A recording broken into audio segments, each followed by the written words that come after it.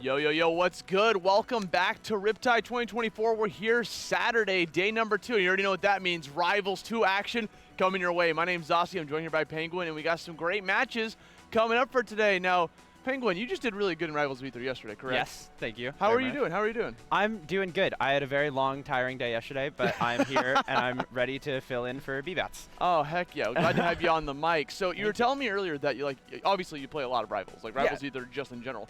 Rivals 2, you're still kind of like testing the waters with. Yeah, I like the game. I like the game a lot. I just haven't had like one of those characters that just clicks for me, so I haven't had the like, I want to grind this game and I want to play this game all the time. So I play it here and there, but I am not by no means grinding it like I ever did Rivals 1. So that means you're playing Zetterburn, right? Yeah, I'm playing Zetterburn in a match. That's everyone's default, bro. Everyone's like, I haven't found a character yet. Guess I'm playing Zetterburn. Like, jack of all trades character that also has a shine, you know? But Rivals 2, still the game is not out yet. They're still having a lot of beta weekends. There's another one coming up at the end of the month. Yep. But on top of that, they're still running tournaments here at Riptide. Obviously, I'm glad the team was able to come through and run a Rivals 2 tournament. Riptide's always been a good tournament just for Rivals either in general. Of course. No, we've long loved Riptide and formerly Smash and Splash for very many years, and they've all been wonderful to us. Dude, Smash and Splash, Riptide City, Riptide, like if it's at a water park, Rivals will be there. Yeah. No doubts. Well, and now soon there's low information. There's a new Kalahari coming in Virginia, so we might get. What? Hopefully, there's another one in Virginia. Since when? I drive past where they're building it every once in a while. Oh, so you see the little slip and slides like being built? Well, I just see the giant water tower that they have to build just for this because of the water park, and it just says Kalahari on top. And I'm like, is it in the middle of nowhere like Sandusky, or is it like? It's like it's an hour away from a major airport. It's like. Same here. It's like 40 minutes from where I live, though, so that's cool. Oh, that's heckin' I need nice, that back. You know? Yeah. All right, looks like we got our first opponents coming up to deck here. We're gonna have Clockwork facing off against Bunthers, and you know these players, correct? Yes. So Clockwork has been a long time Rivals 1 Clarin main, and has been playing Clarin in Rivals 2 here as well. So we'll see how that translates. And then Bunthers, they have been a PM player for a very long time, and natural transition. They have been grinding Rivals 2 plenty. And so they will be playing Crag here. Dude, they actually have setups over there in the audience for people to just jump on and just grind Rivals 2. Every tournament I've been to where there are Rivals 2 setups, I can't find an open spot. There's always people there grinding. It could be 3 a.m. and I'm like, I wonder what the venue looks like. So I'm just up like a degenerate. So I go out there and I'm like, everything's empty except the Rivals 2 setups. And they're all full. And people are hungry for it because it's a limited time. You know, they want to get in there. They want to get grind games. Yeah. And they can do it in person. Yeah, everyone's just trying to get their games in whenever they can with, like we talked about, those limited beta weekends. Yes. And those limited beta weekends, dude, the online is phenomenal. Yes. Dude, it feels like butter playing this game online. So that's one of the more exciting things for me whenever I'm playing this, as well as being able to just try out like some of the new characters. I know the newest one was Orcane a couple betas ago. Was introduced on there, and one of the fan favorites. I feel like when people think of Rivals of Aether or Rivals 2 just in general, that's like maybe like the mascot character, you know, people, because it's the most like interesting moveset of every single character. Yeah, I think Zetter and Orcane were kind of like the unofficial, like these are like our face too. Yeah. Like if in the super early screenshots, there's always like a Zetter versus an Orcane when Dan was first making the game. So those have kind of been the like unofficial mascots of the game for a while. Obviously, we're going to have the Clarin facing out. Is he playing Loxodon, or is he actually going to go with the Crag this time around? That's a CPU. Okay, never mind. Yeah. I have a feeling that'll be a Crag. As far as I know, they've played pretty much nothing but Crag in all of the betas and everything I've seen them play. I mean, Crag is cracked in this game, man. I saw what they were doing with the guy over at Supernova. This dude is like, he's a fast faller. He's heavy. He's got rocks aplenty. He can throw them at the opponent. He's got command grabs on top of that. And, yo, what is this wallpaper? Who is that? I wish I could say I recognized it, but I don't. Looking like some weeaboo anime extraordinaire here on the map. So just getting a quick little boot up here real quick. You got to remember, this is still like a beta version. We're in the PCs. I feel like running tournaments on PC is so, like, it's difficult, you know? Like, crashes can happen. Yeah, it's difficult and also super nice for the same reasons, which is it's super flexible. So it's like, if you get it right, it does everything you want and more, but if you get it wrong, it'll break way faster than anything else will. I'm booting that up on Linux, you know what I'm saying? Yeah, let's Let's get even more flexibility in there. I want to control it as much as possible. So obviously Rivals 2, a little bit different from Rivals of Ether in terms of adding mechanics that other traditional platformers have. Having access to shield and grab is completely different. How do you feel about like having those options now in your game? I like it a lot. I think it adds a lot more defensive nuance to the game, where Rivals 1 generally, like, you really never wanted to rely on parry as a defensive option, and so it was really just like your movement, which is great. The movement's really fun, really fluid, and so all of us got really good at just that like micro spacing, trying to bait people, but that was really all you had. Now you have the fun movement and all of that spacing on top of more defensive options that add a lot more depth to the game in terms of how you want to deal with that pressure when maybe you want to just run in and shield instead of just having to back off and wait for whatever they're going to do. That's really cool to be able to just have like more options to add on top of that, because the appeal of Rivals of Ether and other games like, you know, like Multiverses did it before in the past too, where like you have the ability to just, there's no blocking or shield like it says, so it's all about the movement. So naturally your movement's going to become better because of that. And we're going to jump right here into game number 1. I've never seen this Crag skin in my life, and it's looking pretty sick. We got like Egyptian aesthetics coming into play. Yeah, I feel like every single time I look at the game, they've added a fun new skin. They get to go crazy with it now that they're working with models instead of sprites. Oh yeah, most definitely. It's so fun to look at every time. And immediately we have some of the tech chase setups and the jab reset to try and go for the read, but misses it. So right there, we've seen that happen twice now from Clockwork, is you're actually going for the pummel special after getting a grab, which automatically puts the stun after a grab. And it's an RPS situation. You can break that out by hitting the special button to make sure it doesn't happen. So maybe there's a little bit of mix-up game coming out here from Bunthers, but already has him off stage, and Clockwork might have, we're back. We're back, but we're not looking too hot, and yeah. Put the pillar. Put the pillar, and Claren's never making that back. Now that we have that change where you can't wall jump out of your up B, it's a lot more characters have a much more limited recovery than they used to in Rivals 1. Which is weird in a game with like more options too. Yeah, it was, they added more options, so then they had to like take that one option away just so that one option wasn't way more powerful than everything else. Oh yeah. Seeing a lot of neutral specials coming out here from Clockwork. Seems to be a lot of good for being able to move it around while in the air. Very good for trying to catch some edge guard options. We got the dash attack coming out from Bunthers. Really good combo starter because it can cancel into like pretty much anything your dreams desire. Jab, grab, tilts, anything. Yeah, any of your normals, it'll just auto cancel out of it. It's been a staple tech chase setup both in Rivals 1 and now Rivals 2. So Cracks and Rivals Ether feel right at home in this one. And I like that onto the shield, just immediately jumps out of it to bait out that grab real quick. Not going to be able to get that death just yet. This is what people like to call the Marthritis a little bit, right? Like Clarence still suffers from that in both games. And so Fun's got a little bit of extra credit built up, and now we're going to see if they can take the stock off of it here. If they can, they have really good positioning here, and it's just a matter of keeping the Claren at the ledge. Keeping that advantage state, making sure to keep all that stage control in your power. Because 113 right now here on Clockwork, has to get back onto the stage, but finally gets a hit. This is huge. Trying to get back on there, but just like that, gets called off again. The stage control coming out from Bunthers is out of control. Yeah, it got like the one glancing blow at a disadvantage, but it was one of those where you're going for the hit and you're not expecting yourself to get the hit, so you're not even ready to follow up off of it. But now we're back to a little bit of neutral. Okay, a lot of tech-ins coming up from Bunthers. Clockwork might be clocking that in for a little bit later on in the match. Yeah, hopefully. All right, let's see. None of these edge guards have led to a lot of percent, but they haven't quite led to a kill here. So maybe we'll see if there's... You know, like the strayest... Stray fair. Stray fair, that'll always do it. Just throw it out there real quick. We got that big stun hit. So how this character works, obviously, is you get the tip of your sword on the opponent. That's the tipper. That lands, you stun your opponent for an obscene amount of time. It allows you to get any follow-up for your harsh desire. Right there, we just saw an opportunity for a pummel special, and we saw Bunthers break out of that, so you're not getting that stun, because that definitely would have led into a kill. Oh, for sure. And so it's really nice seeing that adaptation come out with that new kind of RPS mechanic like we talked about with the special pummels. There we go. We see it again. But there's no, so at this point, you know, Clockwork could be able to download that and be like, you know what, I'm just going to go for the normal pummel instead and then just get some free damage after the grab. Depending on what you want to do, you know. Ooh, we got some moonwalks, I see you. Yeah, here again we have the Crag living to that like 140, 150% range where it's like 5%. Clockwork has probably done about as much percent as Bunth has, but just struggling to get the kill against such a heavy character. Yeah, he's a big boy. There's a little bit of struggle. That Earth Pillar trying to catch you off guard. Fantastic conversion. And on top of that, gonna get the kill right afterwards. Bunker's taking in that first victory and putting this into a 1-0 in this race to 2. Yeah, just ever so slightly imperfect DI. Wasn't completely ready for that fair, and just being a little less than perfect is enough to kill you when you're at that percent. All right, so we got the 2 stages on strike down here from Bunthers. Clockwork with the counter pick.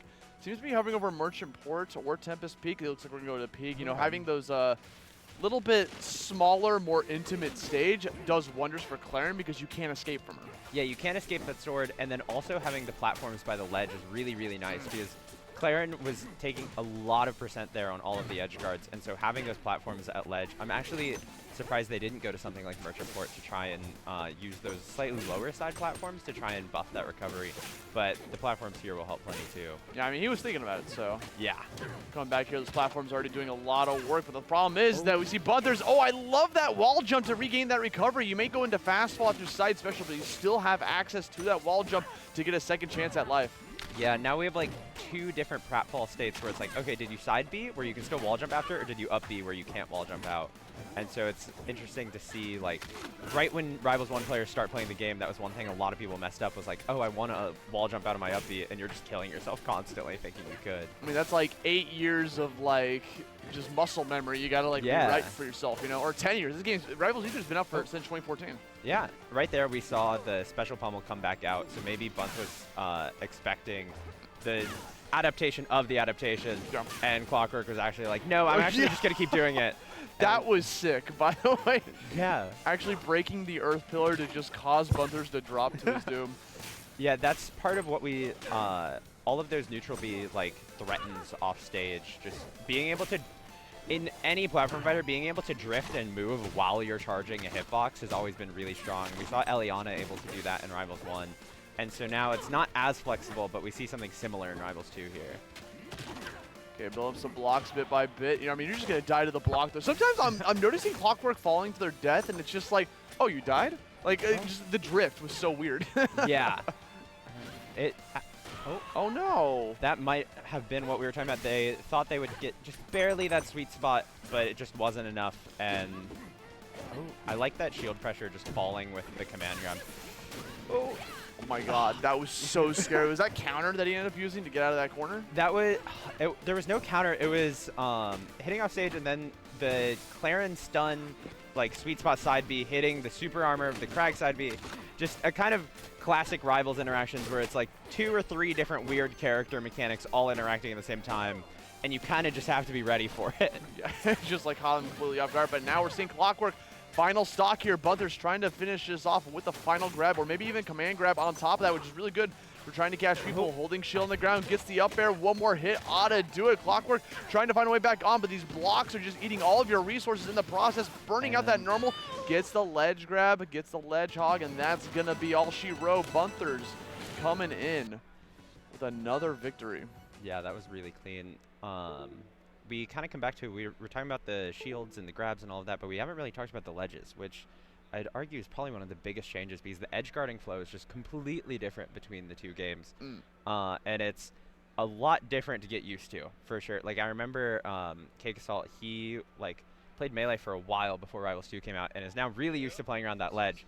And I remember especially, like, right when we first started playing the game, it was like, I was just struggling to figure out, like, what do I do with this ledge? Why is this here?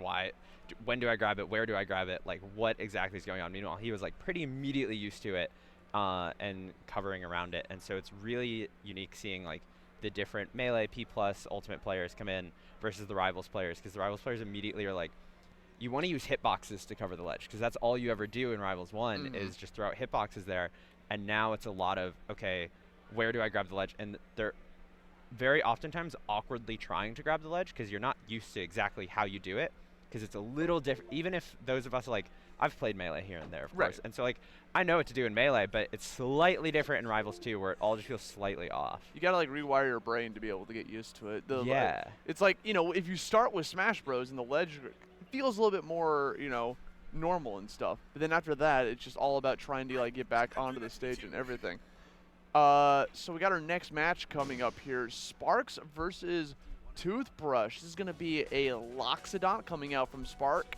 Face off against Toothbrush on the Rano. And I guess Penguin is taken off for the day. Penguin, we loved having you here for set number 1.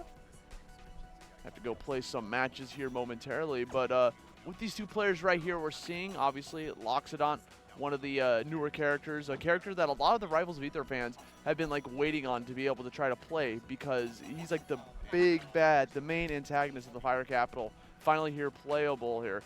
And now Penguin is gone, and joining me here on the mic, what's good? What's good? I'm gonna tell you right now, Tell me. so excited that I came running out of bed 20 minutes late. When I got multiple DMs going, Art, isn't this your block? And I went, oh. Uh-oh. Because I could have sworn it was at 12. But honestly, I'm so happy I made it because I've been loving Rivals 2. Yep. For those of you who don't recognize my voice, I'm sorry for what you just heard. My name is B-Bats. I'm a top Melee player, and I am a high-level Rivals 2 player. And honestly, I'm so pumped. Man's claiming to be a top Rivals 2 player when the game's not even out yet. Like, yeah, I'm the best in my apartment, bro. You know, I'm telling you right now, in my neighborhood, I'm like top 5. Oh, jeez. Okay, you know that's a. You fair try estimate. sweeping Elizabeth, New Jersey. You try doing Oh, that. You know what? That's understandable. I'm in New York City, so I get it, bro. That one's you can't claim because you just know there's some like random goblin in his apartment. In my apartment building, like in somewhere, hiding in my walls, bro. Locked into VR, like just constantly playing. All right, so this is going to be our next matchup here. We got Sparks21 facing off against Toothbrush. Loxodon versus Rano.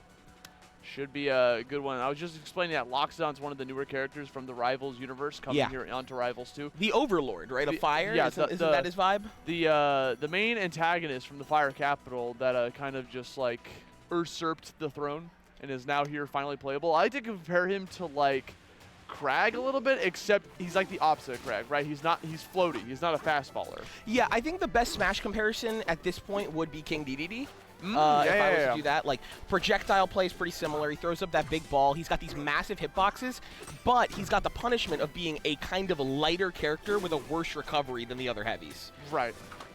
Which is his big downfall, especially in a matchup like Rano, where Rano, if he gets a pop-up on Loxodon, Loxodon stays in the air to get comboed so much, and then he just dies to an up smash like 100. So it's a really brutal matchup, honestly, sometimes. Oh, most definitely. And now, like, in these process, we're kind of seeing here, but the command grab coming in. Oh, what an up air. That was insane. I didn't think you could ledge snap after that. That was kind of, That would have been a little disgusting, right? Could have sent you flying towards the bottom. But Rano, on the other hand, this character's all about the quick movement coming in, trying to get some quick attacks on you to be able to rack up that combo damage, while also trying to apply those little poison darts to you to add on that debuff. Yeah, no, the poison darts are brutal sometimes, especially if you're a character that puts out a lot of hitboxes. Ooh, that's the first use of parry that we've seen this game. I mean, that's a good use of it, right? When it's like a clearly obvious hitbox, like the King DDD up special, right? Coming back right down towards you. I love the use of the bubble, by the way, to block out that boulder charge. Ooh, good charge on the down smash. Gonna get that first stock. Easy. Didn't even want to go for a tech chase opportunity there. Just recognized what was going to happen. Comes right back in. Reverse aerial rush back here to clean up that first stock, turning this into a 2-stock apiece. Yeah, no, we're going to be seeing that. If you guys don't recognize that, that is the Galaxy screen. I'm pretty sure that's still the call in this game, right? The Galaxy screen? Yeah, that's what it was in Rivals 1. So I'm trying to get that terminology over. I'm trying to help out the people. I see. Okay. That basically is a secured kill other than techs. So if someone's going to die, they're dead. If they're hitting the air with that, they're gone. You see that big purple flash. Speaking of big purple flash, we're seeing a lot of charges here on the Loxodon. The big purple, that means we got 3 charges. We're going to use it all on the down special, which gives them the maximum amount of height when it's fully charged like that. Yeah, no, we got Magma Armor coming into play here, which is just so good for Lox. It helps as a recovery option, a combo tool, and honestly, it's kind of just brutal to get hit by. Yeah, it also enhances his strong attacks, too. You managed to throw that out there. It makes it last a little bit longer. Yeah, so I've been caught by that linger a lot. Dude, it's tough, man. Coming back in with another toxic bubble to try to push you right back off stage. Oh, another grab, up throw action. What is he going to try to do here? Oh, getting away from that somehow. Dude, the ledge drop. Okay, let's see here. Edgeguard situation. Rano setting up that bubble, doing a stall. Good little tongue to the bubble and getting back. Really good to be able to synergize, right? The bubble with the side special, the tongue, be able to kind of mix up where you're going to be able to go to how you're going to build this. Tons of wall jumps coming out here. Another up special to be able to come right back in, trying to deny these wall jumps from actually existing. But now, oh, he makes it! How? Forward throw, not going to kill. That forward throw works in a really interesting way. if you DI in, the strong hitbox doesn't hit you. But if you DI out, you basically get murked. Oh, what a fair! Dude, the last like 20 seconds just took place in the ocean. That was just like under the water here in the port. The benefit of being a merchant in this society. Okay, another back throw off that ledge grab. In the moment, favorite things about Rivals of Ether and Rivals 2, the final stock, giving a stage transition. Yeah, kind of reminding the players, this is what you're playing for. Yeah. And we got full charge on this. We got unlocks it on Dalby. What a usage of it! Bro, that entire sequence started off of a jab. Oh! Side being off stage trying to get ledge first. Bumps Rano off. What's going to happen? Can't be able to find it. Goes for another ledge drop. Throws out a Molten Core. Where are we going this time around? Lots of mix-up with the movement. Oh, tried to use the down B forward air. What a back air, though, to make it back. Does it right off of the jump. Here we go. Another Molten Core coming your way. Trying to avoid these darts. Trying to play as safe as possible because Toothbrush is bleeding out right now. 131. Yeah, this is where Loxodon so strong. His hitbox is, oh, trying to DI into the bubble, but just got smacked. Oh, man, we ended up the baseball swing to finish off that stock. Give himself a grand slam. Thank you, man. We got to remember the very beginning of that stock. Like, I think that was like 60+ damage already racked up by Spark off of a single jab. Because jab from Loxodon is so good. It cancels into tilt, and then tilt can combo into grab, into anything you want, and just keep the train going. So you just got to respect that jab. Yeah, no, Loxodon jab is one of the best jabs in the game for confirming. Like, Loxodon is a slow character, so when he finds a hit, it normally will lead into something else. And that's what the character's entire premise is, basically. As just this big swordy with this axe that just destroys you if he gets in close contact. If there's one weapon I've always wanted in a platform fighter, it's been an axe. How have we not had this yet? You are right. Loxodon's the first, really? Loxodon is, I would say, yeah, that is nuts. I haven't thought about that. I just like the idea of you, like, imagining weapons that you want to see in platform fighters. Yeah. Next is nunchucks. I want to see a lightsaber. Oh, wait, we got that, Clarence. Okay. What a stomp. Down air. Yeah, no, and I think we're going to start seeing the issue of, like... we're playing basketball? Of how many recovery mix-ups there really are, and you kind of need to know what to do. Because, like, in Rivals 2, your recovery starts from the wall. You have to find a way to get to the wall. If you can get there, you have way more mix-ups. So, like, Rano can tongue to the wall, then wall jump off, then up B. But there we just saw an instant up B, and you just kind of died. Well, on a stage like this, it's a very interesting layout, right? Because the ledge is hovering over the it goes wall. way further. Yeah, so it leads to some very interesting edge guard opportunities, right? Because there's, like, shark opportunities you can be able to do, doing some up airs from below, but also trying to get towards that wall to regain your resources becomes a little bit more difficult when your opponent is safely at the ledge so far away down from to good fair, getting the spike, but you see there, that's what we're talking about, that up B going backwards, the only stage I think in any platform fighter where you can do that, where you're up being backwards to get to the ledge from like the wall.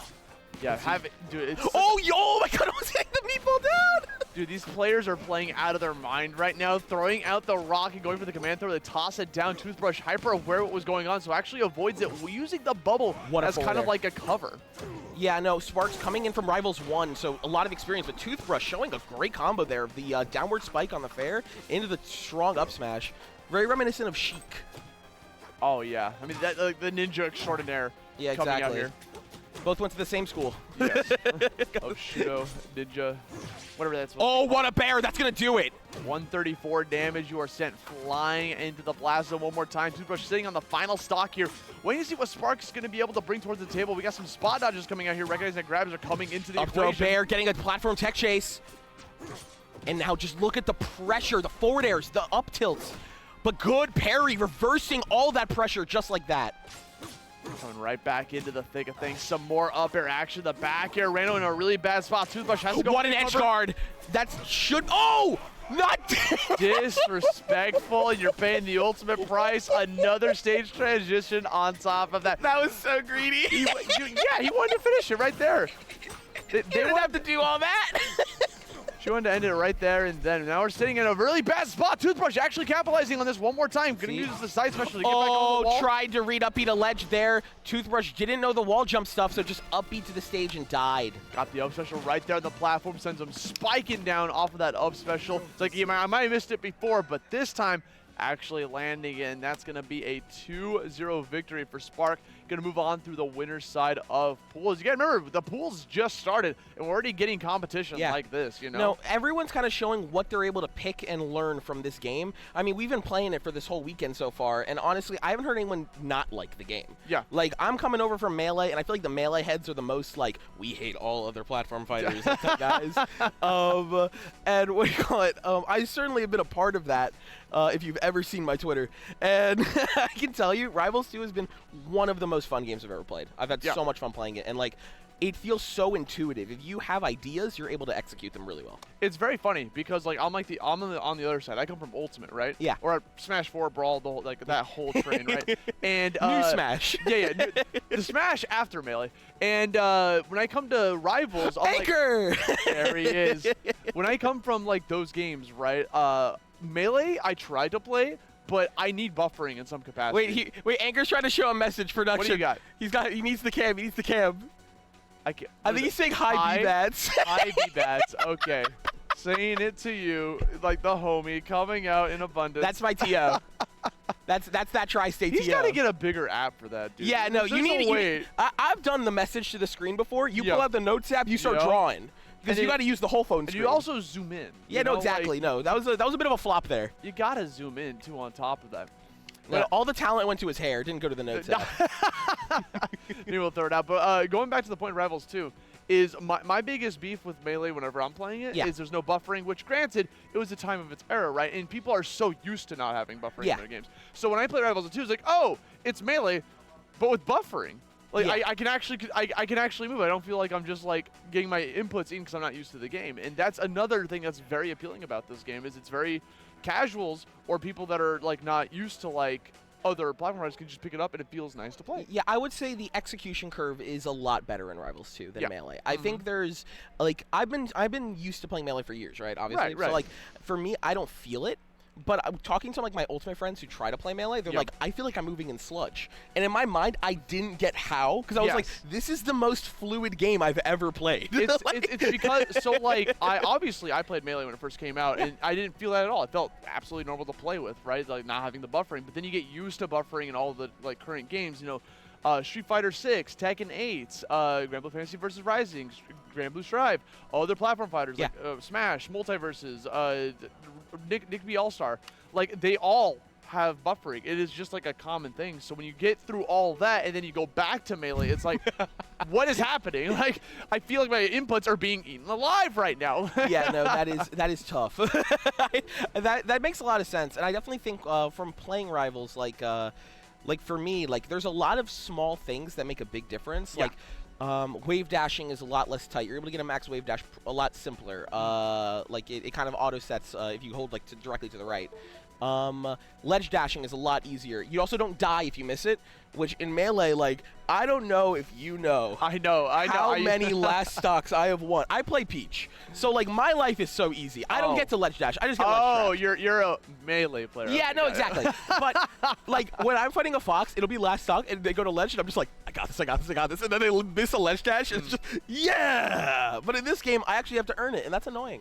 Have to actually earn the kill. Why do I have to kill my opponent 3 times? They're supposed to kill themselves once. It's not even 4. You can just do it the 3 times. I know, but like, so it's even easier. I don't like it. Just pretend that the SDs already happened. Like you both already SDs. And then there you go. I missed the ledge dash. They missed the ledge dash, and now we're playing a 3-stock. Hell yeah, that's what we see in Rivals 2. But again, Rivals 2 having another beta, by the way, later on in the month. All you gotta make sure to catch those weekends. If you guys 100%. If you guys haven't like donated to the Kickstarter or whatever yet, I think you can still do it to gain access to those videos when they come up. Oh, 100%. Yeah, no, you can still donate. You can still get there. You get the game at release, too. So if you're planning on buying the game, there's no real reason not to get on the Kickstarter because, like, you're seeing it. The gameplay's sick. The game is sick. As someone who's playing it a lot, let me tell you, it's sick. It's a very fun game to watch and play. And on top of that, like, the game's going to have free DLC. They announced that all the characters coming out DLC. All the characters, I believe all the characters, all the stages, like the only way they're going to be making money is cosmetics. Which is great. Which I think is just an incredible way to keep the game's lifespan going. Yes. Because honestly, like, you get art from the community, you get that involves so much community involvement. Yeah. And Rivals is a community that listens to itself. It talks to the people. You see skins being made from players who are competing. I think last game they had multiple tournaments in RCS where the winner got a skin for them. So Penguin ended up with a skin. I think Zaro ended up with a skin. Which is so cool. Yeah, that's awesome. Like, you know how hard I would try to get a skin of me in the game? I'm not motivated by money, bro. I'm motivated by getting my own customized personal skin, no, you know? look, I'm not a money guy. I'm a medal guy. I love medals. If I get a medal or a trophy, I'm happy. Would you buy a medal though? Would you buy a medal? I've bought many. And and what do you call it?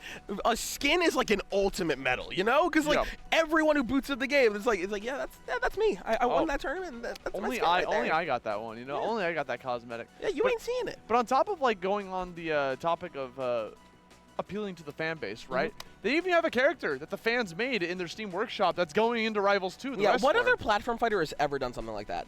No. What other community? I haven't seen one ever.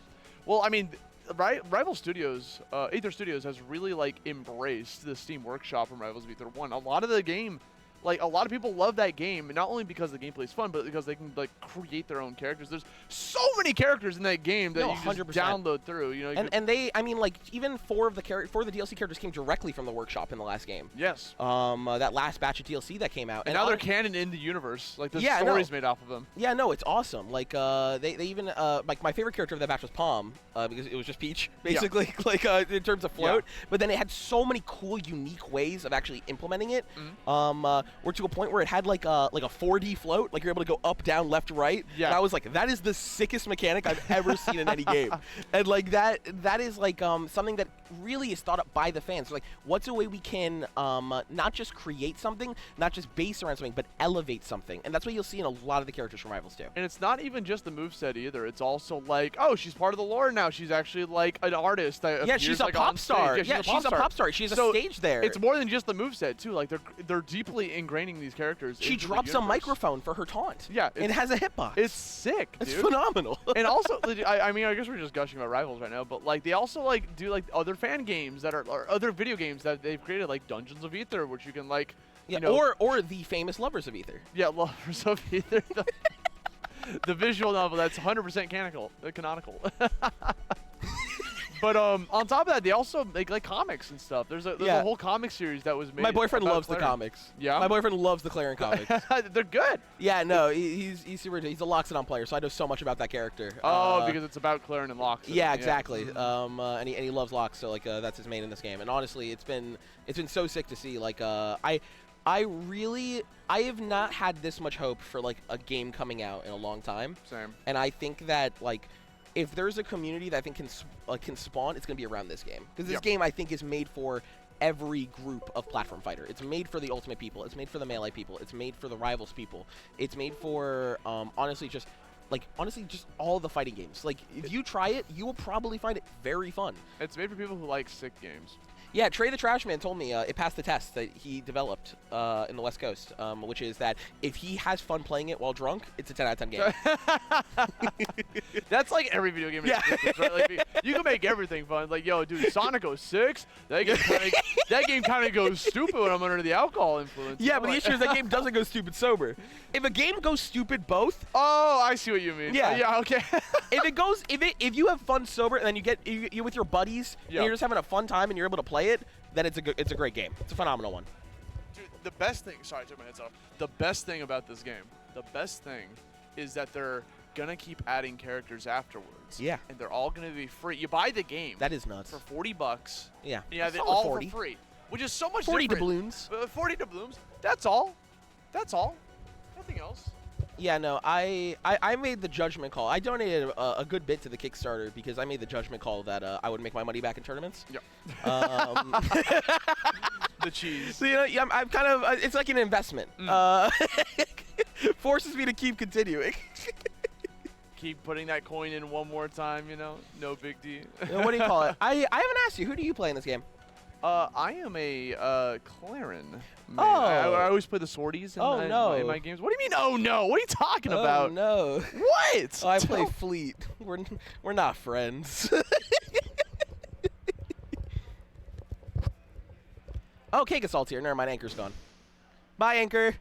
It was great having you here for the Notes app. Cake Assault's coming into the game now with the I believe Cake Assault won it was supposed Supernova. to be Anchor versus Marlin, formerly known as Kusi. Oh, that would have been a crazy set, but now we have Cake Assault versus Terry. Gotcha. Cake Assault, obviously, one of the players playing Fleet. Fleet being one of those characters I have you a see horrible warning for you. Drop it. He might not be going Fleet. Okay, and that's cool because like we saw a lot of Fleets over at Supernova. Top 3 was. I need to see who we pick. Okay, if it's not Fleet, it's Zetter. And I know this because Cake Assault has come up to me multiple times as we are the two top-seeded fleets at this event. Okay. And we're good friends. We're doubles partners in Melee. So like we're pretty close. But now that he can't hear you, you can Yeah, no, I hate him. I hate him. But like what do you call it? Flop. But what do you call it? Cake told me he was like Billy. She has 3 unwinnable matchups in an 8-character game. Just drop her. Wait, what? Fleet? Yes. Who'd she lose to? Claren. 100-0. Oh, I see. Okay. Maple. What? Whoa, 100-0. Yeah, no. Shut up. Maple. 100-0 matchups don't exist. Maple 95-5. And Raster 95-5. Okay, so you're a down player. That's what you are. No. Because she beats Rano. My man busting out 90-10 matchups. He beats Rana. The game's like not even released. 6-4. 6-4 for Fleet. Game's not even released, and he's very confident to say 100-0 against Claren. That's insane. I love saying 100-0. You're lucky I didn't drop 105 -5. The biggest matchup that is like one of the worst matchups ever of all time. It's not 100-0. It's 95-5. Was it Marth Ness and Brawl? That's one of that's like 90-10. That's not 95-5. 95-5 is Ganondorf versus Olimar in Brawl. Why? Okay, you know what? Can you explain that to me really quickly? What can Ganon do? There's nothing. He can't get in. He literally at round start. If Marth grabs Ness, he's auto dead. Yeah, but you can still fight before you get grabbed. You literally can't fight. The matchup's over at round start with Ganon, dude. You can't get in on the He's got too many Pikmin. Yeah, he's got like 8 in that game, right? Isn't it crazy? We literally put like one of the best Ganons of all time in Brawl and played against someone who's never played Olimar in their life and destroyed him with Olimar. It's disgusting. But yeah, besides Brawl, those matchups don't exist. Yeah, no. What a game. I love Brawl, dude. That was my first competitive game. What do you call it? And you made it? Yeah. What do you mean? You made it past Brawl. You were like, this is my first competitive game, and then like you were like, I'm gonna stick with this. I loved Brawl, dude. People. Who'd you play in Brawl? I played Sonic. He sucked in that game. He sucked in that game too. That's when he was bad. But I stole so many gimmick wins. It was unbelievable. Oh no, so we just got word GameCube controllers stopped working on the setup. You know there's one box and Xbox player who have to play who are like, this is our time in the spotlight. They sabotaged, bro. They went beforehand, went onto the PC and is like, yo, hit the button. You got to remember, we are still on the beta builds of these games. This game's not out yet, so there's going to be some kinks that happen. And I think it's pretty natural to happen. I'm 99% sure it's an adapter issue. That is is completely involved in the fact that they have it set to PC mode and not Wii U mode. In fact, I almost want to go check, but I feel like someone has to check that before. They definitely know. Listen, we were talking about the Riptide staff extraordinaire. Yeah, no, some of the best technicians in the biz. They will know to flip the Wii U to PC. You feel me? Do they though? Yeah. I have faith. I also have faith. And on top of that, you know, like, bro, GameCube controllers. I love how GameCube controllers are now. GameCube controllers are literally just like, they're not GameCube controllers. No, they're synonymous with platform fighters. They are platform fighter controllers. Like they've been like every platform fighter that has come out, I believe, in the past like decade has had to have adaptability to GameCube controllers. Yeah. Because there's just everyone plays on it. Like, and I mean that's because of Melee. That's because Melee's had such a long lifespan that there's been a market for them. Yep. But like, it's honestly so sick to see. And like, I'm rocking mine. I love my GameCube controller. Same. I got mine from Spark. I don't use it for anything else except for platform fighters. That's it. Or if I'm playing GameCube games, I guess. Yeah. But what do you call it? No, because the secret is you have your platform fighter, and then you have your $30 off eBay one for Mario Party. That's the meta. You know what's crazy though is it's not the perfect controller though. It's missing a ZL. You nah, know? you don't need it. You do need it. No, you don't. Bro, in Rivals 2, I want it. There's a lot of For buttons. what? I don't know. Like, there's parry. You could set it to. Okay, but what if I want to use shield on both? What if I want to jump with Why do you L? want to shield on both? Be efficient. I also like jumping with the L button. So, like, my conversions, I hit the L button on the shield. Allows you to jump. It's really good. You'd be able to jump with the L button? Yeah. On a GameCube controller? Yep. You have an analog jump button. Yeah. Why not? Or you just move the springs from it, so you don't even have the analog. Oh, wait, that's whatsoever. base. No, You turn it into a button afterwards. Like, it's not the only jump button, bro. It's I was horrified for a second. no. I was like, what are we doing? Like just the idea of being like, I gotta get down this spring to get this jump out. Like, it's intense. So I only use it when I'm like setting up an aerial right afterwards. Like I know I'm like, because it's like you're able to free up your hand to do like on the C stick, right? But when I'm like just normally jumping, like I use the X and Y still. I mean, I think that's what people have been using Z for, because that is the digital quick button for jump. Sorry, let me rephrase. That's what the cheaters in Melee have been using the Z button for. You can't rebind your moves in Melee without doing some finagling. Yeah, and then the finagling is legal currently. Yep. So it's not really finagling. They bust out a soldering iron on their controller. Oh my god. Rewire where the Z and X Melee go. players are crazy, dude. The things we have done for Fox to get a better up air is insane. We've developed new controllers. We've edited the old ones. We've taken out springs. And you're still getting your ass kicked by Donkey Kong. That's crazy. You still get up aired by Donkey Kong before you die. Still, all this technology. And Junebug's like, word? The things they've done to get shield grabbed in a worse way is so funny. Like it truly is a monumental effort. But with Rivals too, obviously, I was talking about so many players are back there just grinding. I was here at the crack of 9 a.m. and every single setup was full. They were just already grinding. That's all been the whole weekend. People, it's like that at every tournament. Yeah. People are hungry for this game. I have not been able to find an open setup for Rivals 2. I have to you hop gotta call on. You gotta call hops, I gotta Can I get next? You know, one time I said like, hey, can I hop in? Like, you guys want to do a 3-man rotation? And one guy was like, oh yeah, no, B-bets, yeah, sure. And the other guy went, nope. And I was like, facts. I'm gonna smack that dude, bro. No, you gotta share that. I was like, that's a crazy it is common courtesy. One guy got so excited for me, and then the other guy shut that shit down immediately. No, not a fan. Not a fan of that, bro. If someone calls next, you gotta oblige. Like it is especially when there's no setups, bro. Like you gotta be able to. Yeah, it might be annoying, but. Now, if you're doing like a 4-man rotation, no, I understand. But like 3-man? If someone ever says the word doubles, you're allowed to boot that person off the set. Oh, yeah, immediately. 100%. Yo, dubs. Or in Smash Ultimate, yo, quads? Quads, 4v4? If you've ever been on the Melee side of things at majors, you'll always notice, and these are the scariest people to me, it's the Ontario crowd, who randomly will walk around on Sunday of a major going, doubles money match? And you're just like, that's insanity. No. That is, I mean, that happens. There's not evil over there. That's East Coast too, bro. That shit happens. No, we don't do that. We don't do that.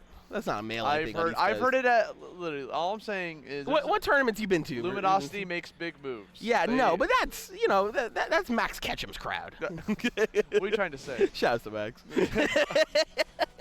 I'm actually so excited. I think I think I'm planning on going to that tournament this year. That tournament looks so sick. It's very fun. Didn't they have a live performance of Mega Man last time? Yes, but the artist name J-Eazy. Yeah, J-Eazy. Yeah, J-Eazy was there. They actually had him perform. Everyone said it was hilarious because like the first like 4 lines everyone's singing with, and after that no one knew the lyrics. he dropped the chorus, and everyone's like, I know this chorus. Then he went to a verse and everyone went. They're just listening. You're like, yeah. I don't know what the lyrics are. I just know the. No, but then there was one guy who he brought on stage who knew every lyric. Yeah. And the guy with the keyblade. Jay was so excited for that guy. Jay was sick, dude. That was an awesome performance. Coney, we're back. We're back. Let's go. We finally got our controls in here, potentially. I want to see Cake's fleet so bad, but I'm so afraid that he's actually going to full send it. Okay, he's on fleet right now. Okay, we're good. He's literally mind gaming you. He's mind gaming you to quit fleet so that he could be the fleet. I should have held up to the camera, play fleet. Definitely mind gaming you into quitting fleet. Like, dude, this character can't work, man. It's like it's beta. Let it cook a bit. Oh, we got stick sensitivity is such a cool option. Yeah, what do you call it? And this will be super interesting to see because Cake did win Rivals 1 yesterday. So it'll be cool to see if, like, how well that transfers over. Because, like, Rivals 1, obviously, you know, the prequel to Rivals 2. But there is just a lot of differences. You have shield, you have ledges. Actually, that's the reason why Cake has been grinding so hard at Melee as well before the game came out. Because he was like, well, I got to get used to all this stuff anyway. Yeah. He's kind of become crazy at Melee. He's beaten me. The coolest thing about Aether Studios is that, like, they're also, once Rivals 2 is out, they're still going to, like, have Rivals of Aether tournaments. Like, they're still going to exist. They're gonna keep them off at side events. I mean, like, they run on the same equipment. Like, you put them on the computer. Easy peasy. They love the workshop crowd. They know that those people want to keep playing. And, like, honestly, they're gonna keep it going because, like, it doesn't really hurt them. No, not at all.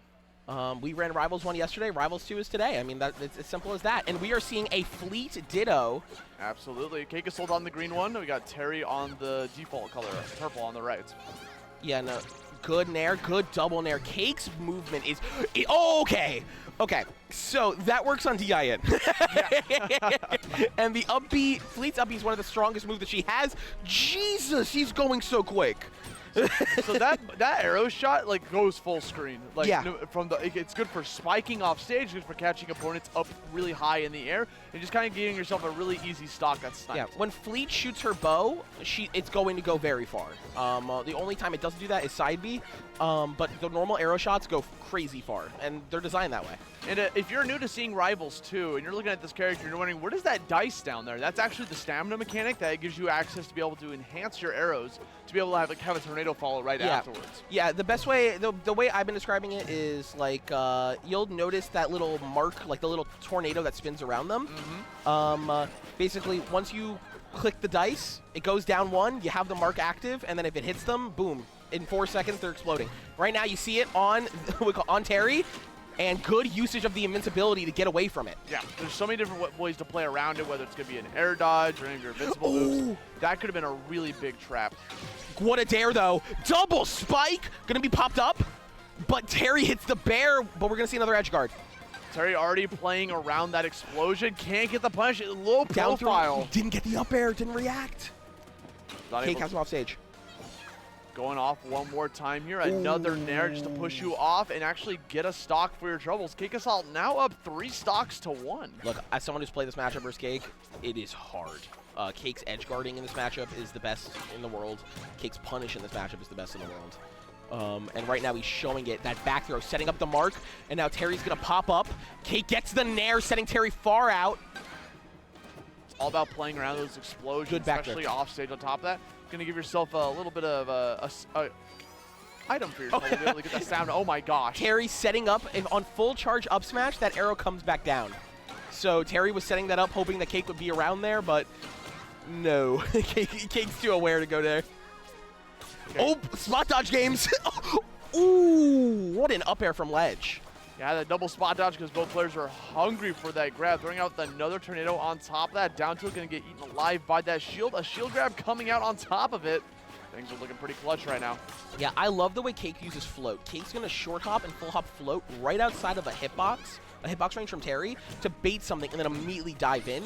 But it's just there to scare you. You're just like, oh no, he's getting closer. Look out. Good usage of down B there too. Popping up Terry. Good bear, that's it. So there was a really cool mechanic there on top of that where you have the ability to shoot your arrow on the ground and pick it right back up to regain your stamina. That's really sick. I'm a big fan of, like, it's like an actual archer, you know, you like pick up the arrows afterwards. No, I like that a lot. So you get the enhanced arrow back, which is the cool part about it. And like that comes really relevant in Dare. Yes. Because if you land with Dare, if you hit them, oh great, they have a mark and you get a combo. If you miss it, oh, you get the arrow back, no big deal. Yeah, it's not like you're not really spending the resource. Yeah, exactly. The resource is always there for you. It's renewable. In case you miss. Coming back in here, going over to port side here for another change of stage. Oh, incredible nair. And that back air bouncing off the wall. Kept the double jump though, wow. That was impressive. Yo, it's another down throw. Oh, falling down with a back air to add on some troubles for your worth here. Okay. Oh, no tech. Setting up the mark. Will be popping up. Great DI out, though. Not letting the mark actually combo. I like that Kikasol to actually put the arrow above to cover the double jumps on top of that, forcing Terry to go for a fast fall, kind of trapping them, you know, tunneling them into the position they want them to go. Yeah, no, Cake is so good at just making you follow the path, blinding the other roads that are available to you, and just being like, you're going down where I want you to go down because you're going to die at the end of this combo. Showing you where the cheese is. Yeah, exactly. Wisconsin. Going right back down, going to tech towards the left, another grab to put you right back off stage. But this character is going to die because of that nair, but also has a pretty good recovery. Just having access to that float and multitude of special options to get back to the stage, it's pretty difficult to get like a ledge trap against this character. Yeah, no, Fleet has one of the most dynamic recoveries in the game, and dynamic getting off the ledge in the game, just because you have these big hitboxes. But if you get outspaced one time, you're flying because you're that light. Yeah. One of the lightest characters in the game on top of that. We're not looking at oh my god, I thought Terry got that. Oh yeah, I thought Kate got that. That was nuts. It's going to be nuts. Shooting arrow for arrow, bar for bar, coming right back in with some more forward air action. That shield was whittling down, so it's not like the other platform fighters where like it like shortens the shield. You actually keep the full shield no matter what, but it can still be drained. Yeah, there are moves that break that shield instantly too. So like that's kind of what you're always keeping note of. It's very light. Nair Bear. Wow. Comboing off the wall in a very flashy fashion. Yeah, off the backboard. Let's see here, Cake missing the ledge dash, but not dying for it. Not melee. Gonna be able to live another day here on some more nairs coming out. Down tilt to push you right back off. 153 damage right now. Cake getting out of it. So aware of the throw, knowing, okay, this is my DI, I'm getting away. Trading some more shield damage out here, pushes you right back off there, pops you up with the arrow. Another back air. We are out of resources right now. Desperately trying to get back on. Terry cannot do anything in this event. You're out of specials, you're out of double jumps, but another time. And another down B going to have to come out if you want to live this, because Cake's just going to grab the ledge and end that game. 3 stock coming out from Kikasol, which is, you know, pretty dominant fashion. No one's surprised here from Kikasol doing such a dominant game. So talented. I mean, coming off the fresh victory off of not only Rivals of Ether yesterday, but also Supernova Rivals too. So the guy is multi-talented. No, he's one of the most talented platform fighter players in the world currently. Yep. One of the only ones who's like we top 8'd doubles in Melee together. Yep. There is no other player who came from a game that is not Smash doing that. It really is so impressive. He's so good at this game, and I'm really excited to see how he continues on in bracket, because he is currently the #2 seed of the event, I believe. Who's #1? The #1 seed is Marlin, aka Kusi. Yeah. The #3 seed is Boyko. Okay. And #4 seed is ZB. Stacked bracket, dude. Oh, I'm sorry. Is Cake playing immediately right after too? We're jumping right back in. Is he going back to back? Okay, so we got Bunthers up to bat here. Bunthers we saw earlier on in the bracket. Yep. That was the first match we saw. And now we're seeing Crack Fleet. Yep. So Bunthers actually got a victory on Clockwork to start off the stream against the Clarin. And it was pretty much a back and forth, but it was still a 2-0. You know, whenever you go report your scores at TO, it's like, it was 2-0, but close, though, you know? Yeah, no. That's what you got to do. Well, if you won, you go 2-0 and didn't even break a sweat as you're, like, dripping. Yeah. Didn't even break a sweat, you're dying, you change shirts, your controller's broken in half. Do you watch wrestling at all? A little bit, yeah. You know MJF? I do not, no. He's just like a wrestler in a company. And after he won a match, after like an hour, he was being carted off in like an oxygen mask. And he just goes, easy dub. Easy dub. That's what you got to do. If you win, you got to take it, no matter how you ended up at the end. GG easy, as it was like a game 3 last stock, high percentage, like GG easy, like you just type it. Like yeah, no. Yeah, like you gotta do the classic, like the classic, like Arrested Development phase where you're like, yeah, you know, didn't break a space. They just cut to you and you're just like, oh god. Oh, we're keeping this nice, close, and personal, bro. Starting off on the forest stage, this is gonna like not much room to be able to maneuver around, which granted could be a boon for Kikasol against Bunthers. So this matchup is tough for Crag right now. Crag is a character that kind of thrives on getting the opportunity to recover, and Fleet is a character that thrives over the opportunity of shutting that down. Like that. Yeah, exactly. Bunthers tries to set up this recovery mix-up, and Cake just has these long-lasting hitboxes that can just sweep Crag down. And on top of that, you know, Crag himself... Dead! Again! Unfortunately, it was because of the pillar earlier, Yeah. right? Didn't get touched back down to the ground to get that little bit of a recharge. And now Cake Assault is just kind of like running amok in these matches. Yeah, this is also one of Cake's definitely most played matchups.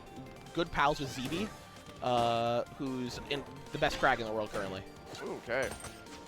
Oh, nope. Okay, we go for the Nair punish. A lot of a lesser player. Oh, good fair. That was sick with the fair. And that's one of the best things you can do is Crag. Baiting someone to throw a hitbox out at one of your options, whether it's rock, whether it's pillar, you make them throw out a move and you go, oh, what?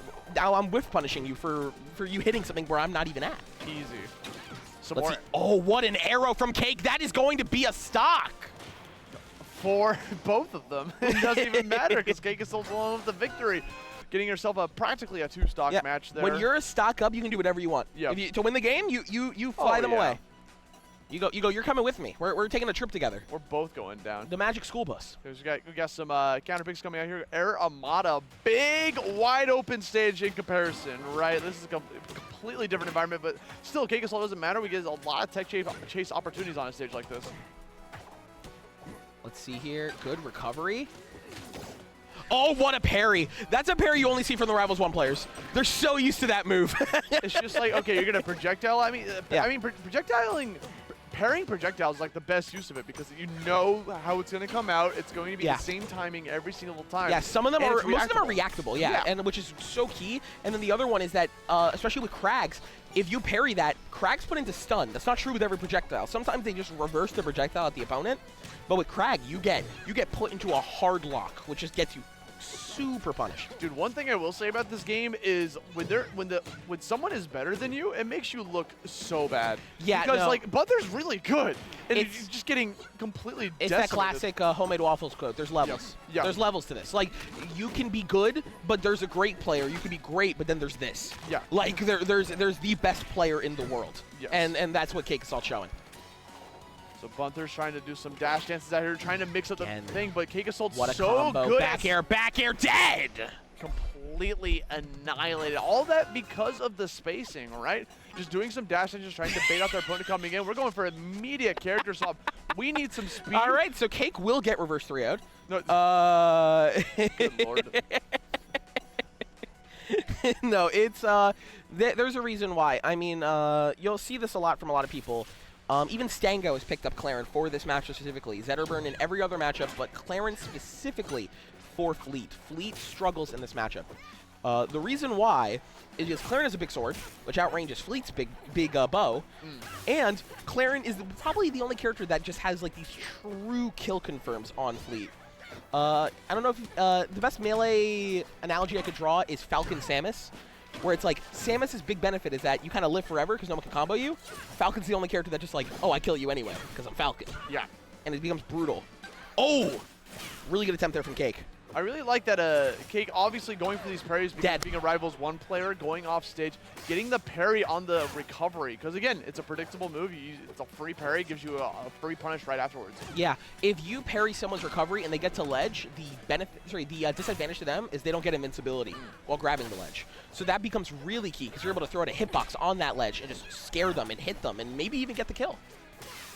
Ooh, going for the neutral special to get things started here. Can't get the follow-ups that you're quite looking for. It's going to give Cake Assault a perfect opportunity. Yeah, great up air. That up air was vicious, and that's a stock. Another one. Cake Assault now up 3 stocks to 1. Kind of putting a mark on your immediate, like, reverse 3-0, you know? Like yeah, no, what do you call it? I kind of forgot Cake is very talented. That's dead. 3 Claren stocks. is too far, and that is the game. Yeah, no, if there's a matchup I know Cake has practiced the hell out of, it is Claren.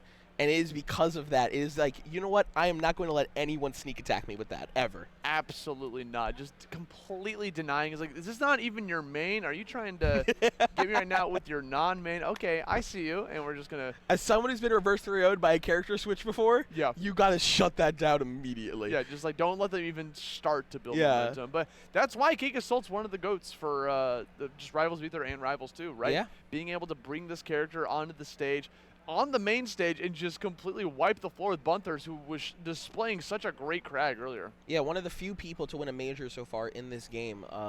Even though we are in the closed beta period, we are running a lot of tournaments here throughout the year. A lot of majors have it, a lot of regionals have it. In fact, if you're a TO, apply for it. Like hit up the organizers. They'd love to work with you. They love helping out these events and helping build the community, especially just in the Plat Fighter scene.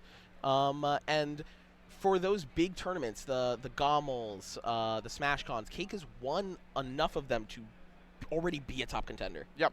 And clearly, they always talk about, like, how do you seed a tournament when it's, like, the game's not even out yet. But they're clearly, these results from these past tournaments are starting to show. Even though the game is, like, drastically changing each patch, it's still coming up. They're coming up with new ideas to be able to try to, like, help these players out in the bracket. No, 100%. And, like, I think that we're actually seeing something kind of interesting here, which is our third seed, Boyko, isn't one of those players who's ever won a major.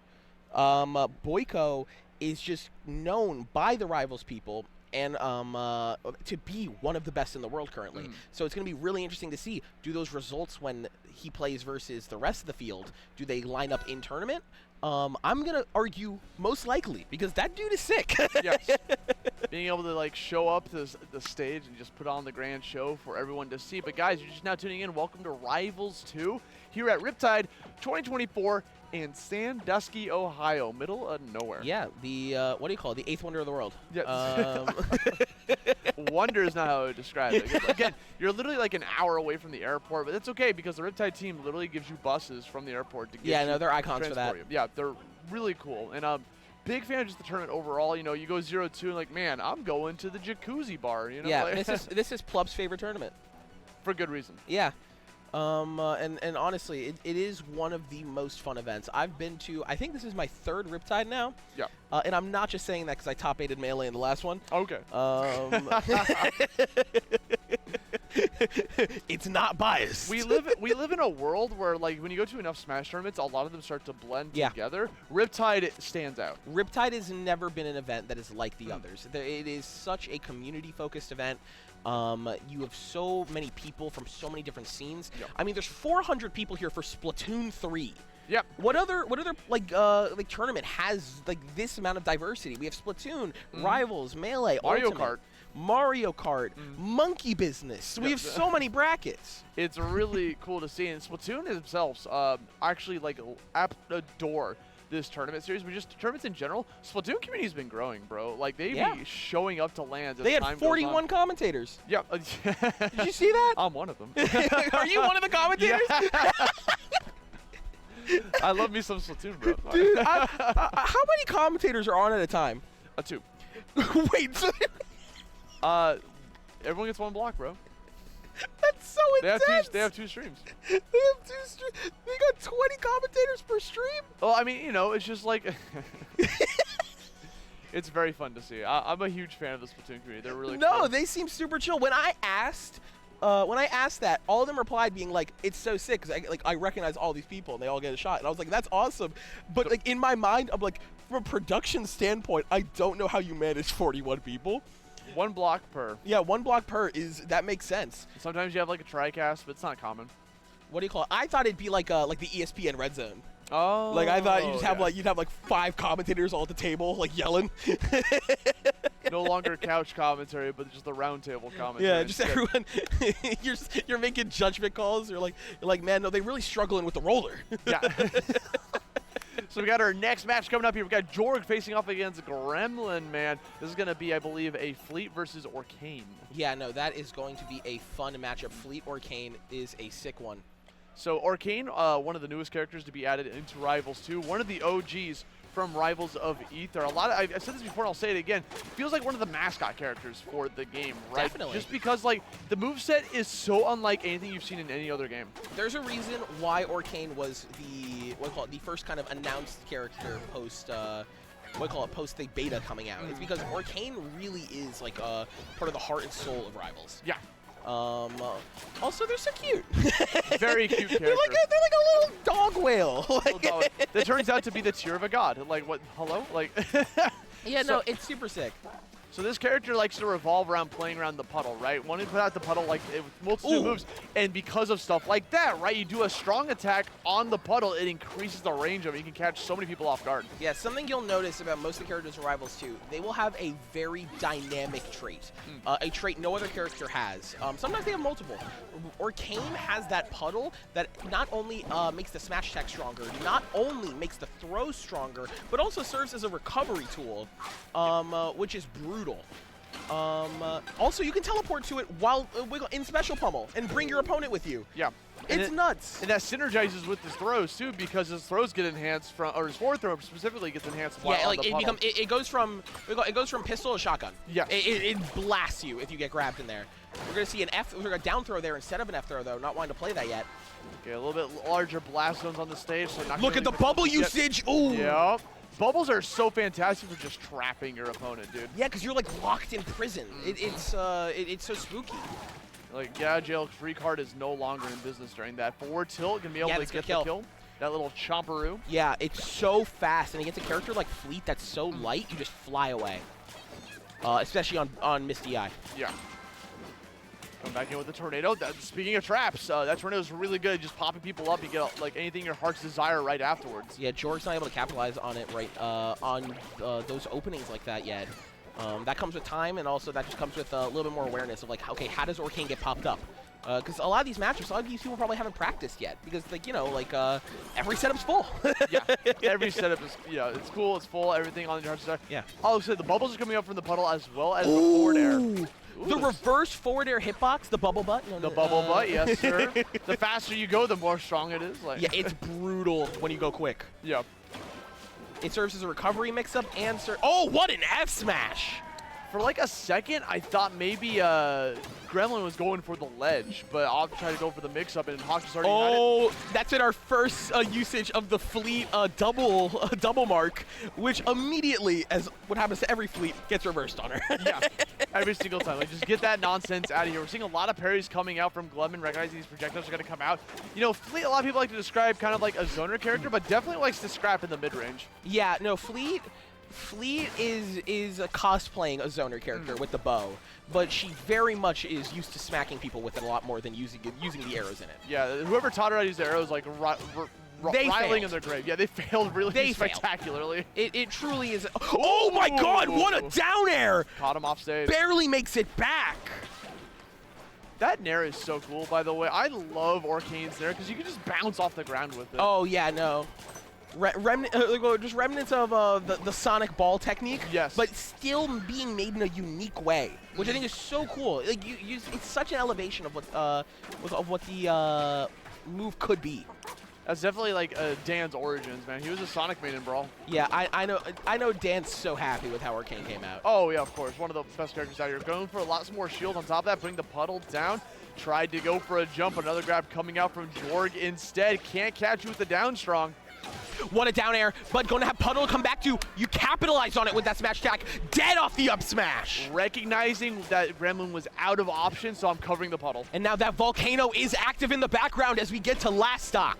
One stock apiece, Tornado coming back out. Another parry going into a dash attack instead. Gonna turn that into like a combo converter. Puts you right back off. Gets a pummel to spawn a puddle right on top of you to enhance that forward throw one more time. Yeah, getting that puddle out, so good for that F throw. Now Fleet back on the advantage, gets it pummeled normally, doing the mix-up this time, knowing, okay, you're probably going to read special pummel now. I've done it too many times. Dude, forward air on top of that to give yourself some breathing room. Teleporting back, back throw. Dude, if I am a Jorg, I am mashing the special button anytime I get grabbed. Like, I'm so scared of that puddle. Yeah, let's see, though. Jorg is so close to death. 100% against Fleet. That fair would have killed. So many moves now. Finish the job. Jorg, though, playing a character with a dynamic punish game. Can you find an answer here? Throwing out the puddle, trying to play as safe as possible. Doesn't want to get too close for those combos. Not it! The puddle, I think, went away. Or, you know, you still consumed it. My bad. Still not enough to get the kill. 130 damage now here on Jorg. Coming down with the nair to start the combo. Converts it into an up strong. Nails the victory. Gives Gremlin that first game in a pretty nail-biter of a starter. If you're curious which character got that Fox drill, it was Arcane. That drill down smash is vicious. It is going to be a brutal combo, especially against floaties that are kind of more susceptible to being stuck in that hit stun. Yeah, the dare is just so good, dude. Just coming down with it, just drilling you into anything your heart's desire right afterwards. And already starting off this game with a lot of hitboxes, putting Jorg in the hot seat off stage. Yeah, the rock wall counter pick too. Stages are very dynamic in this game, and I think this one is this one's one of the biggest momentum switchers. The reason why the side blast zones are so small. You can be dead at 70 off of a strong hit, which is very scary. It yeah. leads to some very fast matches. I've died to Arcane Bear on the side plat of this stage at 60. Oh, that's my favorite. Yeah, Arcane Bear strong hit, it's crazy. Good backer, is that gonna do it? No, and we're gonna see Bubblebutt to make it back. Gets back onto the stage, out for the ledge option, dropping down some puddles in the process, gets a free grab for his troubles. Good coverage, catching the rolls on top of that with some forward air. Good, and oh my god, Jorg, what are you doing? We are schmoving. Stuck in the tornado, getting the up smash. That's right, that tornado literally just traps you, dude. You get a free hit off of it. Even if they block it, it puts you into shield stun. Where were those edge cancels game one? We're seeing so much confidence coming out of Jorg now, going like, yeah, no, let me remind you who I am. Let me remind you what I'm able to do with this character. It's the stage, bro. You see those platforms, gives you like, okay, I know these placements, there's platforms all over the place. I gotta go for it. I know where I'm allowed to be. Up tilt. Oh my god, the up air has a bottom hitbox, sending him into the ground, and that down smash cleans up the stock. Yeah, coming back in one more time, dropping another puddle for your troubles, putting a lot of shield pressure off of the bubbles. On top of that, out of the puddles, we're shooting these again and again. The fact that Arcane can just cancel those puddles into bubbles at any moment, any given time, just apply shield pressure is so strong. It's just a constant thing your brain has to worry about too. The mental pressure being like, when do I have to dodge this projectile? And it gets spooky because it's really not a commitment from Arcane at all to be able to drop bubbles. Yeah. They're just naturally coming down in the middle of neutral. And they rack up damage so well. The tornado setting up great pressure to get the grab. And now these fares. I love how Jorg's using float. Come back in. Thought they were going to roll left. That's where the puddle was. A good educated guess. Or slow fall. Yeah. Oh, what a usage of bubble butt there. Now see, not just using the bubbles. What an up smash. Is that it? Great DI. Gonna be able to survive another day. Coming back into down tilt to pop you off. Another back air action, smacking you with the tail. If any of those tips hit, that was done. Running off the platform one more time, getting those ledge drops. Grab, back throw, puts you again into the tornado. Oh, went for dare, not back air. That would have killed you on rock wall. Dead. Great down smash. I hear the crowd go a little bit alive for that. Yeah, dude, that was we were charging that for a year on top of that. But now Gravelman trying to find this next opportunity to turn this into a one-stock situation. Bubblebutt's gonna kill. Yeah, Bubblebutt is so strong. It's so strong. What do you call it? Now we got the Sandstorm coming in for last stock on rock wall. There we go for the Earth Kingdom. The effects. It's so sick, dude. Getting that down throw, building up the damage with the mark. Collecting it back on, another down throw, dash attacks, not gonna be able to get the conversion you're looking for. Trying to fight, oh my god, what a down air! Using ledge special to continue the sequence! Ledge dropping onto the top platform, some more bears coming out, another puddle, another one for your troubles, just keeps on the taxing, but the dare, the ledge trap pressure, and he still gets out. That forward air, he gets so much momentum off of forward air, he just goes flying across the stage. No, it really is such a neutral reset. And I think we're gonna try to see Bubblebutt killing here. That would be my guess to the move. Oh my god, almost got that read! That would have killed! Could have gone it as we're shooting off some more puddles on top of it. Another tornado grab, starting to climb you off to the top. Things are getting really scary right now. 94 damage on Arcane, pushing right back off stage. Needs to find this opportunity to find the back air. Gets the arrow, tornado coming out, gonna force Gremlin to go for the high recovery yet again. Oh my god, here, Jorg trying to set up this tornado, trying to set up some pressure, getting the jab off stage. This edge guard, how do you finish it? Down throw! Down throw, not able to find anything. Oh my god, it's so much. The Bubblebutt again coming in one more time. 129 damage, goes for it again. Can't get the follow-up, a little bit too high on knockback. Be able to get the correct institution right afterwards. 129 again. Now both characters just setting up their projectiles, setting up their neutral sequence, both so afraid. What a get up there. Nerves are starting to come into play again, looking for that next stray hit. Jorg finds what an up smash. Converted it into the up strong, finishes it off, showing some signs of life as we're going to go into a game 3 situation here. facing off against Gremlin Man, but now we got stage counter pick advantage for Arcane. One, I love the emotion on Jorg. That was a pop off for that game. That game was a minute of pure tension, and it's good to let yourself go, all right, we got it. When you have that much tension build up, like a lot of players, just like, I want this to end, so I'm just going to throw out a strong attack and see what happens. I call that the Smash Ultimate. Yeah. when they literally were like, they're like, okay, this game ends in 3, 2, 1. One of us wins. One of us wins. Like, I don't care who wins. One of us. It's ending now. I can't stand the tension, bro. So many Ultimate sets end with like Game 5 last stock after 1 minute, someone just charging an F smash. And I'm like, that's so iconic. I'm sick of it, bro. That's what we got. And oh, Bubble Butt! That kills! Wow! At like 80! You give yourself enough momentum, it can happen. I mean, Arcane's got that turnaround mechanic where you run forward, you turn on really fast, go into forward air, and you get all that momentum for the forward air. Well, I mean, is that an Arcane thing, or is that just RAR? It might just be RAR. They talked about turnaround specifically for Arcane in the video, so that makes sense. Yeah. I think RAR is beneficial for all these characters. Of course. But it's just the way the forward air works, how it becomes stronger. Arcane's got so much momentum with it. And you're seeing now you're feigning moonwalks. You're doing this to scare your opponent. That would have done it here. Jorg is on defense and a half here. A complete stock down. And then some.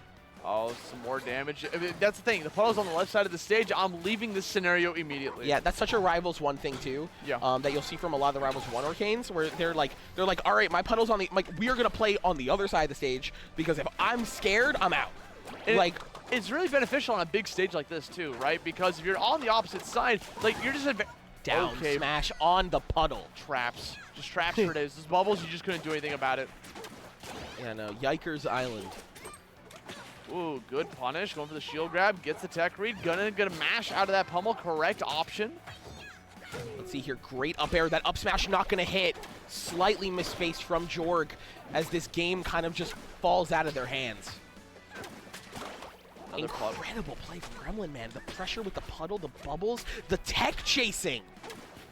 You know, Gremlin Man has cranked it up to 11. Like, what is happening here? Jorg is getting obliterated right now. 106 damage. Gremlin Man about to turn this into a 3-stock. We find one lap. Hate being overlapped that many times, you know? Nair pressure on the shield, on the ledge, back off stage. Jorg finds an opportunity. Could bait it out. Here comes we go for the air dodge instead. The whole time, Jorg was thinking about you might teleport to the left. Yeah, exactly. But Jorg didn't realize the puddle was gone.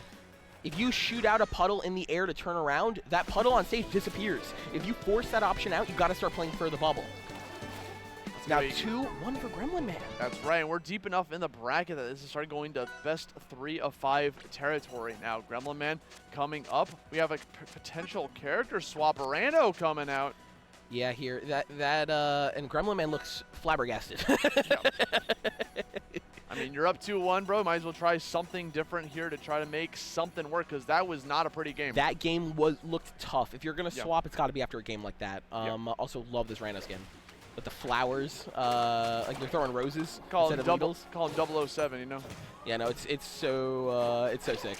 So Rhino, one of those characters that loves putting their opponents in that little toxic bubble, right? Because it allows you to be able to get so many conversions off of it and just rack up the damage bit by bit. And the more toxic bubbles you have, the more toxic darts you have on you, the more longer you're going to stay in that bubble. Yeah, and I think something key about Rivals, like a fundamental design of the game, is the fact that there's no mashing. So like for something like Bubble in Smash, my first instinct is to press every button on my controller, going like, "Get me out of this!" No, it is a static link that you are stuck in there. Yeah. So you just got to be aware of what to do and set up for a better situation, because you're able to control where you drift in the bubble. But you're going to eat a lot of damage, especially the more toxic darts you got on you. Look at the usage of the bubbles, though. Yeah, big fan of that. Up tilt. The hit fall combos. Sick combos coming out from Jorg right now. Getting a call out by the grab. Oh, that's the worst spot you could roll into, because that's where the buttles. But that becomes like the gigantic guessing game, right? It's like, you want me to roll there? Got him. These setups from Gremlin Man, they look so prepared and so brutal. Dude, down tilt, up smash. Went for it once, whiffed, and said try again. Hit him with the upper, dude. We've got another opportunity. Off stage, down, strong. Be able to get that damage climbing bit by bit one more time. 55 now on Jorg. Yeah, even stocks with the percent is not looking good for Jorg right now. That up tilt reaches so far forward. Yeah, no. Reno got lessons from Biles. Ooh. Okay. Tries to finish it off with the poison darts. We get back on stage one more time, falling off back, not disallowing Gremlin Man from being able to get back onto that stage. There were no puddles in sight, so great stock. One of the downsides of Arcane, right, is that if you don't have the puddle on the stage, it drastically lowers your recovery ability. If you're recovering low as Arcane, if you don't got a puddle on stage, you are in a bad spot. Especially without your double jump. Yeah, exactly. He's got a very high double jump. He goes super far. Arcane's one of those characters. Like, there are some characters where, like, if they have one resource, they can kind of be good. Yeah. Arcane needs their resources. Without them, they're gone every time. Trying to reach up really high with that up strong off the puddle. Again, trying to catch you off the top. Another puddle coming out as we got the damage starting to rack up bit by bit again here from Jorg. Good down smash here. Raw. Even stocks, and the moon is out. Last stock. Here on Badger Tower, coming back in. John Jules Vale. So it's going to be able to work out. Up tilts. Okay, we're able to escape. Oh, great jab reset. This is huge. Look at the damage. Getting the bubbles too, and the stocks are, the percents are even. Completely like this. The momentum is completely what a combo! Gremlin's favor. Are you out of your mind, brother? Down 70 damage. That was practically a zero death. Said, don't let me in. Keep the door shut. The second that combo, that whole conversion started, it was donezo for Jorg. Gremlin Man coming in with a 3-1 victory. Going to move on through those pools today. Let's watch that again real quick, because this was insane. Zero damage. Zero damage this started at. That was vicious. The tech chase, the reset with the bubble, the up tilt, and then after whiffing going, okay, down tilt, we're fine, reverse nair, and immediate bubble butt to finish that. Zero death. Literally off of 0%. All those conversions, tech chasing correctly, reading the correct DI, just to end it with the bubble butt extraordinaire. The move that Arcane is kind of memed on for, you know, like that forward air. You go flying through, it's like, hey, it's a forward air, but I'm hitting you with my back. You're like, what? Such a weird character. No, Arcane is so unique in this game. I think Rivals kind of makes you have to use tools you wouldn't really expect. Like Fleet Bear is so crazy in front of her, so like you kind of use that. That almost becomes your de facto fair. and like stuff like that. Just like you're using moves in cool, like unorthodox ways that really are unique to your own character. And I think our next set here. Looking to be Sparks versus Marlin, our number 1 seed of the event. That's right, and we saw Sparks earlier on in the bracket, a Loxodon main. So, and Marlin, who I believe most known for Raster. Kusi's Raster has definitely been the highlight. One Gommel with that Raster. However, I know he's been playing around with Arcane a lot, so I'm curious to see which character, because honestly, could go anyone. Arcane wasn't available at Gommel, so. Yeah. It could be a different character you could be able to swap out. But Raster, one of those characters a lot of people like to hype up because it's being a really strong character, but we don't really see him too often on stream. Yeah, no, 100%. Raster is a spooky character that no one really knows why. Because I think it's his trapping ability, dude. Like, you get off stage, if the second he pushes you off stage, he's just got checkmate opportunities. It's the charging, it's the fact that you can pause in place and call out where you're going to go before you know where you're going to go. No, I've definitely been a Raster truther. Because I feel like I've seen the data, the tiny leaks of being. How long can you make your name? Long. What? He was like testing the limits on that one. I've seen the data, and I'll tell you that Raster is, I believe, the least played character currently in the beta. Which is insane because he's so strong. Yeah, I think it's because he works differently than every other platform fighter character in every other game. He doesn't have strong attacks or smash attacks on the ground. Your strong attacks are your aerial finishers. Yes. You have regular aerials and you have strong aerials, and you only have tilts on the ground. And for a lot of people, that's very off-putting, and they don't really see, like, they're like, I really like playing a normal character. But if you take the time to learn Raster, it's insane. It's hard to play other characters too because you're so like, where are my strong attacks midair, bro? Where did they go? Meanwhile, facing off against Loxodon, character that we saw before, making it a little bit close quarters. So the whole time, Raster, what Marlon's going to be looking for is putting down this stream right here on stage, right? Because it's going to increase his mobility and allow him to get a lot of easier follow-ups as well as increase his mix-up game. Yeah, that is Raster's slipstream. It is incredibly fast, and it boosts aerial and grounded speed. Wow, finishing off that combo there, fair, F-strong against a character like Loxodon who's so light and so big, you're gonna get destroyed by that. What that character is known for, dude, going off stage and just trapping them out there. The thing is that Loxodon is a little floaty, so you could be able to try to contest him in the middle of the stage, but once you're in disadvantage, it's so difficult. You just get sent away. Oh, great usage of the meatball. Going back in, Swedish style. Oh! 3 forward airs again and again. It's like, no. Listen, it's my turn. I love the usage of down B. Going like, I can extend this. Oh, great. Down tilt, down air, sending Lox off stage. What do? Good parry there. You see what happens? You lose your ledge invincibility, and Marlon immediately goes for the down tilt. Really smart play. You're just noticing that the top players from the great players is the fact that they are parrying consistently these recoveries. Yeah, no, 100%. That is a massive difference. Oh my god, the mix-ups, the back throws again and again, dragging you in with the forward tilt. Tries to wave land right back in on top of you with the moonwalk, but unfortunately, going to be able to use the molten charges to get back onto stage with the down special. Yeah, activating Slipstream once again. Raster becomes the fastest character on the ground and in the air with that. Faster than Maple. Coming with some more up airs. Also having access to multiple jumps on top of that makes him so good for being able to follow and recovery.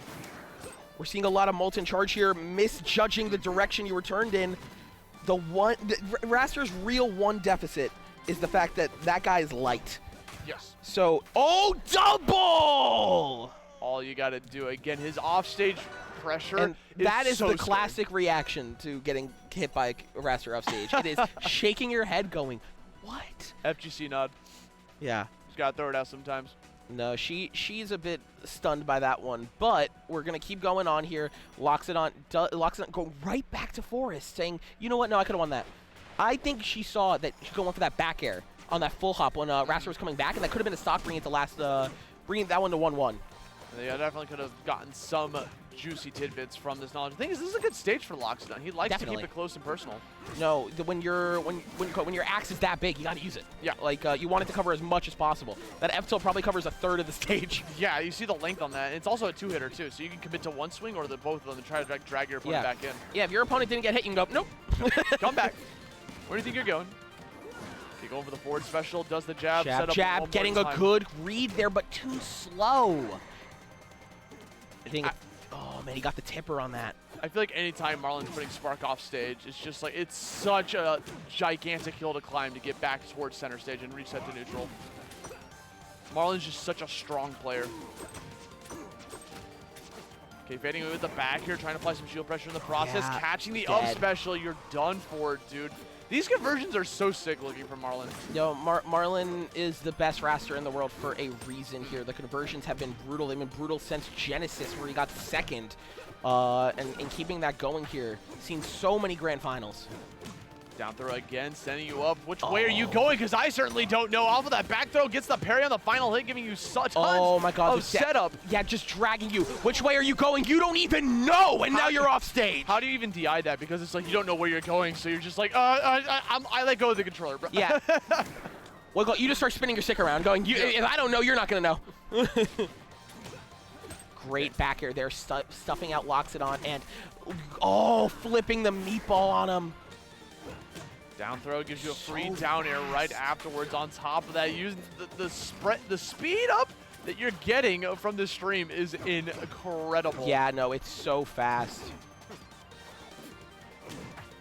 Good catch on that, but fantastic tech coming out from Spark and be able to live a little bit longer, but not for long. Another forward strong mid-air. Gonna clap his way to victory. Yeah, first time we've seen Raster need to up B. Yeah. This entire set so far. Hello? What do you call it? Two different characters completely? Arcane versus Maple now. Yeah, no. I think the winner is picking second. Like the winner picks a character first. First, yes. But I think that in Spark's mind, Spark's like anything but Raster. Yeah. And now we're seeing Maple, Maple Arcade. Yeah, Maple coming out from Spark, Marlon going over to the Arcane this time around. So Maple, first time we're seeing on stream today. One of the fastest characters in the game. Just a very heavy rushdown character. Wants to get in your face and just keep applying pressure while also trying to apply marks to you so you can do stuff like that. Yeah, no, Maple is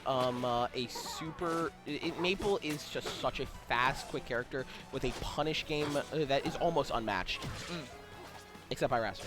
And it's genuinely crazy. Down tilt fair, gonna send off stage brutally. That's an angle Arcane hates, but barely can make it back. Dead.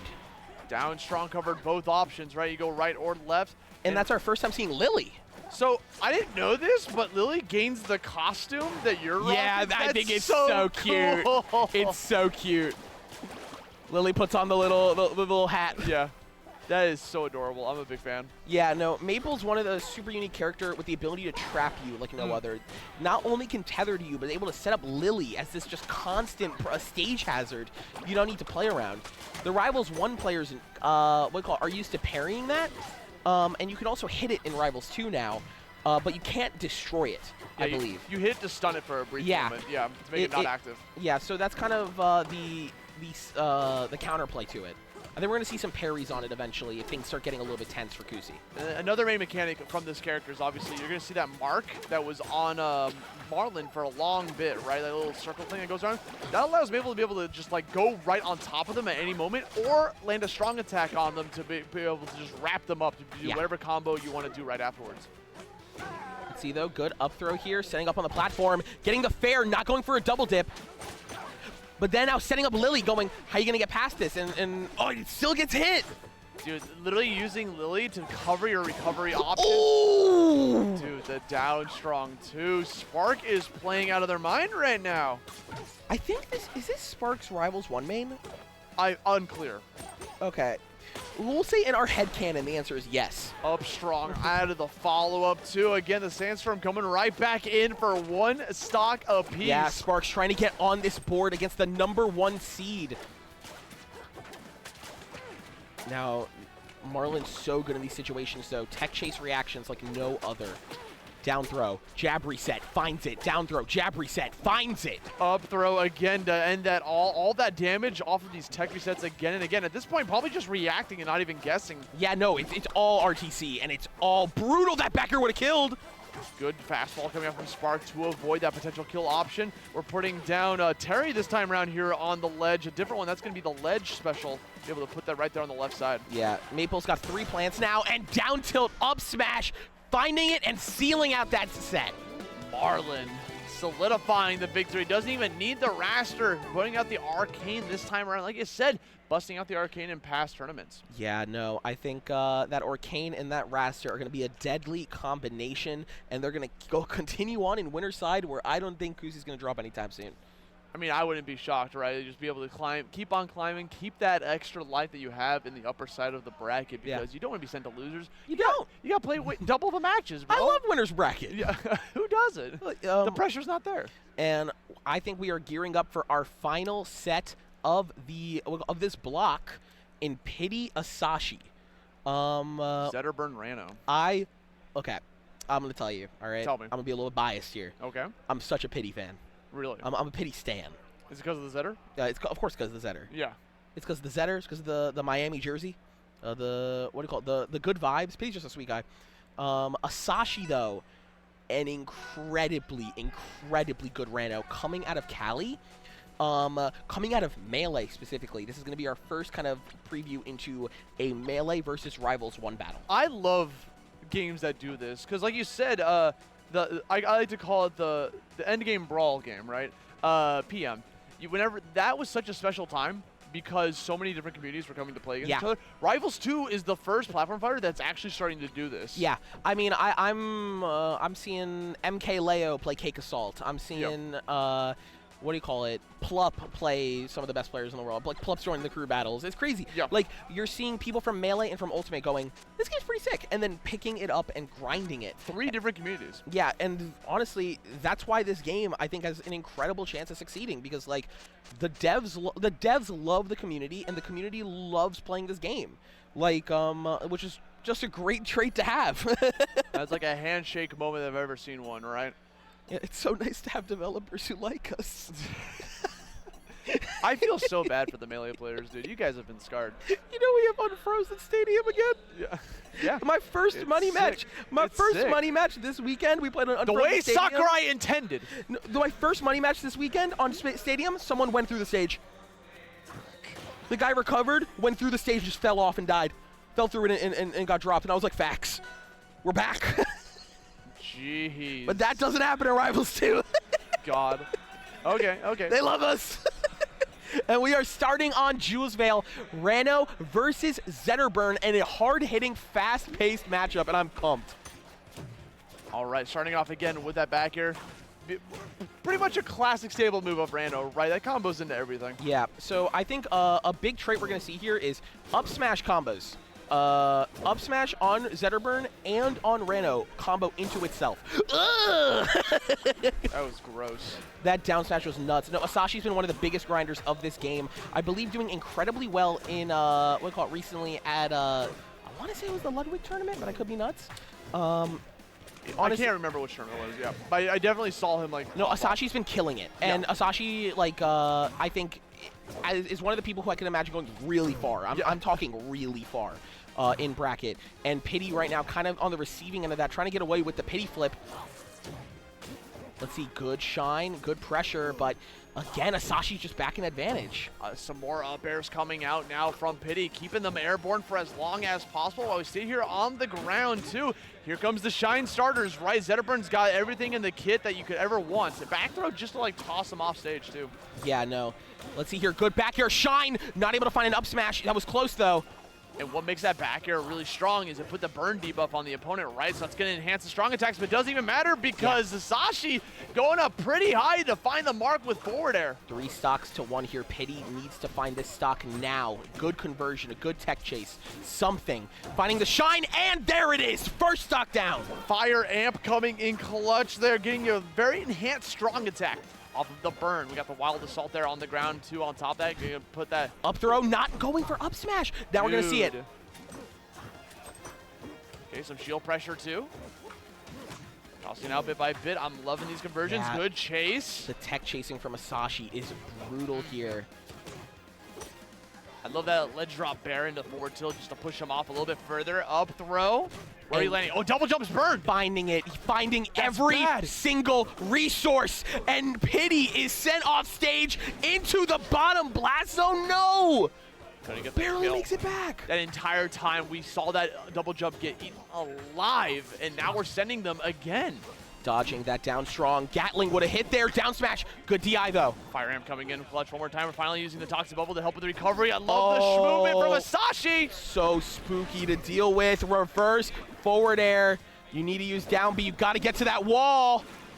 What a usage. Just goes for the dive kick. And both players giggling.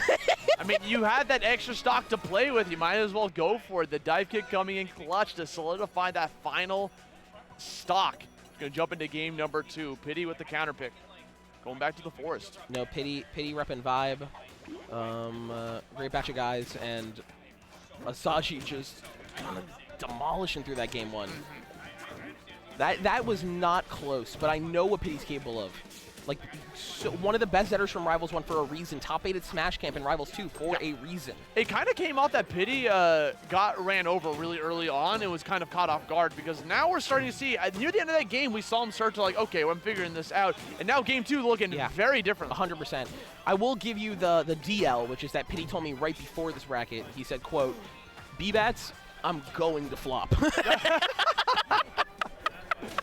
The confidence exudes. And I was the like, aura. And I was like, no. And he was like, nah. He's like, I played ZB and I lost. And I was like, that's ZB. He'll be fine. Okay, I think he can do it. He really does just got it. She needs to find those like good hits and actually get the conversions off them. Got some dash dances. Gonna get called out by the get up. Oh, Gatling! Yes, the dash attack into up strong is a true confirm. Yeah, for those of you who do not know, it actually cancels the end lag of the dash attack. That is why it's so strong on Zetterburn. It's what do you call it? It's a move that normally combos into up smash. Now they just made it even more true. For some fun. I love calling it Gatling, too, because it's like, oh, we're bringing some Guilty Gear into Yeah. this? Okay, I feel you. I feel you. I'm so happy I played like a month of Rivals before picking in Rivals 2 because I'm like, I know the words. Up air again, coming back on the ledge. We're kind of playing on burned this air dodge. wall. I don't like that he burned air dodge there, but he made it back. Down throw, finding the tech chase, up throw, up air. Oh, barely missing, but continuing the sequence. Pity was counting his blessings to be able to get back on the stage, but we're This right is back on the left side. horrifying. We saw the air dodge up in order for the down B not to kill. What a ledge hog! And you're noticing that Zetterburn has so many different tools in his kit to be able to get back on stage. It's not just the classic up B. He also has access to be able to do his down B, whether it's the down B full or just cancel it to get a little bit more horizontal movement. 100%. Zetterburn has one of the most unique recoveries. The issue is that he kind of has to commit to them, which is why he's able to get edge guarded. So something unique in this build that wasn't in the last one is anytime you see Zetterburn get a burn on the opponent, grab is a threatful move. Like if you get grabbed while burn, forward throw is enhanced, and you could die to it very early on. He went for a down B spike just to try to be like, I can do it too. What? Oh, great sequence from Masashi here. Great down B cancel, doing the pity flip to ledge. And the force has started to awaken here on the final stocks. Up strong to send you flying. That's going to be it. Asashi up 2-0 in this race to 3. We might have one more game here for him potentially unless Pity can start to bring this back. You have to climb up a hill, though, 3 games in a row. The reverse 3-0, a very, very difficult thing to achieve. If you guys have ever been down 2-0, especially against like top talent like Asashi, it sometimes feels like it's over, but you gotta dig in. Your feet have gotta go into the sand. You gotta go, no, I'm not moving. I'm not letting you get past me without a fight. Ooh. Back through again, does it one more time. We're doing the tech chases. This is a really bad spot for Pity, right? You already got 3 of those darts on you, and anytime you get a swing on you while you had that, you're taking damage in the process. What do you call it? Yeah, no, it's so tough. Both have passive damage effects, but Rano's feels so much more brutal sometimes. One up smash, is that dead? No, barely gets away with that. Yeah, that was even fire amps too. Then enhance up there, not letting him land. The double jump was burned. Oh, he gets back onto the stage though. Great spacing from Masashi around that Zetterburn fair. Off stage, Pity is dead to a ledge hog. You have to go to ledge there. A lot of the Rivals 1 players kind of get ledge hogged easily because they don't think the people are ready, but Asashi's coming from Melee Falco. You know that he is ready to hold the ledge. Oh, yeah. Forwarders, that kill on Rockwall, no. That one reverses. Going for the ledge drop. What an up smash! Dude, Oh, the bubble! That bubble was placed there like a millennia ago, and it saves him. I love the bubble because you can use it offensively or defensively just like that. Yeah, that was so good. Asashi said, I got my net up there. I got my safety net. That's that forward throw I'm talking about, right? Yeah. That's new in this build. On fire. Yeah, if you're burned, you forward throw, you are going to die. Let's see here, up tilt, not popping up this time. Asashi holding down, getting the counter hit, and now we're seeing those hitfall combos. The coolest mechanic never intended to be in a platform fighter, Chasta Wisely. Got him. I was waiting. Okay, offstage again, some more forward throw pressure. Okay, this is spooky, but you made it to ledge first, but oh, you have to roll. Dead!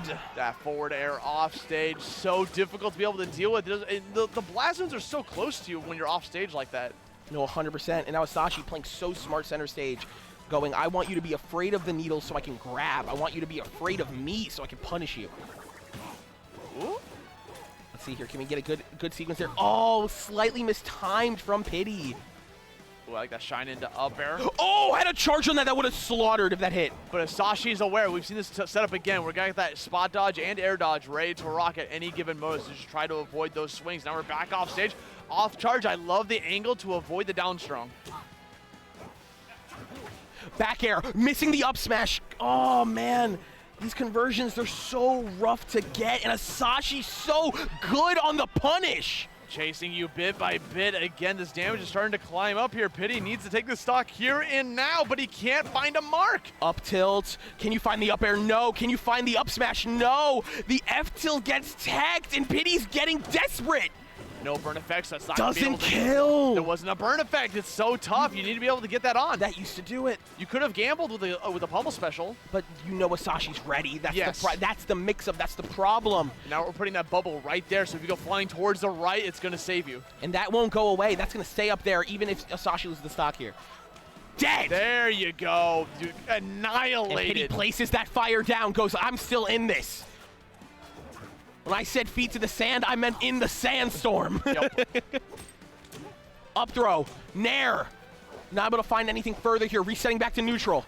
Looking for the dash This is attack. scary! And that is it. Asashi 3-0's Pity. Forward air to finish it off. On top of that, Asashi moving on through the pools. Match 14. Guys, this is the first pool of the day, and we're already seeing slobber knocker matches like that. No, we're gonna see bangers after bangers here.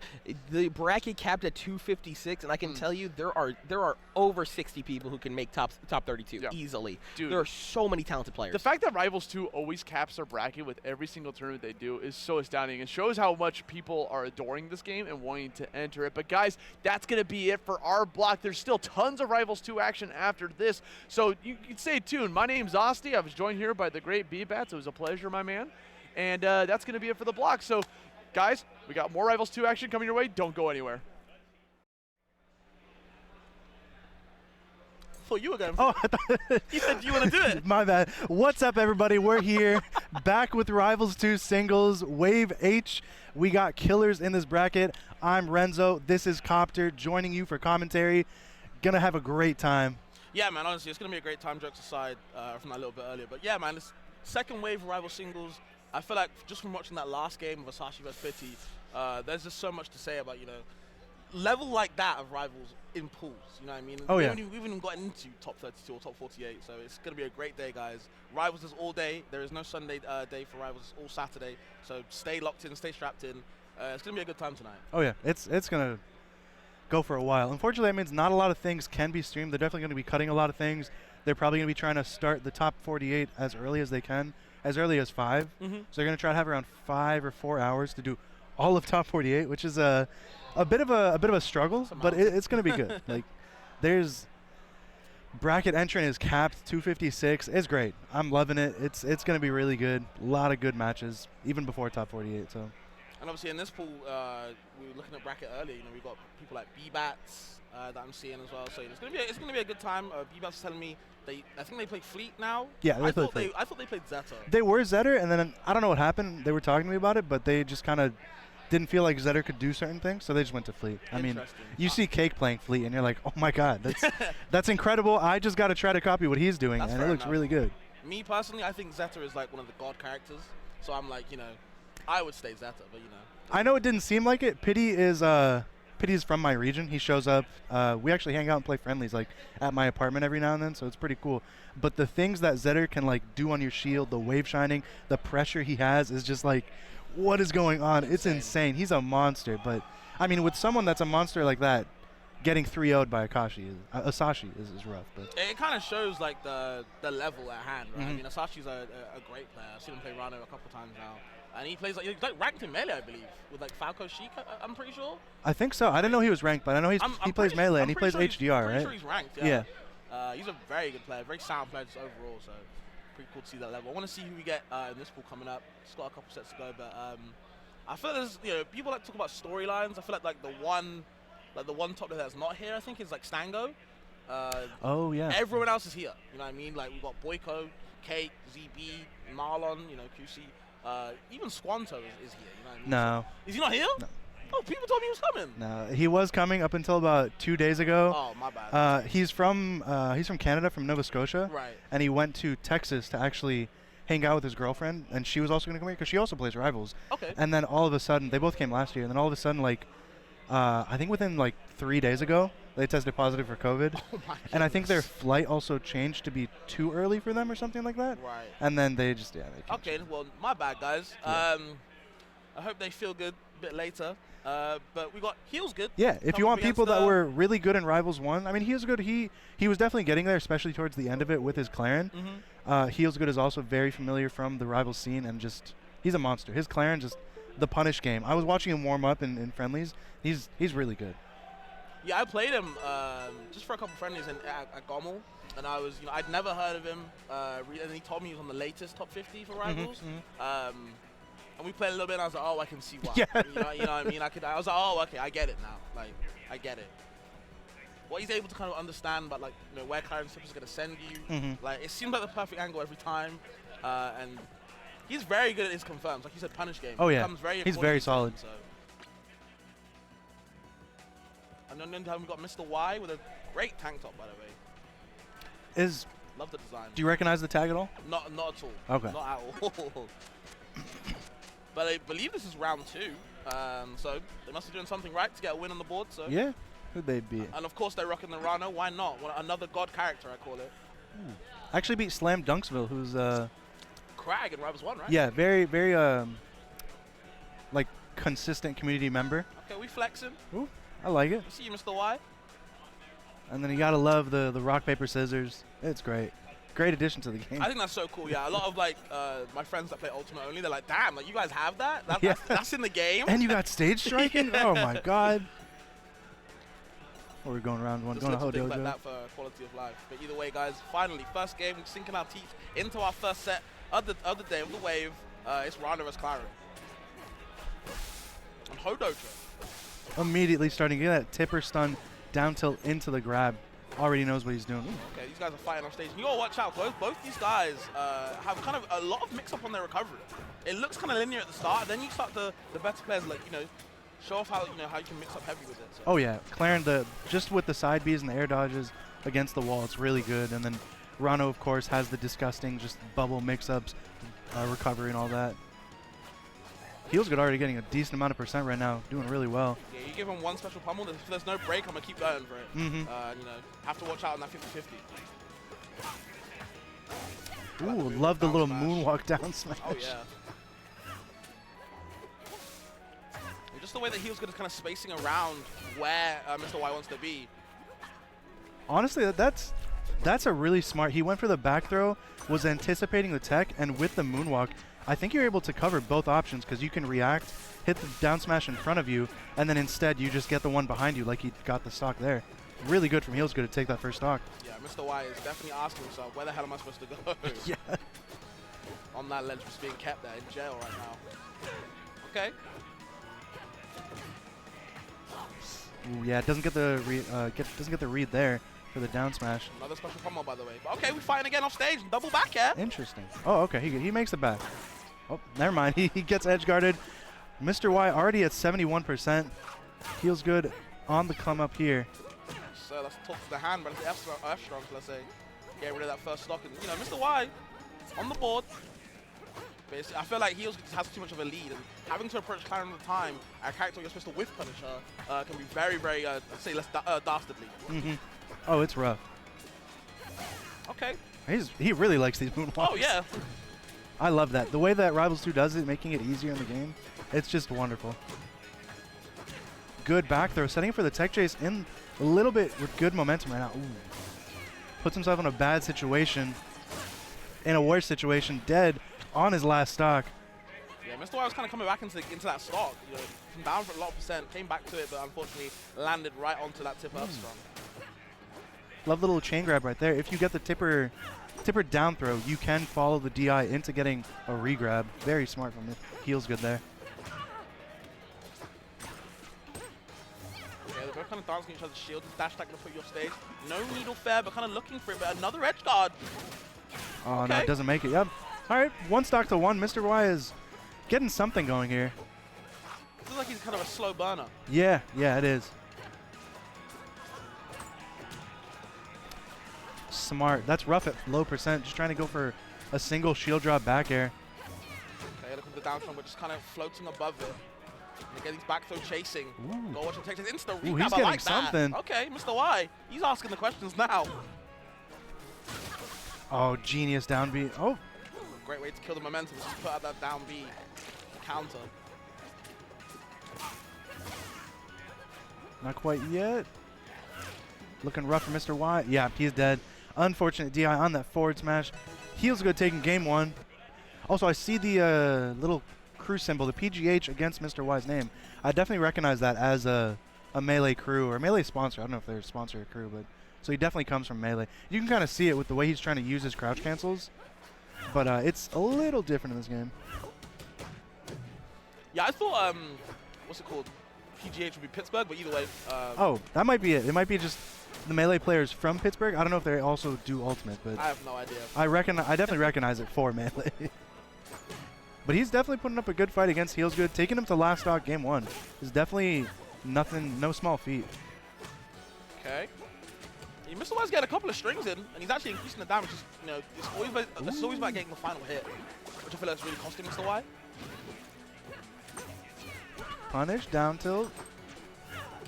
Just trying to feel it out on the top flat there.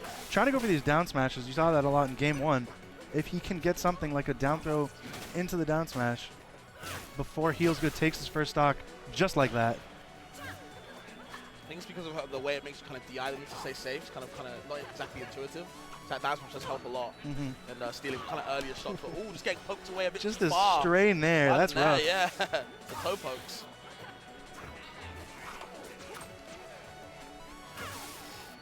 Classic tipper down air. Very common in Rivals 1. You want to go for a grab right after that. It's a little harder to land the grab in Rivals 2, but you can still get so much. He is just getting that pressure and the advantage right now. Yeah, the down tilt tech chasing to push you far away with a tipper especially, and the dash attack kind of bring you in once you get the tipper. It's just, I feel like it's kind of throwing Mr. Y all around the joint. You don't know where to DI. Great spot dodge into the side B. Almost getting the kill, but Mr. Y is still alive. Going for the bubble recovery. Ooh. Just goes for simple straight line. Doesn't try to go for B reverse needle or anything, but unfortunately dying. Taking his second stock actually. Okay, let's see if we can get something on Heels Good here. Yeah, he's waiting for an add-on or something, but I don't think Heels Good wants to give him to that just yet. There we go. That's what he was going for a lot. Those down throws into down smashes. Heels Good just making it back. Grab, pummel throw. There's nowhere to land for Rhino to go. I feel like, you know, he doesn't really have any big disjointed moves compared to Claren, right? So it's really hard for him to land. And when you've got Claren swinging the big sword a couple of times, it's very hard to get by. At most, I guess you have the edge canceling the dive kick, but that's so hard to do in such a tense situation like this. Ooh, great fair. Taking it again to last stock with Mr. Y, but Heels Good has him at almost 90%. Let's see if we can get something before he loses stock. No. Unfortunate for Mr. Y. Heels Good taking first game of the stream set in Wave H. Damn, sour back air into sweet tipper up strong. That was pretty nice. I'm not gonna lie. Like you said before the set started, that Heels Good's punish game feels good. Oh yeah, he just goes for those tippers and he just continues that advantage, and it's rough. And honestly, the funny thing is, he's not even the best. If you want the best, you're gonna want to stay tuned because we got Boyko coming up, yeah, and that's gonna be disgusting. Like, it was so funny that because I'd never know what Boyko looked like before, so I pulled up to the friendly set just to play a couple games before I got here, and this guy pulls up, you know, nice tattoo on his arm, and he's like, "Hey man, you wanna play?" I was like, "Yeah, bro."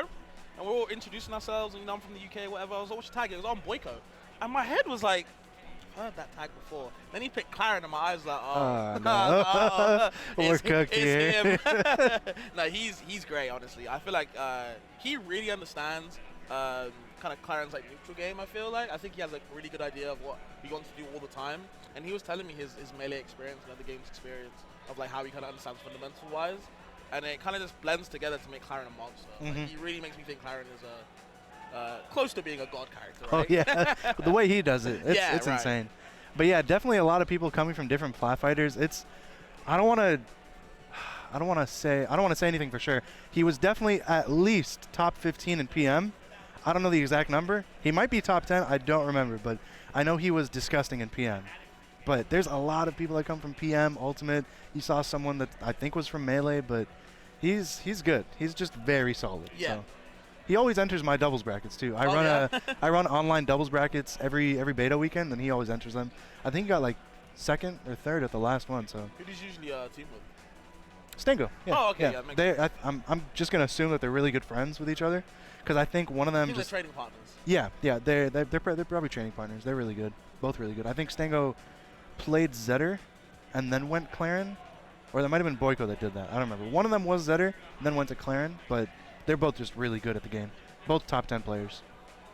Unfortunately, he can't be here, but yeah, shout out to Stango as always. It would have been great to see obviously another kind of top level player in this already stacked bracket, see how they fare up. So gonna be interesting. Of course, let's get the next set going on while we wait.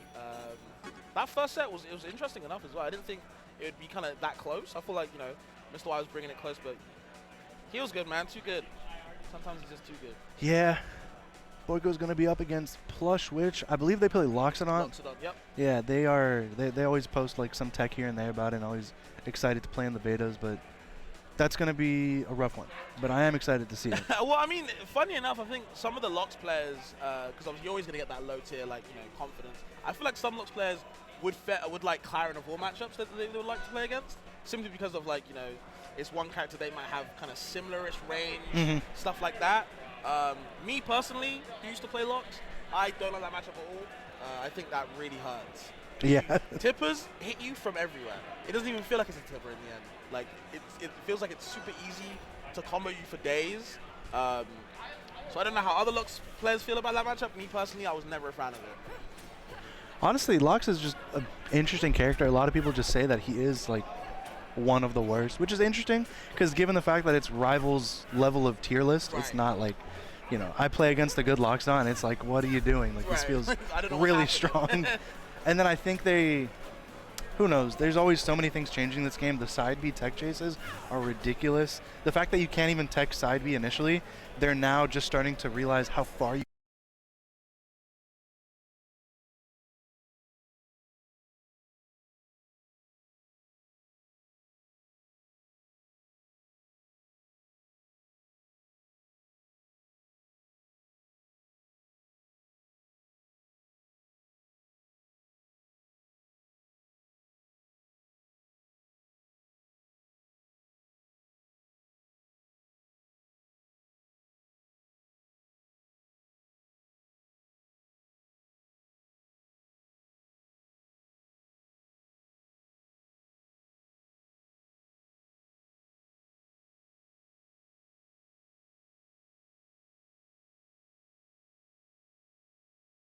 the winner of Motobug and Hey Chompers. That's going to be on stream against Boyko. That's also really good. Motobug. Yeah, Chompers got, I want to say 7th. Okay. I want to say 7th in Rivals 1. He went on a tear. He did really well. Off the top of my head, I'm not sure who he beat. I forgot. I was just really exciting team. Oh, he beat Sego 3-0. Yeah. I think I heard Sego, talking a little bit about the matchup afterwards. I guess it's just something with Edelis just in all matchups. Edelis just kind of does the thing where he just icicles. Oh, yeah. And with Olympia just charging up her side B at the edge, not at the ledge, like as she's trying to recover, she can just get hit by those side Bs, and then she just gets fared and stuff. It's rough, but yeah, he did really well. Motobug is a PM player as well with Boyko. Apparently beat Chompers. Wow, beat him 2-0. Oh my god. Okay. I'm not sure who they play, but the PM players are coming in full force, as you can see. Yeah, as always, you have to expect that. They play Maple. Okay. Nice. Yeah. Very interesting. I don't know who Chompers decided to play in this game. It's a lot with a lot of the Rivals 1 players. They're like, I mean, I'm sure you feel the same thing because you played Eliana. You're like, man, my character's not even in the game yet. Who do I play? It's still fun, but I want I want my old character. That's what I was saying to you before even our block started. I feel like a lot of people like me, like they love the game. The game's mad addicting, but you just don't have your character. And I've been trying the locks with Orcane with a little bit of Rasta, but it's just not there yet. Yeah. I'm sure when I get my 3 years going and Eliana comes out in 2028 or something. Oh, Jesus. I'll finally be happy. Hey, we'll see. I mean, it all depends on the supposed support that the game gets, which I think, hopefully it's a lot. It's a decent amount, and we'll see how it goes. You got off-brand now, Yeah, exactly. We got the publishing, we got the money, we got Ludwig, we got Pirate Software. We'll see how it goes, but Boyko and Motobug coming up to the stream. That's Boyko. I never met him in person. Yeah, that's what I mean. I never knew what he looked like. I just said to him like, damn, you got a nice tattoo. What's your tag? Boyko. I was like, oh, okay. I remember seeing him on one of the streams, but I don't remember which one. He told me that he's older than he looks. We live in your walls. Nice. Love the reference. PM community loves saying that. Oh, really? Yeah, it's a big thing because, like, I mean, as you can see, like, they all just come out of the walls and they're like, oh, this game's still here. Undertow's doing really well this this event as well. They got over 200 people in HDR and PM, so that's awesome. I think HDR was like 120 in the end. Yeah. And PM got 130, so it's like almost for each dedicated event. Not even a lot of crossover, which is awesome. But these two probably, I'm going to assume, also did really well in those bracket as well. All right, we got Maple and Claren. That's going to be a good one. We'll see. I'm pretty sure these two have played the game a ton. Oh, sure, yeah. Oh, yeah. Rock, paper, scissors. What type of guy are you in rock, paper, scissors? If you don't have to reveal your secrets to the Twitch chat. You don't have to. I think I'm a scissors guy. Okay. Yeah. Okay. Yeah. What about you? I rock paper all the time. I live and die by it. Because my theory is that everyone just is lazy and rock. Yeah. I'm like, cool. So honestly, yeah, that makes sense. that's my tech for you guys. Note it down, of course. Classic. Oh, never mind. Not classic stage. I love Julesville. Unfortunately, they banned it. They're going to Godai Delta, very similar to Forest Floor with the 2 plats on the left side. Delta, okay.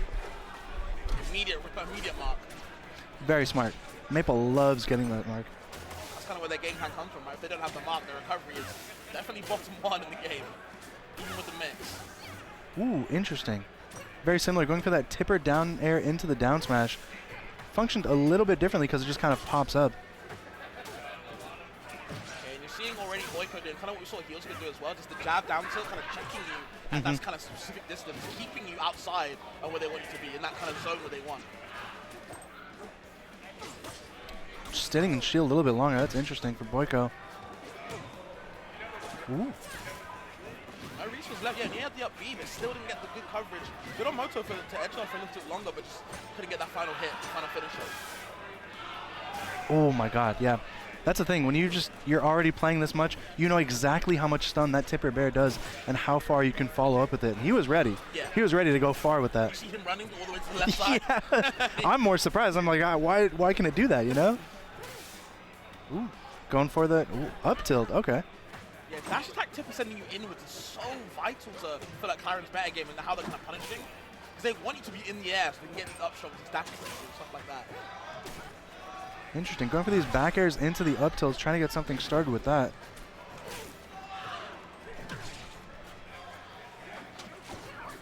All right, let's see. Sets up Lily. Oh, down B is the Lily. Very smart. Let's see what he's going for. No one's taken a first stock. It's been a minute and a half. Oh, and just like that, Motobug takes the first stock. Great on them. In a flash is all it takes. Ooh. Not yet. Oh my god, he was Still reading living. that tech to the right. Yeah, that's one dash attack.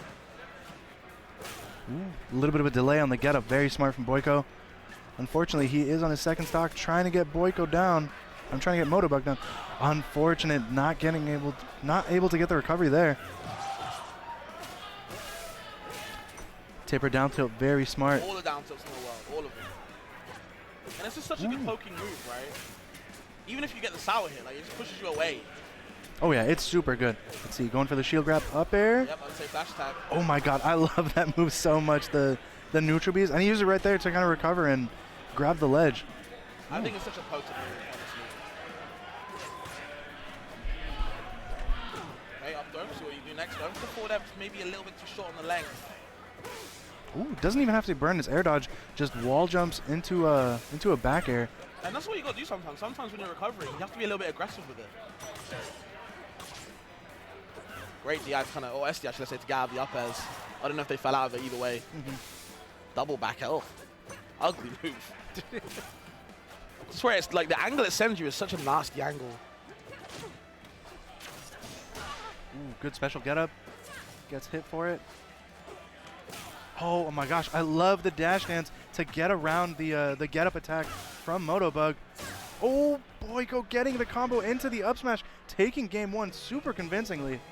Yeah, after a great start from Motobug, I feel like Boyko just turned up the jets, and it was really hard to kind of come back. Yeah, I was wondering, like, Moto was not doing that bad, and then all of a sudden Boyko just kept it going.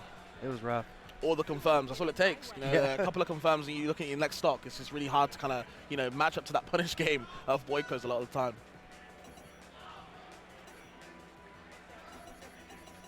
Interesting. Bans Merchant Port. Probably doesn't want Lily to be set up on the top plats. Bans Fire Capital.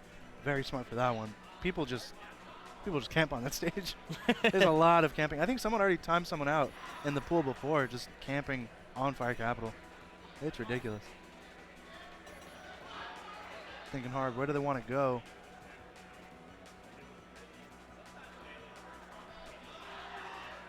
Rock wall. All right. Very good stage for Maple. They could set up Lily on the middle platform right there and then potentially go for something like a side B or a dash attack to combo into it. Ooh, good jab. Good jab block.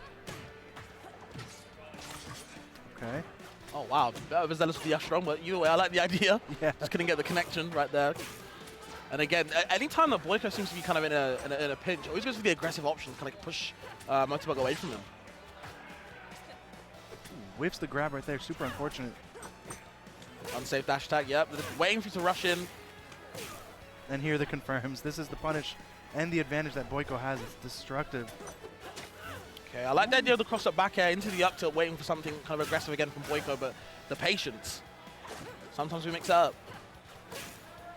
These down tilts. Yeah, these down tilts are dangerous. Ooh. Sits in shield just a little bit too long. Gets grabbed for it. They're just whiffing above each other's shields. Very interesting. Waiting for the neutral gap, I believe, for the neutral, for the upstrong, should I say, which couldn't find that one hit. And Motorbug very happy to kind of throw out these strongs either direction, but it's not really finding their mark. Oh my gosh. Sweet spot up air, taking the first stock for Boyko. Super unfortunate because Moto had him seated. I feel like all he needed was a simple confirm into a tether, and it would have been a kill, but they're just trying to take the first stock right now. Yeah. They're starting to struggle, and I think the game plan's starting to falter now. Boyko very used to how Motorbug wants to kind of get around him. He's very comfortable to kind of like, you know what, sit and chill, wait for the dash attack, then I'll start punishing. Then I get my confirm just like this. Such a patient game, waiting around the shields. Very smart. Fair into Nair. God, what a good move. And because of this patch, as of recently, the Nair is stronger now, right, with the knockback. Oh, so, yeah, it is. Yeah, so sometimes it be killing now, which is scary. Very similar to Rivals 1, where kind of like a late Nair would kill. It's crazy. Oh my gosh, Moto already at 90%. Yeah, these trades that they keep getting are always just going to work out for Boyko as long as he has his stock lead. Okay, looks the one grab. No pummel this time either. Oh my gosh. They did read the tech chase to the left, but unfortunately misspaced the up B just a little bit. Okay. Can they get something going now? Ooh, unfortunate. Guys go for a down air off stage. Boyko getting his first stock taken. But very likely about to take Motobug's second stock. Falling forward at one, okay. Yeah, forward air one is a menace. I see a lot of forward air one into grabs. It's really good. Dash attack calling out the roll away, the up strong as well. Just up tilt for extra damage and the fair spike. Nothing else but good damage nonetheless. Oh no, doesn't get the forward smash. Oh my gosh, these spot dodges are really good. Yeah, I think Motorbug is living and dying by these dash attacks. Sweet down air. Doesn't get it quite yet. Moto's just trying to hang on. They're at 180. Oh my god.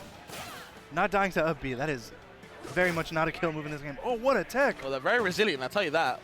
Another up throw, but nothing from it. Just wants to space away.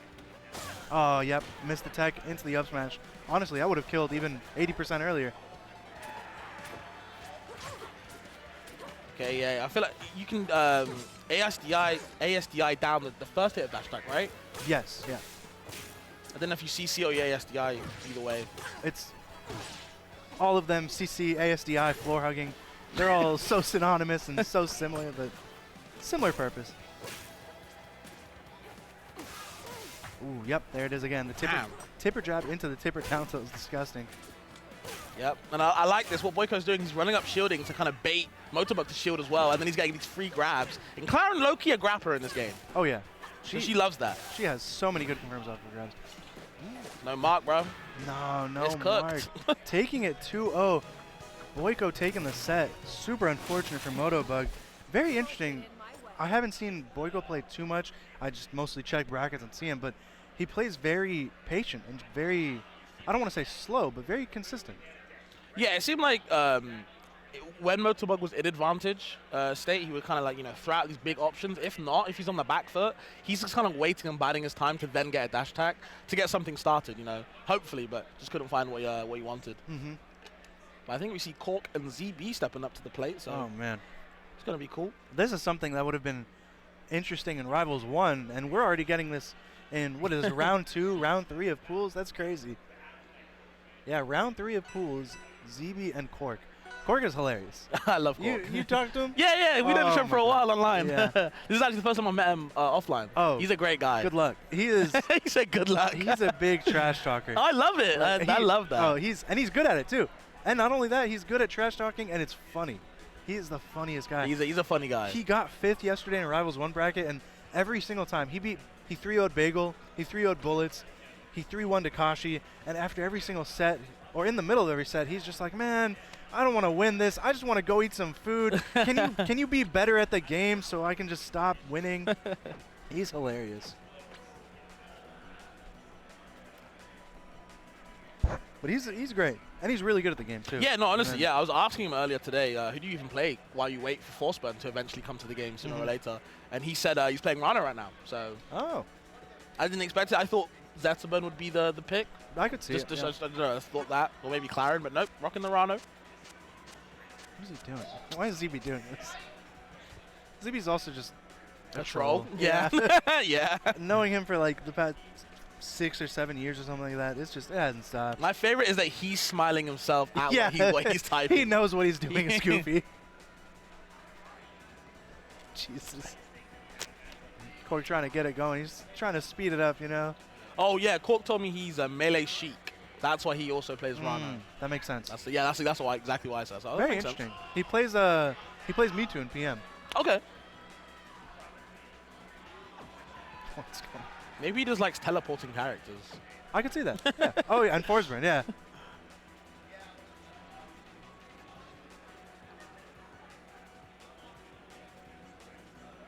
ZB definitely going crag the whole time. It was hilarious. He got 33rd in Rivals 1. Damn. Disgusting. What happened to him? I forget who he lost to, but he was genuinely like, yeah, I've been playing so much Rivals 2 at all these different events and stuff that like the muscle memory is just gone for Rivals 1. He's still obviously very consistent, very solid in Rivals 1, and it was very much a killer bracket, but he was just going crazy about it. Like it's too much. I've just dedicated myself to being really good at Rivals 2. And he's showing it. He's been doing really well. The winner of Genesis 10, and he did good. I'm trying to think where did he place at Gommel? Because I remember he went pretty far in Gommel as well. I think maybe he got second. I could see that happening. He definitely got top 5 at least. I don't remember the exact results. He did really well though. You're gonna see a lot, or depending on if Cork gets hit by it, he'll put you in a rock. What I've seen him do is he does the down throw, and then goes for either a down smash or tries to tech chase with it with a jab. Tries to jab, reset off of it. Very solid at the rock throw follow-ups, really good. And then he loves going for the rock on platform, getting you hit with the pillar, and then you get hit with the rock and everything like that. So already off to Jules Vale. Yep. A Rivals 1 classic. I love this stage. This is my favorite stage. It's so good. In Rivals 1 and 2, it's my favorite stage. I just tell people to go here instead of anything else. Oh my gosh. Lord. Jesus. Taking the first stock. Very different from the last game where we were waiting for the first stock in 2 minutes, and this one's already gone in 15 seconds. Yo, there's nothing to trash talk right now when you're getting beat up like this. ZB is all over this guy right now. Lord, looking for more. Gosh. This guy is greedy. That would have killed for sure. Going for the quick jab 3. Cork. SD. He's still laughing. He's still having a good time. He's having a good time. Yeah. He knows that ZB is putting in the work here. He hasn't really been putting in the work too much. He's just here for the event. He's here to get 5th in Rivals 1. Ooh. Getting a little bit beat up by Krag right now. These jab and down tilts is mixing them up. Krag's CQC game is absurd. Oh, yeah. And especially with, like you can see right there with the down airs, getting spiked in this game just deals a lot of hits. Oh, yeah. So you can just kind of go for certain things off of that. I'm telling you, bro. And if you got to stomp in this game, you got to stomp me. Yeah, exactly. It's ridiculous. Ooh, almost gets the shards. Again, going for the down throw on the pillar into the down B, doing such a good job with that confirm. Yeah, the bubble kind of saving him that time. Oh, man, but the down and nearly getting rid of it. Good, great tech. Come on, sure Cork. he survives. I want to see you take a stock. You got to fight back, though, honestly. It's a beatdown. Yeah. I'm going to be real. Avoids the palm. Oh, There it there, is. just like you talked about, yep. Oh, yeah. He knows he's done. That was a rough game one. But I love to see it when ZB pops off and has his insane combos. It's a sight to see. Yeah, honestly, really yeah. cool. I'm a big fan of when ZB's like switched on the game. You know what I mean? When he's in the mode. Oh yeah, when he's just locked in, he's going crazy. It's a sight to see. Switching to locks on, I could see it. You know, big character with a far-reaching hitbox. Yeah, feels really good to play. I've heard some Luxes do think Crag is like a decent matchup. Oh yeah. Of course, you know, with the range advantage, you can edge guard him for a while. With the big axe throws, of course. And the rock and boulder interactions, or the meatballs that people like to call it, the interactions are interesting. Ooh, tries to go for the parry on the rock there. Let's see if ZB will have the same kind of a game as last time, where he takes the stock in 15 seconds. Almost does it right there. He was looking for it. This might be it. No, Again, go. going for a 15-second first stock of the game. Cork is having a good time just getting beat up by ZB. I like that. The break cancel on the rock as well with the down strong, just keeping it mixed up and mixing Cork up as well while he's at it. This is disgusting. Yeah, he gets these DI follow-ups, and it's rough. Again, gets the pillar into the down throw, into an aerial follow-up. This is insane. Please fight back. Like, please. Oh, and then it's this again. Yep, down throw. Crack down throw is so good if you don't get the right DI and can't react to it. Okay, the jab grab should see what he does next, and Cork just rolling left and right all around, but just SDs. Oh You my know what? God. Just give it up. 55-second game. No, not Cork. That's so rough. And that was 2-0. Yeah. Not even a best of 5. That's rough. Hey, we'll see him in a couple of months when Forsburn is out. Right. And he's trolling people with Forsburn and doing really well. For now, he's currently down 2-1. But hey, that's still pretty good. This is already another great set. We got Sego and Boyko slated to come on stream. That's good. That's nice. That's a rough one. And I think Sego told me he's playing Maple right now. Said he was trying Rasta. He said he couldn't see a future with Rasta. So he said, you know what? Strange. I'm a rock with the Maple for now. And honestly, I could say that's a good character for him. I don't know who's a good character for him because in Rivals 1 he played whoever the hell he felt like at the moment. Seriously. So I feel like it's kind of going on with Rivals 2 while he, again, like we talked about, waits for your character, like your own character to come through. He had Eliana, he had Shovel Knight. Had the Crag. Had the Crag, of course, yeah. Those are the 3 most iconic characters he played. I think at some point he probably did play Maple, but he was going through a lot. And then kind of, you finished on Olympia for Rivals 1? Yeah, oh yeah, Olympia, yeah. He was a solid Olympia. That's what he played yesterday, so. He's just trying to figure it out. I mean, 18 characters in Rivals 1, now we're going to just 9 so far, so cutting it in half. And 10 at launch, you know. So that's going to be exciting. We'll see how it goes, but he's still pretty good. He's solid. He's got the movement down. He's getting used to the game engine. That's the thing. A lot of people come from different games, and we come from Rivals 1 where it's just totally different with the movement. Yeah. And it feels smoother, but it's just different, you know? A lot of memes were like, you know, when other people touch the Rivals 2 game, it's going to be hard to find out what grab does, you know, how you're going to grab, stuff like that, which I found was really funny. Oh I thought that was my really God. funny, you know, just not used to grabbing. And that is kind of true, you know, a lot of Rivals 1 players only that play the game, they're not used to grabbing in platform fighters. So like, damn, when I shield, what do I do next? So just little things like that can be like a little bit of a disruption. And little do they know, it's really good. Yeah, I mean, is really grab good it. right now. At the moment, guys, grab it is crazy in this game. As long as CC is so good in this game, it's like the one answer to beat CC if you don't have a strong X move is just a grab. And shields feel pretty strong too, in my I think opinion. shields I've been complained about a lot by the feedback. I've been seeing a lot of feedback things saying, you know what, shield health regeneration is too much or isn't enough or whatever.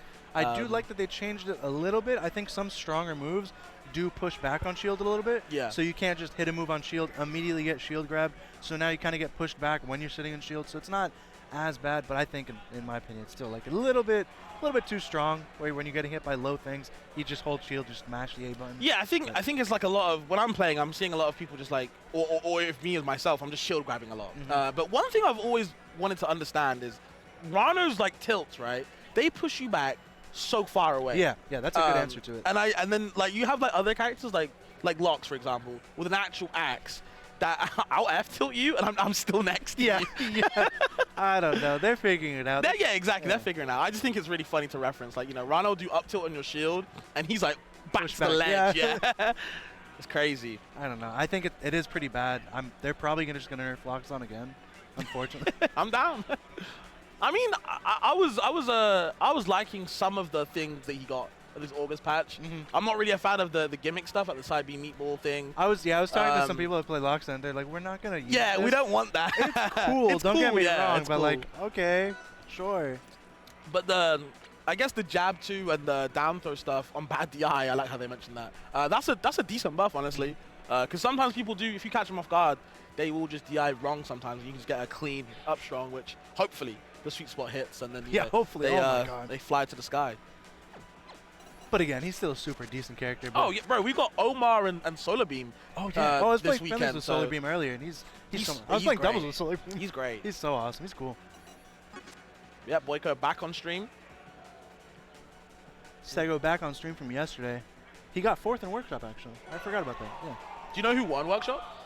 Dakota, I believe. No, JM 1 through 3. Oh, Jordan. Oh, yeah, okay. Jordan, yeah. Does he play that character with the terror mechanic? Yeah. Yes. Kadel? Yeah. I remember because I commentated one of his pool sets, and he went Kadel for game 1 and then switched. Okay. But then from what I heard and saw a little bit on the stream, he then went back to Kadel at the end of it. Yeah, Jordan's great. Sick. JM is really good at Workshop. Talked to him a couple times. 2 greats of the game, chatting it up. Happy to be here at Riptide 2024. Yeah, this is a great event, man. This is my first time coming to this event, Ohio in general, and I've had an amazing time, even with all the memes of how Ohio is. Yeah. I've had a great time either way, but it's not about me, guys. It's about these guys right now, Boyko, Sego, and this maple skin's so funny. I call it the Oliver Twist skin. Yeah. Please, Lily, can I have some more? Jesus. He's gonna have to get some more, neutral game right now. He's getting beat up at the moment. Boyko, the stage control on this guy, he demands it. You know what I mean? I feel like he really, really understands where you want to be, where his opponent wants to be, and kind of just nets you in there, kind of takes your stage control away. I'm not sure if it's I don't want to be rude to Sego, but if it's the respect he had for Motobug or how things were, but it felt like he was playing a lot slower during that set. Because here, Sego's already at 90, and Boyko's going a lot faster with his moves. Maybe he just needed to warm up, a little bit of turning nerves, but it's going a lot quicker. Potentially taking the first stock here. Ooh. Doesn't get the follow-up there after the charge neutral B doesn't hit. Maybe needed a different, longer charge of it. But he's already got Sego at 120, trying to get it confirmed. Genius to downbeat that Lily. Easy. So unfortunate. I was kind of interested in why Lily was set up on the stage and not on the platform. So I feel like they're really good on these type of platforms. Oh yeah, absolutely. Potentially, he could have just downbeat in the air, making it easier. But that makes sense. Taking it with the back air into the forward smash from Boyko, very consistent confirm for Claren. Ooh, doesn't get it. Does kind of read the tech in a little bit, but unfortunately doesn't space the down smash quite far enough. There's no text. Spot just getting eaten up by Boyko. He understands where you want to be and what the habits are. But okay, there's the juggles. Couple of up airs right now. No finisher because Boyko's not marked. Sego's trying to take this. Ooh, unfortunately whiffs the dash attack, then gets grabbed into the forward smash. Very up time, off stage. Yep, down smash covers that. Oh my god, that tippered. Yo. This is insane. We got loops? The loops. Sego's nodding in agreement and Boyko's laughing. They know that was a nasty. Oh my god, I thought he was about to SD right there. Okay, dash attack gonna put you in there waiting for something. Okay, no tech. If you're not gonna tech, sure, I'd throw out the up strong. And there's the Lily on the platform, but of course, if I'm coming off the Angel plat, it's gonna be gone straight away. Oh my god, immediately just getting these nasty combos. Oh, very smart to get the spot dodge there from Sego. He knows that down air is dangerous. Doesn't go for the rewrap, just opts for another strong attack, but maybe it's too slow on the mark. Just couldn't find that one right there. And there's neutral B setups from the tipper into the down air tipper and getting that first game. And yo, Boyko was all over that, man. Dancing all over Sego. That was rough. That was rough. And Boyko knows. He's kind of letting out a sigh of relief, like, okay, that wasn't that bad.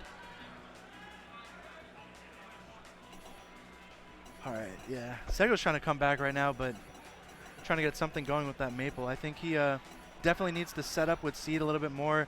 Definitely get those grab follow-ups, because Maple also has a disgusting up air. Going to Julesville, game 2. Let's see how it goes. See if Sego can get something going. It's down tilts, though. Immediately starting with that. Like I said, jab and down tilt are so good at kind of checking where your opponent wants to be and kind of pushing you into that zone where you want to keep him there. Ooh, what the heck? A lot of counters coming out in the set so far. Very smart, because Sego, as Maple, does want to get those seeds out. And if you have that field, you cannot seed. Does he take the ledge? Nope. All right. Wonderful spot dodge to get away from that grab. Unfortunately, still gets grabbed. Yeah, you're back into the mix, unfortunately. No triple up air, looking for something maybe a bit too overzealous. The side B doesn't get punished either way. And now it's Boyko's turn. Setting up Lily on the side there. Oh, unfortunately, tries going off stage to stall a little bit. No, doesn't get the recovery. It just up B's and grabs the ledge from Boyko. Oh, up B, not killing just yet. No. Very strong move. And again, these F tilts are not safe either way. The down tilt into the up strong, but great DI from Boyko to survive. Charge the forward smash, doesn't get hit because he gets hit by Boyko's up B going back up. Let's see where it's going. Up B, there we go. Gets the uppercut into the kill. Not looking too bad. Sego only at 30% right now, and both players on their second stock. Unfortunately, that's already doubled by the time I started that sentence. And, yep, there it is. Boyko already taking Sego's second stock. Oh my god, and already getting started to take the third. Luckily, this is best of 5, I believe, because it is to make it out one side. Oh, yes. So I do believe that even though Sego's getting kind of beat up this game and the other game, he's still got one more game to work with, but it's not over yet. Does have something to prove, but getting grabbed once more. I told you, Clarent is definitely a grapper in this game. Oh, yeah. Definitely. Again, yep. Forward air, such a good move after a follow-up. And what's interesting is we're not even seeing what Boyko usually does, what I've seen him before and experienced myself today, is these neutral, or sorry, special pummel and normal pummel kind of mix-ups on these grabs. We're not even seeing that layer yet, so. We're not there yet. We'll see the top 48. We're not there yet. Into the down air. Oh my god, the dash dance mix-up. I thought he was going for a down smash, just waits for Sego to do some kind of option, waits out the spot dodge, and just goes for the forward smash to kill. Just keeping him guessing. Is he going to switch? Raster? Maybe the Rast? Yeah. I think it's worth it. Looks like he could hear us. Oh no. He said, nah, not worth. I can't see the future with him. I just want to stick with the Maple. That's so surprising. I mean, we saw Marlin versus Sparks earlier, and it was disgusting. Well, yeah. I mean, well, with the matchup, yeah. Yeah. No. Well, some people have told me. Menace has actually told me. Shouts to them. Ugh. They said. I'm a good friend of Menace. He understands. They told me that Lox Rasta is one of Lox's best matchups. So, you know, different opinions, of course, guys. I mean, just like in Rivals 1 where it's Zetter Raster kind of dying pretty early, but we got Boyko already in this game 3 trying to make a lead and take the first stock. Or will that Sego... dash tag, man. That dash tag is something. He gets so much reward off Clarence dash tag tipper. Like, he just understands it's always going to send inwards, and that's where he can get these party starter combos. Definitely something to celebrate. Both of these characters dash attack, honestly. Yeah. When you're at mid%, Maple's dash attack is just disgustingly good. The world's your oyster when you hit that move, man, I'm telling you. But Boyko's been having some really good defense against. We saw against Motobug as well earlier. Very easy to, like, you know what? Just CC down the first hit and stop whatever you're doing, and damn, stop whatever Sego wants to do in these games, because it's just not going his way. That was a disgusting first stock from Boyko. As we were saying repeatedly, those confirms from Boyko showing their head. That was so good. He makes it look so easy. I wish it wasn't. And then I play Karen, and I'm like, damn, why did my tippers not work like that? Oh my god, not feeling quite yet with the up air, or with the up smash. Trying to get something going, see if he can get some kind of straight hit, so he doesn't have to take any %, which is exactly what happened. Boyko and Sego tied at 2 stocks apiece. Such a smart way. Yep, I like that. If you're not going to attack, sure, I'm just going to keep throwing out these up airs. Now you're Mark 2. Oh my gosh, good CC into the tech on the Maple dash attack. He understands. He knows the tech. Yeah. There's the one grab. The up throw. Gonna see what you do next. Very smart to go for that shield drop back air instead of just trying to go for the shield grab because he was facing away from Boyko's shields. Oh my gosh, almost gets the forward smash.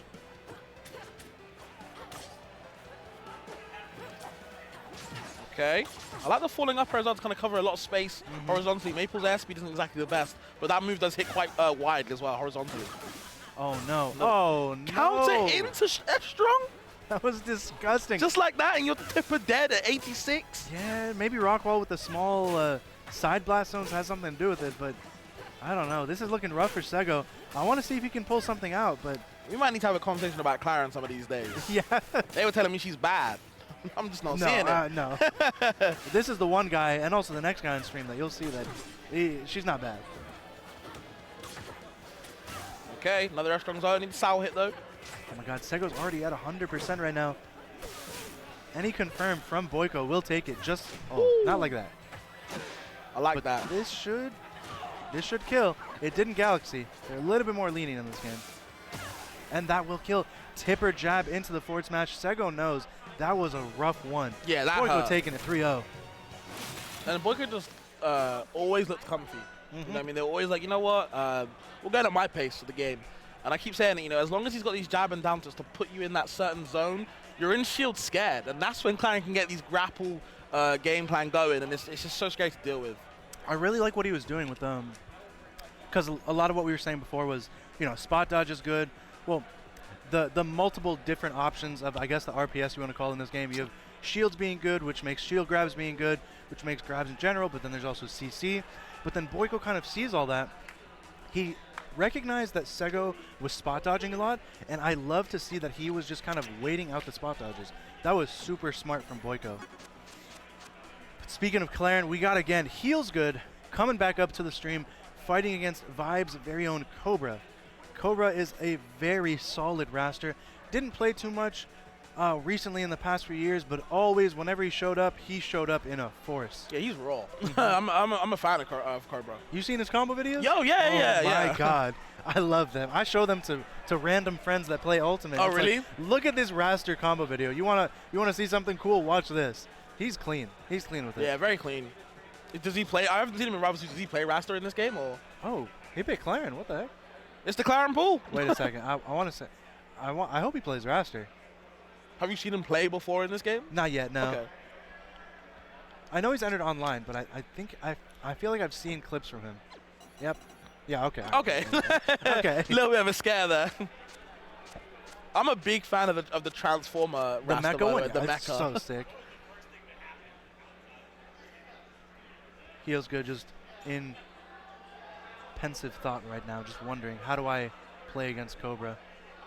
I could see it. The again, his raster being super light, definitely could get like some like aerial into forward smash, killing super early. Yeah, I mean, the thing with like the floatier characters like Fleet and Rast and even Locks is like, you know, sometimes, well, not Locks actually, but sometimes they were so floaty they couldn't actually be comboed as much as the faster fallers. But as of this patch, they got a little bit lowered, right? Yeah, kind of closer to the ground. So it does help a little bit. Rasta did get kind of, I'll say heavily nerfed. Yeah. You know, a couple of nerfs, you know, so to kind of ruin the game plan, but they still are strong characters ever. Oh, yeah. They're still a god character, and I'm sure Cobra will show us. So really excited to see how Cobra plays this game, actually. I haven't seen him yet. So. Stage 1 going to Merchant 4. I'm going to assume that he's probably going to be going for a lot of these tech chases that they like going for. A lot of Clarens go for the down throw, trying to tech chase after it. Whether or not they get the tech or not, that's part of the tech chase. I mean, yeah, with the down throw being changed to the window of it is very easier because they want to like improve the mental stack of it, which makes sense. Now they've got back throw 50-50s, right? Oh my god, yeah. Especially with the special bubble as well. It's very potent, Rass's grapple game plan. Very common in this game, right? Unfortunate missing attack there. Not quite yet. Oh, all right. Heels Good definitely starting out in the lead right now. Kobe already at almost 90%. Oh, wow. no. Yep, he's laughing a little bit. He knows that that was kind of ridiculous that you can just drop the shield a little bit. That's just something to get used to with this game. The way back, like, okay. shield drops work. Oh, no. Oh, okay, all right. That was good. close. Rolls in. Can't get any type of conversion. Baits out the parry, but no big punish. Just getting a couple of little weak hits there, here and there. Ooh, that was so good. You saw Healgood ledge dash from the ledge, try to go for a grab. Like you said, Clarence being a grappler, Kobe just kind of dash dances around it, then goes for the down tilt into the forward smash to take his first stock.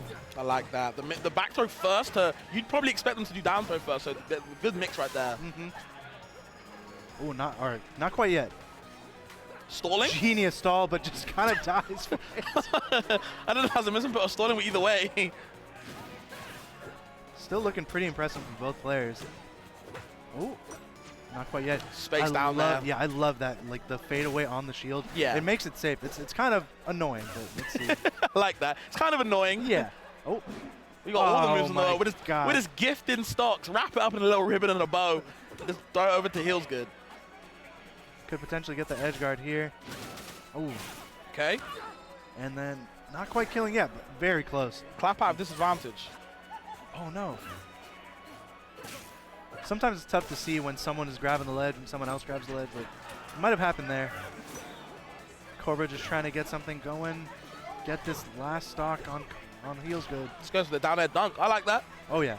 I think a lot of wrestlers would have gone for the clap there, so probably. interesting. Up air. That's been nerfed a little bit. Oh, okay. We've got all the misinputs in the world from Cobra. It worked out. That's the thing. It's like, oh man, I hit the wrong button, but I'm good enough to know what to do to make it right. Oh, that down tilt was so good. These down tilt clips have been great.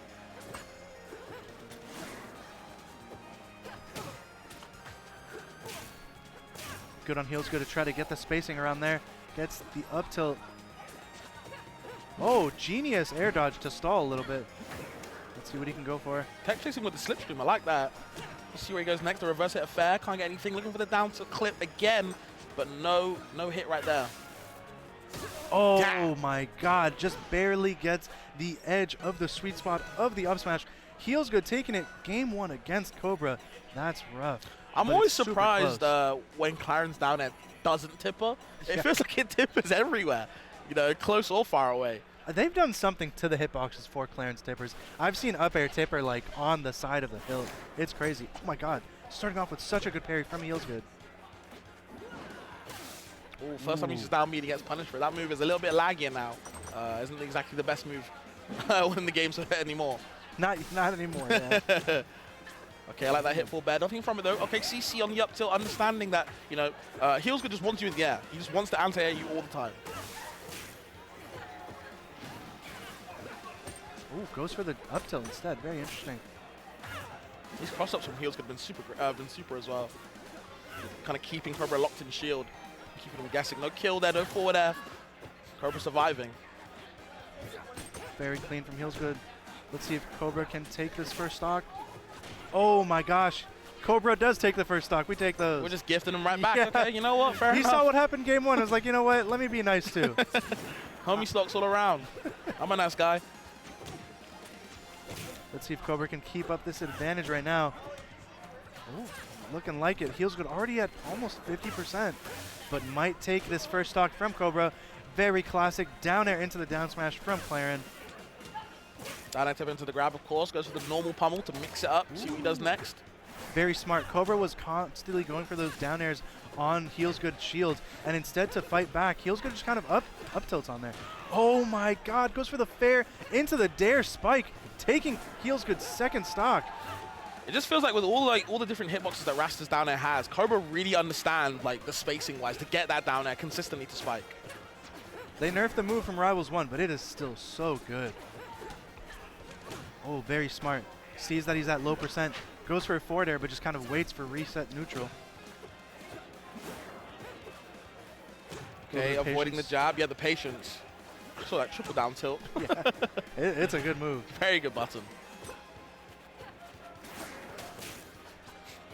Ooh, good weight. Forward throw, forward smash. Into another forward smash. Into the neutral B. That neutral B is so good, but actually just getting past the recovery and, yo, Cobra even to boot. Yeah. Wanted the down strong. Yo, he mean. He is mean. He loves the BM. I'm with that. Healgood always looks like he's just so relaxed. I saw him at what was it, Hitfall on stream. He's just lying back, just chilling while he's playing these close sets.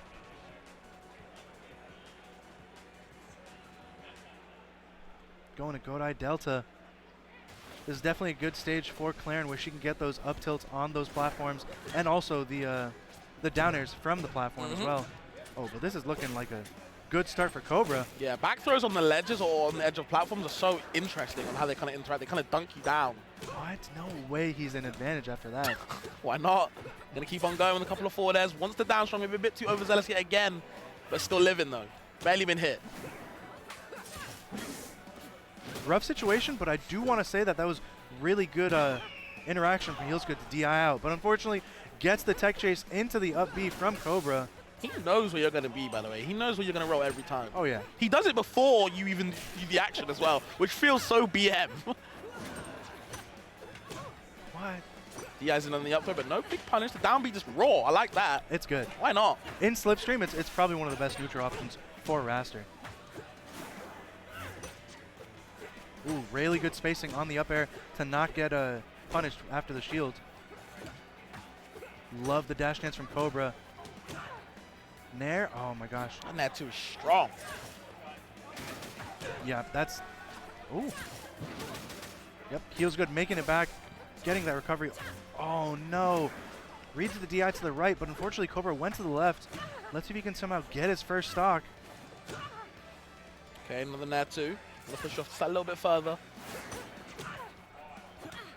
Ooh, yep. Getting that down air spike. Doesn't quite get the kill yet. Tries to go for another down B or up B. Gets the clap. He's just waiting. Oh my gosh. Oh wow. Clap drop, F clap. Okay. The disgusting movement. Why not? Doesn't kill quite yet. Yeah, watch the back air tippers. I like that ledge cancel, but Boyko, sorry, Heelsgood had that scouted out. Just throw it out. Why not? Just keep on going. He was doing the same thing with the clap, so he might as well do the same thing with the sword. But unfortunately, Heelsgood still down a stock against Cobra on his last stock for game 3. Cobra just getting a bunch more extra credit right now. Heelsgood already at 60%. This is where the combos and confirms start to get dangerous. Yep. Okay, big dash that's going to push you away. Good DI in on from Heelsgood to kind of go away from the combo, but he's still getting lapped up in percent and everywhere. Oh my god, love these reads and just kind of waiting on these techs from Cobra. Yep, shield release back air is super good with the Raster. Yeah. That move is so good. Cobra's trying to find anything, and it's very likely going to be Heelsgood's last stock pretty soon, unless he's able to do something. Yep, just like that. Shield release. When you're too close, you can just shield release and up B. Shield release is really quick in this game. I kind of like that, but they're trying to balance around it. It's different in Melee, where you kind of have to wait a little bit. But in this game, you just shield release, immediately up B, like what Kobe did. And going back to Godai Delta in Game 4, let's see if Heelsgood can make it a Game 5, or if Cobra can just kind of convincingly run away with it. Holding that up tilt spikes, let's say. Just could not find it then. Jab tilt and down tilt's coming out. Yet again, going to Nair for coverage if you want to roll. That multi-hit does work a lot. Getting past the down B in the slipstream, the good burst option. And maybe getting a stock. Not yet. Oh, not that much hit stun, but very close on that up smash from Heelsgood. Oh. That is the cheese. Yeah. Oh, yeah. The back throw at ledge into the down smash Yeah. is disgusting. Oh, no. Up tilt. Great conversion, by the way. Oh, misses the tech on the down smash. I thought Heelsgood would have taken that first stock, but unfortunately, it's up to Cobra. Oh, yep. With punishing with that backer. Very smart. Yeah. Doesn't get it. Let's see if he's able to get something.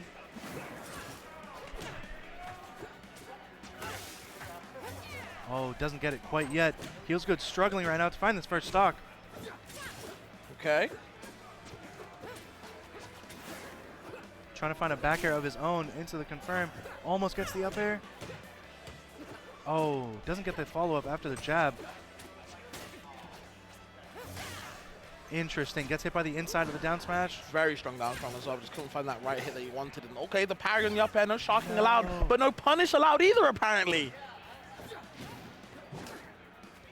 Oh, there we go. Punishes the end line of the up B with a tipper forward smash. Heelsgood, unfortunately, already at 80%. I don't want to say anything too soon because it might be his last stock, but not yet. And, ooh, not yet. Misses the forward clap. Let's see if the grappler can do something here. Very smart. This could be why he picked the stage for those up tilts on the platform.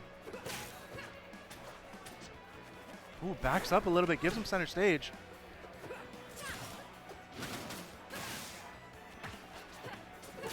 There it is. Yep, this is it. He wants those up tilts. Very smart use of the platforms. Oh, and doesn't get the slipstream.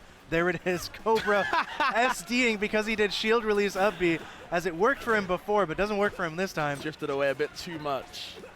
Heels Good finally in the lead for the first time in the past 2 games. Could be a momentum switch, but Cobra is just not stopping at all. Oh, yeah, I was going to say, it looked like he already wall jumped there. Unfortunately goes for another side B into the wall jump. Oh my gosh, uses the down smash as a way to combo at low percent. Very smart. This is a tight game 4. Yeah, for sure. It's all about punish game right now in this last stock. Heels Good tournament stock. Got to do something if we're going to stay alive in the bracket. Looking good for Heels Good right now, even though he's at 80%. Yup. Dangerous up tilt. Oh no, doesn't get it.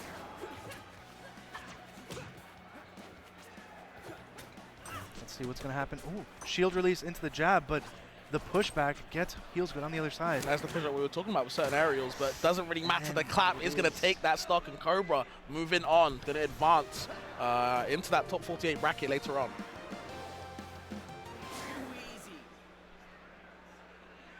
We've got a disgusting set coming up. More Clarence.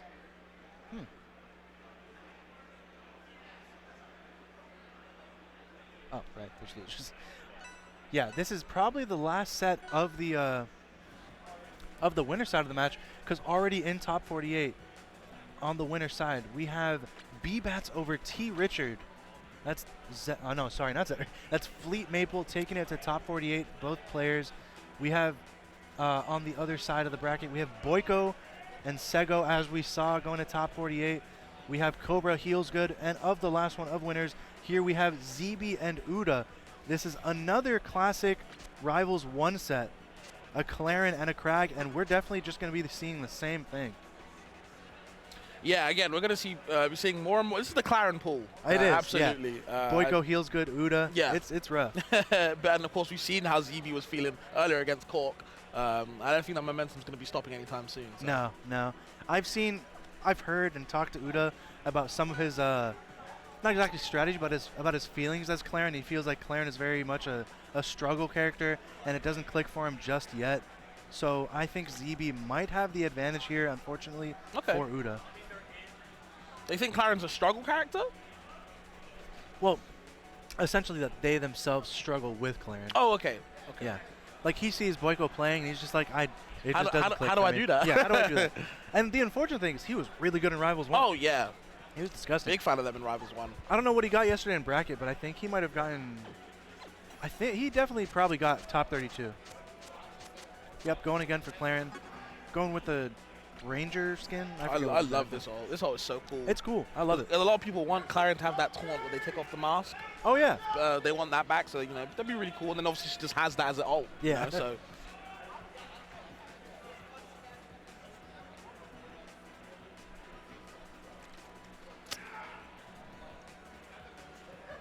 Just kind of discussing things. They're good friends. They hung out at night constantly at every Riptide and also at other events. So a lot of the Rivals community, especially from the Rivals 1 community, we're all super close together. Yeah, I mean, it's a tight-knit community, so of course yeah. you're going to be having, most of the players being quite buddy-buddy with each other, which is If we're trying to get other people to play the game, we might as well show them that we're nice to each other. That's what you guys did with me, actually, funny enough. Yeah. When I first joined the scene, everyone was super nice, so I felt very welcomed. And you stayed, and you're commentating. I love Thanks for that. Game's fun, community's cool, Going to Jules Vale. I don't want to say I'm rooting against Uda, because I'm definitely rooting for Uda, but what I'm rooting for is ZB to do cool things, like he did against Cork, because that was disgusting.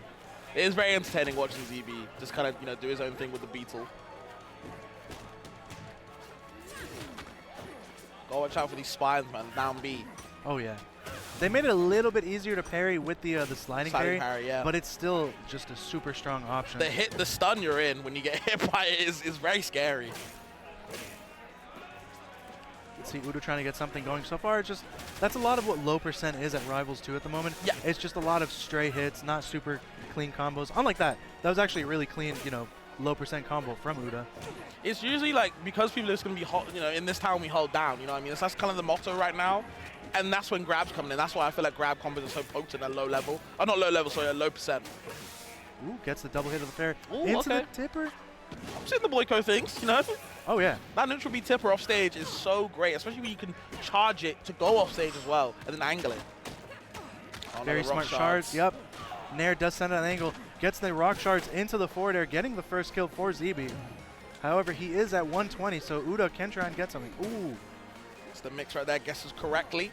On the special pummel coming that time from the normal pummel coming the first time. And okay, we got grab confirms. The grappler doing it again. The Yep. down throw into the forward smash. Good job on Udo. Ooh. And honestly, it just feels like we're calling every character in this game a grappler. Yeah. That's just the nature of the low percents, like I said before. But even at high percent, you can get confirmed like that into the strongs. And Udo, That was kind of weird. Right.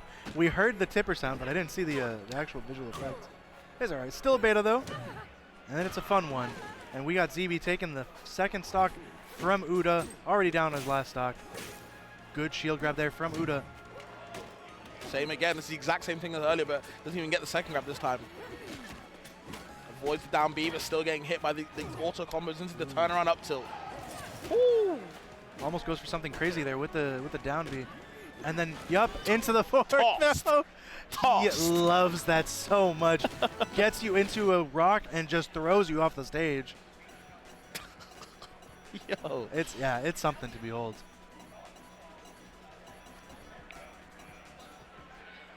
Going to go Ho Dojo, sorry. Going to Ho Dojo.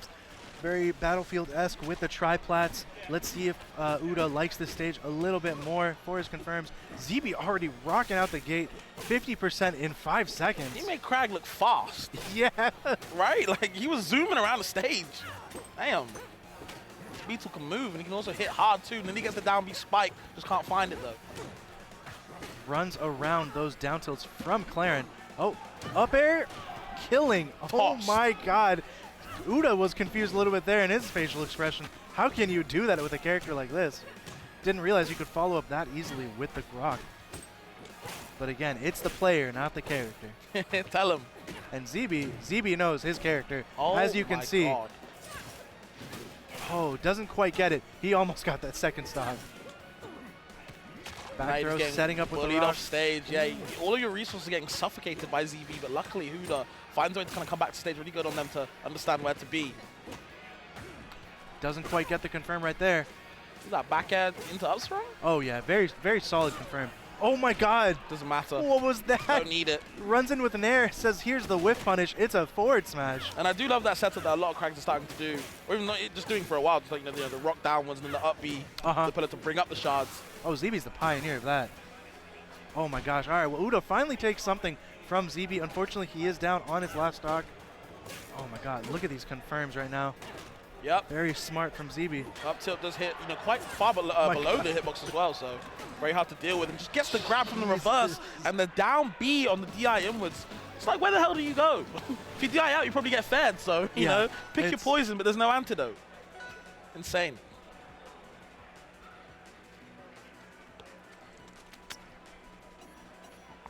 Oh, banning the same. I feel like he's not even banning those to ban them. He's just confident.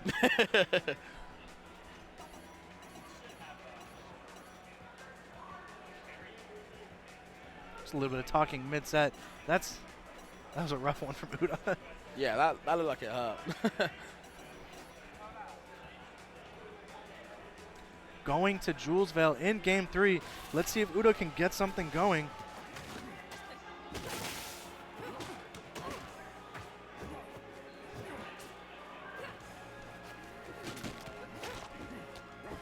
Going for these rock shenanigans a little bit. Good rock shards. Uda already almost at 70% right now. Oh, misses the timing, and Uda DIs it really well. Yeah, I was gonna say. Not getting hit by these down Bs in the air. Leave him alone. Ooh, All the these nairs, single though. hit nairs. Yeah, very good. Can Uda get something going? Oh, we see that down air sweet spot is super strong. Oh, unfortunate for Uda, dying to the down smash from ZB. He loves that move. Yeah. The pressure, the rock, the pillar being used as a projectile too. Oh, that saved him. That second hit actually saved him. Okay. And ZB did a good job of kind of just staying outside the jab and down to it range. Like, you know what? If you want to do all that, I'm going to just get my rock. Yeah, that's very smart of him, honestly. Oh my gosh. Fair at low percent in the air does lead to grab. That's crazy. Oh, there we go. Love that little just animation where she's just holding back her sword, charging it as much as she can. Oh Tossed. no, unfortunate. Toss. He does something cool back where he just tosses him in the queue. That looks so comical. Let's see if Uda can get something going. He does not want this to be a 3-0. But ZB is showing why he's a top seed of this bracket. Yeah. Like, what, second or third or something? I'm not too sure. I didn't get a close look at it.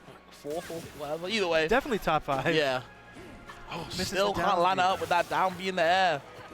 Uda just not giving it to him. Or there one looking for something, maybe a grab, maybe a down tilt.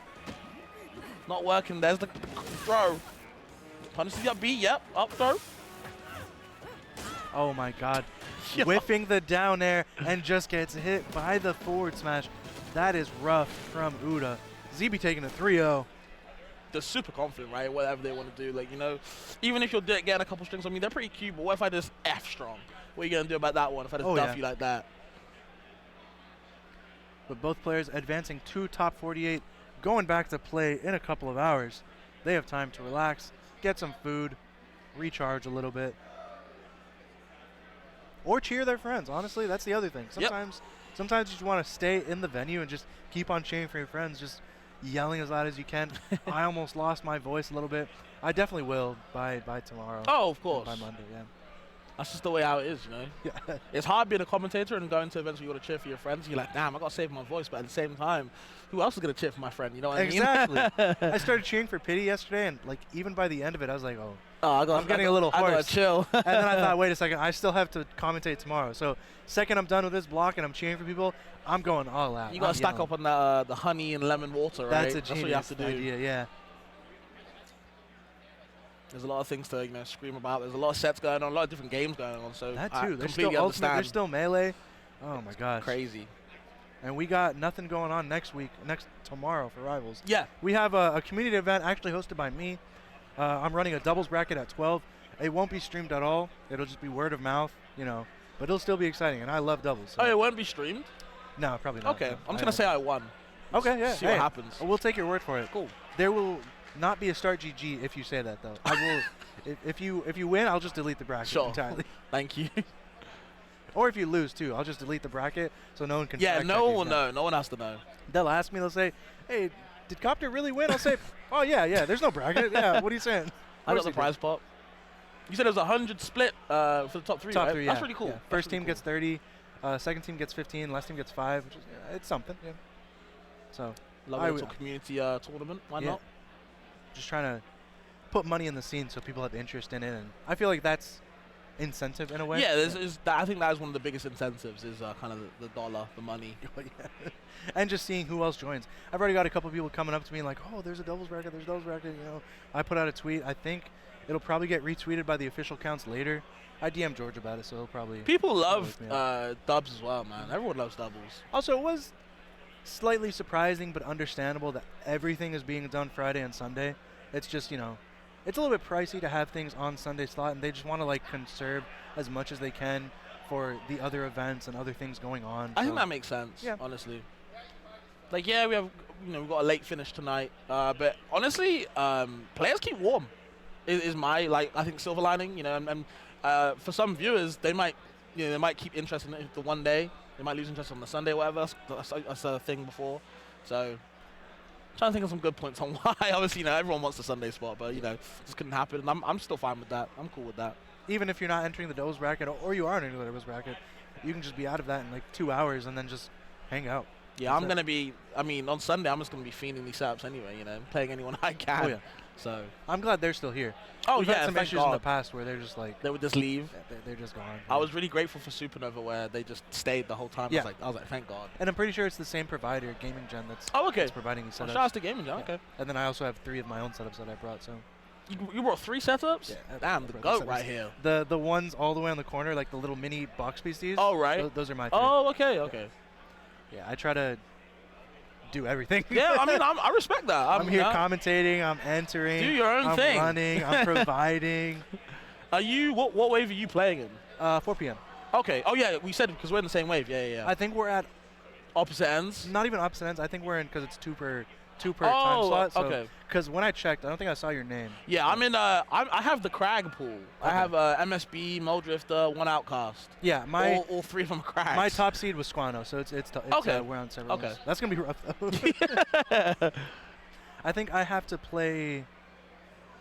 Rakai if I win my round the 1. Rasta, yeah. Yeah, I don't remember who my round 1 is. Right. But now looking at this bracket and seeing the other round 1s, The I'm kind of levels. worried. Yeah, I'm also a little bit worried as well. So it's more of an if I win my round 1, I play Rakai. Right. And if I win that, which I'm seeded to not, then whoever wins that plays LP. Okay. And then after that, I think in losers, I'm seeded to play Giga and lose to them. So We'll see what happens. I think I'm seeded to win my first round, play against the Crag, lose that, play against a Crag, win that, and play against another Crag and win that, and then lose to a Maple. Jesus. That's my bracket It apparently. truly is. Don't know what will happen. Bracket never goes the way projected is. So No. well, I look at projected not to see who I'm going to play, but just for fun. Yeah. To see like what would happen. But I know it's not going to go that way. It also just helps visually. Cause Yeah, of if you're course, trying yeah. to like see what's going on in the bracket next, you just hit show project and you're like, okay, so that's what might happen. Right. So But once I saw like 1 Outcast, Moldrifter, and MSB, I was like, damn, they're giving me all the Crags in the world apparently. that's gonna be a fun one. Let's see where the bracket is at right now. I was gonna say, are we getting another set? Or are we done? Because they have losers right now. Yeah. So there's that. I guess that's off stream. And then we might have this one. Oh, Jam's doing pretty good. Nice. Yeah, this doesn't surprise me. JM's pretty good. I'm not sure who he plays in this game. I didn't even know who he plays in Rivals 1 without Workshop, but I just knew they were really solid. And they play like HGR and stuff like that. They play a couple games, so.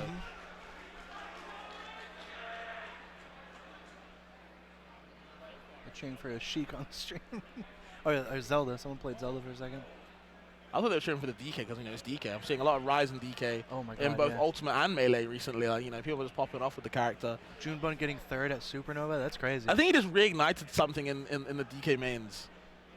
It's really funny because he played. I think he played against DK in PM. Mm-hmm. He played against Thunder's Reign like a couple years ago. Oh, I know I actually Thunder's Reign. saw that clip. I saw a clip of him getting like 4 stocks because 4 stocks in PM, getting 4 stocked by Thunders in PM like years ago. So they're like, this is what happened. This is what made him like switch to DK, and he's got to play a worse version of DK in Melee. It's Who did he hilarious. play in PM?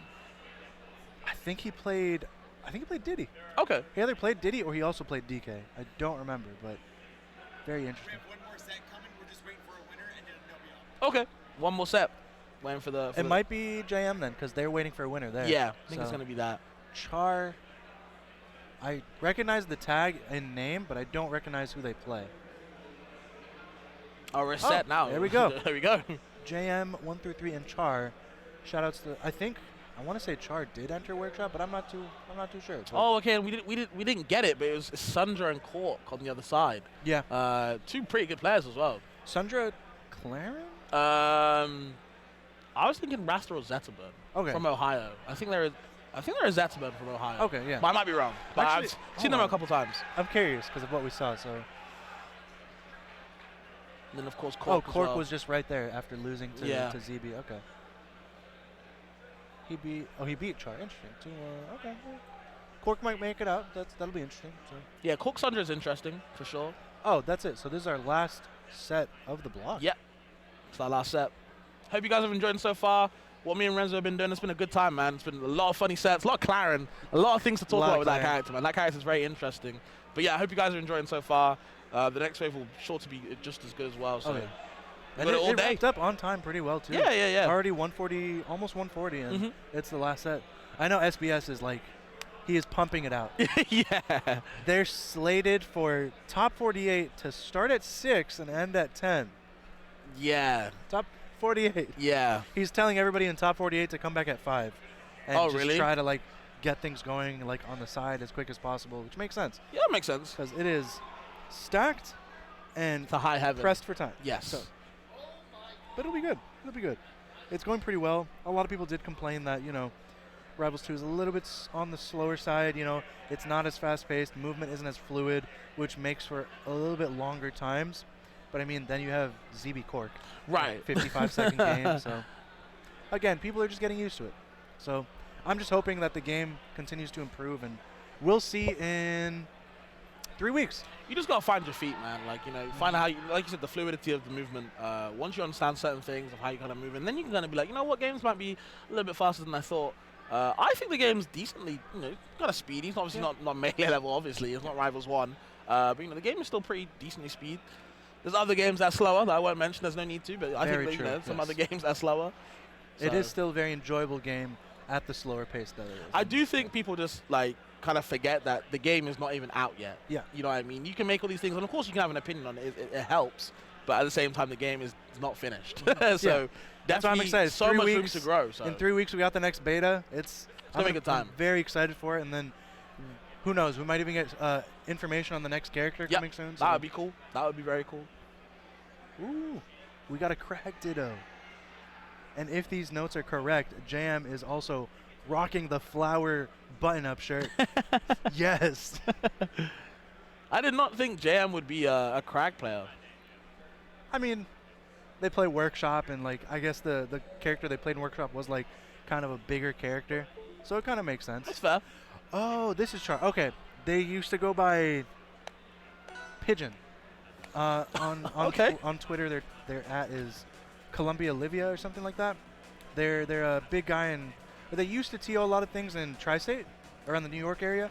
Don't really TO as much anymore, but I like Wasn't both these there. guys' shirts. I'm gonna be real with you. that is a very good one. I like it. They're very good. Like the little aesthetic. Gonna be a Crag Ditto. Yep. So one Crag is making it to top 48. We're just gonna find out who it is.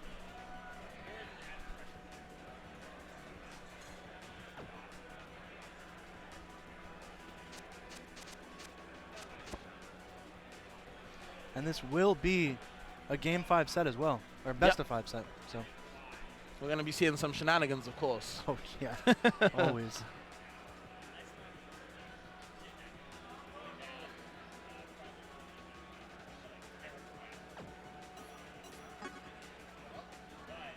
There it is. We got who's on the default? We got JM on the default Crag. What the heck? Wait, what happened? What the hell happened? Will it work this time? Okay, that was really weird.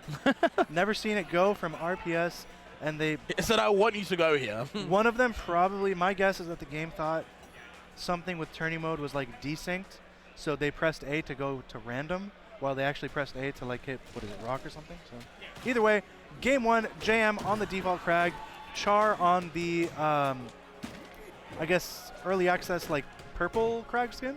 Yeah. I've been calling it the retro skin. The so- retro skins, yeah. And they're already off to a explosive start, going really well. I think I saw Char playing yesterday, like in friendlies, and they were doing some pretty nice things with Crag. And like we're seeing right there, you know, a couple of nads into the forward end, just like that. They're in a great lead. It's all on JM1 to kind of catch up. I love the usage of that reverse back air to follow up with the combo. Very smart on Char. But let's see if JM can get something going here. Okay, great tech as well. Char got to find out something more, but they just get back to him just like that. Not quite yet. They can definitely make it back with the pillarless. Oh, doesn't get the tilt to try to get something going there. Avoids the down B, yep. Char comes very happy to throw that move out. A forward air or a rock. Oh my It goodness. will kill, and Galaxy off the side too. That's interesting. Just like that. Okay, we got Helen there. Looking for the F-Strong. Maybe Char getting a bit too overzealous for that one. GM kind of come back into this game. Just needs a couple of combos. Here it is. Doesn't even go for the recap. Just goes for the down throw into the 1-2-3. Oh my gosh, the movement, the dash dance around to bait it out. Very smart on Char. They were dancing on that, man. But oh no, Ooh, you can yep. go out as much as you want, man. I can do the same thing, buddy. Okay. Nice jab reset. Reading it. Falls JM on the getting up tilt. something going here. Oh, man.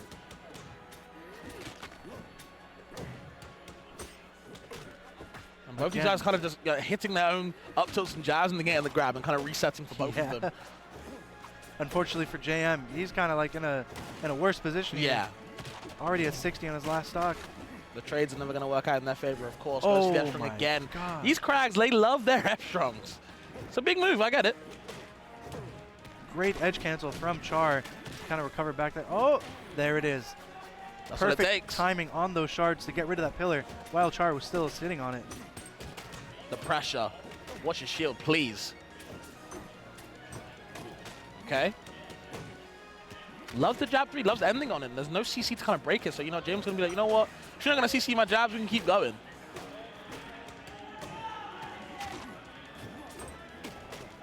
Good nair. Very close stock. Very close game right here. Yeah, James come back into the game. Char, they started off strong, but they're kind of starting to falter, and James kind of sniffing it out. Smells blood in the water, and there's the rock, and oh my god. No. Dying to the rock. JM having some cheering from the crowd. Taking that first game, surprisingly. Char was, like you said, more in the lead there. Sure. Banning Aramata and Tempest Peak. Going to rock wall. The Crag stage itself. Everything Crag themed on the stage at this moment. Oh, the double rock right now. Oh my god. The pressure? The jab down tilt against the rock? What is going on? Between a rock and a Crag in a hard place, apparently. Yeah. It's looking tough.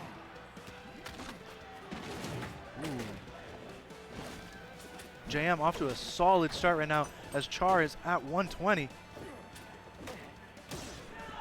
Doesn't get the tech on the floor, goes into the taunt, gets the solid up smash, only at 50% right now, while Char is already on their second stock. Okay, now to grab you. JM's starting to feel it now. Oh yeah. They're playing way more confident. Okay, down into the jabs, into the up tilt. Wants another down air reset, going for the F strong, but again, these reads. They want confirms on the reads, I'll tell you that.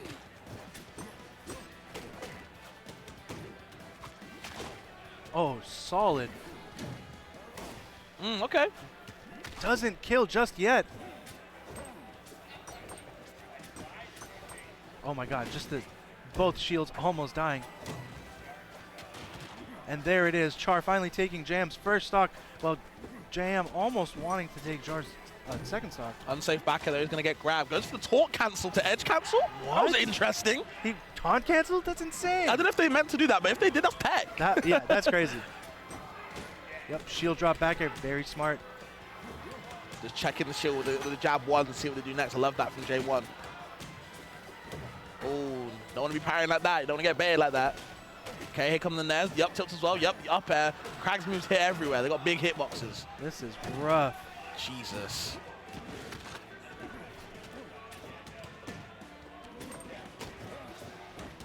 Great spot dodge to dodge that fair. Jam very much in the lead. Up smash not quite hitting. I don't think they went as far as they wanted to, but Krag is quite slow, so. Oh, CC's it. Very smart. Goes into the down smash, taking it 2-0, almost getting the 3-0. Let's see if JM can continue going or if Char can bring it back. That was very smart. I like that he utilized the crouch cancel on the side B instead of just going for the parry, because that was just a very easy parry. A little bit riskier, but you know, their choice. Now we go to Forest, of course. The stage is very smaller compared to the other stages. Oh, yeah. But at least you have that swinging platform to save you sometimes. Immediate down air, why not? Such a good move. Yeah. Those spike hit stuns is just disgusting. Why not? Stomp me, bro. Stomp. I need it.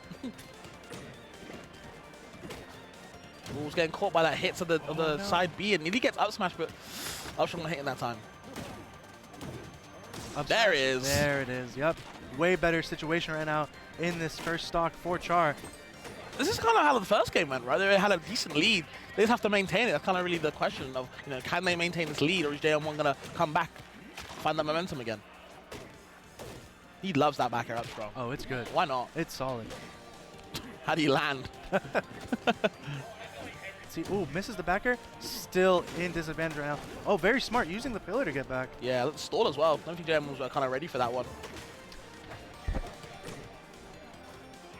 Let's see if Char can get this. Very Yeah. smart in there.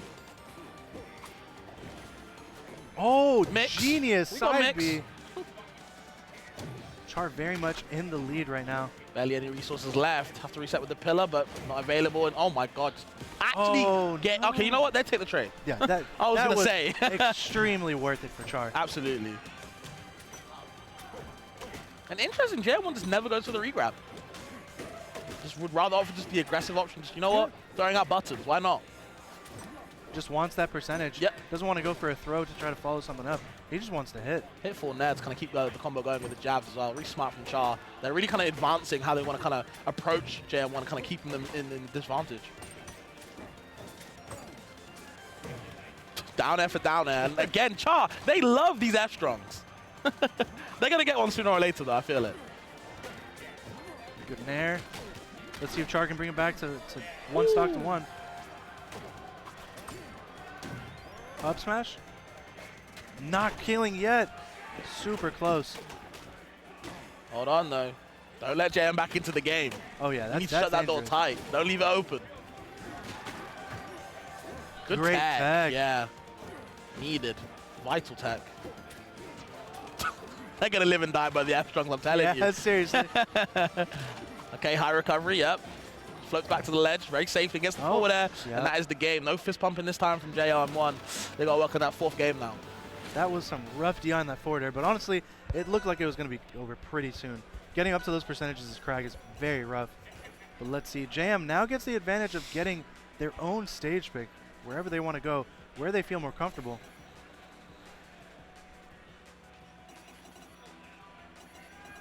Okay, maybe Merchant.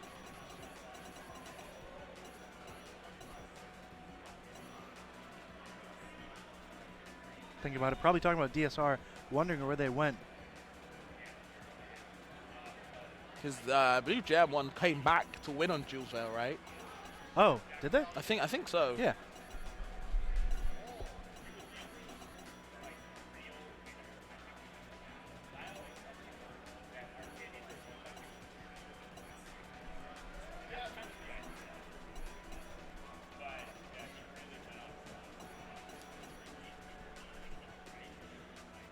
All right, going to Godai Delta. Okay. Very similar layout to Force Floor on this game 4. Let's see if Char can bring it and potentially take it to game 5, or if JM just goes and closes it out with the 3-1. Yeah, he's got to put this to bed because Char is definitely getting some momentum. Okay, F tilt, push you away. There's the grab into the jabs. Classic, the rock in hand, but goes the other way for the shards. I like the rock play, the setup where it wasn't a platform, but you know, got rid of it straight away, unfortunately. He is off to a great start right now with these pressure, with the rock shards and the rock off stage. So aggressive. And Char loves recovering high, I've noticed. And safe dash down strong. Just going to get that poke with the forward air, setting up the shards. Just avoids that recovery on the pillar, by the way. That could have been fatal. What a hitbox on that dare. They will get an F-strong soon. They will. I believe in them. I'm rooting for them to get just one. Oh my god, the double spot dodge, very interesting. Okay. Oh, Tech chasing now. little regrab, okay. Sets up the pillar, wants something, but yeah. Got a pillar of our own. Grab the rock, make it your own. Let's see, he's trying to go for a forward air or an up air. Close out this first stock. No, doesn't get it that I time. saw it myself Oh my as well. god. I was hoping. Couldn't find it though. Rock in hand, just the pressure. Watch your shield, please. Oh. Gets the pummel. Probably gonna go high. No, they go low this time. Okay. Oh, misses the nair. That What was the scary. No, they got no resources. heck? Char at 205. Still, it's cracked though. Oh my god. Soon! Again. Soon! It will work soon. Oh. Unsafe side B just flows away. And these grabs, you're living and dying by it. There Can't it find it right is. there, and JM finally takes the lead. After getting cracked to like 230, I believe. Yeah. That's insane, that percentage. Char trying to take something right now. Get Jam onto his second stock, and does it with the nair into the side B off stage. Yeah, that down B is so strong, man. It's so good. Very satisfying move. Oh, interesting. The pillar the rock placements from JM1 have been really good compared to what Char's kind of putting out. He really knows what to kind of place the block, keep Char guessing. Hold on though, the down air, something. Oh, just avoids the grab. No, oh my God, that was so close to SDing. I think JM's heart stopped for a little bit. Yeah, seriously. He's laughing a little bit, but don't let it fool you. He was nervous. Oh, doesn't get the confirm. 2 to the tech. Trying to go for a forward air, get this stock. Up air. Hard DI to the right. What's the punish? Doesn't get the up air again. Down air, yep. Couple of jab to down B stun. Oh my down God. air into it's the up. Char's turn. Yo, tossed. And hold on, Char's got some momentum. I feel the F strong is coming soon. Good fight back from Jordan though, from JM. He's gonna push him further away, avoids the rock shards again. These guys are battling, living to very high percents. Both stocks are, oh, the down B, my God. yet again. There's no way Char brought it all the way back like this. Resilient. JM just can't close it out. This is gonna be the second stock from Char that goes almost to 200%. That's crazy. But the belly bump, pushing you away, getting that straight back to 0 now. This is it. JM needs to close it out. Okay, unsafe jabs, doesn't even do anything to punish. These guys are scrapping, especially JM. Yep, unsafe. Another grab for you, another shield grab. We talked about it before. They're so potent in the game right now. Oh, yeah. The down tilt reaching under the stage. Jam in the lead right now with the percent as Char's already at 100. And JM's time to pull away now. Let's see what he goes for. Just trying to let him come back and hit him. No resource there yet, you have to recover. It's hard right now, where do you go? JM's covering all the options. Very rough time for them, but they make it back. That side B pillarless is so strong. It's all but over. JM needs to sneeze on him, honestly. Unless if Char brings it back again, just as he did in the last 2 stocks. Oh, no. Oh, the pillar? Oh, my God, the down smash. Neither of them were expecting that. JM taking it 3-1, going to top 48. That was a little bit of a nail biter towards the end, right? You didn't see the pillar either, did you? No, I didn't. No idea. Because I thought it'd have an indicator of if the pillar was there Maybe or not. it was a little bit too far away, but that was crazy. Oh, my God. That was super scary. What a way to end that block with a set like that. It was close. Shout out to Jam, and they were really pushing hard. And shout outs to Char too. They absolutely were living to almost 250%. That's crazy. Tenacity, man. They didn't want to die. Oh man. But I do believe that is going to be it for us. Anything you want to say to the people, Renzo? Thanks for watching. You know, stay tuned in. We got a lot more Rivals 2. Support the game. Rivals2.com/pledge. Keep on playing. Play a lot of doubles. That's important. Follow both of us on Twitter. We're great people in the community, both commentators, both helping out the scene. That's about it. Yeah, I was just going to say, you know, it's a great time commentating this game. I'm going to be commentating a bit later. If you guys enjoyed, let us know. It's a great time. See you guys top 48 in a bit. So, thanks for watching. Hey guys, welcome back to Riptide. You got Nerf and Rottweiler. That's me though. Wave I. Hopefully they know who it is. Yes, right. Oh yeah, got the names on. Yeah, that's true. We got them right there. It's all good. Yep. But yeah, it's Wave I. Rivals 2, obviously well underway here at Riptide 2024. It's a big tournament for Rivals. I know the Rivals community is out in full force. All of us. Like, almost like all the top players out are making it. Rivals 1 was yesterday. Rivals 2 is today. We're getting into the new hotness, and this is very exciting. You guys were excited for pools? I am. I know I am. For sure, for sure. We got we got Bukas Kukas versus Nicely Dressed Dad. Now, Bukas Kukas, from what we know, plays Crag, and Nicely Dressed Dad is the Maple here. So they're doing a quick button check. We've got 2 really good players, really good characters in this game. Can't wait to see what happens. Yeah, Maple Crag. Now that's gonna be interesting because Crag is super slow. Yeah. So like Maple's gonna have to use that speed to like kind of just aggro Crag down. You know, suffocate him, get in his face. But Crag, at the he's still kind of got good boxing options too, though. On top of that, so. I don't want to say he's that slow because honestly, it's like for a heavy, he's a lot faster than you think he is. Hey, but Maple, this beat will be moving. You know, you don't sleep on Maple though. That speed. No, is crazy. definitely not. She'll run circles around you if you let her. Yeah, when it comes to speed, I feel like Maple is almost second to none. Oh, yeah. She can really just dance around your shield, dance around your defensive options. Yeah. And of course, like if she's able to really deal with the rock well enough. I think Maple can be a really, really good option against Crag. So let's get into it. Bukas Kukas versus Nicely Dressed Dad. Here we go. Get game 1. Let's see how they start. It's tell a lot. Okay, so if you notice, Nicely Dressed Dad putting down Lily in the very beginning of the match. And Lucas kind of just getting hit off rip. Or not focused, but nicely dressed, actually getting hit off rip. Yeah, we got the mark set up already, so a little bit of the insurance coming in. Should we get knocked off stage? I mean, obviously, yeah, we're going to be thrown right off. Gonna have to figure something out here. We got the up air as self-insurance as well, looking pretty good. Yeah, this mark's going to come in clutch either for recovery or just for a kill combo. So you got to be wary, and Maple will get a parry to get it off of you. Yep. We're already seeing the anti-Lily tech, the sliding parry. That's something that they recently added. It's really useful to kind of get yourself some iframes and also kind of to just demolish the Lily setup. Yeah, I'm not a fan of parry myself, but having a sliding parry is absolutely essential in a game where bubbles exist or Maple Lily exists, you know, fireball. It's like you walk up and it hits you, and it's just like, oh, well, you know, I got to have a counterplay to that. So we definitely do now. Yep. Down throw tech chase. Dash tech on flat. Nice wait to get the up smash. Double up strong. Probably knowing Crag won't die at 100. Probably should, you know, one up strong, then wave land, and then try and get a bigger combo. Yeah, honestly, I feel like going for the second up strong is a little ambitious for sure. Yeah. Good break of the pillar. Get the stage back to your normal. Up strong going to take it.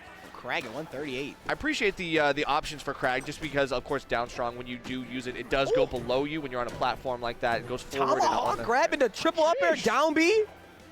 That's crazy. Oh, another down B. For edge guard, grab ledge and roll up. Yep, there you go. Okay, or ledge special, same thing.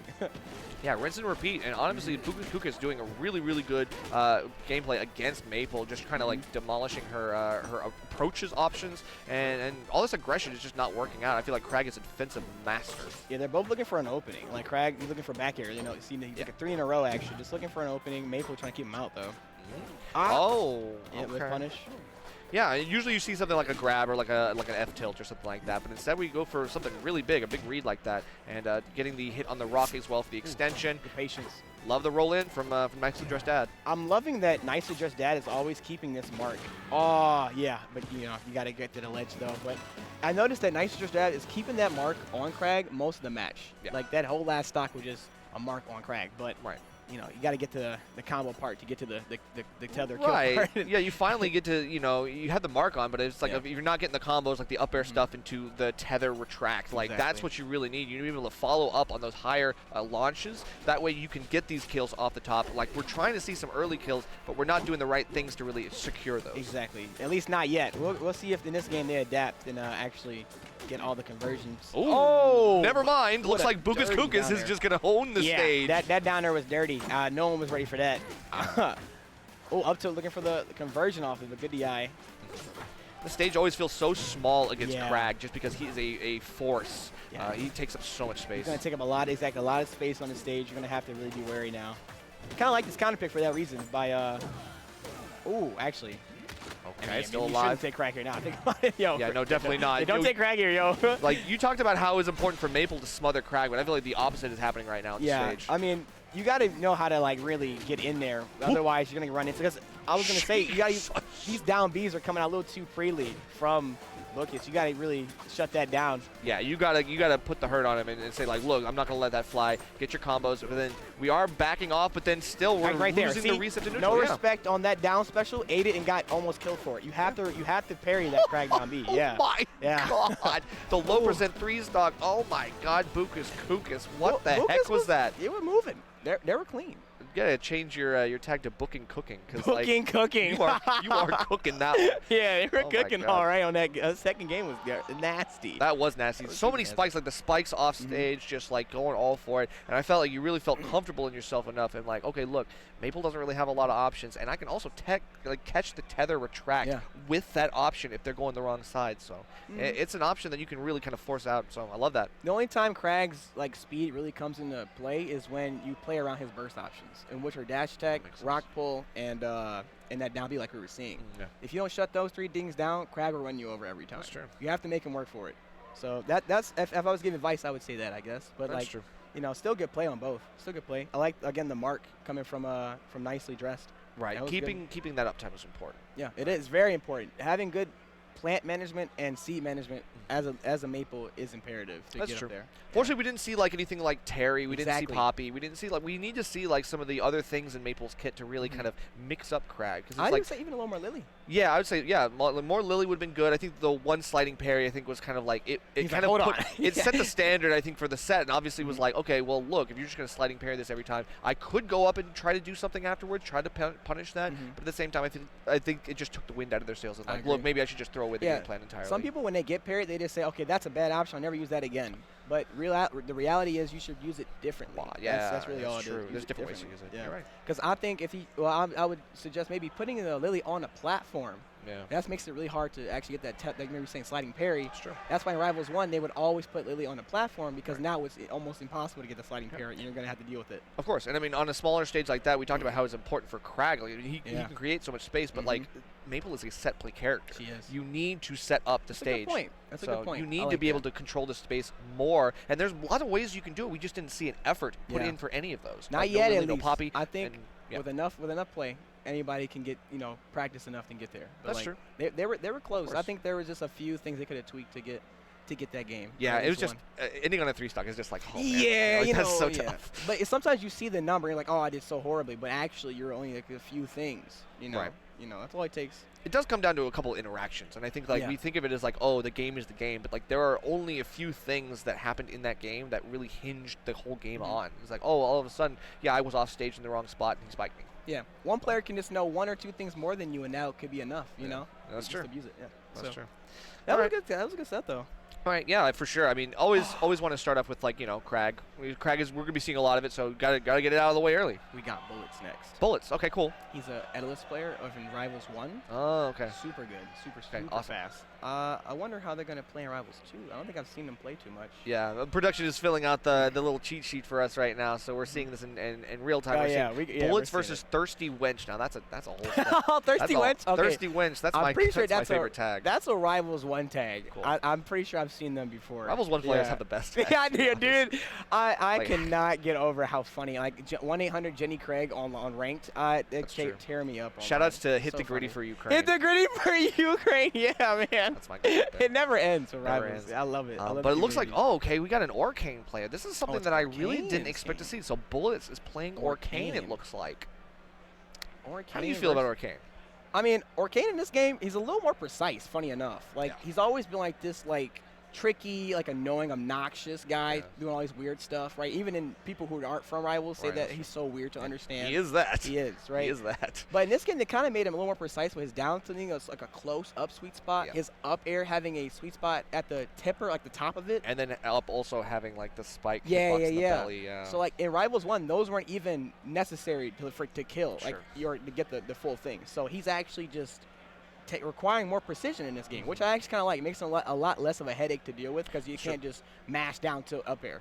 Yeah, that's true. I mean, it whatever. is very PM Ivysaur like Yeah. esque because it's like in a lot of ways, not just the up air, but all things Down aside. air. Like, yeah, it feels like he is really very good at like kind of like dancing in and out and like being very slippery, very elusive. Yeah. Like being someone that you just cannot hit more than like once or twice before he crouch cancels and escapes or something like He's that. got this new tech actually, where if in this game, he can hydroplane, which is where you run and you turn around. But in this game, you can shield, unlike Rivals 1. So you carry that momentum when you shield, but then you can spot dodge. Yes. And you'll carry the spot dodge momentum. And so you slide with the spot dodge. while invincible. Yeah, it's crazy. it's It's crazy. actually crazy. Yeah. Like the stuff that they're coming up with Arcane is really interesting. Obviously, he is the newest addition. Yeah. And so we're still a couple patches in with him. So we are still figuring out. I think he did get a little nerf. Yeah. He Like a did. couple nerfs, like in the Sliding past. parry for Yeah, sure. so stuff like that. I think there are ways to kind of like not. I don't even think it was like necessarily universal stuff. I think maybe they kind of toned him down a little bit. I think that in the first patch that they released him with, I think he was a little bit overtuned. I think he has a lot of stuff like the bubbles and like the micromanagement of the bubbles and like being able to like throw out a move while the bubbles are doing another move at range. Like you can range trigger it. Forces a parry. Bubbles force a parry, but do. again, without a sliding parry, you're just gonna be suffocated by forward air bubbles, down B bubbles. you know, it's going to be on your face. That's true. But that means that the new sliding parry being a universal tech does indirectly nerf. Yeah, Arcane, but there so. are probably other things too. You know, I don't know everything about every character in every patch. Of course. Yeah, we're still figuring it out. And they're still changing things. Yo, this game has so much. Like Crag has so many things I'm learning every time I watch ZB play. Yeah. I'm like, you can do that. Even ZB's learning things while watching other Crags. Yeah, just like theory crafting in real time. Yeah. And like it's always good to see because we are seeing the meta being pushed for these characters in real time. Yeah, this game is so new and They're fresh. making history. Yeah, they are. They're making history right now. Yeah. So on the other side, we talked about Arcane. We do have Thirsty Wench, who is supposedly Zetterburn. Wow. But it looks like we got Maple.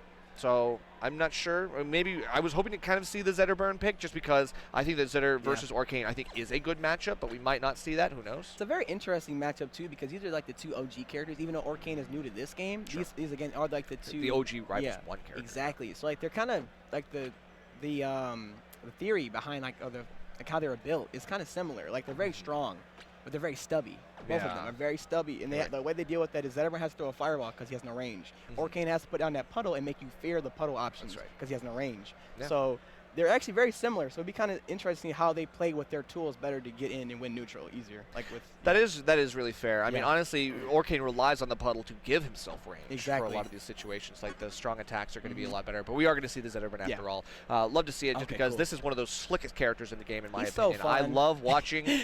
I love watching. Wolf. He's PM Wolf. Yeah, he's so PM You can't deny it. He's so PM Wolf coded. I am all for it. That is like one of the heart. flashiest characters that you could ever see. I love this guy. It's in his blood. You know, he really is. But at the same time, he's still got his own spice with that down B. You know, that's something. It's like, you know, it's a different version of Wolf Flash where Wolf, his side B is the thing that goes up really fast. Zetterburn, they put a little different spin on it with his down B when he goes to that little diagonal down angle instead.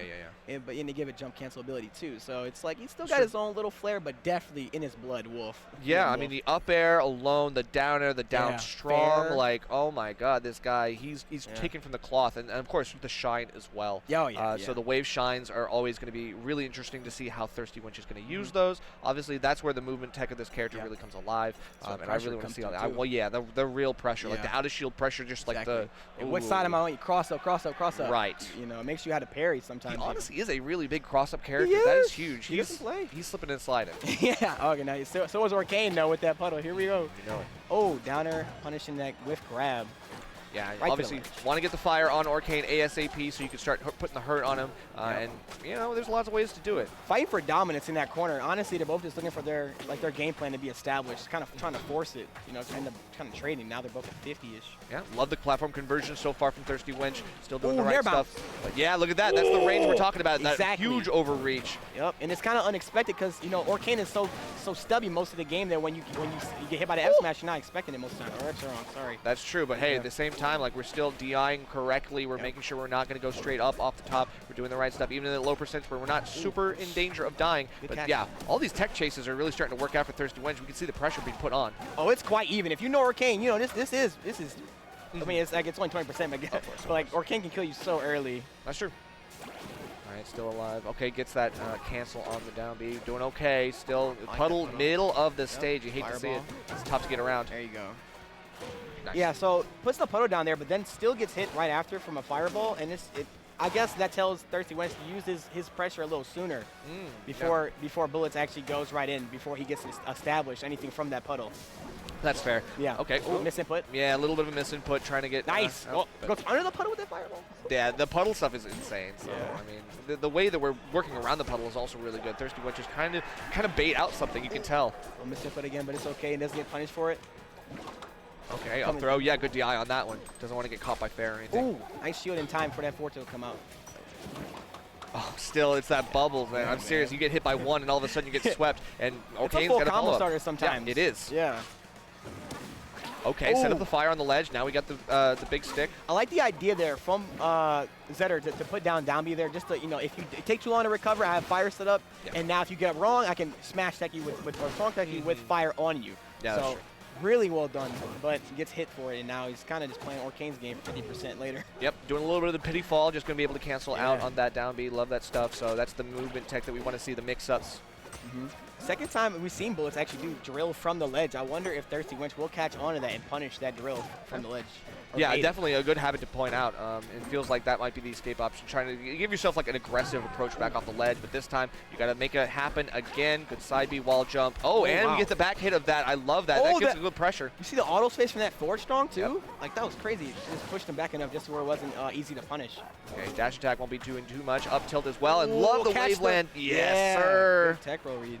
Beautiful stuff, catching Thirsty Winch off guard. Yep. Ooh, I like the movement there, just to stay out of harm's way, repositioning. Like, still gets hit though. Jumping over the extended forward strong as well. And Thirsty Winch is getting around some of this stuff, but still has to find the kill here. You got to get the stick on the fire if you want to really make something happen here. Bullets has to kill him now because you're gonna bleed out. You can't be on someone's like stock ahead for too long because you're just gonna get bled out until by the time you take the stock, it's over. Yeah, that extra credit is going to tick up and up, and it's just going to be worse and worse for you. So now we have fire set up again. Wait for that up strong. And that fire came through right there. It really did, honestly. I feel like Bullets just kind of overextended there on the platform. Got too greedy for his own good. Because Zetterburn's down B is a little laggy, so maybe he saw that and he was like, I can punish this, but you know, just not enough time to get there. That is true, and of course when you're right above him, he's on the full combo. Oh, okay. I wanted to see what we were coming up with, but the weight, I think you allowed Thirsty Winch to get a chance to come back, but no range on that. If there was the puddle there, that would have ended the game. Yeah, the puddle would have made that all the difference. Oh, good CC. Yeah, love the CC there. Oh, there you go. Oh, man, look at all this damage. Yeah, making a comeback, slowly but surely. Yeah, like you said, you don't want to count anybody out here. Obviously, never. Thirsty Winch coming back from a big deficit. Can't put the hurt on. Okay, I like that because everyone was waiting on down B because it's so obvious. But to do an up B that high up, it was a good mix-up. For sure. Now, again, might not work, though. So they're good play flip on stage. I love the landing on stage. It's so slick, and you're able to just get out. But this might be that's a hard move to DI. Very hard. Very hard. Yeah. So at that point, we have Bullets up game 1. Thirsty Winch had a lot of good things, but I think that was a good game. Tried to claw it back from the brink, but it just wasn't going to work out. Yeah. I mean, the fireballs were landing a lot, pretty often. Sometimes when you're fighting Zetterburn, you realize he really can't hit you unless you let him get too close into your vicinity, or you let him cheat his way in with Fireball. Yeah, I feel like, that's a ranged option that you can follow up afterwards. Like, it forces them to jump, forces them to go underneath or above, like, either way. Funnels them right into your approach option so that you can hit them with the fast enough frame options that Zetter has on these approaches. Even Orcane, like, trying to CC out of some of this stuff, it was close, but it wasn't enough. It was close, exactly. Like, getting rushed down by Zetterburn, it's where his strong suit. So it's like the hardest thing sometimes in this game is get Zetterburn off of you. That's true. He loves being right up in your face. And we must have the wrong stage, unless we're suddenly turning this to a crew battle. Oh, yeah, exactly. All of a sudden, we're bringing in the next guy. Only one stock for you, though. Yeah, the only one for you. Like, hey, sorry. Oh man. So definitely wrong stage. I wonder where they're gonna go now that they do that. You know, I wonder if that was the stage. Okay, yeah. So Merchant Port was an accident, apparently. Yeah, who knows? I mean, we still have to. Okay, they ban that. I'm banning that every single time. Bro, that's an instant ban for me, man. You get gimped sometimes, but if you have the Maple or Locks, if you don't have a double jump, you're so gimped. Oh yeah. It's like I'm not. As someone who's playing Claren, I'm never going to that stage. Yeah, exactly. Ever in my life. Yeah, I'm not in my life. You couldn't pay me to go to that stage. You couldn't pay me to go to Hyperborean Harbor. I feel you. I'm banning that. I don't even care what you want. Like, what character you're playing Claren 2? Hyperborean Harbor. I know we don't want it. I'm gonna just get it out of the way already. All right. Oh, I feel that for real. Claren Mirror. Yeah, we're dope. We're both banning this. Down throw, looking for a tech chase, gets the jab reset, and looking for more down tilt pressure. That's the thing about Orcane's weak down tilt. It sets up for more, pushback, but the strong part sends you more up. And we are being able to punish that bubble push as well. I think we're getting outside the range of the hit, but even then on ledge, it still is unavoidable. Back throw. Oh, I think he saw the gonna do. Yeah. No special pummel here. So we obviously we know that someone's gonna be looking for that kind of stuff. Like go right into the puddle and then. It's funny. I forgot about that because I was thinking he was looking for like a back throw and an up B. But yeah, you could just teleport to the puddle in this game and then just back throw from there. But we haven't seen really any pummel, special or otherwise, right? Good point. I've noticed a lot of players I've been talking to don't even like using the system of regular pummel or right. But that's why they added the tech where it's like now you have the grab limit where it's like you can't be grabbed more than twice just because you have to mix it up with the pummels. Yeah. Okay, so if you pummel and special pummel, if you play the system as it says, like you're able to continue to get those grabs at low percent, but like we already see the tech chases with the grabs. It can get kind of oppressive, so they create a limit on that. I like that. That's something I didn't know, to be honest. That's sweet. That's sick. All right, still 115 on Orcane. We are getting close, but we got to get the fire, I think. Yeah, I've noticed Orcane gets CC'd a lot with these his tilts are pretty weak, so you gotta watch out for CC options again while you're playing Orcane. Yeah, definitely. Going, just holding down against Orcane is honestly like a really good play, especially at low percents like this. But even in high percents, I feel like we saw it at 110, 115 in the last game where Orcane was able to, or where Zetterburn was able to take a hit and then immediately go into like down strong. Exactly. So it's always something you gotta have in your mind. Parry, see, that's what I'm saying. Instead of giving Zetterburn that respect right there from that fireball, you have to be ready for him to throw it and just time that parry. Yeah, it's true. He gets way too much free approach and pressure. Yeah. But Winch is doing the right things about throwing the fireball towards the puddle. You know that's where Bullets wants to hang out, but even then. But if you're taking the stocks, you know, it doesn't really, you know, you don't have to get those fireball parries if you're the one taking the stocks. You know? No way. Like, really. We gotta get like forward throw or something here. I feel like Thirsty Winch has got to go for some of the like the standard stuff, like standard kill throws. Get something here, because honestly, 164, you're struggling. Yeah, to be honest, it's everyone characters kind of have some semblance of arthritis a little bit, you know. So it's kind of like you kind of lost that window sometimes with Zetter, but you got to get like a raw hit and then just kind of pray you can just you know run him over the next stock to make it even. But that's the thing. I feel like we haven't seen very much grabs at all in this game. I feel like that's a way in. Like honestly, the forward throw for me, it should have been done ages ago. Like right there, you know, or I guess maybe you know, but you at least mix something. You know, try something new. I will give it up. I mean, obviously, wavelengths for Orcane, really long distance, so you can go super far. It's really hard to grab after that. Yeah, maybe a pivot grab might be helpful. He's a slippery, tricky guy. Yeah. You know, Orcane is he's an orca. That's true. He's out here. Yeah, but he's a fish out of water. He's a fish out of water. He's out of his element right now. I'm just saying. Oh, he didn't get the down. Okay, I don't know if he got hit by that droplet, but he did. He did. Okay, so maybe he tried to down B and it hit. Might have caught it. Yeah, might have caught it. So dang.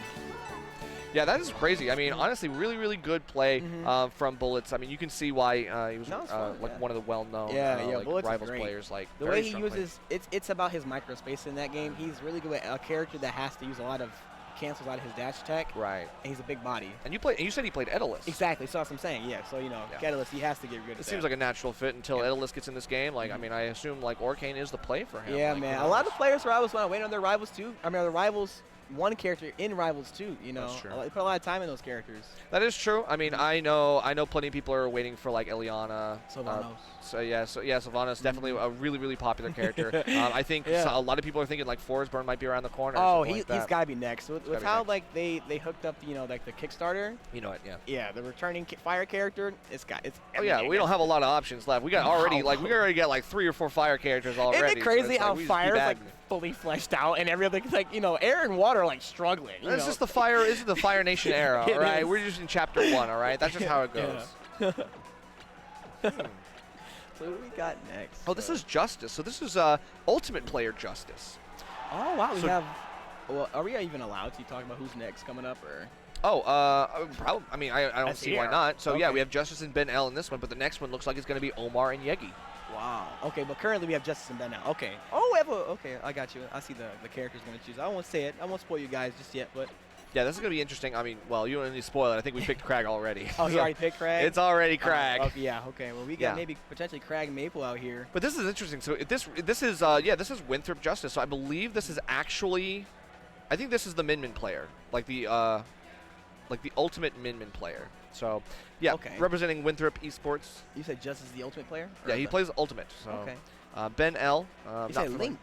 Oh no, Min. Oh Min. Okay. Yeah, so playing Maple looks like here. What?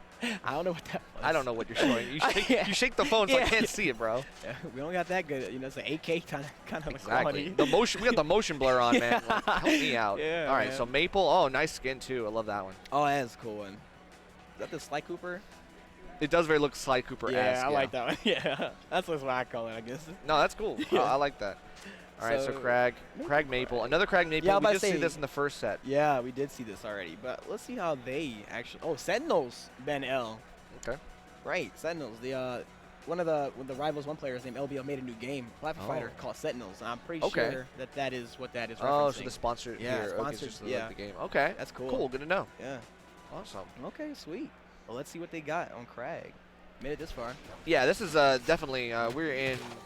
Oh, yeah, this is still pools, I guess. Okay. Yeah, who knows? I mean, I'll comment down to assume everybody's got. I guess it says winners quarterfinals. So really? Yeah, this is winners quarterfinals. Okay, this is pretty far then. Yeah. Yeah, we definitely have a good start here for both these players. Ben L going to be playing the Crag here, but Justice, like, playing a very up-in-your-face character, which is not like he And plays an ultimate, I'm going to say. Oh, really? Oh, yeah, Min-Min, yeah, of course, Just like, get away from me. Now he's all right up in your face. But you see what I'm saying, though? This is that suffocation that you see from that speed. Like, it's actually kind of gross. I mean, he already has Lily down, too. Had Lily and Terry. Yeah, oh, yeah, Terry? Oh, We saw Terry with the little mask on, like, that's crazy. Even the plants, like, had their little... Oh, yeah, the bandana around the neck. Yeah, that is hard. Yeah, honestly, it's like French Lily over here. Yeah. With the beret. Back air. Yep. Ooh, nice reverse back air to get yourself back to the stage. Getting pressure by Maple and Mayor cross up. Down, double down strong, yep. Yeah, but this is another one of those situations where I feel like you were right. Like, you just, like, reset, get a couple more hits. Most of the time when it's at that percent, the high level, like the super high level Maples, they'll smash tech you to wrap you, but then they'll also reseed you. Right. And then they'll start a new combo that will then kill you. And they take you off stage, then get the tether. It's just like, they want to keep, so even after they get the first tether off, they want to keep that up. That is true. But sometimes it's the fastest thing to think about is just do it again. You get them off stage. You know, you don't always have the time to think like that. That's true. But, I mean, I will say Justin did the right thing of killing Crag by beating back the wall. Like, actually knocked the wall down, and Ben L fell. But now Ben L firing back, taking Justice's first stock. This is looking pretty good. I'm Good a combo. fan of the drag down up air attempts here, actually. This is the second time they went for drag down up air on Maple to try to reset their landing and then get like in their follow-up.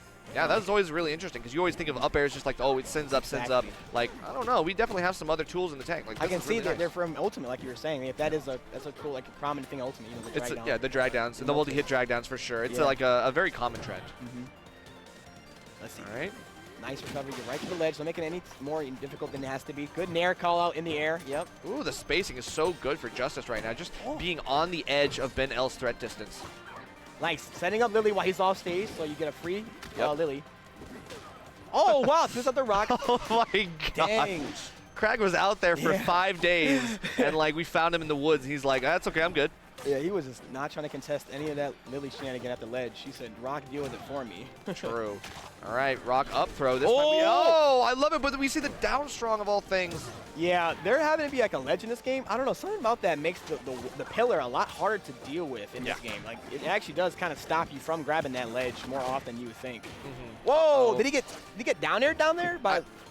I don't think it was a downer. I think the wall just like crumbled. I think you delayed too out low? there. I think you got really low and just too low for a recovery. Man, because Maple can down air you while you're on that pillar. So I was assuming that she knocked him off. That is true. That might have happened. That's I mean, I don't know. I didn't see it. So yeah, the pillar could have just fell. Yeah, hard to say. And I know he was down there a long time. Oh, and through the platform too. Down airs. Wow. But into the down strong, I think that might have been ambitious. Look, a forward strong the other way would have been fine. I like that weight there because no one knew where they were going from that throw. Yeah, true. Yeah, the weight there was kind of nasty. Okay. Setting up Lily right next to no way! God. And you got the follow-up? That was not easy, because like you had to react to the platform and then you just wave land immediately and then down. That was crazy. That's insane. Both players are like impressed by that. Like, that can happen? Like, I didn't even know his shield was that damaged to where the 4-strong would break it. I didn't realize that either, but I mean, maybe just has a lot more shield pressure than we're thinking. A lot more shield damage, but like, let's take a look at that replay. Okay, so let's see what actually broke shield. Like, what was your shield even at? Okay, you're shielding there and it's actually getting damaged. You're okay, holding I see the cracks. Yeah, they're holding it a little too long. But like still holding it. And then, runs up shield again, and it gets broken. Really wasn't that much damage on shield prior. I tried to make it sound like it was more than it actually was, but yeah, it really wasn't that much damage. Flash shield twice and had like a couple cracks, and I was like, there's no way that breaks from that. That's like an 80% shield. He is not playing. That's crazy. He got a big head or a big horn. All right, well, we take that. I mean, that's the shield popper right there, if there's anything. I mean, not a lot of times you see a shield break in this game, you know? Still people are like Rivals 1 play, especially, you're still getting used to having a shield. Right, exactly. Like, and there's that pillar. I mean, that spikes. Yeah, the spikes coming in, like again, like while you're on the platform below you, it's kind of crazy. Like that's a really interesting mix up. Down air for Maple is obviously the same way. Yeah, exactly. Earth Currents kind of had like some similarities in that regard. They kind of mess with the stage like that. Yeah. Like in a more like tangible way than other characters. Right. Like you never expect them to have such a ranged option when you're that high up and you can actually poke from someone who is standing on like feet on ground. Like you think you have stage control, but you actually don't. You do not. No, you don't. You have to get shield. A lot of stuff. Okay. Yeah, nice spike there. I that down B to break the pillar. It is kind of efficient to get yourself back down at the same time. I think unfortunately did lose a little bit of the momentum in that combo. Couldn't get one for a second fair or anything like that. So. Ooh, inside hitbox to down there, sending Crag off stage. Getting a shield grab down throw, and Lily's back active again. Honestly surprised they weren't looking for back a throw. grab. Yeah, like thank back you. throw into the Lily. Yeah. Like okay. That's why I say sometimes hitting Lily isn't the best because she reactivates anyway. So you're better off just pairing Lilies. And there we go. So maybe we were seeing earlier one. Sticks to the wall. Good delay options here. Back throw. throw. And now we get something else here. Set up that pillar. No Terry and or Lily setup in this time. I will say that. yeah, that would have been a Lily setup for real. Oh, with the up, you're gonna take it. Wow. That is kind of, I think Ben L kind of like let that happen, unfortunately. I think like, it was just like, oh, he's not going to pull the trigger like that. And he absolutely will. I would not worry about that. The catch. Yeah, Up air. okay. Get the ball jump. Ooh. Okay, still gets the Slick ledge. movement. Yeah. Oh, again. This time we don't break it. Yeah, I guess the holding shield for just a little bit longer was enough to break it last game. Maybe. It's hard to say. Yeah. All right, either way, we're going to get the side B right back. And okay. Yeah, I know it's like the third or fourth time that I believe Justice has done a get-up attack from the ledge. True. Yeah, like maybe something to scout out from Ben. Yeah, honestly, that's like an ultimate habit, I'll say. Yeah, I mean, look, I do it too. I think people say it's a rivals habit as well, so maybe everybody just likes doing attack from ledge. Yeah. That's true. It is good. Yeah, all right, but here it doesn't have the iframe, so it's like it's a lot worse, at least in terms of ultimate. So it's like you gotta watch out for that. Yeah, right now, recovery. Oh, okay. A little too ambitious with that downer. Tried to like rush it out, but ends up messing up movement and runs off stage instead. Yeah, not bad, not bad. Oh, reverse fair, turning into like a weird opening. Does get the stick here on the mark, so now you just got to avoid good shield, avoiding that rock, and now, okay, I think you were a little bit optimistic on that one. I like how Ben takes their time to recover, doesn't really rush anything. He like gets on the rock, you'll see, and then like just goes to ledge, doesn't do anything crazy. The last stock, last attempt, he was actually just waiting on the pillar, pulling out rock, taking his time. For sure. Yeah. Justice not really going. Looking for a soul read. Definitely the soul read, and that almost was enough. Did that hit Lily? No, it didn't. It just kind of shot out of time. Just kind of got her out of there. She just left. Yeah, just like goodbye, Maple. Like, yeah, I can't help you here. You're on your own, sis. You're on. Oh, that upper gonna take it for sure at 180. Yeah. It's okay when Maple's on her own. I guess she can fly solo. That's all good. Now we get some more damage. This is the grab. easy part for Maple. Instead of, I know I was saying like, over like smother Crag, but honestly, this is kind of when you do want to give him some space to let him play into you because he doesn't have the best approach options. That's right. He's feeling desperate. Yeah, a little overextension. Like, you have a lead. Yeah, you can't be in the wrong place at the wrong time. Don't let him like drop the pillar where you think you're gonna go. Oh, nice showing that fair. He's been everybody's been aggressive from the ledge this game especially. Definitely. Some good juggles here. Follow-ups on the platforms are really nice. Oh! Not a lot of techs as well, so Ben L getting caught by multiple opportunities. Yeah, everybody's not parrying that Crag ledge special yet. Definitely not. Getting away with it. Yeah, you can't let him get away with it. You gotta nip that in the bud real quick. And that's the second time I've seen Ben L go to that top platform to look for that down special opening. Like when he's getting, that was a down strong. I like the idea, but like, yeah, the ping pong between Lily and Maple was really good. Yeah. Now we set up another one here. Just we gotta get that throw set up. I feel like that's what we're missing here, right? You're not seeing a lot of grabs. That's the and that's why you have to get rid of Lily because losing neutral when Lily's out is a dead sentence sometimes. Right. Not a lot of crack can do. Anti-RP. Very good stuff. That was crazy. That was crazy. Let's go. Popping off for himself. That's crazy. That's funny. Yeah.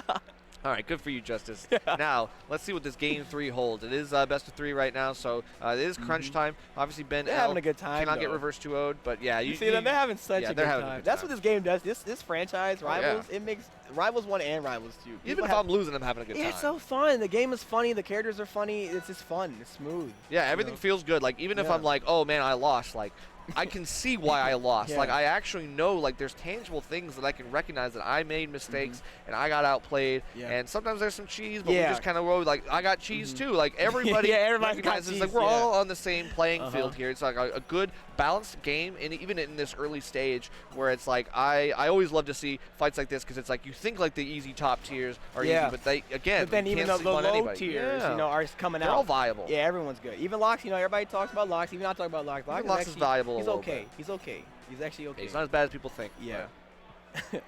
but he is something. Well, you won't see him.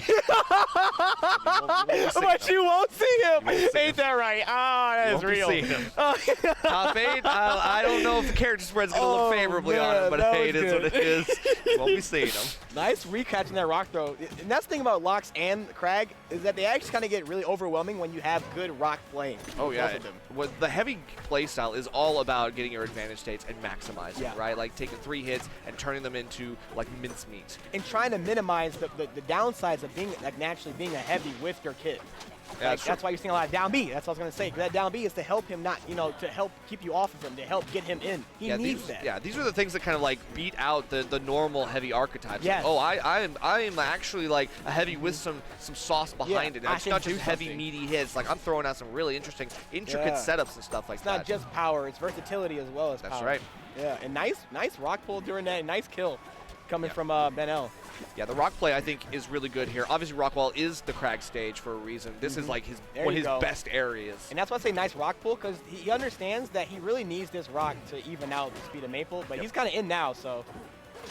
Yeah, he can play back and actually play more defensive rock play. But now we go a little bit off stage. I like the freedom to go for that kind of stuff. Gotta watch out though, because Maple can set up an edge guard like this. I think that rock bouncing off the wall, landed back on the pillar, killed him because it made the pillar fall because the rock was sitting on it. And so he got knocked back off. The pillar wasn't there anymore. Of course, yeah. The fair was really well placed by Justice. Looking pretty good. Ben L unfortunately down strong in the wrong way, and now Justice has a chance to get in. Oh, Poppy's got the out. Poppy. That's scary. Special pummel. If you gotta run. Yeah, if you get Pop back up in, it's like that's it for you. Oh, okay. Good tech roll out. Anything else was basically going to be a free Poppy seat into whatever they wanted. Yeah, and it's gone now, so good evasion from Ben L to avoid that setup. Obviously, this is where we're starting to really unlock the variety of Maple's kit here for Justice. Yeah.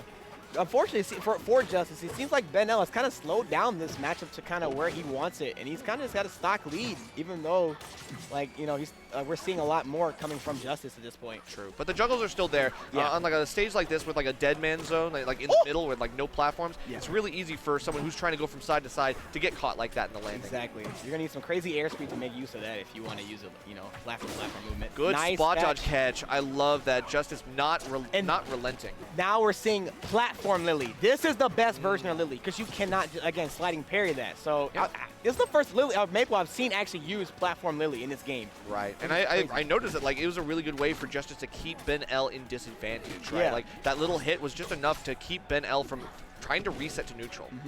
And if she knocks you, if she launches you, now you can't DI towards that plant if you're marked, because now you'll be wrapped into a kill. Right, exactly. So choosing to put it on the ground though this time. So I wonder if that'll come through. Oh, it actually saves them though. Coming in clutch, and Lily gonna help out. I mean, I've noticed that Justice is trying to go for a couple of these parries. Oh, the parry! He sees that Ben L wants to get this approach, but we haven't gotten any real punishes off the parry. It hasn't really worked for him yet. Wait for that down B. You gotta wait for that down B. That's true.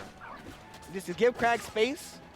Be ready to punish the rock, but be ready to parry that down B. Yeah. Absolutely, still having to deal with this. A lot of shield yeah, pressure see, there. right there. Every time he goes to the platform, he's looking for that down B. Yes. We have to figure something out here. Oh, it slides past Lily. That was Lily. almost gross. That was so good, though, because, I mean, Ben L. No tech. Oh, that was crazy. Oh, my God. Yeah, that's crazy. that went off the wall. That was like off the wall beyond the pillar. You had to immediately tech that if you didn't want to bounce that way or die. Of course, but bounced off and then beyond the pillar. That was crazy. A horrible angle for Justice. And he popped off even though he lost. That was he popped off when he lost. Like, hey, that's what I'm saying. The game is fun. The game is fun. It is fun. That's what I'm saying. No matter if you win or lose, or if you get like destroyed or whatever, it's just fun. Like, no, that's true. The characters are funny. That's You're what right. I really need. Yeah, it definitely like a lot of personality in these characters. You know, it's like Maple with having her little plants and like it's her squad up. Yeah, her squad. It's crazy. Like, and we got to see a little bit of everything. I think we didn't see very much Terry, but we did see some Poppy coming out at the end. I've been seeing some crazy stuff with Terry. People have been doing like a lot of like.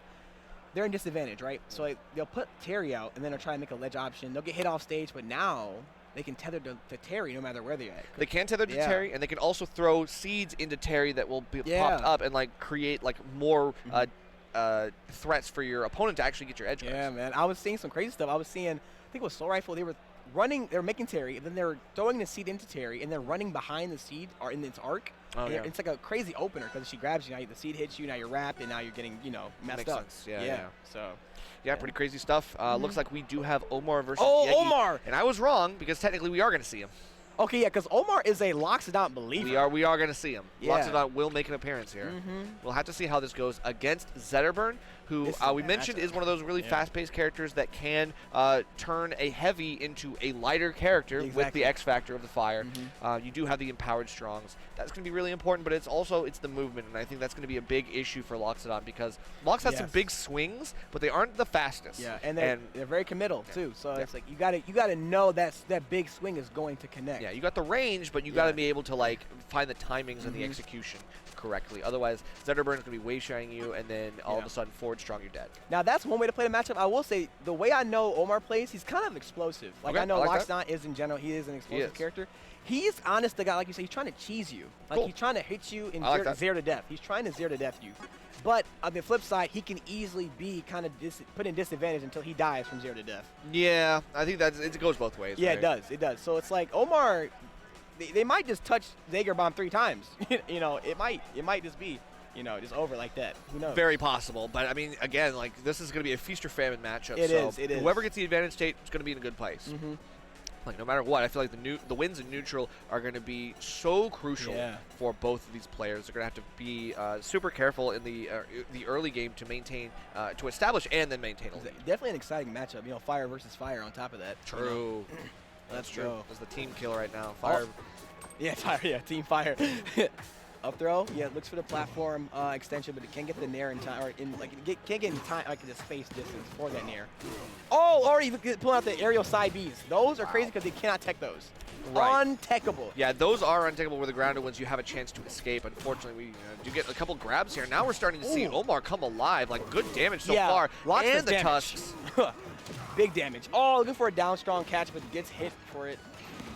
Nice grab ledge. Yeah, make it simple. And then get the fire back, and now you're starting the next stock off with 1 charge of magma. So now you're down B for movement, down B for confirms. You have it now. Yeah, this is like people who are able to ledge hog find a lot more opportunities and a lot more stocks, where other players just don't have that. So that is the X factor sometimes. You can really make a difference happen. Yeah, Omar feeling a little uncomfortable there off stage, so chooses to burn that down B just to delay his up B. Tried to parry that, but of course, like it was a little crazy to think that he's gonna go straight in at you with the up B, but that's okay. Oh, going for the you know, the Pyra Mithril, you keep doing the up B from Prominence the Revolt. Yeah, Prominence Revolt. Yeah, that's what it's called. There we go. Okay, but we got the Magma Ball as well. Oh! I thought he added that. But we're not over yet. Oh, not yet. Yes, sir. But tech on the side of the wall. Beautiful recovery here from Yegi. I can't believe Yegi made that back. He's crazy. He is, because I was for sure that down there would be it. Oh, wait. Oh, okay. They wanted to throw a fireball, obviously, to the right, but accidentally throws it to the left and gets caught by that. And unfortunate. Yeah, it is what it is. That's what I mean by Lox. It's kind of explosive. He'll just touch you, and sometimes you just take 80, you're just dead. Okay, but at least we got that. The parry on the special get-up, that's the big thing. You know that's coming from a mile away. They love that. They do. You slide so far. You go center stage from ledge in an instant. Oh, yeah. Lox neutral special or special get up? Yeah. Yeah, I know. It's crazy for that. It gives you center stage if they're not ready for it. So. Oh, yeah, exactly. Yeah. So when you grab ledge's Lox right there, you're invincible. So he's actually looking for like that invincible down special to take you from the ledge. And it's kind of gross. Yeah, setting up Magma is like... That's the game plan. That is the entire flow chart. Yeah. It's like Maple wants to mark you, Lox wants to get those charges. Right. It's like, do I have Magma? Yeah. No. Get Magma and then hurt you. Get Magma, play game. Yes, literally. And then while they're thinking about all the other things like the rock, your range, you're thinking about the Magma. They're not even ready for him at the time. And Yegi is unfortunately just getting put through the ringer by an incredibly aggressive monster that is Omar's Lox. Yeah, he is actually a beast on his character. He really went for that. He tried to kill him at 40. Wow. Oh, but grabs the ledge to avoid the punish on the parry. Great stuff here from Omar. These guys are playing the game. They're playing rivals too. Oh wow, going for the tusk again off stage, crazy. But we're still looking for something here. Magma Ball won't do too much. Yeah, might see a lot of rolls from Lox just because he doesn't have like the best frame data, so he's gonna usually have to evade a lot of situations, and roll is like usually the #1 option for Lox players when they're cornered. Yep, but again, huge range, so no matter how close Yegi gets, like he's just gonna get beaten back by things like the get up attack, stuffed out, stuff like that. Like all of this stuff, it's so hard to get around the range of the axe swing. Oh, the read, the weight for taking place, and I honestly covered tech roll out too. Yeah, again, you have lots of coverage tools with Lox, and you can just kind of throw that out. It's a 50-50 or better at that point. Yeah, no, I heard this actually covers the entire plat. Oh, yeah, there you go. All right, now we're getting more damage here, with no tech on the platform. Wow. Omar's moving. How did you get a combo from get up on ledge? Like, I'm on ledge. Guess what combo is? My turn. Combo time. Yeah, that's the thing about rivals. You really gotta be careful when you're edge guarding people. They can reversal you, but unless you got the nice, he made sure he did not be reverse that up B because he wanted to spike. It's really easy, to want to just go back to the stage and turn that up B around. But if you're edge guarding, you don't want to turn it around. You want to spike him with it. Yeah, definitely not. Because normally you would have to turn it around to make sure you grab ledge, but you can still grab ledge from behind you. Yes. Oh! Wow. Oh, it only takes 1 charge, too. Yeah, that's one of the best get-up specials. Oh, and here we go again. And that's with the down air immediately afterwards. That's what I'm Omar's saying. insane. What? I'm a Locks believer. I don't. Today I am. Maybe I can believe. Maybe I can. Give me some of your copium over here, man. Like I'll have what he's having. Dude, I mean. It's really just he just hits you. He just he hits you and then he hits you again and then he hits you again and you die and you're like, oh, okay. Oh, I got hit. Man, I'm serious. When you see a Loxodon advantage state like that, oh my God, he's a freight train. I truly believe Omar is the best Loxodon right now. I believe that. I really do. After seeing that, I really do. I don't think I've seen anybody doing what that. It's between him and Sparks. Okay, yeah, that makes sense. But that's fair. But I feel like they understand locks like perfectly. Like they really know what they should be doing. Well, that's crazy with a new character like this who's truly new. Yeah, right? exactly. Who's truly new. And it's crazy because I never really heard too much about Omar from Rivals 1, even though they played that game a lot. Yeah. But this seems like to be their game. Like they really click with Loxodon. They really do. Oh, we got Lucius. Oh, we got Lucius? I gotta come to a Lucius set. That's so sick. This is what I wanted. I love Lucius. Yeah. Who doesn't love Lucius, man? That's true. You that's can't. True. You gotta be a real hater. You gotta be a hater. Yeah, you gotta be. Of course, Rano. I mean, you can hate Rano. You can hate Rano, but you can't hate Lucius. You hate the character, not the player. That's exactly. How I see it. Versus Master. Plastic Dinos. Yeah.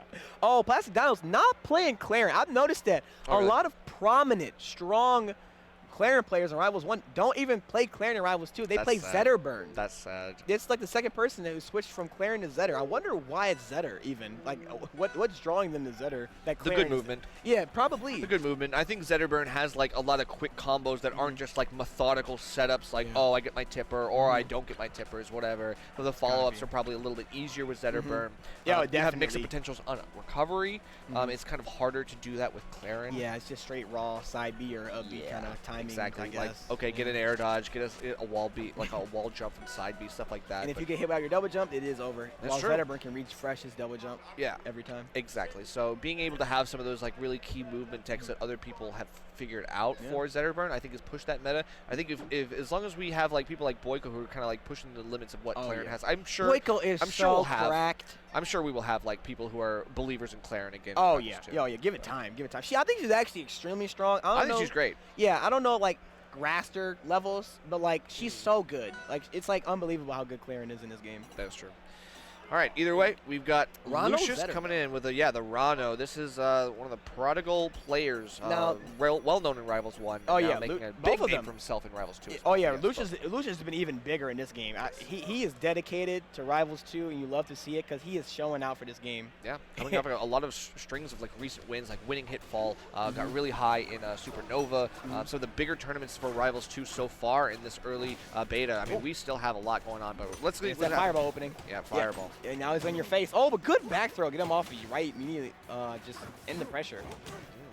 Okay, wave shine off that platform. Crouched under the shine also. Yeah, exactly. Yeah. I think this character is another one. He's like he crouches a lot, so it's like he can get under things. Yeah, and his CC down is pretty potent as well. So it's like he's always threatening you with that crouch, and he can threaten a super jump. Just to say, like Ronald's actually got a lot of options from crouch. Funny enough. But holding shield all the way through the 3 wave shines, knowing that you have to you have to play patient. You can't just drop shield and go in. It's not your turn yet. There's a pattern sometimes. Zetterburn's get into a pattern of like left, right, shine, shine, shine, shine, and then you just wait and you grab or you parry. You know it. Yep. Oh, that fair hit through the plat. He wasn't ready for that. Definitely not. I mean, Lucius holding shield for dear life on that platform. Even at 59%, you know you're in danger. Now, the thing about Rano is that you have to be wary of the 45-degree angle darts, and you can't let him charge his darts because then he becomes potent. Yeah. Like, the darts will open you up now. Yeah, you can't get these poison stacks up because otherwise, things like this happen. Exactly. Oh, I like that delay. Fire. The delay to use the super jump to stay out there even longer just so you can wait for the bubble to pop and then get your fair. That's genius. Yeah. That was actually so good. That was so smart. He just like jumped and waited. Yeah, and, like, it was so flashy too because Ronald has such a sick double, super jump animation. For sure. Oh, Nair to catch the double jump. Oh, this is actually gross. Tech chase. Yeah, back throw fair. Yeah, we're going crazy. All right, and Waveland as well. Get feedback on ground, take center stage, and control again. Plastic Dino's looking for that down strong, a little bit of a mix-up on the shield, but Lucius loving the shield discipline from this guy. Yeah, Lucius is just kind of playing his game. Until he gets dared. Right. Yeah, that's fair. I mean, hey, one of those like good confirms is gonna help Zedder make this happen. Oh, okay. Plastic Dinos was kind of moving right there. Yeah, definitely. Just didn't see a follow-up. I think that might have been the key thing to unlock here. Yeah, it's gonna be hard to get this kill on a player like Lucius, to be honest. That's like, true. He's not gonna give it to you really easy. He's gonna play it slow if he has to. He will camp you out. He really will. You gotta work for it. That's how you're supposed to be, though. You know. Yeah.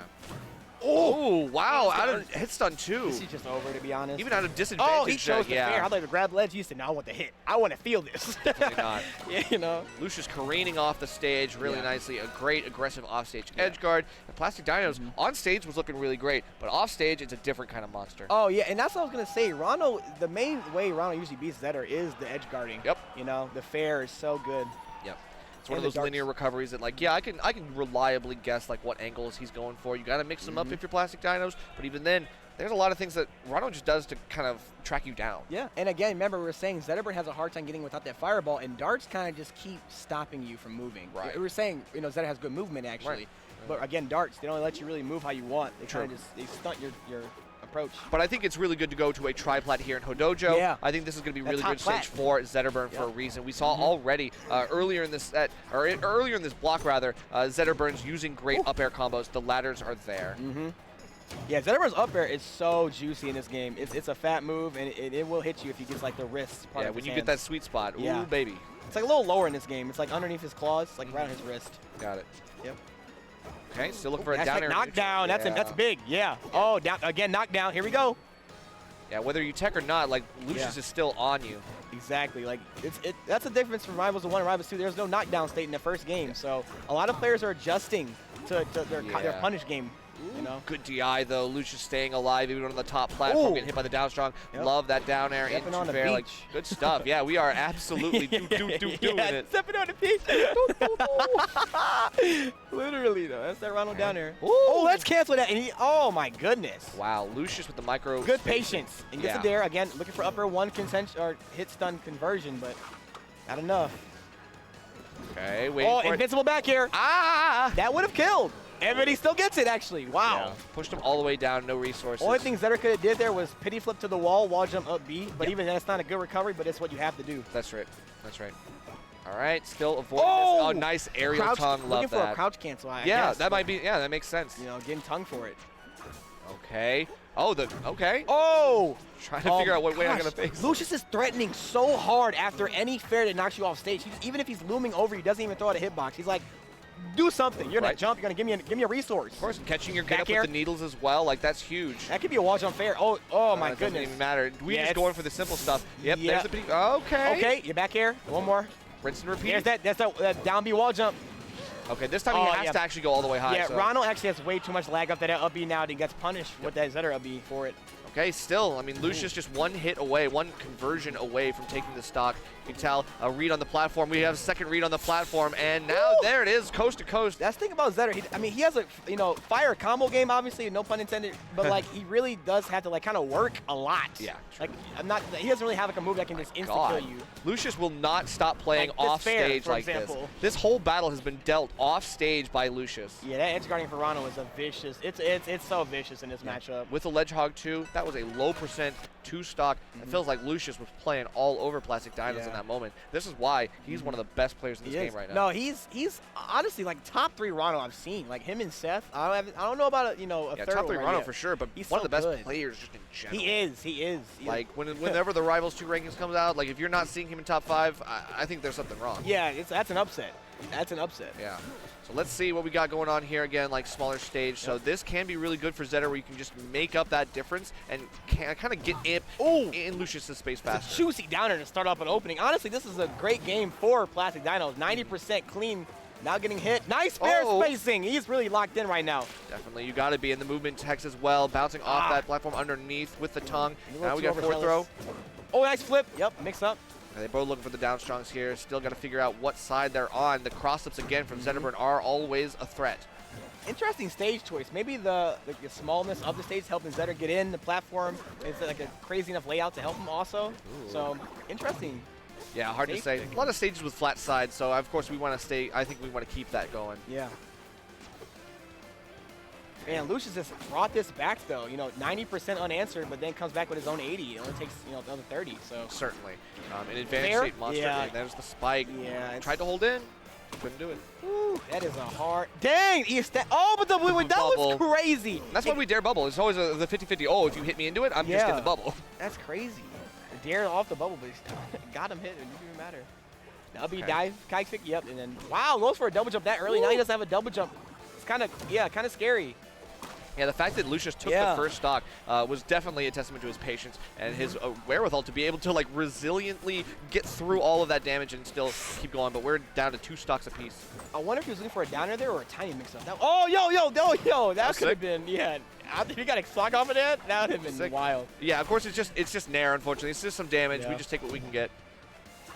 Oh, see, I'm saying Lucius is looking to end your stock every time you go off stage. It's so scary to play Zetter. Yep, edge canceling with the tongue. It's like there's so much cool stuff that Rano does. Oh, yeah, Rano is sick. Looked at the crouch cancel as well. Oh, the tongue. yeah. Loving that. Hard punish. That's one of the laggiest and slowest get-up specials in the game, so yeah, hard punish with that tongue. Smart awareness, too, or good awareness from Lucius to punish with a hard, tongue read. Yeah. We're not actually seeing the Plastic Dinos try to get Lucius in the bubble, though. I feel like does not want to take too many risks going for a tunnel vision I like option. that short hop over that with the weak back air. All right. Ooh, good edge cancel. That's nice. Look for the down B as well to get some fire started. Get Lucius out of your space. Yeah, this stock determined a lot. I was going to see who took this first because this is a momentum changer. For sure. Yeah, so Lucius still having to struggle to get the kill. We got a couple hits here, but no interactions are really going to help. You think this is Dinos? I think this is Dinos' first time in the lead, actually. I think so, too. Technically, well, it's probably over now. Oh, he actually didn't grab ledge! Yeah, at the beginning of the game, we did have the percent lead, but now we have a stock lead, which is good. Unfortunately, it's not going to be long for this world as Lucius gets a quick one. Yeah, not much extra credit on the board, but Plastic Dino is trying to get rid of that bubble ASAP. Ooh, a Shine Fair felt good. I know it did. That looked good. For sure. Okay, up air. A lot of down air coming from Zetter. Oh my this God. game especially. Down air, shine, down air. Like that was a custom combo and a half, but now big read on the down B. Now we got to wait for something else here. Grab ledge. Oh, platfall through the I wonder if he thought the dive kick would hit him through the plat, so he just shielded too long. Possibly. Oh, down there? Okay, that hit. Oh, that's so scary. That's what I'm saying, these darts. Oh, you could have double jumped. That was smart. Could have double jumped. Yeah. And again, it's these edge guards that I think Plastic Dinos has been able to avoid enough to stay alive, keep this game alive. But Lucius is starting to bear down. Yeah, it's still close. Even though it seems like every time Dinos gets a huge lead, it just slowly trickles back into Lucius's hands like this. And that's a fair. Oh, good angle. Even an active move like that still was not enough to catch the fall back down. Lucius going to have to DI this well, going to have to avoid that. Does avoid the fireball. Watch out for the tech. And, Side B. Oh, can he not side B again? Oh, no. Okay, we're good. But it's fair. He doesn't have the bubble yet. Nice. Oh, on the bubble, just enough. Yeah, almost knocked the bubble too far away for it to be used like that, but just not enough. Uh-oh. Catching you mid-wave shine as well. Oh, nice shield. No punish. Okay. Lucius doesn't want to go overcommit. I think you just want to play it safe. There's a lot of shield coming out this point in the stock because they're both kind of like super high percent. So they are desperate. I get some grabs coming out for the stock. Yeah, honestly, again, like we aren't seeing too many grabs, at least at higher percent. Down there, really? Knows. My God, really fishing for this up air. Obviously, Dinos is really hungry for it. Wants to catch Lucius on the air-to-air. If I'm Rano, I'm throwing more darts. I'm knocking him off stage. And I'm looking for an edge guard. If I'm Zetter, I'm looking for a kill. And we got it. Yeah, and we got it. So Plastic Dinos finally on the board, 1-2 now. Lucius, I think, was keeping it competitive, but I mean, I think also maybe the stage pick, Zetterburn's movement was so good. Yeah, no, that's the tricky part is that Rano, he's fast too, but Zetterburn, he's kind of got the frame data as well as the speed, just like Rano. So they kind of butt heads a lot. He's got the claws and like it's a little bit more range than I think what Rano has. Yeah, Rano's got no disjoint for sure. Yeah.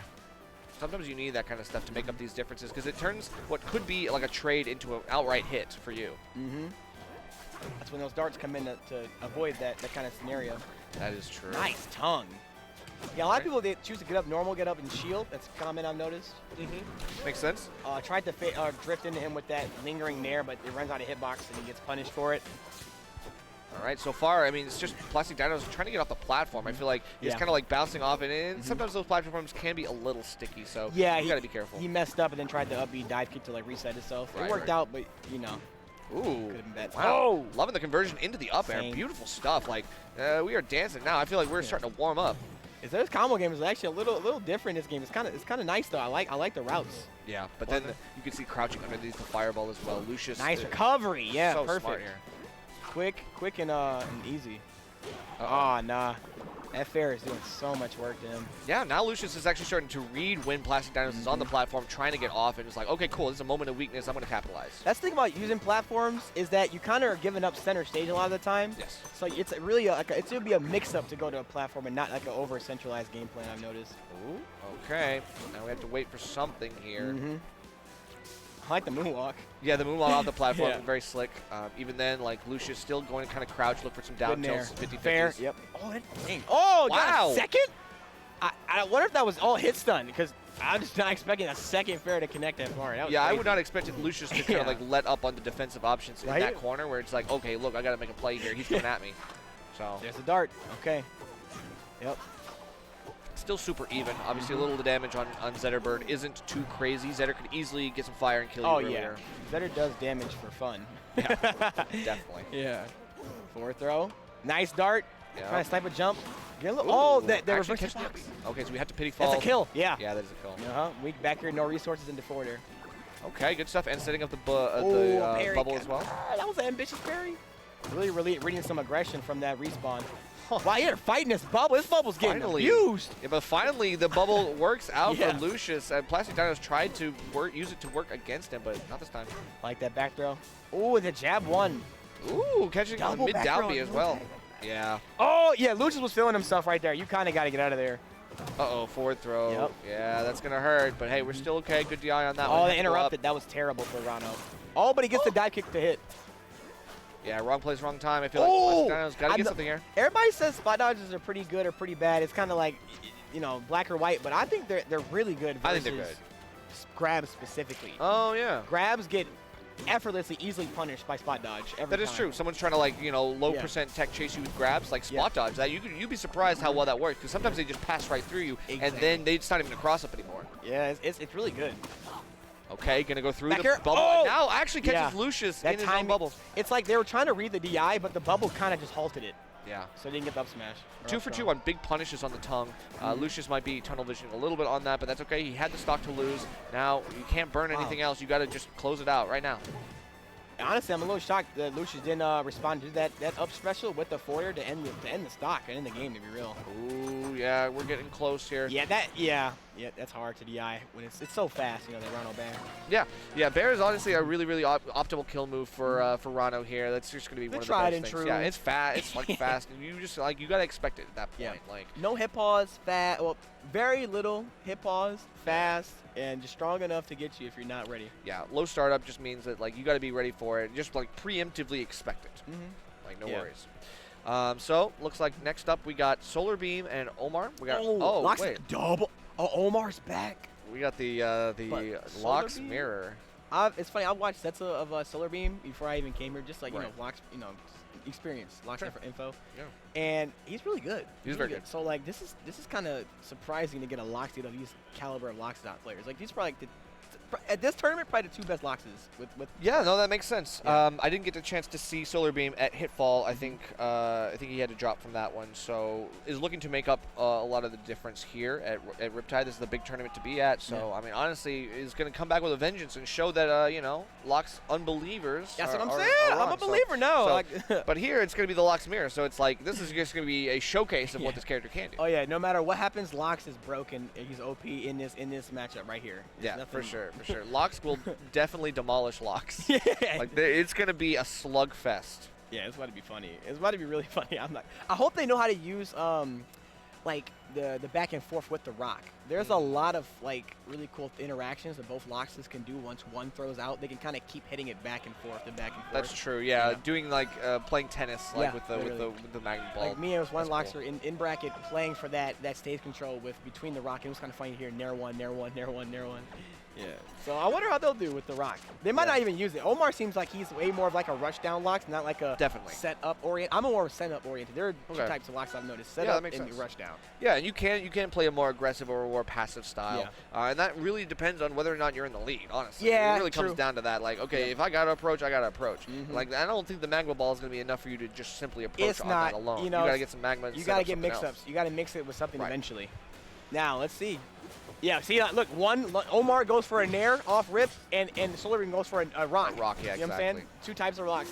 For sure, but now we're doing the edge guard That potential. was dirty. That was so dirty by Omar, because if you wanted to avoid that rock, you had to do an immediate upbeat, but the way he grabbed ledge, you would have died regardless. So he covered everything with that one rock. What a checkmate position from literally. the jump with Omar. I mean, Solar... Oh, what? Now, this is a sick matchup. Yo. It's insane. Locks gets to play the game?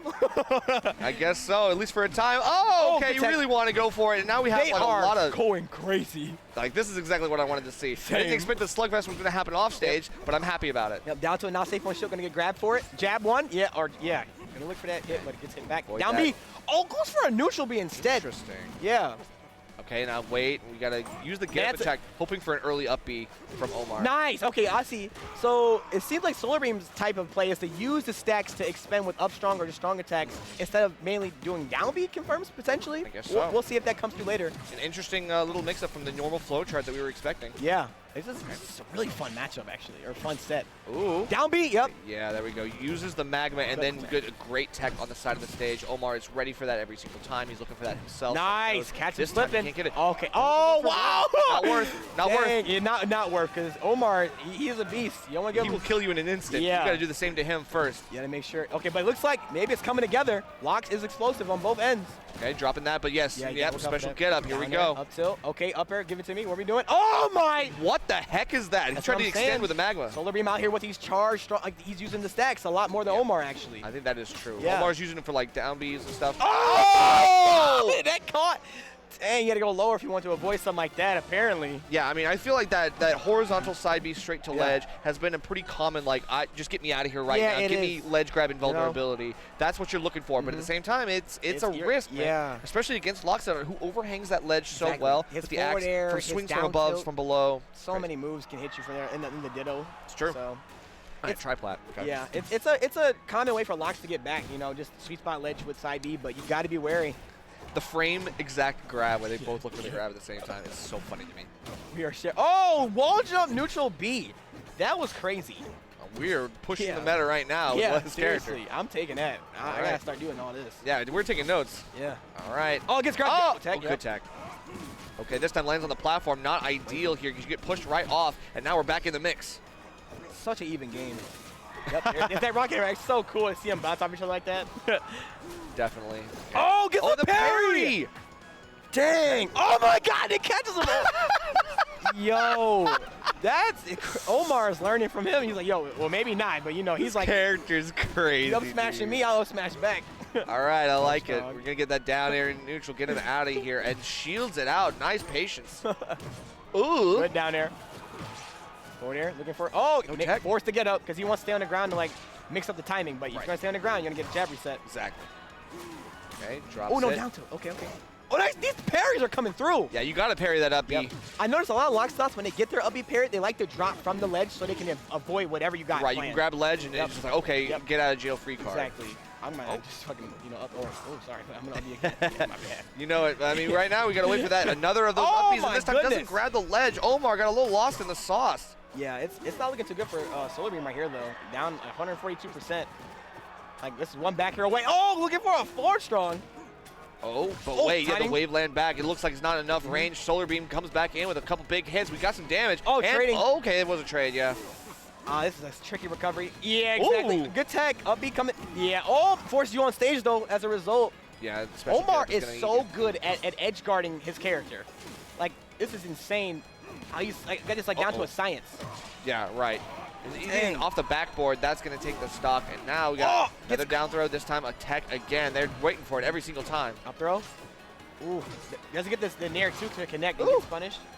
But beautiful catch on the side B. Oh, okay. Let's punish for that forward air. He gets grabbed. Yo, back in. Yo, you are crazy.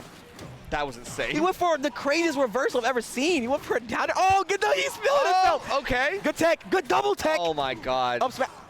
They're mashing the shield button. They're like, every chance I'm getting to take, I'm taking it. They are actually kind of swinging. Oh, and misses the timing on the parry as well. We're looking for the wrong angle. Reverse fair. Yeah. Down tilt. Grab ledge. Oh, get the parry though. Oh! What? He gives a down tilt. Yeah. That's the counterplay to the going back to the ledge. It's you. like instantly, oh, you're going back to ledge? Stomp. Now, this matchup is hyper than I thought it actually would be. That's great. I mean, it's a locks of air. I feel like it's gotta be. Yeah, man. I feel like we gotta have Beam something is here. actually out here. Crazy stuff, man. All right. It's looking good. We're going to a single plat, or at least like one for a while. Jules Vale. Oh, regrab. That's smart. Yo, that was crazy. Regrabbing off of that and then, just following up, getting 67 off of it. Oh, 84. Yep, no spike though, so it's okay. Dang! Basically, a zero to death. Yeah, with the ledge hog to boot. I mean, it feels like Omar was ready and waiting for Solar Beam to try to just get off stage and no resources. I think the score updated. Okay, cool. I think it said 2-0 Solar Beam for a second. Oh, yeah. No, okay. Omar's in this. Yep. That's what I thought. Okay. So, getting the fourth throw off stage. Oh, did he get his jump with that? If he got his jump with that, yeah, there you go. And then you just upbeat. Oh, okay. Side with the wall jump as well, just for extra good measure. Yeah. And wow, just like that, Solar Beam fires back with a near zero to death of his own. He's got a charge to play with, too. Does, yeah. Okay, well, now we're kind of the getting... rock. Yep. Okay. Oh, guess that bear. That was nice. Good timing. You have to here we delay know. that. Yeah, we know this special getup's going to happen. We are able to outspace that. Yeah, that was good. That was good. Basically, just reading what's been happening. Ooh, looking good. Oh, yo, using down B to bounce him off the wall. These techs are immaculate in this game. Yeah, I cannot believe they're hitting this so consistently. This is not easy. Like, no, certainly not. And even then, like, the trades on ledge have been crazy. Like, this is like a battle at the ledge. They've been fighting for dominance at ledge constantly. Oh, nice down side. Oh my God! These are some crazy offstage plays. The ridiculous stocks. Like, it's just non-stop, like, okay. I think if he did an early upbeat, that would have actually hit him. Makes sense. Okay, dashes has to land here. Uses the down B to do it. Oh, but it's still patient enough to wait for that landing. Yeah, Once Lox spends that down B, he's kind of a sitting duck because he doesn't have that much air mobility. So that's true. He's got to wait it out. Nice spacing on that nair too. Down B? Oh, neutral B. Okay. It seems like he's just opting for that, which is, it's been working out. But yeah, so far. I think he's trying to cross up on the shield a little bit too. Yeah. A lot of shield pressure. Really good for Solar Beam. Nice spacing around like you said, like around that special getup. Yeah. Or special, let's special. Starting to mix them up. Yeah, honestly, because it's like Omar's been going for that constantly. Oh, dash tech into up strong.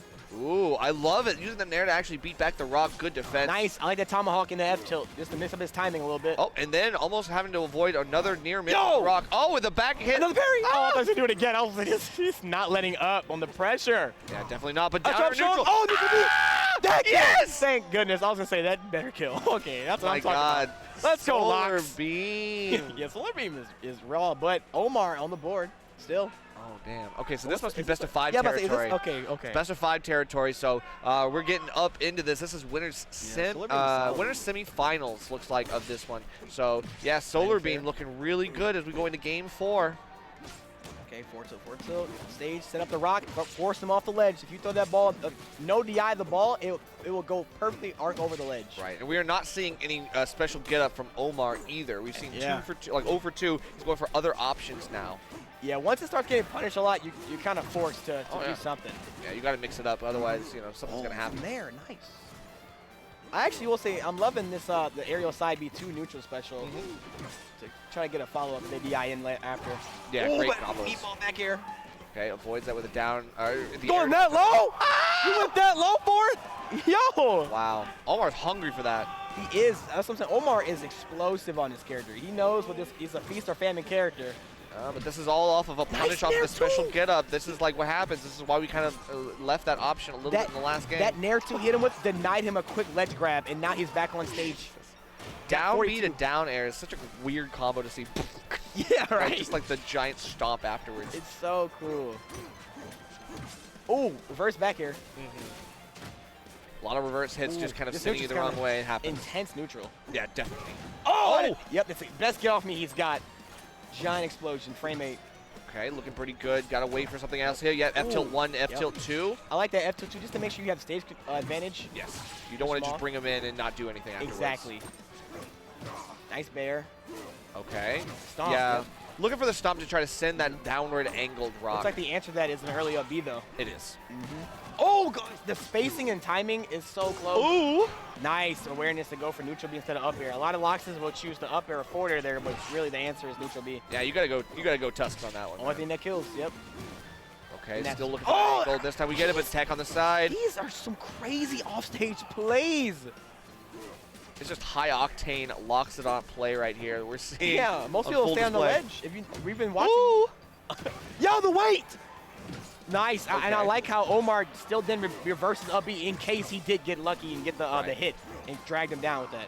Okay, got a little Awareness. bit of They're damage so here. aware. And now, wait, we go Yo, for it. it's Yeah, over. with the down Yep. B. Yeah, you know it. Solar Beam gonna take it over Omar. That's actually insane. That's insane. That's insane. Omar has been cleaning up house recently. Oh, so. like after that first set, I was like, Omar, he's Yeah. playing like he plays like different kind of Yeah, different yeah. kind of beast, like really really strong Loxodon play. But I feel like sometimes it was a little too hot headed. Yeah, it I was. feel like That's what I'm like saying. you got too aggressive, you got too crazy, and I feel like a more tempered Yeah. fire like what you have to Solar mix Beam up had was really the good. pace. Yeah. You know, he has the options. With the rock, they have to like kind of guess what's he gonna do with the rock. You know, you got to make him slow down, or just randomly you can speed up with that down beat. True. Keep him guessing the timing of when you go in or not. True. Because I think Solar Beam did more of that in that set actually. Omar was kind of just on the gas pedal the whole time. Yeah, that definitely I can see it. Mhm. But I mean, Durai? okay, we got Durai versus Ben L. We Ben got L back Durai? on it. Yeah, but we have Durai.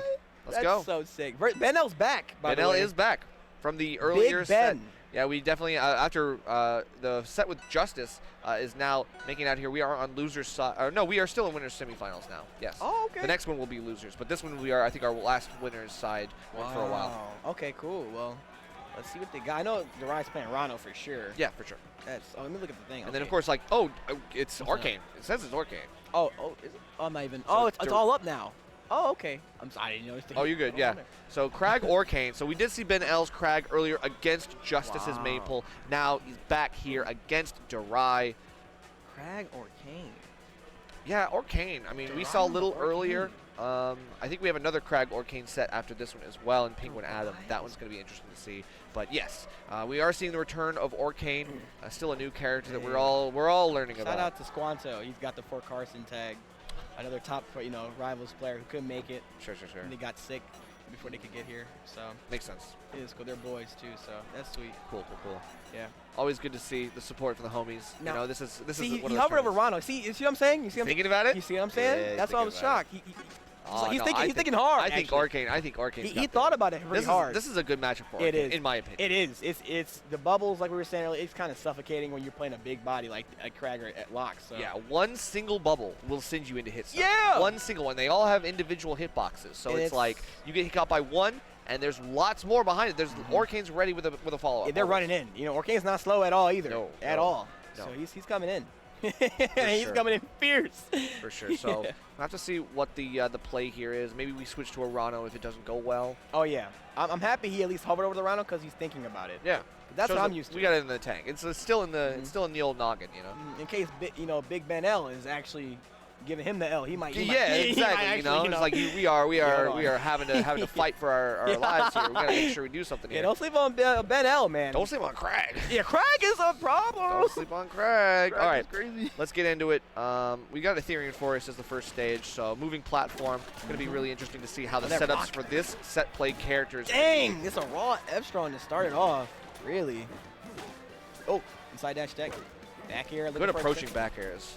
Love that stuff from Ben L. Great way to get in. Yeah, right now Durai's kind of just getting out hitbox, to be real. Exactly. Which is sometimes a threat for Orcane, but you got to set up the puddle. Puddle on platform is very good. Good break of the pillar. That actually forces a wall jump.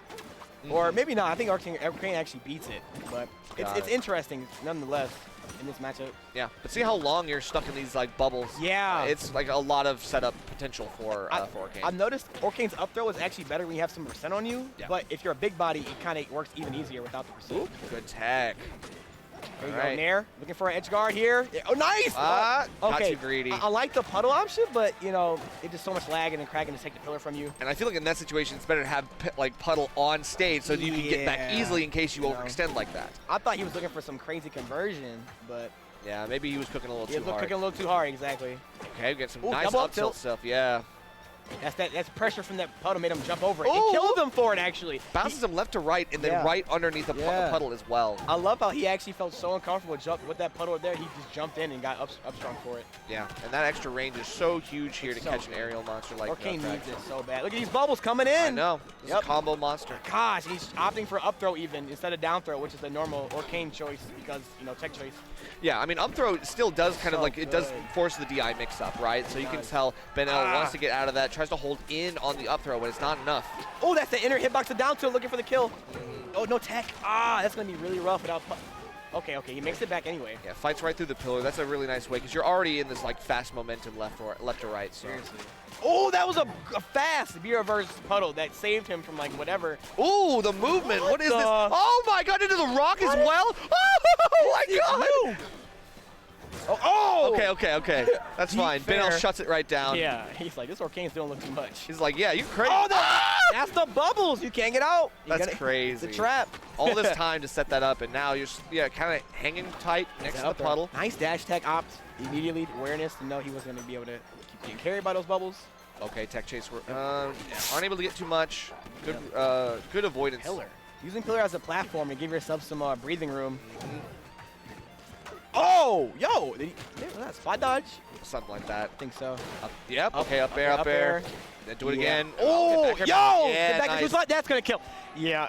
Orcane back air, that is still a scary move. Oh, yeah, that is insane in terms of kill power. Like, even a heavier character like Krag cannot survive past like 120 because of that. It is so devastating to get hit by the sweet spot. It's smaller in this game, but if it hits, I feel like it's even stronger. But it's still active too, right? Yeah, it's like that sweeping move, so it's like it's active. It's kind of easy to kind of throw it out. It's very much like, in my opinion, it's kind of like Game & Watch back air. Like it's. That's all I think about it. Yeah, that's how I think of it. I can see it. I can see that. It's like lingering hitbox even. Yeah. True. All right, so rock wall. Again, we talked about it. This is the Krag stage. It's a great place for him. Obviously, vertical platform setups are great for juggles. Oh, I kind of like that. Using the special get up to avoid the rock pebbles. But kind of flips into more. Ooh. Now that should you should be fine here because you get once you hit anything with that side B, you can act again. Of course, yeah, but you still have to force out the second side B, and I think Ben L really had Durai right where he wanted him. Oh, nice puddle placement on that plat, really quick. Yeah, it's the same thing as we were seeing with like Lily placement on platform earlier. It's like this is great anti-Krag play. Exactly. It's a lot harder to do with these resources when they're on a plat and not on the ground. True. And the bubble's keeping you right there off stage. Perfect. So I can grab my my footing again and be right back in with an extended edge guard. Really nice pressure here from Durai. He evens it up just like that. Oh, the 31? For what? He threw a rock. Yeah, exactly. For what? He threw a rock. Dang. Oh, hold on. I see why. Working up air is not playing. Certainly not. I would not mess around with that. All right. Still can't get too much. Good shield immediately on disadvantage. Breaks the pillar. That bubble butt has some crazy lingering frames. Like that was still active after breaking the pillar forever. Yes. And again, these Krag players, retreating to the plats and using this down B has been rewarded. Like, we're already getting a stock because of it, and now a good lead for Ben L forming in this second game. It just means that Durai has to play a little bit more defensively, but still, we're getting the aggressive play that we expected. We're just missing out on a couple of the key interactions. We've got to find the conversions here. I don't know if Upstrong is really the play there, but we'll see. Down tilt. Okay. Well, he's really reaching for that, but at the same time, you don't want to have that bleeding percent like this. You want to kill him as fast as possible. But we got that may not kill him. The rock, there's no way the DI was That was out. horrible DI. Yeah, there's no way though, because like, Orcane wants it. We all know he wants it. As soon as you see the special pummel, you hold in. Yeah, it's like, at that point, like, let's be real. Yeah. Like, you're going to up throw for the 18th time? Oh, yeah, here we go again. Like, right, okay, I puddle. Yeah, I know. I've seen this one before. So, but hopefully, that doesn't, cost him the game. He's actually kind of making a good lead here, keeping it. Okay, catch the rock. Oh, I like that up throw. Oh, the mix-ups with the rock is so good. Ben L. that killed. Yeah. Ben L making sure that Durai is not able to really tell when he wants to grab rock or throw rock. Exactly. Or really, what is he doing? That's what I'm What's saying. the game Remember, plan? like the heavy we were talking about. You were saying earlier, the heavies are helped with like the mechanics of the game. Right. That's that. You know, giving you a mix-up right there where you know you have to take a commitment normally. That's true. A big, strong projectile that doubles as a set play item. That's crazy. And at least I don't know. Again, I'm not too familiar with how the mechanics are with this game with rock, but in Rivals 1 you cannot CC the rock because it does 8%. I think you also cannot CC the rock here. I might be wrong, but I think I've heard that. But anyway, yeah, that's insane. Regardless, I mean, it does seem like even the rock shrapnel as well is always a really good option. You never know what the mix-ups are endless for this guy. Facts. Oh, nice! I love that in the combo. Yeah, spikes in the combo is so good. Yeah, so much hits done. It's a. Oh no! Oh, breaks the wall effortlessly right as the rock pull happens. And because he has the rock in his hand, he can't do even anything. He can't even wall jump. Yeah. No. So he just kind of dead. And I think that sometimes it is a little bit of a tunnel vision. Sometimes autopilot to get your rock, get your setups. Exactly. But then, like, all of a sudden, if you're off stage, that's danger zone. Yeah, and that's something that happens a lot. It's like you're having too much fun with your character. It's kind of like mechanics. You kind of forget, yo, there's a guy trying to hit me for doing this. This is like really good like anti-heavy combos because you're able to like catch a fast faller like Crag so effortlessly with some of these up tilts, up airs. Good catch. Good stuff, yeah. Yeah, just trying to survive this invincibility right now. Coming back. Oh, gets hit there. That bubble butt is so much pressure. You have to eat the actual strong hit from the back, and then you have to take the bubble pressure right after while Orcane is wave dashing in your face again. Yes. That is so much pressure. I'm serious. This character is pressure on pressure. Yeah. So we're seeing a good back air jump call out. Now we got to grab. It's finally something that we can work with here for Ben Nice L. weight. Looking for the RTC. Oh, nice puddle anti-air. Oh, okay. Oh, he's Crag. He's fine. Oh, but he gets hit for it. No, that's not going to be fine. He's going to die here. Wait, there's no way. Okay. Yeah, okay. I was actually getting scared. I was like, is Crag going to really make it from there?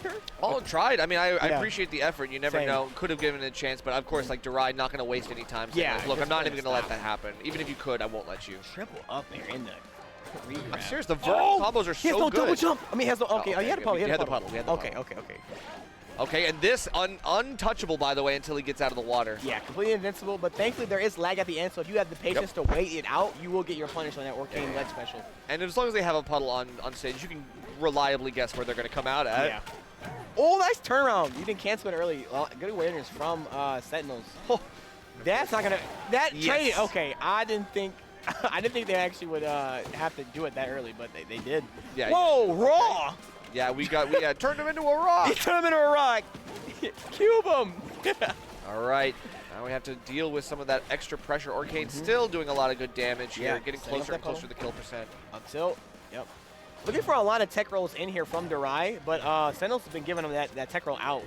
I wonder if he'll mix that up eventually, or it's always a game of mind games. But, it is for sure. Like the setups here are definitely big. Yo, is he winning for the second one? I like it, but of course, Ben L wanted to delay as much as you can. You don't want to let we're good. Let them have an idea of what you're doing. Okay. No waveland option. Okay, I was actually terrified of it. Oh no, parry on these down specials.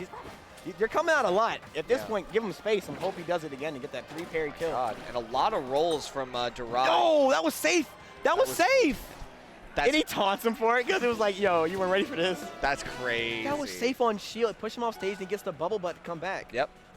That's crazy. Yeah, the ledge play for Orcane is obviously very good. You have range with your strong attacks if you have the puddle right there. But even then, it's like you just have puddle there. You could be on the other side and still have pressure. That was so much like who sees that coming? Like no one. I mean, I feel like we're still he's off stage now. We're still learning a lot about this character as we mentioned, but it's like it's hard to be ready for all of that. Exactly. It's like, oh my god. That's like, kind of the fun part though, because someone's like, well, you could do that. You lean in, you're like eyes wide. News to me. Like, I mean, hey, it's always good to see like new stuff happening here at the biggest stage for Rivals so far this year. No, this has been fun. Like every matchup has been fun to watch.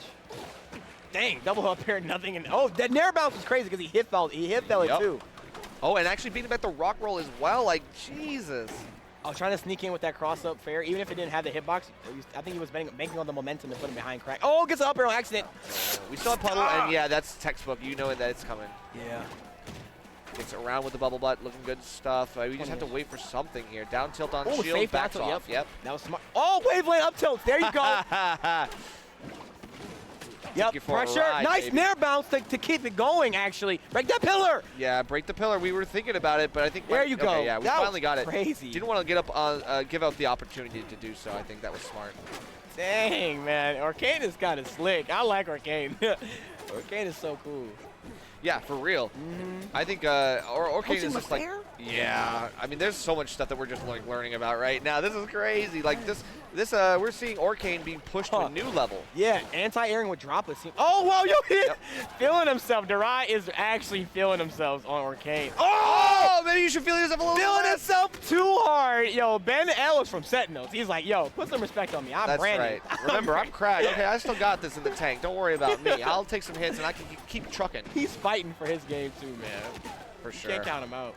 I appreciate it. We gotta get this pressure on the shield on platform, looking okay, but can't Side B? convert per. Yeah, Ooh, further back touch and air. reset. Was he crouch canceling that side B? Probably, yeah, I think so. Okay, that explains it. Oh, okay, doesn't get punished for that. That's good for Sentinels here. He's actually made a comeback, even though Durai's been memeing on him like for like a good stock and a half. Yeah, Kinda- definitely. But we're just waiting on some of those like waveland up tilts again to start doing more damage. Exactly. Like we just get a rinse and repeat. We know it can work now. Yeah, Durai's so tricky actually with Arcane. With If you DI in there, it's over. The Oh, he bubbles gets a from rocket the bubble hand. butt, but then also the bubbles from the puddle. That's crazy. He got like enough frames to throw the rock, but What- then still got hit. What insane pressure on the ledge. Yeah, it's Still got pillar down there. Arcane is rough when he's on you, man. It's like Zetter, same thing. He's like kind of just smothering you. Yep. Yeah, just a bevy of options. Too Oh many to count. But overhanging the ledge, we've seen that forward strong do mad work in this game, and Ben L is going to keep it on a trigger finger. That is a good move, man. I don't know. It's like that timing mix-up. It's just so slow. Yeah. It gets people. Yeah, honestly, the timing and the execution is so crucial. Like, you think you know what's coming, but, like, hey, you don't know You when might it's going to not. happen. It's a Yeah. matter of when. Exactly. Timing is huge in these kind of games. The dual option of setting up the puddle on the ledge while also falling Yeah. below the platform. Yeah. With it, oh, my God. There's so much coverage. This character can do, like, 5 things at once. Yeah, Arcane has got Marvel assists. He can just pull in whenever. True. Oh! Oh, he's scared. Oh, that almost reached. Oh! That almost reached. Nice nair to get him off of you. Oh, we're trying to go for the up strong. I that- appreciate that it. Pillar hitbox. Oh my goodness. Good patience from Durai to not actually get hit by that 4 strong. Ooh, He's back still hit. Back hit of up strong. You gotta watch out. That's so dangerous. This is actually a nail biter right now. Yeah, for real. Oh, especially because Are the we forward getting strong the is so game close. Oh! Okay, fair. He's off stage, but the pillar. That's the thing about the puddle. It's out now. And it's got the 50-50. Uh-oh. Oh, Well, dang. Okay, yeah, Crag is a big boy. Yeah, Craig's a big boy for sure. And that wasn't empowered with the puddle, so You're it right, too. happened. So he was puddle on the other side, so it's all good. Take that hit, keep going. These bubbles, it's crazy. These bubbles are covering so many things. The And that ledge kills, cancels. and he talks like. I think it's a DI mix-up. I think Yeah, at it that point is. you're like, oh, I got to get out, but it moves so fast that Yeah. it's like this burst of movement. That's what it's All of kind a of like. sudden, it ramps up. It is, because I was telling people like it's kind of a surprise approach option. It's a zone breaker, you know, that Arcane bubble butt. Yeah. If they're like camping you, again, he's not disjointed. So like Right. usually you got to use a burst option, get in or a projectile. He's like, I'm gonna use my body, just Right. super fast, fly across the stage. That's true. Bubble Whether you're in front of me, you're gonna get hit by the bubbles, Yeah. or you're behind me, And you and now die. you get hit by my Yeah. by my backhand. Like, I Yeah. mean, honestly, that's crazy that kills like that. But I mean, of course, does. I think the DI was just Yeah, not it's great. a surprise, you know. It's a surprise. You are using the GTFO DI. Yeah, like, yeah. like, get me out of here right now. Yeah. Oops, I'm hit. Yeah. Too late. Exactly. It's then too you late. just- It's locked in at that point. That's true. So. So that's Durai moving on. That was the last winner side that we got. I think we got one more for this block, and that's going to be Penguin Adam. This is our losers round 5. Right before this happens. So Penguin looks like she's the Arcane and Crag. Yeah, we got another Arcane Crag. That is interesting, you know, because again, being an ABSA in Rivals 1, Yeah. you would think she'd pick a more air-based character, you know, like Maybe. Fleet or something, someone who can like dominate the air, just take their turn whenever they want. Yeah. But Arcane is, just not an expected option. I would. Arcane see forces turns. He does. Arcane is He like, does it's my turn. right now. But I'm not asking. I'm telling. There's so many times when that puddle's in front of me, and I'm like, dude, is he gonna just raw F strong? Is he gonna like wait for me to run over it? What's he gonna do? And while you're thinking about that, they're just like, I'm gonna F smash now. Yeah, splish splash. Yeah, Splish splash, baby. Like, Splish here we go. splash. All right, so versus Crag, we did see how it can be useful to have the set play, to use the rock effectively, to use the pillar off stage as well. There's going to be a lot of off stage interactions, probably in the same way that we just saw the last one occur. But at the same time, I want to see the variety. Like, these characters do have a lot of different ways, and we've already seen Arcane played in 2 different ways. Now we get to see a third. And not no bias, but Penguin, I think they're a genius. Okay. I really do. So, Cool. like, the way they'll play Orcane is probably something I'm just not ready for, to be real. Cool. I don't think any of us would be ready to see what Penguin was. Because the thing about Penguin is that they actually don't like the Orcane matchup when they're playing Absa. It makes them really it gives them anxiety because, like, Orcane can just kill Absa at 60 for free. No, that makes sense. So it's like, it's cool to see them actually play Orcane in this game because they're getting sweet revenge on everybody else. Right, exactly. It's like, nah, look at me. I'm the top tier now. I'm the top tier now. I'm the matchup check now. That's so funny. It's like, wow, why didn't I do this sooner? I should have done this from the beginning. Yeah, Orcane's pretty powerful. Holy cow, maybe I can go back and maybe play someone else in Rivals 1 now. Maybe I just retroactively change my Rivals 1 main. I'm just kidding. No, no, I feel you. Probably not. Yeah. But Adam, on the other hand, Crag, I'm just going to see what he's bringing to the table. Again, this is a hard matchup for Crag, I'd say. Yeah, it is. It's a lot of bubbles. It really is. It's a lot of bubbles. You get caught by any of that. I mean, obviously, the heavy nature of Crag means you're stuck there. Exactly. In hit stun. That's the worst part. Unmoving. Yep. Because it'll be okay if you just got nicked by it, you get out of it, but no, you're kind of just stuck there. Yeah. All right, so Merch Report game 1 looks like that's the pick. Penguin versus Adam. Let's get it game 1. This is loser's side, so this is where crunch time really occurs. Yo, Adam is solid already. 61 in 5 seconds. 61 versus Penguin. It almost forces him to do, or her to do, a recovery that early with up strong or up special. Correct, and that's crazy because now you have to go back to the puddle. You have to remove the puddle from play, and also Adam still gets a punish off it, by the way. Oh my God! Oh, what the heck? I didn't think they would go for it because they kind of hesitated for a second, but they still got it. It was okay, let's go. Up air. Okay, down tilt, looking for an opening. Yeah, down tilt for Orcane. Obviously, a great low percent combo tool. It's great against crouch cancels too, by the way. A lot of people are staying on the ground when they're forced into like a tech chase, like a knockdown situation. So just immediately down strong, get off the ground. And we got the spikes coming in. Oh, is there a puddle? For Adam. Okay, I think there is not one. Yeah, did not have a puddle. Unfortunate. And so once you get that green light, you're going Adam in. is kind of cooking right now. Yeah, Adam's going crazy right now. Like the use of these specials and like in the way they're mental stacking with them is actually so good. Like even with that stock loss, still up a full stock. Yeah, that's true. And I feel like it's just the pace is so fast for Adam from Adam.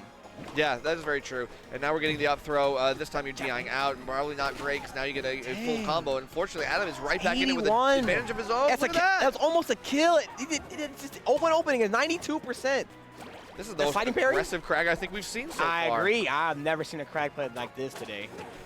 Oh, this is Adam is really good. Like the awareness, like in neutral to know you want to attack me right now. I'm gonna just crouch. That's true. And mixing up the DI now on the up throw as well. Good game sense here, exemplified from them. I think Penguin, she's just got to figure out like, okay, what can I use to give myself some leverage? It's that puddle. It all comes from the puddle. You got to put it down first and make Crag play your game. That's the answer always to any question in neutral. How do I win? Make them play your game. That's true, but we don't even have the puddle set up. We're just going for the straight droplet off stage, going all the way out there on the platform. Oh, okay, on the pillar. I Penguin's appreciate got that. crazy execution. She's gonna be able to like convert really well. Sure.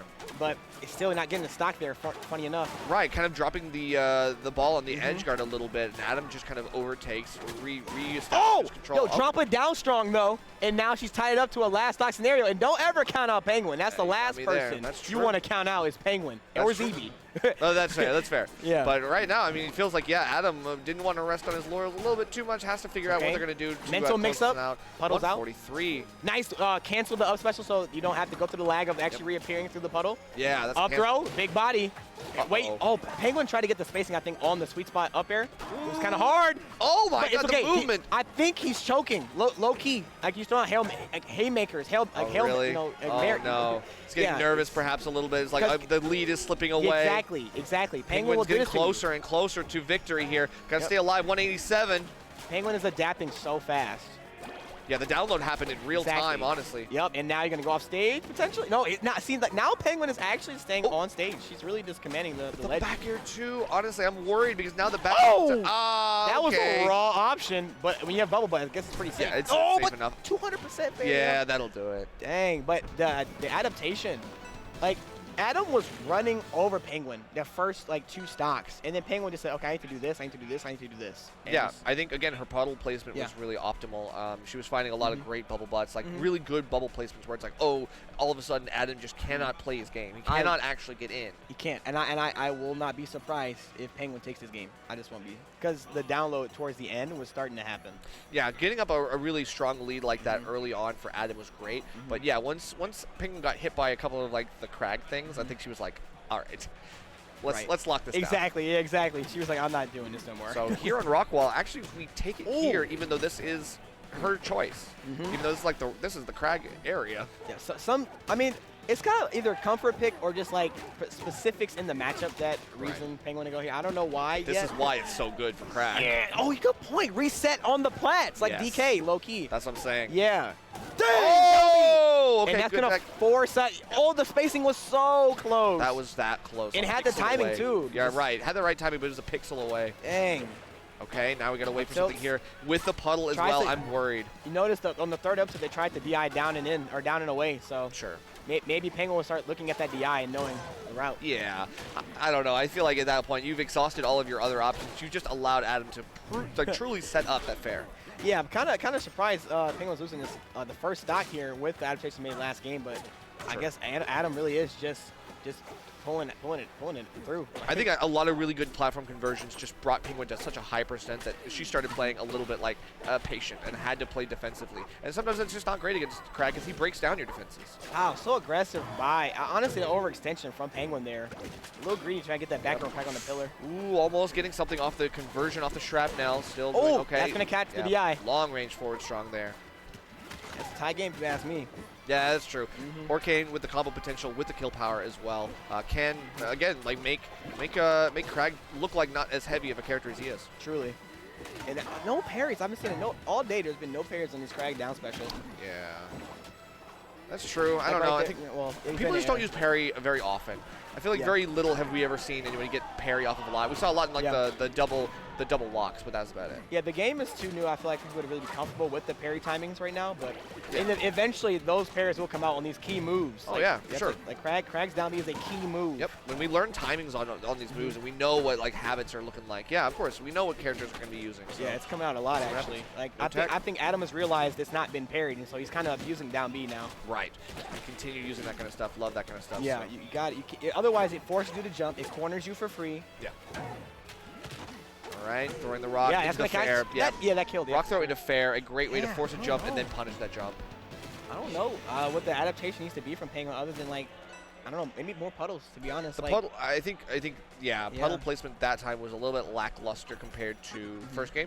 The thing, I think the thing about rushing down Crag, like I think Penguin's going for, is that you still have to respect some options. Like, you can't just go full balls to the wall. Like I don't think Penguin is respecting the down B at all. Yeah, no, I do agree with that. So we're going to we're going Tempest. Small stage. This is tough because of course like puddle will get you a lot of leverage, but Crag is just able to completely corner you like this. Dang, looking for it. Was that a read on the tech roll? Yeah, tech roll. Yes, it was. Gross. Nasty work. So yeah, looking for it again. Yeah, they are raw on Crag. Special get up as well, just for extra insurance. Oh, the movement on Adam's Crag right now is kind of slick, but getting hit still out of it. Yeah, it's hard to outmaneuver Orcane, you know what I mean? As a big body especially. Oh, gets whip punish. Gets stuck. No up strong. Yeah, no up strong, no nothing. Just drops a puddle closer to ledge. Yeah, that was scary. All right, wall jump, gets a side B too low and just below the ledge grab range. Unfortunate. Now, how do you come back from this one? Down strong, yep. Oh, that's a terrible position to be in, but pressure. I mean, it's crazy because Orcane's bubbles do jab reset. Yeah. So that is a threatening option. Yeah, can be really useful no matter what. Still gonna have to a lot more bubbles here to catch the expedited get up option. Penguin, she's looking for more. Nice, and of course, she's stuck with the rock. Oh, that was kind of reversed. Almost reversed it in the worst way possible. Yeah, I was gonna say Adam, they were looking for the rock throw, but of course Penguin. Yeah, good DI, great big stage, you know. 171 though, that's crazy. Yeah, Crag will live. Whoa! He was trying to get a get up special there. Yeah, couldn't do really too much there. Unfortunate, but yeah, gonna deal with the jab there and then sliding down strong. Yeah.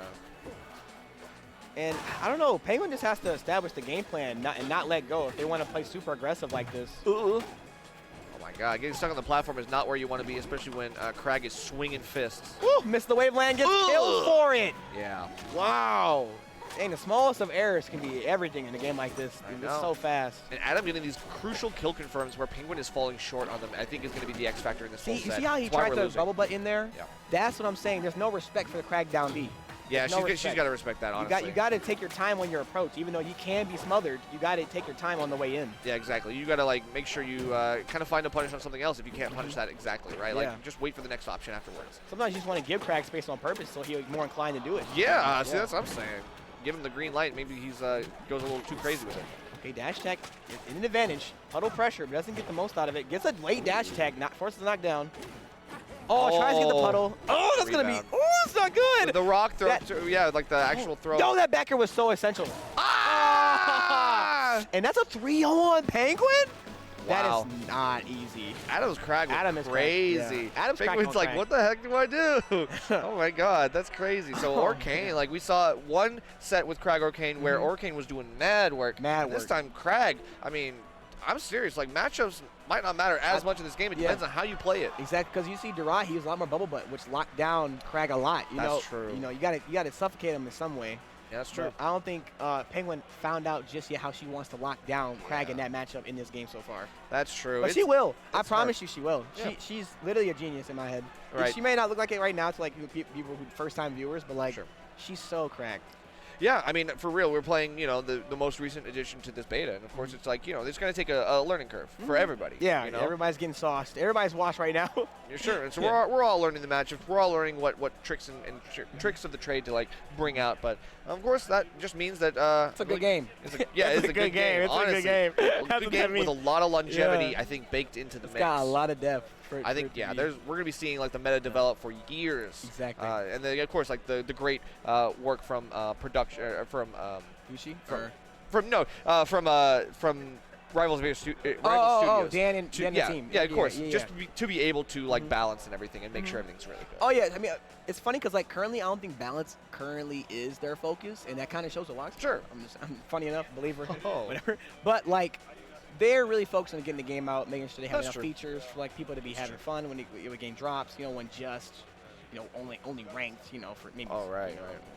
Yeah, but even then, like, there's such a good future for this game. So we thank you all for watching Rivals 2 here at Riptide. It's been a great block. Honestly, it was a pleasure casting with you, Riley. Yeah, it's always fun. We got more Rivals 2 coming up down the pipeline. So don't go anywhere. We'll see you around the corner. Yep.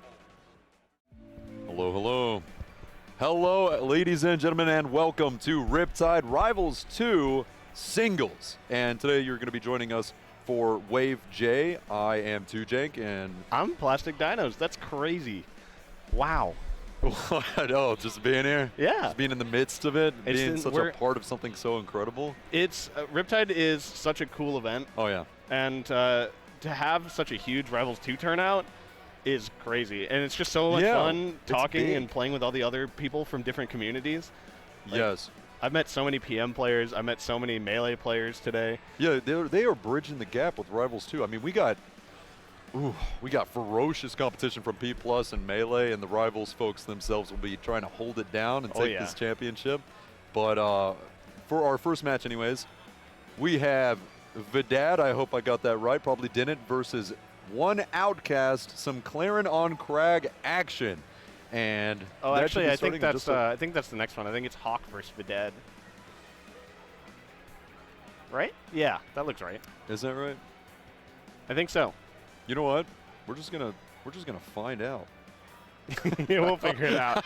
Then we'll know how to read it the rest of the time, right? Yeah. So I probably will only make that mistake once. I mean, honestly, it's kind of easy to make. It's kind of like it's like removed. So Plastic Dinos, being a past top 10 Rivals of Ether player, I wish top 10. Well, I'm a top 20. I'm 15 last year. Okay. My bad again. It's okay. But as somebody with undoubtable experience, that you think of me that way. I do. I do. With so much experience under your belt, though, what are some of the key features that people can expect that are like Rivals and aren't like Rivals coming here with the next game? So the biggest thing about this game, it's the offense is what feels the most like Rivals 1, right? Where you don't have stuff like Drift DI to worry about in terms of like your combo routes. But you do have a new mechanic, SSDI, single shift SDI, basically. Okay, that's similar to SDI for those yes. familiar with Smash DI. It's pretty similar, but basically if you time your SDI input when you get hit, then you will go farther. So that's how you get out of some you will go guaranteed farther. stuff. Ah. Yes. So you can at either least crouch to my cancel and go nowhere. Yeah.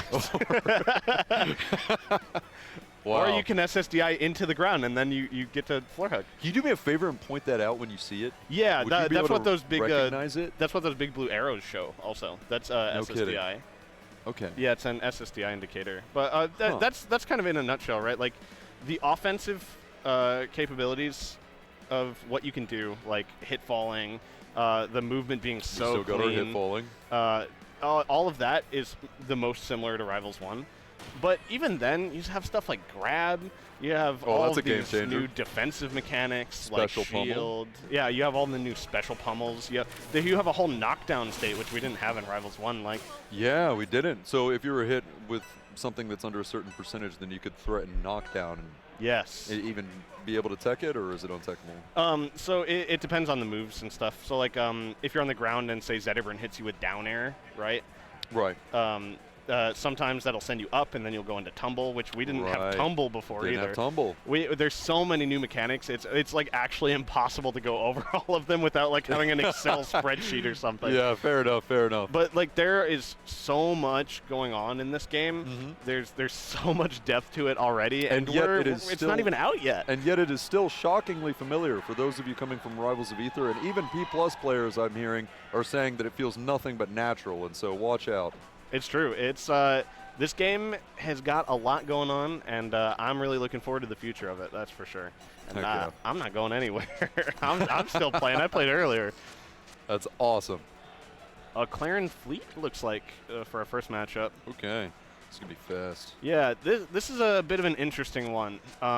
So both these characters so far, like over the last year of betas, generally have struggled to kill a little bit. They are some of the harder characters to figure out, especially when most of the time players only get to play like one weekend.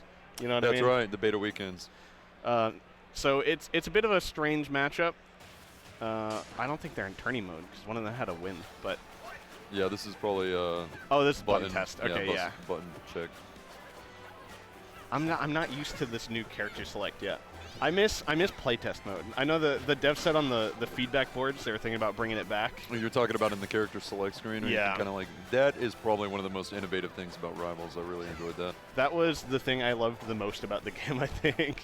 I can just button check while my opponent is like, I don't know, going to the bathroom or whatever. Right, and while the game's cooperating with you, it has an incredible accessibility features for controllers and stuff like that, which I see that they're also bringing in its second one. Yeah, that's one thing I love about this game. Yeah. It really is just so accessible. Man, I love the new merchant port. Oh, it looks tell so me good. about it. Yeah. Oh yeah, the AZ man himself. I told SBS that maybe for like a future shop thing, one of our events, we have to get an updated version of our old "Would you like to start merchant port" sticker, because we sold those around Heatwave 4. Yeah, it's such a vibe, such an incredibly relaxing looking place. It is, and also just the stage layout is good. It's pretty neutral. It's fun to play on. Right. Like, the music is banging. Yeah, I don't think anyone can dislike merchant port. Some people do, and it makes me sad. Well, it's kind of hard think to they're sad parry people. Lily. I don't want a Lily on merchant port sometimes. That's true. That's so true. if I'm going against a Maple and I know that they're just going to be like wrapping around all the platforms, yeah, I want to lock them down more. So that's the only time that I'll say no to merchant, though. Some people don't like Rano on it either, because he gets pretty free up B edge cancels with the dive kick. That's right, and Claren, because she can cover basically the whole thing with like F strong. Yeah, this is also true. Do you think F strong on Claren still covers those platforms? Actually, no, it doesn't. It doesn't. It doesn't go high enough. I don't think it goes high enough. Interesting. One thing that they're still, I don't know what's going on now. One thing that's definitely different about Claren, or not Claren, about platforms in Rivals 1, which I found out it it's actually does look a lot higher, doesn't it? Yeah, it's actually So apparently that's just the stage design has been altered. Yes, I found out it's Rivals 1 is the weird game for having normalized plat heights. I guess a lot of other games don't do that. Which no, is you're totally interesting. right. Yeah, I'm thinking about like the key differences between like Fountain of Dreams and Battlefield from like Melee, and the setups involved with them are drastically different. Yeah, especially Pokemon Stadium has some really weird platforms. I mean, even non-transforming. Yeah, we don't have Stadium. too many like vertically moving ones. I think there's 2 stages that have them. Right. But it's definitely interesting because it means that the stage pick becomes even more. How do you even pronounce that? Godai Delta? Yeah, I think it's Godai Delta. Pretty much everyone has just been calling it Delta, but we're getting started on it either way. Oh man, here we go. So this is always an interesting matchup to me because Claren has the down B, which is like the holiest of holy anti-zoning tools. Right. But the Fleet has to give her a chance to use it. You know what I mean? Yeah, I mean, you just got to be carelessly lobbing things from such a distance for that to be that reactable anyways. Exactly. Or you're not really applying good pressure. Which, so far, VOD has not done. Getting some small little hits here, just keeping the lead pretty consistent. Yeah, applying a lot of pressure with those tech faces. That's always good to see. Oh, there's your tippers. Yeah, a lot of her combo routes have changed from the first game, so I'm interested to see a lot of Claren players kind of push that out. Oh, man. Ooh. Going for the big down air, not quite finding it. Claren seems almost faster in this game. Yeah, it's kind of weird. The game in general is like faster, right? Which you wouldn't think would be the case since it has so many new defensive options. But yeah, no, it kind of is faster. I mean, having a shield though does allow for a lot more different things. It's true. Oh man, what a gift! Catching that jump. Big snipe. And what does it mean when Fleet eats something? So she has you see the stamina die on her HUD there. Oh my goodness, this is probably a long explanation. Just a little bit. I'll shorten it. She's 2. What does 2 mean? Basically, you know, Snake Sticky Bomb. Yeah. She'll put it on you. Oh. Okay. And that's how many times she can do it. And if she eats food, she can do it again. Man, that sounds fun. She's pretty fun. I love that. Yeah. I actually really like her. She's one of my favorite additions to the game, that's for sure. Yeah, see, honestly, that right there. That's not... Oh, wow. Okay, there it is. Yeah, that was a really smart usage of the down B too, because he waited for the sticky bomb and then popped the down B on the last hit of it to get the no fun zone out. Wow. Man, I'm so excited to see how the meta is going to be developed for this game. Oh, that's super unfortunate. He's going to have to develop the meta more next game. I think he buffered some sort of option. Maybe an aerial came out. Yeah, it looks like he just accidentally fast fell off the ledge. I hope it isn't a controller issue. Yeah, it looks like just forgot to change a control or something.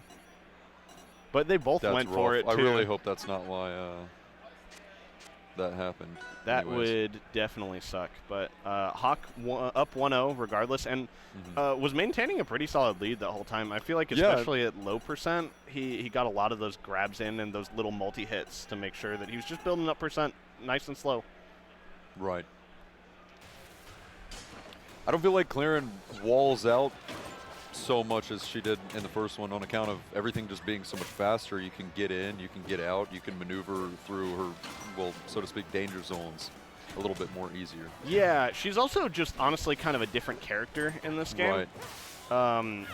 She utilizes her throws a lot more than other characters sometimes. She's trying to go for like a low down B. Did you see that counter? Yeah, that was really kind of interesting. But Fleet is not without her recovery options. No, she's got a lot of them, trust me. Yeah. She has that glide. She has that very strange edge-cancelable up B.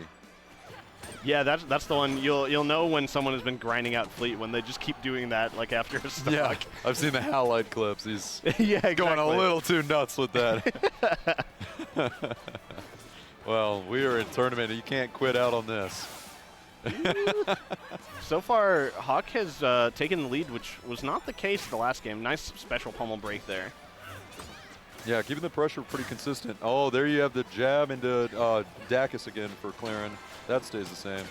Yeah, it's just like the first game. As long as you DI it out, then you'll be able to. You'll be okay. It ain't so bad. War never changes. Exactly. Starting to even up percent here. Whoa, that's a special get up on Claren. Yeah, it's kind of a cool one. I'm bad though. I can never get it to tipper. Okay, we're on the edge. Wow, that arrow making sure that VOD can't grab the ledge there. Yeah, you got to be real careful and sparing with your jump. You don't want to get called out like in that last game. Ooh, reverse bear was not ready for that mix-up. Yeah, the bear is really strong, and the reverse bear is so hard to react to. Yeah, and you cannot drift DI that one. If you make a mistake, that is the mistake you're stuck with. Yeah, goodbye, drift DI. Goodbye. And on to this many more other mechanics. Look at that nasty little glide to make sure that she spaced that out and stalled a little bit there. Yeah, Fleet is so good at just mixing. It's like Absa from the last game. Like, she is just so good at stalling when she's actually going to come back to stage. Yeah, and Claren, just like the last game, doesn't have that many recovery options, and so you have to be real careful if you're going to be challenging Fleet out there in her own turf. For sure. Ooh, big back throw F strong. Okay. Going for an edge hog there if VDAD went, or not VDAD, sorry, Hawk. I think the names got changed around from the first game. Hawk is the Hawk is the Fleet, yeah. Right. Okay. It's been really even so far. This matchup is, I feel like it's definitely one of the slower ones in Rivals. Really? Because you have to just be so careful about how you are approaching Claren, and you have to be so careful about how you're approaching Fleet. So they just kind of are in like they're in a perpetual game of chicken looking for their opening. But Dad's trying his hardest to get his counter shield down. Yeah, it makes such a difference, but Hawk is just not giving it to him, which is honestly super smart. Oh yeah, wasn't ready for that. Wow, you can go low as Fleet. Yeah, she recovers from basically anywhere, honestly. Like, you kind of have to find an in to contest her. This is really bad. Yeah. But pulling the trigger a little bit early on that up B as a mix-up, just as a little get off me. And we got darkened skies. We are once again being taken to a last stock here. VDAD's got to figure out how to get in on this Fleet right now. Nice shield, recognizing that it wasn't going to be plus. Okay, going for the grab on the land. Tornado pushing him away. Got a little bit of a reversal back throw here. And able to double jump fair back onto stage here. Ooh, lots of spot dodges coming out. I don't blame him. Excuse me during a spot dodge. That's funny. And you got spot dodges, parries, shields. Good gracious. Double tipper. Yeah, they're really so starting to apply the pressure now. But Dad's trying to close this out. You can tell. Oh, like, no. I mentioned that Claren is kind of really reliant on grab sometimes. Yeah. And you notice both these players know that because VDAD is going for it a lot and Hawk is spot dodging a lot. Yeah, as a response. And there you go. Oh, that's big. That was the tornado. Oh, didn't get the ledge hog. Oh, get up attack when you least expect it. Gonna be able to side B back. Still has a wall jump. Yes. Oh, there's a ledge hog. Really, really close game. And we are in best of 3, so that wraps it up.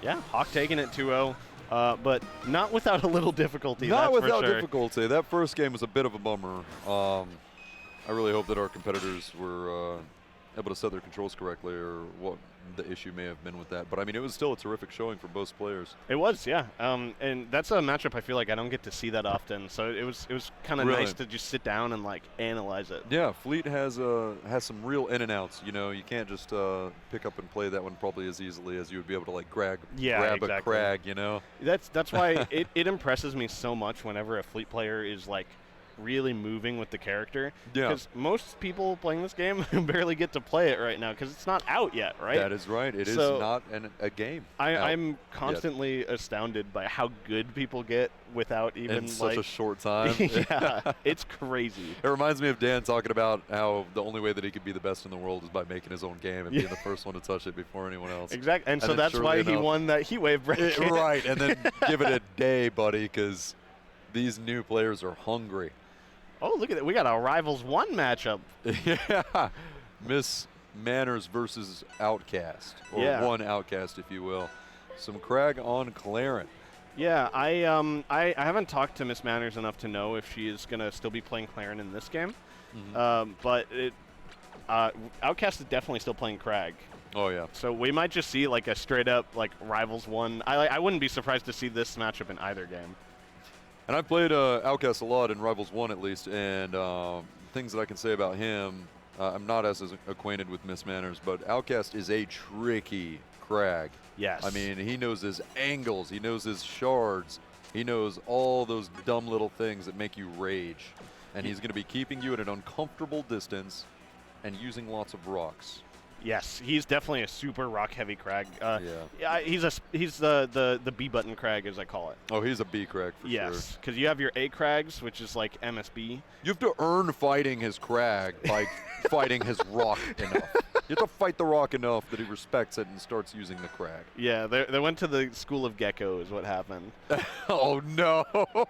And then we have Miss Manners. She is still playing Claren. Her Claren in Rivals 1, she is definitely a person I feel that studies a lot about the character and like really grinds out specific, like I can do this here at this %, you know what I mean? Like really specific situations. Oh, really? Yeah, she has been getting better and better and better at Rivals 1, so I'm really interested to see her take on Claren in this game. Right. Going into it. Oh, those are some cool skins. I really like the Pharaoh skin, man. It's so cool. Gosh, that's a big rock. Oh, my God. It really caught me off guard. He's just so massive in this game. It's amazing. I miss Rockshine, but he's got the cargo throw now, and I feel like he's perfect. He's a beautiful man. Oh, yeah. This is a beautiful string. Getting a lot started. Doing the classic send you off stage, back off, get my rock. I love it. He just builds up % so fast. Yeah, he can still box just the way that he was able to box in Rivals 1. I mean, you can kind of run at him with the A button, and I mean, it's dangerous. Was that an Alms attack? Yes, that was an Alms attack. Love that. Ooh, okay. Reverse F-tilt can send Outcast off stage, but he kind of grabbed ledge instantly, so we're not going to get a lot done here. Right. That's really cool to be able to Alms attack reliably, especially as a Claren, because you do not want to be off stage, especially with this going on. Yeah, that's one thing that definitely hasn't changed from game to game. Claren does not want to be off stage. Oh, yeah. Especially against a Crag with that many resources like rock. Yeah, she has benefited a lot from the fact that there's a ledge, though. Because her thing in the last game was like, yeah, I can get onto the stage pretty reliably. Right into that fair. But then you hit me off of it again because you know I'm in lag, right? God bless a shield, though. God bless a shield. You can't use shield in the Rivals 1 against Crag, so I'm sure that's a big game changer. It is. Honestly, it's a big game changer both ways. Cause, ooh, tricky. Oh, I think she's dead. You see those shards? She had to side B there. Right. Yeah, can't wall jump out of that up B anymore.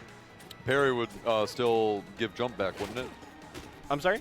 Or not parry, but down B would provide jump to Claren, wouldn't it? Yes, it does still give her jump back. So that's definitely a resource that we might be seeing in this matchup. Oh, man. He's just relentless. She's taken so much damage. He's still on his first stock at 100 with a pillar behind him, too. Right. You got to get rid of that pillar. That is definitely a very classic Outcast trick. Okay, we're back on stage, going for the special get up here. Maybe going to be able to get something started, but doesn't quite find the extension she wants. The nair into up tilt, not quite having enough time. For that. Yeah. Okay. Outcast off stage, not quite catching the hand. Oh no, he Such just patience. Waited. She's dead. She's just dead. You know, there is a way she could have gotten out of that by doing a side B, yeah, and then up B. But not quite recognizing actually what needed to be done in that. No, she wall jumped on the other side of the pillar initially.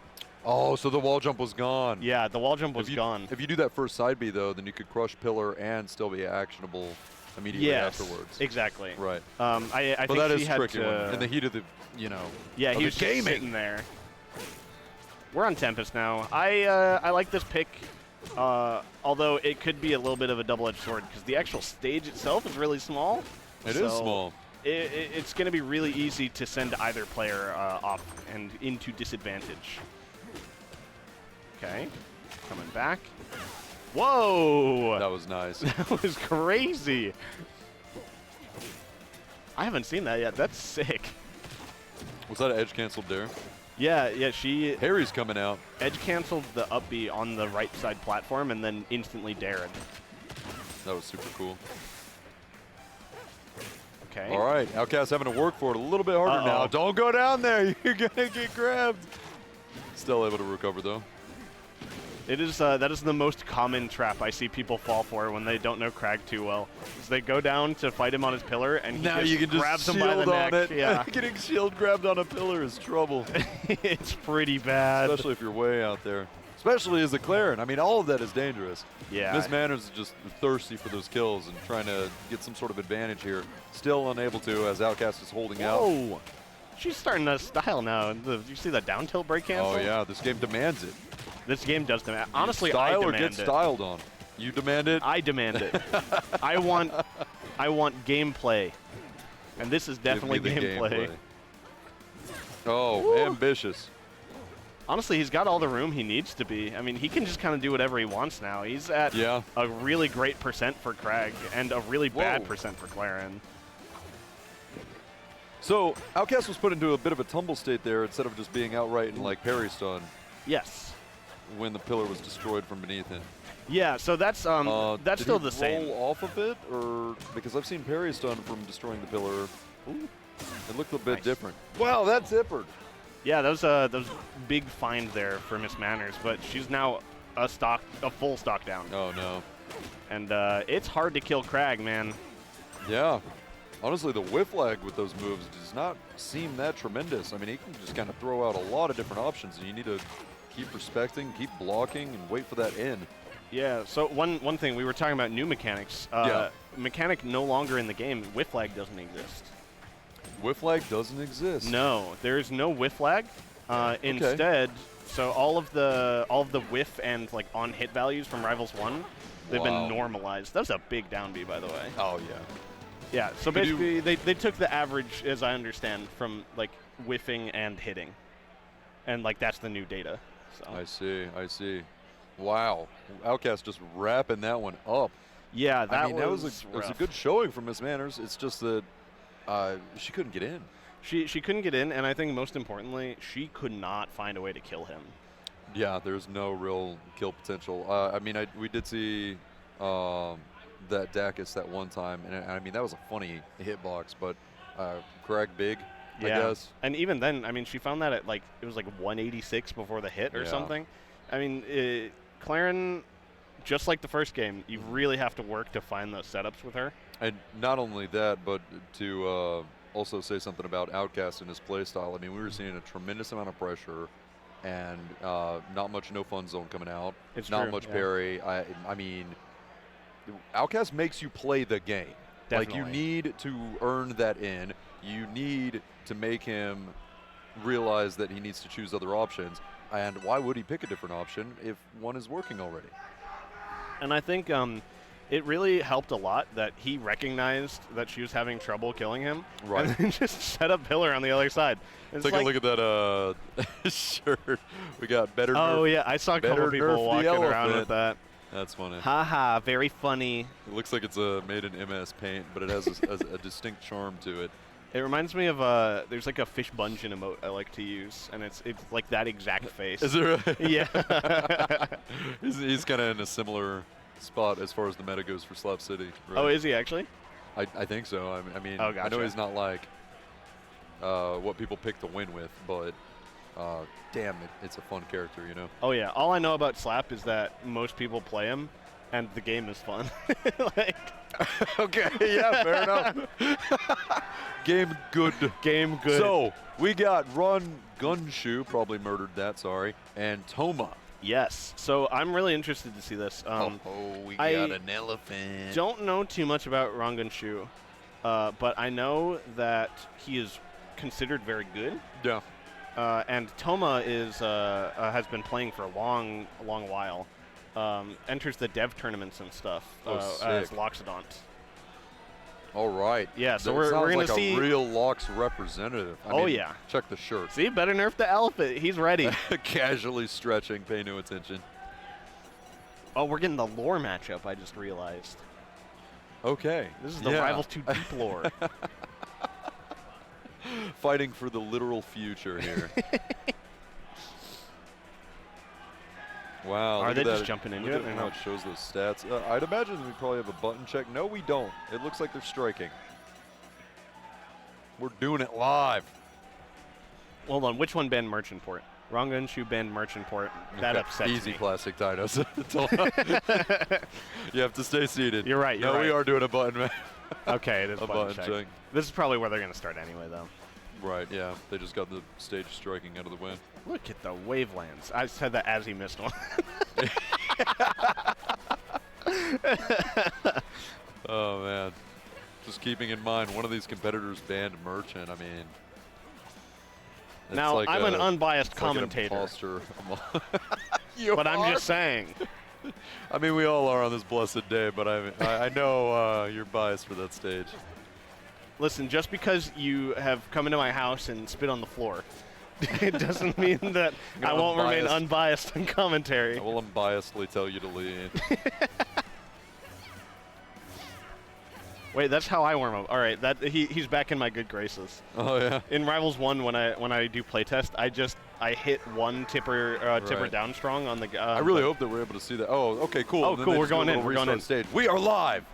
Locks Claren. All right, we're getting into it. So this matchup. That's tricky. That was that neutral B there.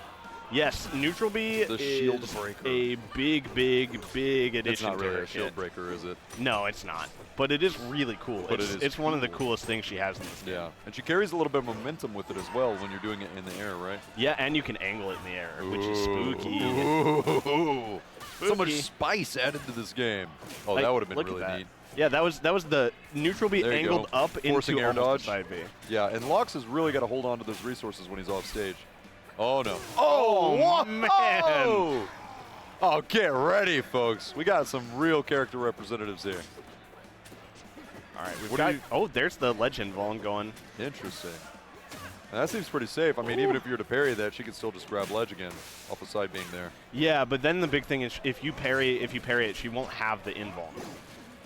See, like right there, Toma got parried. He didn't have the invuln anymore. Oh, finally a game where you can miss a ledge dash and you're fine. Rivals is accessible, right? You'll not be plummeting to your death from that. It's a beautiful, beautiful thing. Yeah, we got to see more meatball. Actually, maybe not. You're just going to unlock the real dangers of Claren. Honestly, we haven't had a chance to see meatball because Ranganshu has been holding forward. Some extreme suffocation. Tipper up air. What do we got? Oh, really charging that thing. Oh, man. Okay. Nah, he can go low. He's all right. Yeah, I liked the little stall he was trying to do with the down B, but Ranganshu was kind of just sitting there waiting. Hey, that short hop dare on ledge versus Claren, I don't think it's going to work. I mean, that up B is just going to cover all of that. I think you just need to be patient, or, I mean, what would you suggest if you're the Lox here? Well, you know, he's getting his up B's parried. Why can't you parry hers back? That's Did you see shield for the first hit of up B? Into parry for the second hit? I mean, this person is versed. Yeah, that is the classic counterplay. Oh, here we go. Oh, got the character switch. I believe Toma played Shovel Knight in the last game. I think that's true. Really? I'm pretty sure. You know, Craig seems like a winner. Craig is definitely I can't commentate that much on the, or comment much on what exactly the meta of this game is, but I mean, we were just watching this matchup, and let's just say it looks a lot more favorable than Lox. Yeah, Lox is like, he's a little weird and floaty, whereas... And big. Yeah, he's floaty and big, which makes a bad combination playing against Claren. Ron is just moving. Yeah, a real mover. I don't know what game Ranganshu comes from, but I have heard that he is really good. Yeah, I would love to know. Probably P+, and that would be why we haven't heard of him. Probably, yeah. Because the players don't exist and the game's not real. Shh, don't tell them. They're not supposed to know. Oh, my God. Somebody help him. Someone call PETA. You got abused animals out here. Oh! Down B! Is it going to be enough? No. Still a ledge grab. You got a down B into a ledge hog, maybe. I appreciate Toma's attitude because here we are, down a full stock. We're going for everything, baby. You need to. Now is the time. This is best of 3. We need to see action and immediately. Oh, my God. No. Oh, my God. Oh, man. It is just so hard to get away from these setups. Knocker. Okay. Okay, shield grab on the pillar. It seems even the best players will get grabbed on the pillar. Okay. And down B seems a little bit more slower and telegraphed. I'm going to say that's a good thing. Is that a chest bump? Oh, there we go. Craig chest bumps for forward throw? His forward throw. He's a bro. I love him so much. Dude, we haven't even seen the cube yet. No cubes. Craig loves to give people uppies in this game is what he likes to do. Claren charging neutral B off stage is just terrifying. Yeah, it is really scary. Forced defensive options. And it's especially scary as Craig because, like, if you're putting your pillar all the way out there, it's so easy for her to just, like, predict that and snipe it with her neutral B. Oh, yeah. Because if you charge it to level 2, it gets really long. Wow, techs are, like, long. It's like an elongated, it almost looks like a wall cling. They're on the wall for so long. Yeah, you're kind of stuck in it for a second. Are they immediately actionable, or you have to wait for the end of that kind of tech animation now that there is one? You have to wait for that animation, I believe. Interesting. Okay, so that really changes the timings of things. Yeah. I'm sure it's not hard to get used to, though. No, it's not too bad. I'm not smart enough to know the technical reason why it's different, but it is different. Yeah, that's exactly what I was talking about. That's what I was looking for, yeah. Man, get him out of here. Yeah, shoot. Was definitely looking to end this particular set quick, and seriously, man, did he get it. I mean, one of those characters just looked almost overpowered. I think we need to nerf Loxodon. I agree. This elephant has had it too good for too long. After seeing that, I don't know, man. Let's just remove him. The game would be better. I'm sorry. It's a joke. I love Loxodon. Holy crap. Ron is fast. Yeah. Oh, my God. I am so excited to see the high-level play of this game. And especially because we don't know who they are yet. Like, no, that is TBD. Stay tuned. Exactly. Like we find out now. All right. You're perfect. I love you. You're excellent. I'm just excited, man. I am too. It's so much fun. Ooh, players we know. Players we know. Players we know. Tailsep and MSB coming at you live next.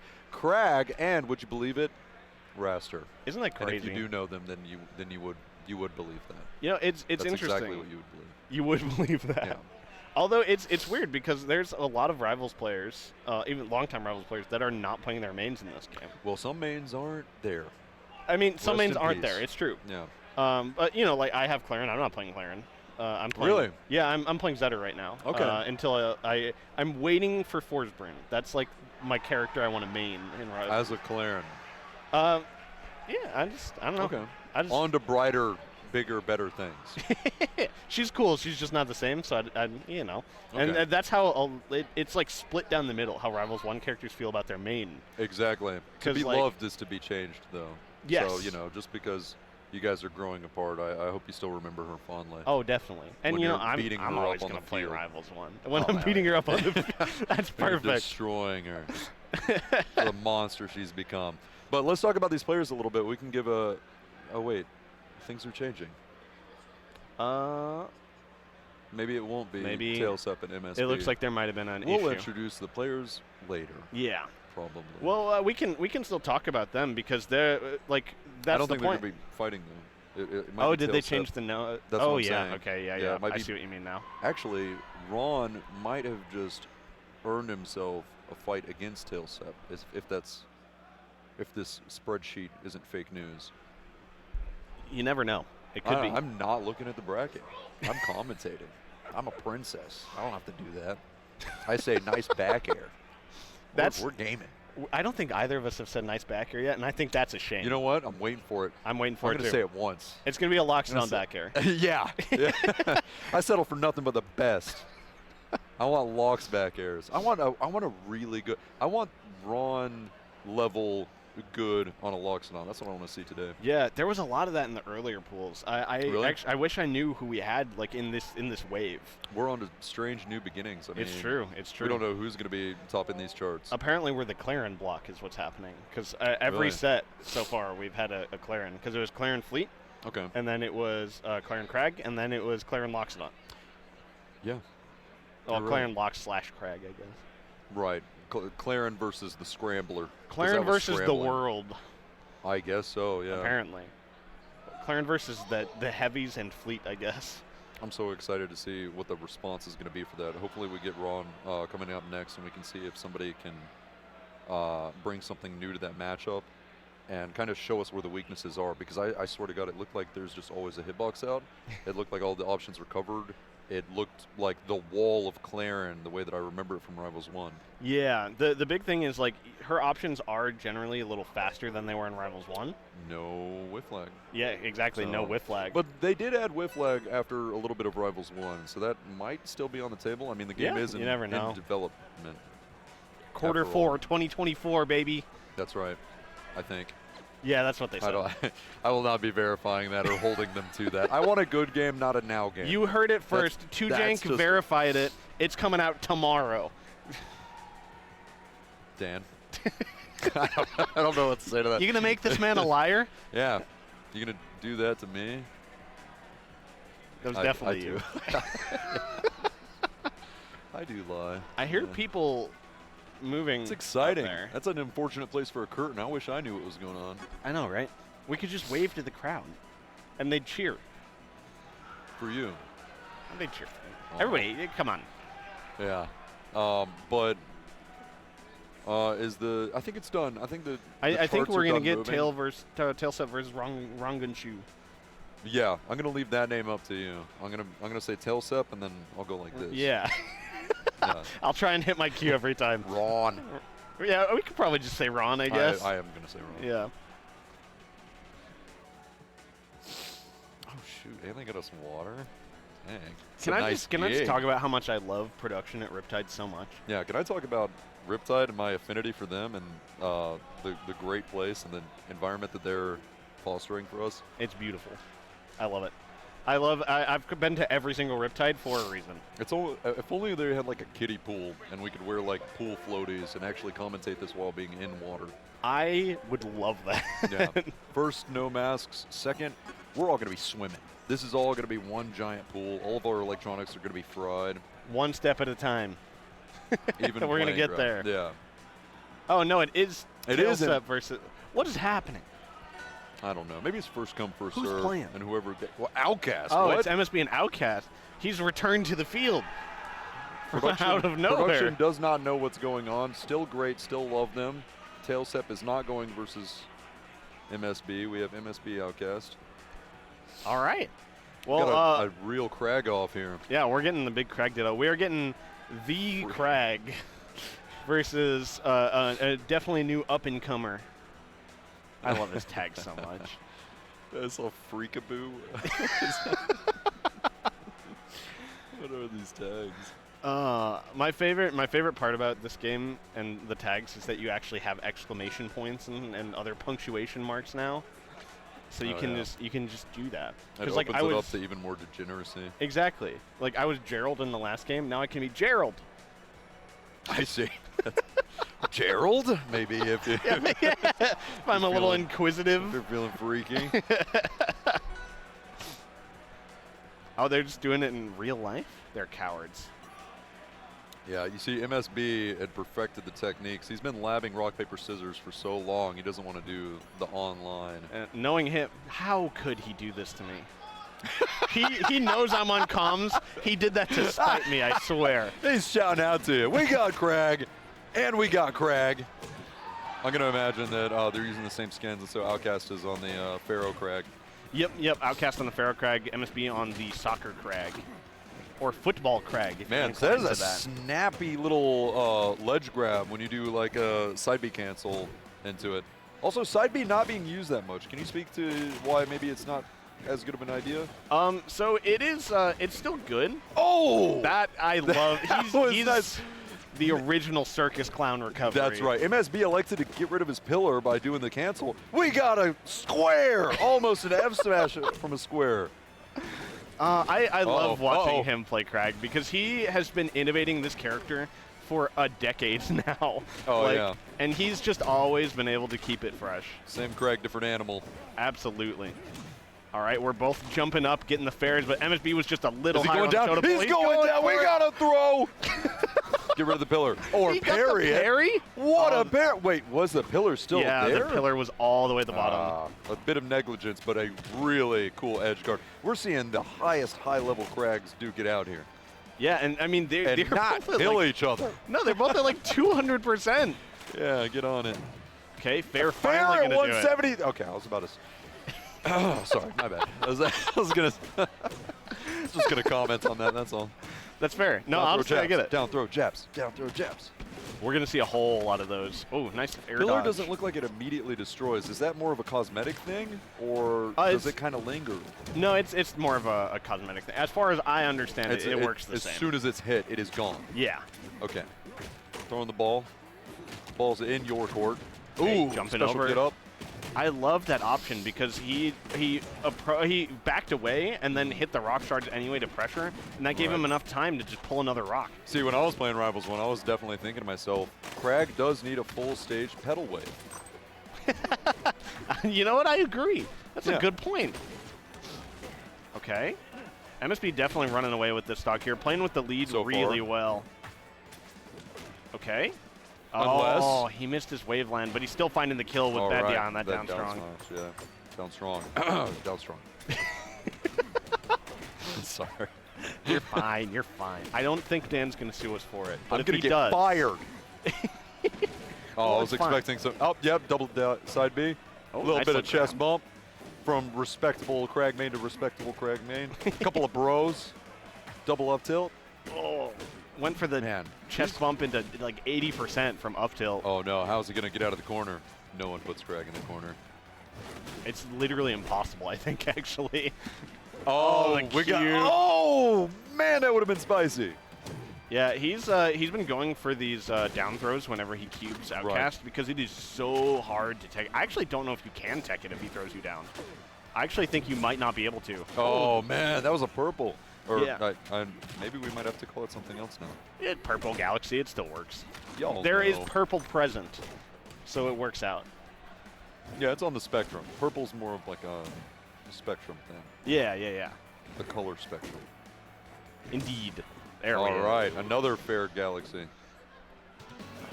Yeah, that was a hot game one. That was so much fun.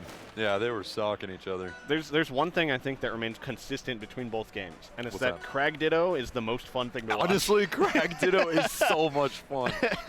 No one can destroy a Crag like a Crag. I mean, it's just so right. Yeah. Although I will say one thing I missed from the first game. Tell me. You can't have more than one rock, or more than one rock per Crag out anymore. So there's gone are the days of like 5 rocks sitting on the field. Yeah. I can't imagine what that does to a GPU. Can you imagine filling that many 3D rocks? The tournament setups would be so expensive. Yeah. So perhaps that was a bit of foresight on the Dan team. Yeah. Fine. They're smart. All right. Tournament winner out of the side there. Oh, boy. Okay. Okay. Might be in trouble here. No. I feel Honestly, like the vertical recovery on Crag, it seems to be a lot better. Yeah, so which is surprising coming from 1 to 2, seeing as how that you could wall jump in that. It's honestly more about the horizontal because like he's always had a pretty good vertical. Yeah. The horizontal recovery got even better. I don't even know what happened.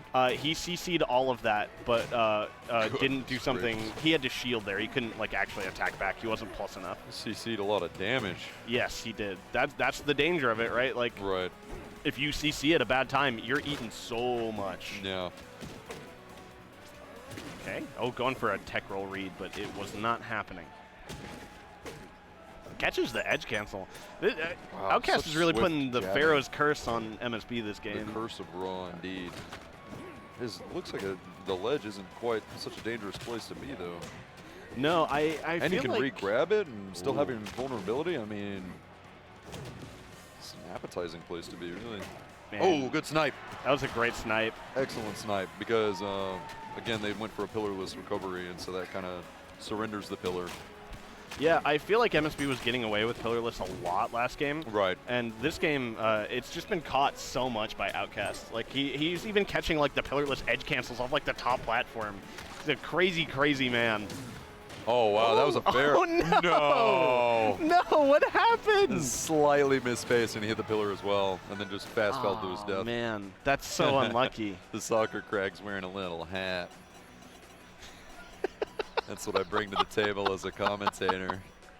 You know, I appreciate that because I have played I've played this game like every beta. I've watched a lot of this game. Yeah. I never noticed the little hat. Anyways, you notice that he has Rivals of Aether as the logo? That's the team that he's playing on. Yeah, he's got like the Aether Studios logo. So to fight him is to innately be against Rivals of Aether. Eat this, Forward Strong! Shield breaks, ladies and gentlemen. Yeah, we haven't seen a shield break yet, but if we're going to see one, it's going to be Craig. Oh, my goodness. He's going hog wild right now. Oh, he didn't go for he totally had the DI for the down B. Take a Rivals player to miss a ledge hog, am I right? That was tragic. Oh, you know MSB got the text, though. Oh, yeah. If there's one thing that a Craig player from Rivals 1 is going to be able to do, it's tech. Oh, my God. A shield can eat all that, though. Ooh. Oh! Caught the spot dodge. That was a shield break, wasn't it? No, that wasn't a shield break. Well, he broke something. he broke all of Outcast's bones. Is what happened. His ankles. Yeah, that was Outcast was predicting a grab, went for the spot dodge, but MSB just threw out a forward strong. Oh my goodness, what a fight! Okay, both pillaring. Okay. I love that actually. Yeah. MSB. I think MSB could have actually taken a little bit more space there and tried to remove some of the resources there, a ledge hog, or just apply pressure. It seemed like he backed off there. The vibe was off. I feel like, oh, that's unlucky. Okay, I don't know. I feel like he's been getting a lot out of playing back though, so I applaud him for recognizing that. He was just a little too early on that read. They're going for these forward strongs, and I think it might be the right move because up strong just isn't going to kill at that percentage, but it just shows a level of confidence. I think they've played against some players that fall for that usually. And I mean, you can't drift EI. If you are right, then you are right. Yeah. You are eating that forward strong. We're up another stock for MSB. This game is kind of looking pretty good for him. Yeah, still some Outcast advantage here. Double up tilt, triple up tilt. Yeah, luckily we are in best of 5 now though, so this is we've got some wiggle room here. Oh, the up tilt! Oh, so much damage! Oh no, and the CC into jabs. Outcast refuses to stand down here, taking him to the corner, not relenting. Okay. All right, shield grab into some jabs. Man, that down strong sends nowhere. You're at 100 plus, and you're still just right in jab range. Yeah, it's Craig is a big man. Oh yeah. The largest man even. No down B. Down B I think fair just at ended 150. It there. Oh, all right, that'll do it too. Yeah, MSB up 2-1. No. Yeah. That was MSB the red one isn't. MSB is soccer. Wow. Would you believe me if this whole time I were to hypothetically believe that it was the other way around? Well, it's okay, because you know what? Either way, you were talking about Crag. Let's go Rivals. Let's go Crag. Let's go Rivals. All right, we're going to the Ho Dojo. MSB, the soccer man, eating some jabs here. They're playing the low percent game. We're getting down throws. That's right, because he was Pharaoh in the other game. Okay. Yeah, I don't know how I got mixed up there. It's all good. It's all good. Man, the intangibility off of a ledge grab is quite lengthy. Yeah, it's quite powerful. Wow. You are limited in how many times you can do it. Just noticing? Not that much nair. Not that much coming out from either of them. Yeah, the nair Crag doesn't have a body that turns inputs into nairs. Like in the last game. I mean, it was Nair City. No, they took him back to his roots, baby. We're back to fair Crag, and we just saw it. Doesn't look bad though. I mean, both times we've been able to see confirms off of it. It's just it's a good combo tool rather than a neutral tool now. Is really what it is. It's kind of beautiful seeing some conversions from side B on shield. Yeah, because he can instantly cancel that whenever he wants. Only on hit, yeah. Up to hit on hit, of course. Yeah. Okay. Whoa! Oh, that wasn't enough at 120. He big. Up air. There. Surely. Okay. I mean, jeez. MSB has found his footing. I think is a really. He's found his football because it's soccer. Okay. I see you, plastic dinos. So if you shield, then it just pops you right up like that, huh? Yes. It is the Crag delivery system. Yeah, you can shield it, which is no. no. Oh no. Off attack. Double tech.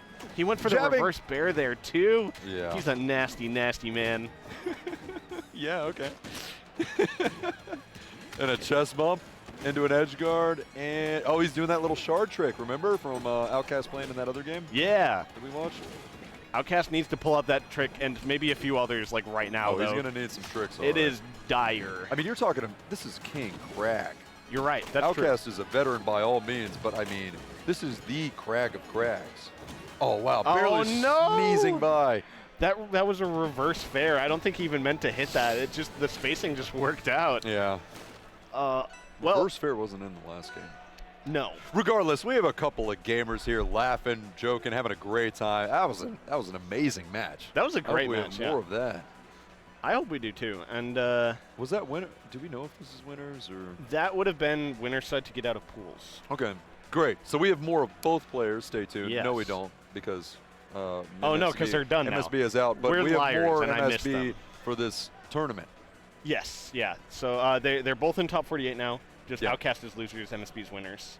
It seems like next we are going to get Oh my Tailsep goodness. and Ranganshu. Oh my goodness. We have, I don't want to say anything yet, but fellas, ladies, we got some mean players coming up.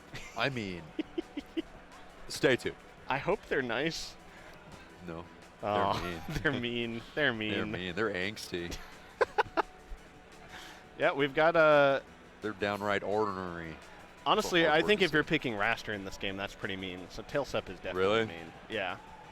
So it's talk Raster. to me about Raster. Is Raster just Raster? Raster is just Raster. It's Raster all over Yeah, again. it's Raster all over again. God forbid. God help us all. I mean, Dan. happens in hockey. What are you Dan, gonna do? again? Again.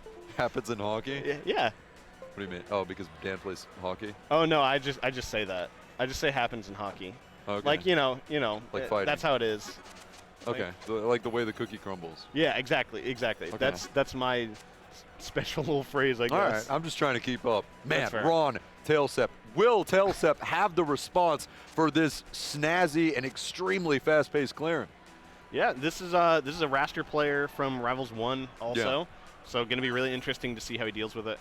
This matchup, Okay. I don't know how it goes in Rivals 2 really, but in Rivals 1 it was really, really hard for Claren. Uh-huh. But she has so many more defensive options now and some faster frame data. So I'm interested to see if Ron here can show me a couple things. One thing that and this is wild speculation, do not ask me, I do not know things, but I think that we're going to see a lot more respect off stage. Tailsep is a very patient, a very calculated player, and will burn those jumps to try and egg out some sort of off-stage aggression coming from Ron here. And the last time that we were just watching Ron, if you'd still been with us, viewers, is, oh, someone in the audience is not favored, is that, sorry, my dang old train of thought. We're seeing a lot of off-stage neutral Bs to kind of force those defensive options and to try and whittle away resources and maybe even land one, but it was morely just to threaten it.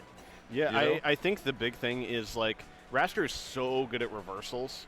And Right. if he Oh, catch hits a dare. You, yeah, if Slip you up and catch a catch a dare, dare. Ooh. and you're out off stage now, Yeah. like, Claren is the type of character where if she doesn't To have... die. Yes. Sorry. No, she's going to die. You're right. I'm agreeing with you, man. Like, if you get reversaled with a dare and then just get so much as, like, nared, Button check or hopping in? you can't get back out. Looks like we're hopping in. We're hopping in. We got Robo Raster, Dark Raster, Anti-Raster, Wrongster, maybe. Wrongster. But that would... Is there a Rightster then? Looks like a Mega Man boss. Mega Man kinda literally does, does actually. have a Robo bird that he fights. Or like one of those, you know, the Transformers that turn into dinosaurs, the Dinobots? Dinobots. Yeah, Look it's like at a you. it's I like like a that. Birdobot. Yeah. Okay, Birdobot. All right. Well, we all know that birds are fake, and here we are seeing the fakest one of all. I think this is the realest one of all. So look at these players. They're jabbing. They're checking each other out. They're trying to see who flinches. Ooh. We're catching up air. Oh, no way she can recover from that. Yeah, the up tilt spike in this game is really, really scary because it is so hard to get to the wall without drift. Oh, I've been seeing Musif do some nasty up tilt spikes. Yeah, I've played him. He's really good. Honestly, it's so good that it seems foolish to choose other options. I think that's what right I'm there. saying. You are going to see up tilt spikes. Yeah, Can you not tech that? I mean, he couldn't. He straight up could not tech that. So we're talking about a zero counterplay move. Don't be off stage. Don't be over there. Well, Go die. It's not zero counterplay. He's using it really smartly because he's catching Ranganshu right before he's able to touch the ledge, and there's no drift, so you just get kind of sent straight down by that spike angle, and you don't have a chance to touch the wall. Wow. So he's just, it means that Ranganshu... It is committal, though. We can talk about some of the drawbacks of the move. Yes, I mean, it's definitely very committal, which means that the counterplay is mixing up your recovery timing, going for side B, maybe even stalling off stage a little bit more, stuff like that. Wow. So now a single raster fair can threaten knockdown. This is the scary bird, but scary for all new reasons. Oh, yeah. Upclap is not going to take it at that percent. Yeah, it didn't quite hit the sweet spot there.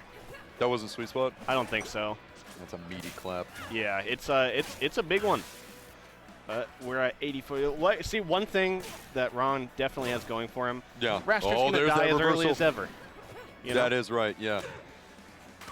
Oh, yeah, see, that was a sweet spot. one. Yeah, that was a hover clap. I mean, do they have hover claps? I don't want to misspeak. I actually am not sure if they're still in. Yeah. We need a raster expert out here. Because wasn't that like a frame perfect thing in Rivals 1? I don't remember now. Wait, was it? I think so. I don't know. I'm not that training mode guy. So we need IGL on commentary, not me. Yeah. Oh my goodness. But we're seeing really smart neutral here. They are volcanic eruptions as this game is heating up. I love this stage. It looks so good. You ever play Pokemon? Oh, that's side B. I love that conversion. Let's see more. That stuff is so cool. I really like the neutral B extensions. I know that Ron can get conversions even off of that, though. I mean, it is endless. Yeah, so you being a Claren, you know Claren things. I see Ron going for this reverse up tilt. Is the hitbox more favorable, or you're going to have less in lag for that? Honestly, he's doing the reverse to try and mix up DI. Because if you do the reverse, then you might catch them accidentally trying to DI out, which is then in because you reversed it. Right? I see. And then you get to catch you get to catch them with like an up strong or something. Oh my God, Raster can grab. God help us all. It's all okay. Right. So can Claren. And he can die. What a nerve-wracking game one. They're locked in. I wish I knew who Tailsub had to play to get here. Oh yeah, accidentally. Yeah, we're gonna have to find out later. I do that all the time. I just have the muscle memory and no patience and give me game. Give me gameplay now. We want more. The Harbor Ban, very smart. All right, interesting. We're going to Aetherian Forest. I keep wanting to call it Treetop Lodge because that's what it was in Rivals 1. Well, it's kind of... It is clearly different. I mean, maybe just a little bit. This is that P+ stage. Yeah, it's Green Hill Zone, right? Yeah, something like that. I'm pretty sure. Aetherian Forest. I would almost prefer Forest of Aether. That's stupid, but like, I don't know. I just don't feel like that rolls up the tongue. I am not a game dev. Anyways. So far, big lead for Ron here. Oh my God. So you remember earlier I was talking about Claren really relies on those throw mix-ups? Right, yeah. That's why. That's it right there. Wall jump's gone. Yeah, still getting back though. Can't quite challenge the neutral B. We haven't really seen him be able to get anything started here yet. No, he has kind of been at Ranganshu's mercy here. So Raster can cancel tilts, but can he cancel them on shield? Or was that really a punishable thing? Which part? Like, wait, what did he do? He down tilted on a shield and was punished for it. Can you cancel tilts on shields? Is my question. Oh, yeah, but you can only cancel like out of you can't jump cancel his tilts like you could in the first game. If that's what you're asking. Yeah, that's what I was asking. Yeah, no, he can't do that anymore. Straight up don't even have that. No. Okay. Well, that's a significant nerf. Yes, it's definitely a big nerf to him. He is still the only character that can tilt out a dash, though. Man. Man, dash attack up clap. You can kind of jump cancel that one, though, can't you? Especially off stage. Maybe? Dash attack up clap? I mean, it's not really a jump cancel, I guess. It's just that fast? Yeah. Okay. You don't really need to cancel much anyways because everything has no whip lag. Yeah, exactly. Right. So when you get used to your timings, you can really get used to those timings. Yeah. I kind of like that. It offers a sense of consistency. Exactly, and it means that you kind of always know what you're getting into. Right. and there's less you have to know about or guess about. So it's kind of nice. Sure, yeah. It's more of like a quality of life thing. Oh, now we're seeing the sweet spots from that neutral B. That is a nasty amount of hit stun. Oh, we're Who's getting making it to the stage first? Looks That's like Raster, but only because Clara and Will did, I guess. Right, yeah. Ooh, Not barely able to DI that one. Yeah, this stage is horizontal blast. Ooh. Small. Horizontal small. It looks like vertical might be high. No Yeah, tech on vertical's that. pretty high. I don't think he was touching the wall. No, he wasn't quite touching the wall, but up 2-0 for Runganshu here. Yeah. That game looking way more dominant, that's for sure. Oh, seriously. What are we banning? We're banning the same things. We're going to Julesvale, a Rivals 1 Classic. Hell Hell yeah. yeah. Are there little animals in the windows? No, unfortunately. Very unfortunate. I do hope we get that. Unplayable, actually. Well, now, why wasn't that one of our Kickstarter milestones? Nobody needs a ranked mode. I need the little animals, Daniel. Yeah. You put my OC in the window. Okay, wait, that'd be a great Kickstarter goal, though. I think people would have eaten that up. I'm not even going to lie. DM, man. I'm a marketing genius. What game is it that does it? Skullgirls does that.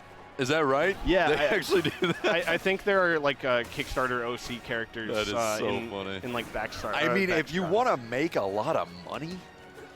And who doesn't? You know what they pay to just... Anyways.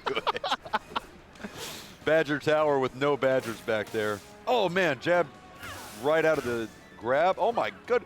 I don't know that she deserves some of these tippers. I'm seeing a Raster, like, touching a Claren, and yet there is a tipper. Yeah, Wow. her tippers are definitely, I think, a little easier in this game.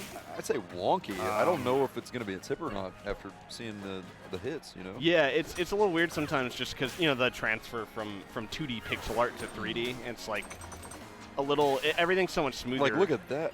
Huh? You know? Yeah, that was a reverse fair, which happens every once in a while. Okay. Oh, no. Caught the bad DI. Unlucky. Oh, he's got to turn it up. He actually Air started dodge out forced. with a nice lead. Oh, no. I think you just got to jump out there, you know? Kind of like do the mango thing, like hover menacingly right in their face.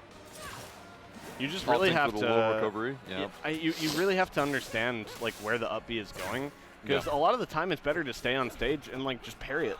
Just like in Rivals 1, you could parry her up B pretty reliably as long as you like understood the spacing. That's a really good point. Parry is your friend.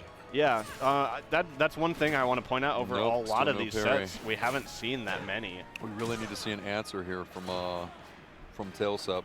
Yeah. He's playing from behind once again. And I mean, he was showing us some really confident up tilts off stage, doing that Samus edge guard. Man. Holy cow. Waveland F smash, get out of town. That was out of that neutral B too. Yeah. Oh my goodness.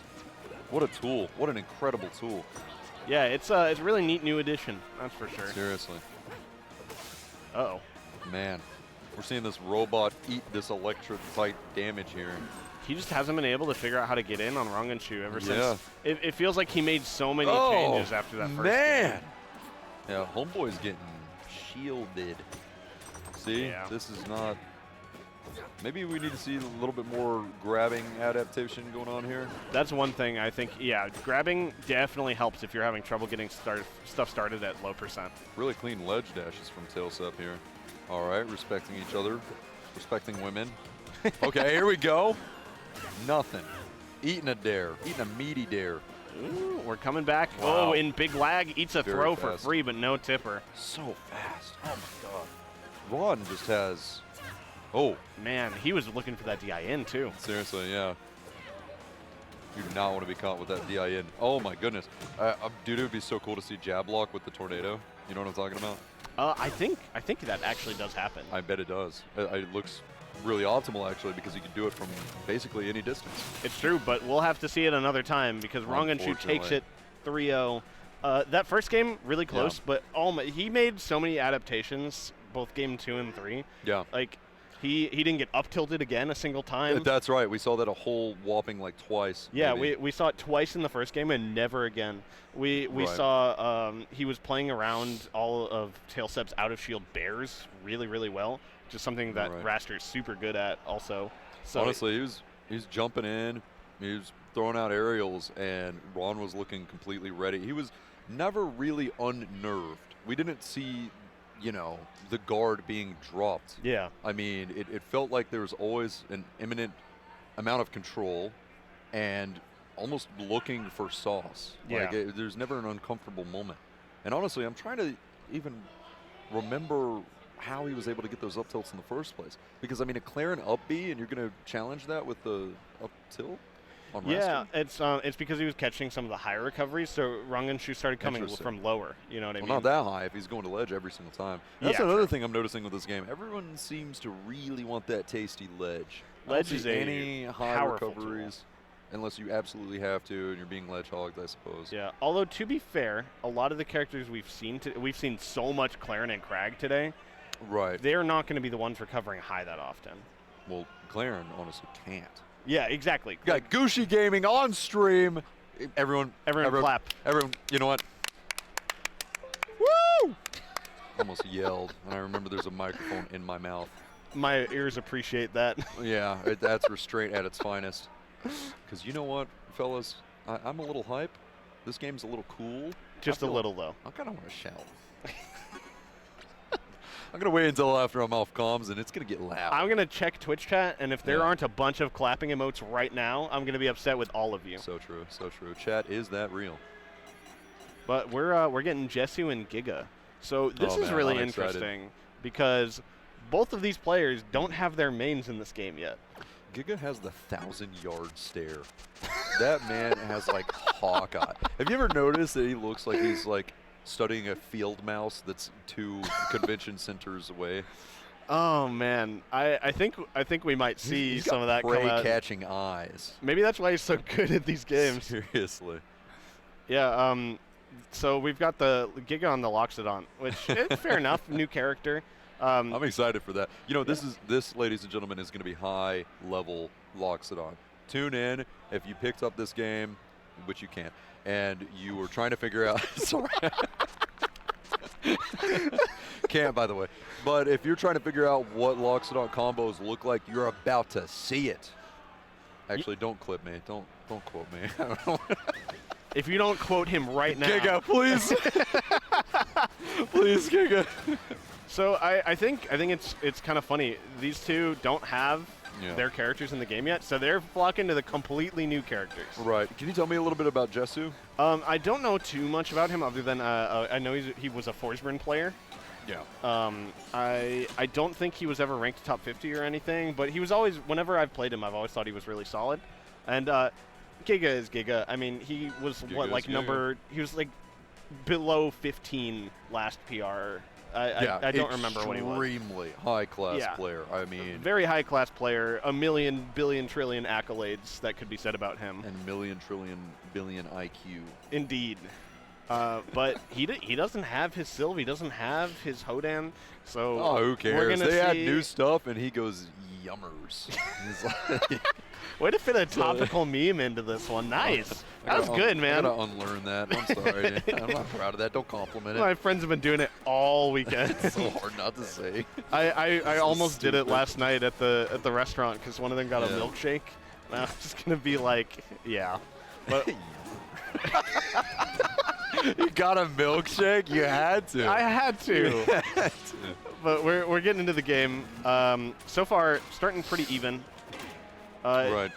So Loxodon being... What a safe dare. Sorry, what were you going to say? No, it is actually really safe.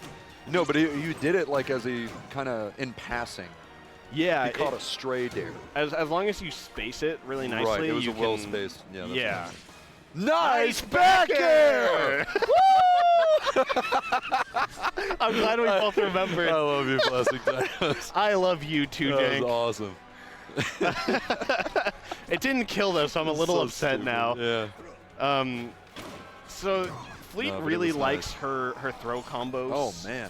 Really likes hitting you out of up throw. Loxodon's really floaty. It's kind of hard to get that to work on him. We're seeing a lot of pressure coming here from Giga though. That was an F strong, right? That's what that was. Yeah, that was F strong. Oh, that one was down. That was down. Thank you. Okay, cool. Catching up. Nice. Staying up to speed. Air. Oh man. All right, we are back to an even %. Oh, wow. So it's really hard to do a follow-up at low percent from an up throw on lock. Oh, that's kind of crazy. So, I mean, it's kind of a stupid question, but I mean, I'm admittedly new to the game.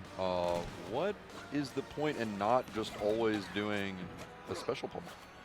Like, because you can break it. What? So how pummel breaks work in this game is when you get grabbed, you're basically playing rock, paper, scissors. Where if your opponent that got grabbed presses normal pummel and you press normal pummel, they'll break the grab. Same thing with special. So if you're always pressing special pummel, then your opponent will start always pressing special pummel, and you'll never get anything out of your throws. Really? They just drop you? Yep, exactly. Wow. You don't need to mash or anything. No, there's no mashing. It's just single button press. It's like, okay, I pressed special pummel. Did you press special pummel? Then that means the grab is broken. Loxodon's features are weirdly pixelated, like his pixely meatball. These graphics suck. Is that a skin thing? I'm sorry, it's the early access skin. I was joking. I love Rivals of Aether a lot. It's the classic Swamp Monster skins. Oh man, you can't keep that guy down. I mean, that was a really cool down shot. I don't know Fleet's moves. I want to talk about it. That's fair. I'm struggling to. I mean, like these characters are so new too, so it's like you can't rely on like Rivals 1 knowledge either. Oh wow, really covering the low recovery with that glide fair. Yeah, that was a nair at the end, I think, actually. Okay, what do I know? It's cool. It is cool. No, not at all. Thank you. Please do not hesitate to correct me, by the way. Of course. I don't know what I'm talking about. I don't either. I could have just been lying to you this whole stream. Man, we're seeing Lox here getting almost lapped in percent. Fleet is really laying it on. Yeah, I mean, Jesse just kept the pressure up so much. Like, he was having a really Giga was having a really hard time finding a kill because he was never not in disadvantage. Seriously. I mean, he's keeping up. He's applying a lot of pressure. That was a grab break right there. Oh, I see. Yeah. It kind of flashed yellow. Yeah, so it flashed like the little like fist because it was a normal pummel grab break. Crap. So they broke. That was a dramatic death scream. he's a very dramatic man. Yeah. Not partial to losing. No, he's really not. No. Especially, I mean, canonically he wins, right? Like that's literally the lore is that he wins. For now. For now. We'll see in future installments if we have like a Hiachi thing. Where he throws Claren off the cliff into a volcano. I was just about to make a stupid joke. All right, we're going to Aetherian Forest of Aether once again. Jab, jab, grab? That was cool. Yeah. Ooh, tech chases. You know Giga has the tech chases. Yeah, Loxodon's really good at him, too. Really? Yeah, his dash attack goes real far and sets up for him super nice. That was a down B dare there, right? Yes. That's so cool. Man, Fleet can really cover some angles here. I mean, you know how like they make those danger roadmaps for characters to kind of like show what areas you not want to be in? Yeah. It seems like she can threaten like a bunch of different angles. She definitely can. Some meatball gaming. I love the meatball so much. Yeah. I'm sorry. Tell me more about Fleet. Oh, no, you're fine. That was such a good. Nice, Becker. Sorry. I'm available for voice acting, by the way. If you want. You better hire him.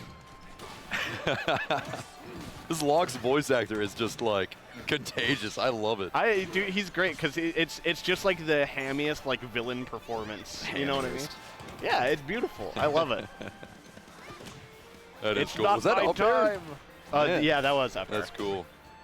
You see, Giga is just not feeling threatened off stage. Even throwing out cheeky little up airs like that, getting damage in when he can, just getting a lick. Oh, interesting. Yeah, you can do the side B and just then right into ledge grab. Exactly. It's kind of awesome. Ooh, that imagine was the terrifying. call out if he waited just a second. You can really charge Strongs in this game as well. Oh yeah, you can. Yeah. There's the parry on the tornado. Yeah, that is scared of really, really important to do against Fleet. Going against a rival's character. Oh, the meatball comes right back and betrays him. Oh my God. D style. Okay. Gets rid of his magma charge there, looking for something crazy. Whoa. Nice. Goes for the throw. Mix-up isn't quite enough to kill. Oh. There. Oh, come on. I wanted avoided. Oh, if he went for like literally anything else, I think it killed. He's looking charged up, and that charge is gone. Yeah. All nice back. That was a nice back. That was a nice back. What is he doing? Giga! I think he was just afraid of getting landed on with invul. Okay. Yeah, well, I'm afraid of a ledge hog. That could have been it. That could have been curtains. That's the scary part. Yeah. Up tilt, up tilt, up tilt, up tilt, up tilt. Oh, that's the sticky bomb on. She has a lot of up things, doesn't she? Oh, that was cool. So that was like a little detonate into a weak up air. Weak up air? Okay. Oh, wow, we got forest demons. That kind of jump scared me. I love the stage transitions. They're so cool. Yeah. The music is way too cheery for how scary it is. Honestly, for a beta game, it is an impressive level of polish. I know, right? Yeah. So it doesn't hurt if we were to stand in the... oh, what a mix-up. It doesn't hurt Fleet to stand in the magma stuff, right? No, that's purely for Loxodon to gain his little charges that let him do like the super jump, basically. That's right. So merely standing in it, that's how he acquires charge? Yep, but it's not active right away, so like the magma activates after like a second or something. That seems almost to incentivize a more sedentary gameplay style, which doesn't seem very suitable. I mean, in what situations are you really going to see him comfortable enough to be staying in one spot? Honestly, like when you're zoning out your opponent is pretty good, and then actively hitting people while in it, of course. Yeah, and that's the other thing too. Is like he has moves that will that will send us into, or that will put down the magma. Sorry. Right. I lost my words for a second there. You know, we're seeing Giga really outrange some of these neutral options that Fleet has. He's got a big ol' axe. He has a big ol' axe. He's got to use it. No, not enough sauce on it. Oh yeah, see, like right there. Ooh, so he left that magma there ages ago, and then he came back to it. Oh, it really lingers, huh? Yeah, it definitely lingers. Yeah, now he's for a fully while. charged. He looks like tribal tattoos charged. Yeah, it kind of looks awesome, honestly. It does look awesome. Okay. Oh, he wasn't ready for the DI mix-up on that back air. He wasn't ready. The Fleet's back air is a nasty, nasty DI mix-up. Really? Yeah, because both... Oh! I was going to say reverse hit, and then he just goes ahead and hits one on the fair. That's the thing about Giga. He is very comfortable off stage. I mean, he's out there because you made him be out there, but like he's not really opposed to it. Honestly, if you're playing Loxodon, you kind of have to be also. They're just comfortable with those kind of disadvantageous situations. What was hold on. Did he counter her little explosion thing and put it back on her? Yes. So if I'm you... so good. Smart boy. I'm sorry. Someone get this man a cookie. Yes. Oh, that's special get up. Yep, no big deal. Yeah, her sticky bomb. If you have it on you and hit what a her, conversion. then it goes back on. Okay. Okay. There's the sticky bomb again. There it is. Wait, why was it on her? Because the down B was a hit. Because he hit her really? with So the if you were to hit her while you're hit with her thing. Yep. All you have to do is have it on you and hit her. Ooh, really hoping for that roll in. Yeah, that was an ambitious little roll tech read. Oh no, he got up too early. That's gonna make it. Oh no, Giga needs to transform things right now. He needs to find this kill right now before he eats too much percent. Oh, we're already at 50. Oh, what a read! Oh my god. That would have been so cool. Jesu is going nuts. So her up B works like Shovel Knight up B, by the way. This is still going. Right, yeah, it has that little back hit. Yeah. Oh, that was an insane edge guard. Pretty sure he was gimped a while ago, but he was doing it for the fans. I mean, honestly, there's probably some truth to that, but like if you leave Loxodon alone and let him get to the wall, he's probably going to live. So. And not to mention if he had any of that down B charge. Exactly, yeah. Okay, so there were certainly some tools that could have been used. Yeah, if Jesu just backed off completely and left him alone, Giga definitely lived there. But the I don't style trust points do not hurt. Yeah, seriously, that was fun. That was like a straight up like 0 to 114% edge guard. It was easily 54. Oh, here we go. Oh yeah, look at this replay.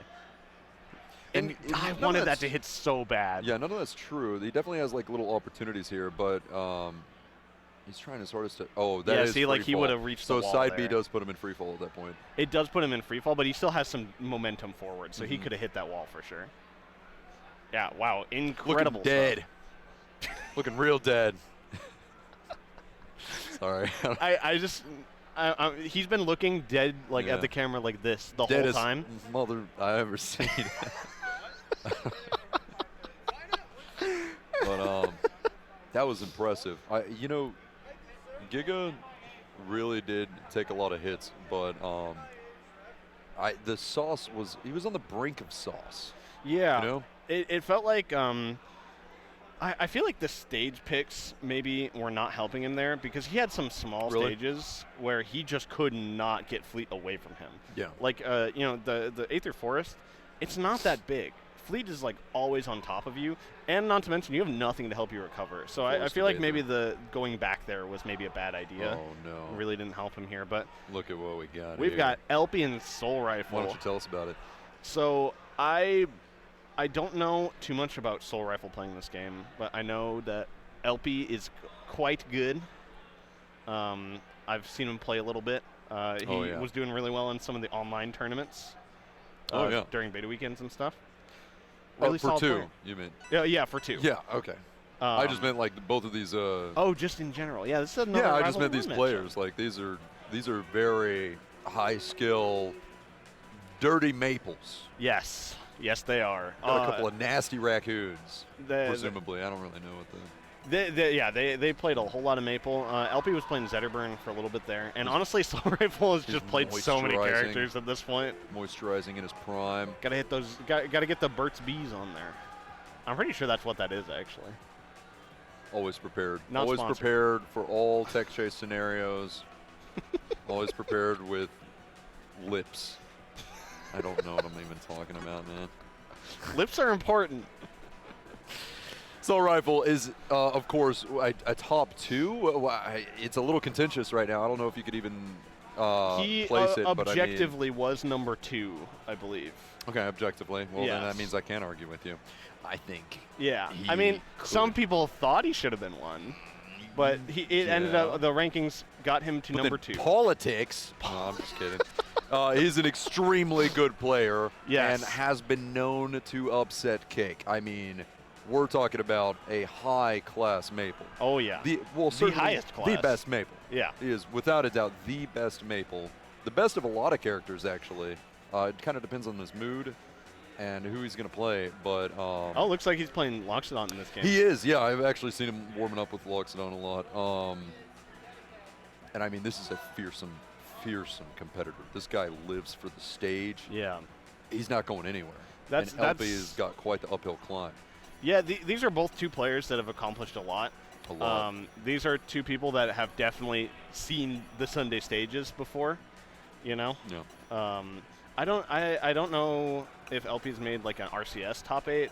No, he has, at least the online ones for sure. I feel like he's just been around for forever. Though. Yeah, they honestly both have. So this is going to be really interesting. I'm really interested in the fact that he's not playing Maple. I just assumed he would be, I guess. Soul Rifle, that is. Oh my God, they're fast. Yeah, this is going to be a crazy match, I think. Oh, special get up. That's interesting. Oh man, the plat drop neutral B. Catch that DI. Wow, that neutral meatball like that just really forces you out. I mean, it's essentially ledge trapping. Yeah, pretty much. It covers a lot. Oh, hits the meatball with the up air, but gets caught. Okay. I've noticed a lot of people starting on this stage today. Oh, wow. Lily's big? Lily's pretty big. That up strong is going to take it. Goodness gracious. This is fast. I mean, honestly, Maple doesn't even look that much faster than Loxodon. I don't know if that's a testament to the skill of Soul Rifle or if these characters are just that adequate beside each other, but like... I think it just means that even the big boys are fast in this game. You just beat the stuffing out of Lily. I don't know if I like that. I think Lily's friend. Listen, she's done so many terrible things to so many people over the years. Oh, well, parrying didn't seem to be as effective. Yeah, smack it then. Oh, no. Not quite. Was looking for a little confirm there. Big ants attack all the way across the stage. Oh, that's going to be it. Yeah. Surprised we didn't see a Shoryuken, but don't play an ace if a 2 will do. Yeah. Wow, what a weird little mix-up. That's a B reverse. He completely shifted in momentum. Yes, yeah. Wow. There's lots of B reverse shenanigans in this game. That's cool. So if they're ledge hogging and Soul Rifle side Bs like that, I mean, couldn't that be potentially really dangerous? Oh! And the tech! And the tether! And it's still going! That was a reverse bear for the kill, too. He said, no, you. Yeah, that was an absolutely insane sequence. I can't believe he lived, and then I can't believe he died again. I can't believe all of the things that had transpired. Oh, Lily doesn't really last that much, does she? Lily goes away when Maple is grabbed.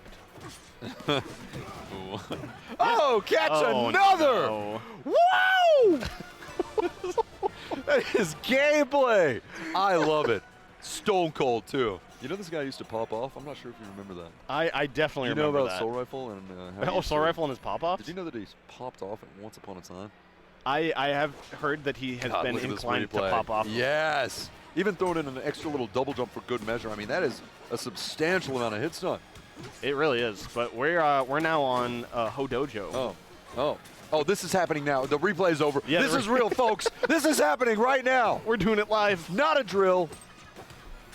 Oh, this is fun. I like the Asian battlefield. Yeah, it's Hodan's dojo, the Hodojo. Is that right? Yeah, see, like you can see his face back there. Well, on then the I logo. guess he's kind of confirmed. He has to. Yeah, I mean, at the very least, eventually, I guess. It's gonna be so cool. He's gonna. Oh my God, it's gonna be so cool. Rivals 2 Hodan is. I'm immensely excited for that. Coming out tomorrow. No. I'm kidding. Oh, Dan, what's that? Dan's right here beside me. You can't see because they're not switching it. He just texted me. We're friends. He told me that Hodan's coming out tomorrow. It's in the milestone system. Actually, if you get on right now and play enough Rivals 2, which you can't, it just shows up. Why is Lily like that? Oh, that is Terry. So Lily has 3 plans. How dare you? Maple has 3 plans. I'm sorry. I'll never do it again, sir. So it's Terry? What's happening? So there's that's 3 it. plans. Big tether. Can't tech that one. Nope. No, you cannot. So there's Lily. Good old Lily, like always. Yeah, not at all what I think of when I see Lily. But she's Me different. neither. But that's okay. Then at the ledge, so her ledge special, she puts down Terry, which is a plant that she can always tether to as long as he's active. Like only one time, but like it's just like a free tether. I mean, at any point. Oh wow! Yeah. So you were really Right there, catching a lot of down Bs when it comes to those. Oh man! Oh man! Oh, the neutral my B into the God. up strong. It's so nasty. It's so good. I can't say I know what the counterplay is for these edge guards. These are some nasty little combos coming out. Yeah. Thwarting pretty much all recoveries that we could see from. Unsurprisingly, Soul Rifle has a crazy punish game. Who would have thought? Go figure. All right, we're going to see some tether combos? No, not quite. He was able to drift out of that one just a little bit. Not drift. Psych. Yeah, we're just not quite finding these openings that LP is looking for to get these big tether resets. God, he's in his head. You see? That's what you were talking about earlier, yeah. Oh, okay, so it's just a safe Lily. There's 2 Lilies. Well, remember, one's Terry. Okay. They have different names. They're individuals. Okay. All right, they're their own. They have their own. That was crazy. Personalities. Oh, he's still keeping it going. He's doing tether into seed. I like that. Yeah, that's a hobby the classic. Exactly. That's the classic from Rivals Elky classic. I mean, it's okay. So many names. There's so many maples. So many maples. So and many so names. much gameplay. Rivals 2. This game is so fun to watch. Dude, the download has happened. Oh. I mean, all of the techs, it seems like Soul Rifle is telling him where to tech. I mean, he might. They do have those headphones on, but like we can't see what they're saying during the game. He's an informant. He's an informant. He's getting narked on or something. I don't know. Like, he's just there already. All right, we're going to Rockwall. I love Rockwall.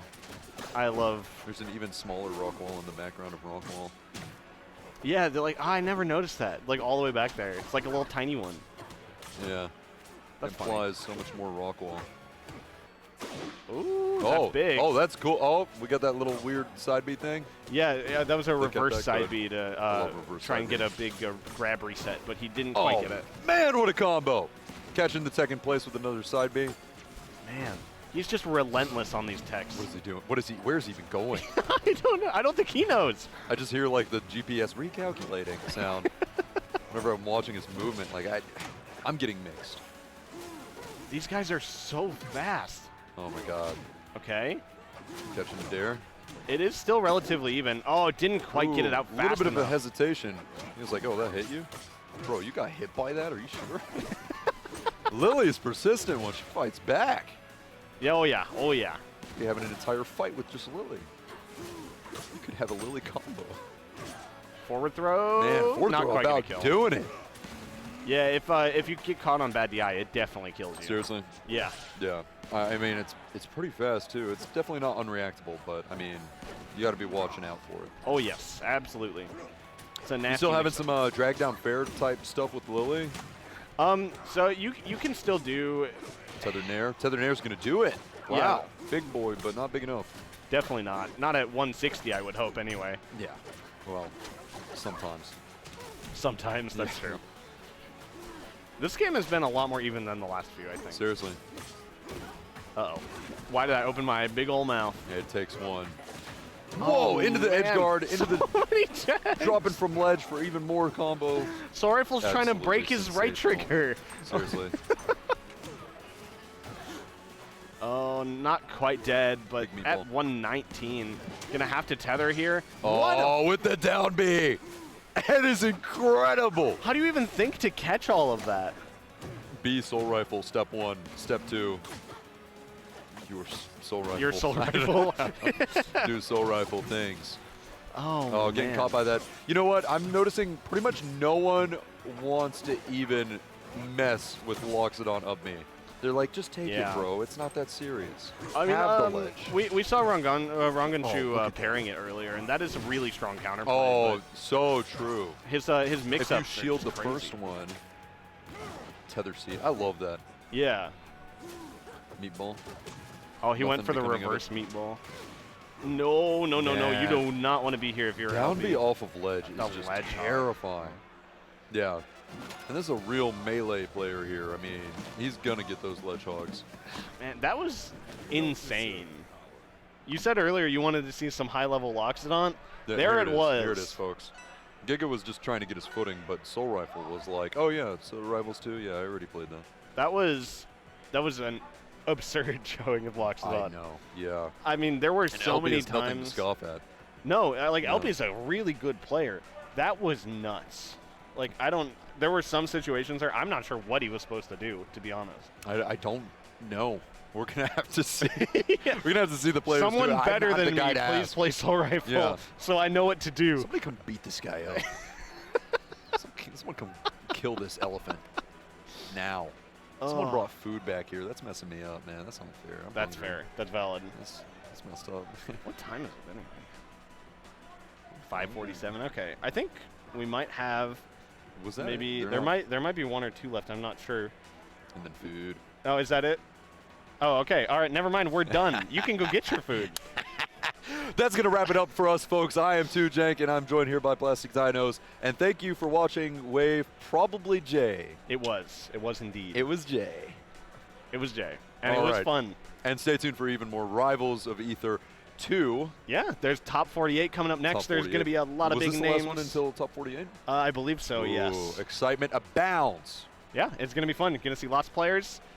You're going to see them now. Goodbye. Bye, everybody. All right, team. It's time. What's up, guys? Top 48 all the way till top 6. It's me, Copter on the mic. I'm joined by the Jenga God, Jet.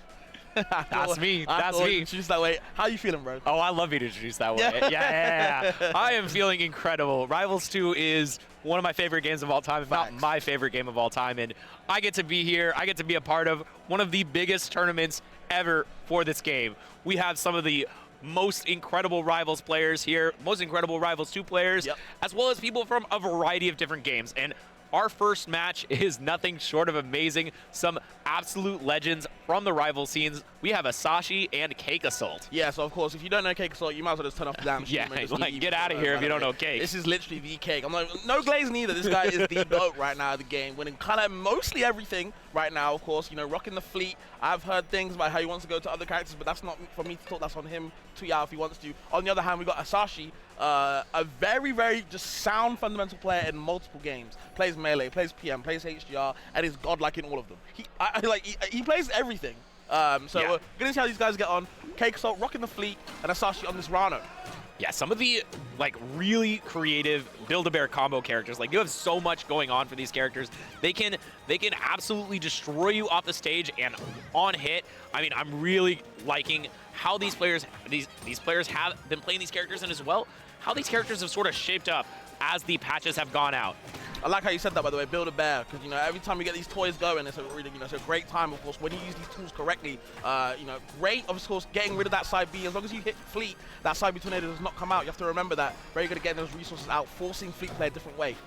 Yep, and utilizing a lot of good crouch cancel, which is a very strong tool versus Fleet early on. But now we're sort of at this position where this floor hug, this crouch cancel is not going to be very effective, and we already see how proficient Cake is off the stage. Whenever you're out there, whenever you're doing a little bit too much, Babs, he's gonna be killing you for it. It's an air character. Like that's what these air characters do at the moment. Raster and Fleet, they push your stage as far as they can. They exhaust all your resources, and they just watch you float to the blast zone. It just feels too easy for them when they're off stage. Look at this. You might be dead. Might be. Homie. Oh, okay. Like that really high angled recovery.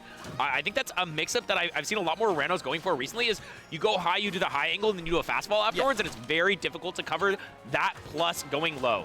Well, the thing is, even though Rano is very quick on the ground, his air movement is not the best, right? He's kind of a sitting frog. But, of course, he's quite slender. Very hard to hit the little man. So, you know, when he's trying to recover, like you said, using the fastball, very hard to hit him.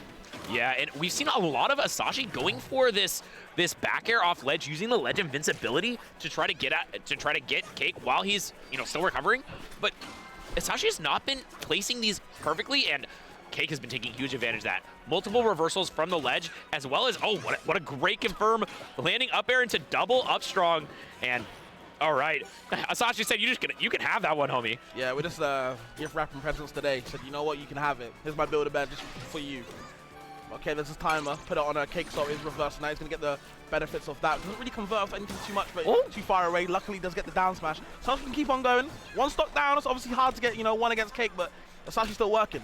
Yeah, I mean, you got to be able to make a comeback from 2-1 stock if you want to win a set a lot of times. Sure. Like, there's going to be situations where your opponent, you know, finds some crazy reads, finds something off stage, and you got to make that happen too. Like, if you can't do that, you probably ain't going to win the set anyway. And again, these gems, I like that. These win gems are, you know, doing their, their work all up on Asashi. You know, he has to work out how does he get them back onto Cake. It's a very nice level of set play. Yeah, and I really liked Asashi's like offstage play there. We saw earlier missing a lot of those backward aerials, but that time utilizing the fair because Cake wanted to go super close and was expecting the bear and got a huge amount of damage out of it. And weak bear to strong bear has the chance to get this edge guard, but once again, too early here, Fabs. Yeah, getting the soft bear into the sweet bear, I like to call that the workout, you know what I'm saying? Because it's literally leg day. Definitely hitting that leg day, but almost hitting the arm day. Just a forward air for Cake's trouble, though, and utilizing that side B from off stage, really good way to disrupt the edge guarding. A little bit of coverage with the tornado as well as the first hit just with the arrow. Let's see how this edge guard goes. And I feel like that was just a hold ledge moment, but Asashi managing to find his way out of there. And yeah, Cake utilizing that invincible neutral air. That has been his bread and butter for this Cake. Yeah, it kind of doesn't really matter, even if he gets the front or the back hit of Nair, like, it lingers for so long. And even the soft hit just kind of pushes you further away. And again, that's what I said before, they just exhaust your resources so much of the time, and they kind of just wait to see what you do next. And Asashi didn't really have any answers for what Cake was asking, and, you know, taking that first game quite handily. We're going to see if Asashi can adapt. Yeah, this is such a tough situation to be in when once you're off stage, you just always feel like the threat of God is in your is there. It's just like you're about to be smote down from the sky because Cake Assault in the air is something to be feared. Yeah, honestly, and you think of the characters like Fleet, who's so godlike off stage, right? You think, you know what, maybe the onstage game I might be able to handle it, but no, this mid-range game that she poses a threat to, it is so insane to contest her sometimes. Yeah, and once again, we see this starting off going well for Asashi. Usually gets the first opener in these games, but it's a matter of finding the closer because it doesn't matter how you open if you ain't finishing it off. Nah, absolutely. You got to finish your play, obviously. But I'm liking the way that Asashi started with the needles. Gets the down smash on the recovery.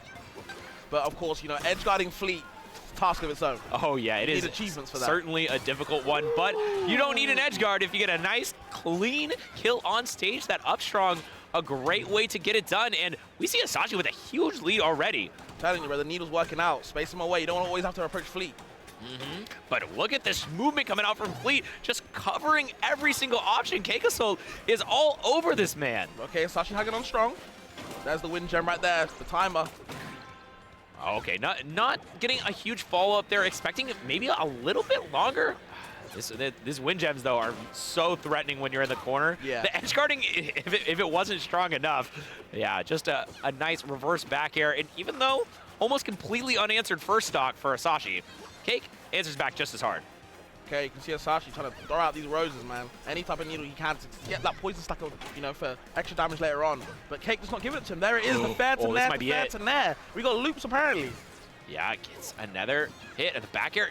Great fastball there. That was what I was talking about earlier, the high-angled upbeat from Asashi. And the fastball afterwards, difficult to cover, but that back air turning Cake around, getting the setup, but good. Estia gets through that forward air, sends it back on stage, and a disastrous situation is a little bit mitigated here, Fabs. Yeah, and Cake's just turned this game on its head, Jay. I'm not going to lie to you. No. We were just talking about how Asashi had a great lead, and where did that lead go? Bro, it's gone. It's so vanished. It's last week already.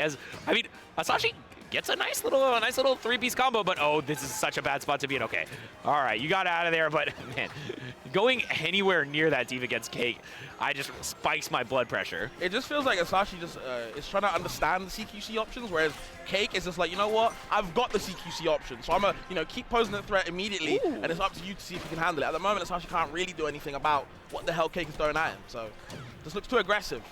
Yeah, I did like Asashi's answer there with the gem.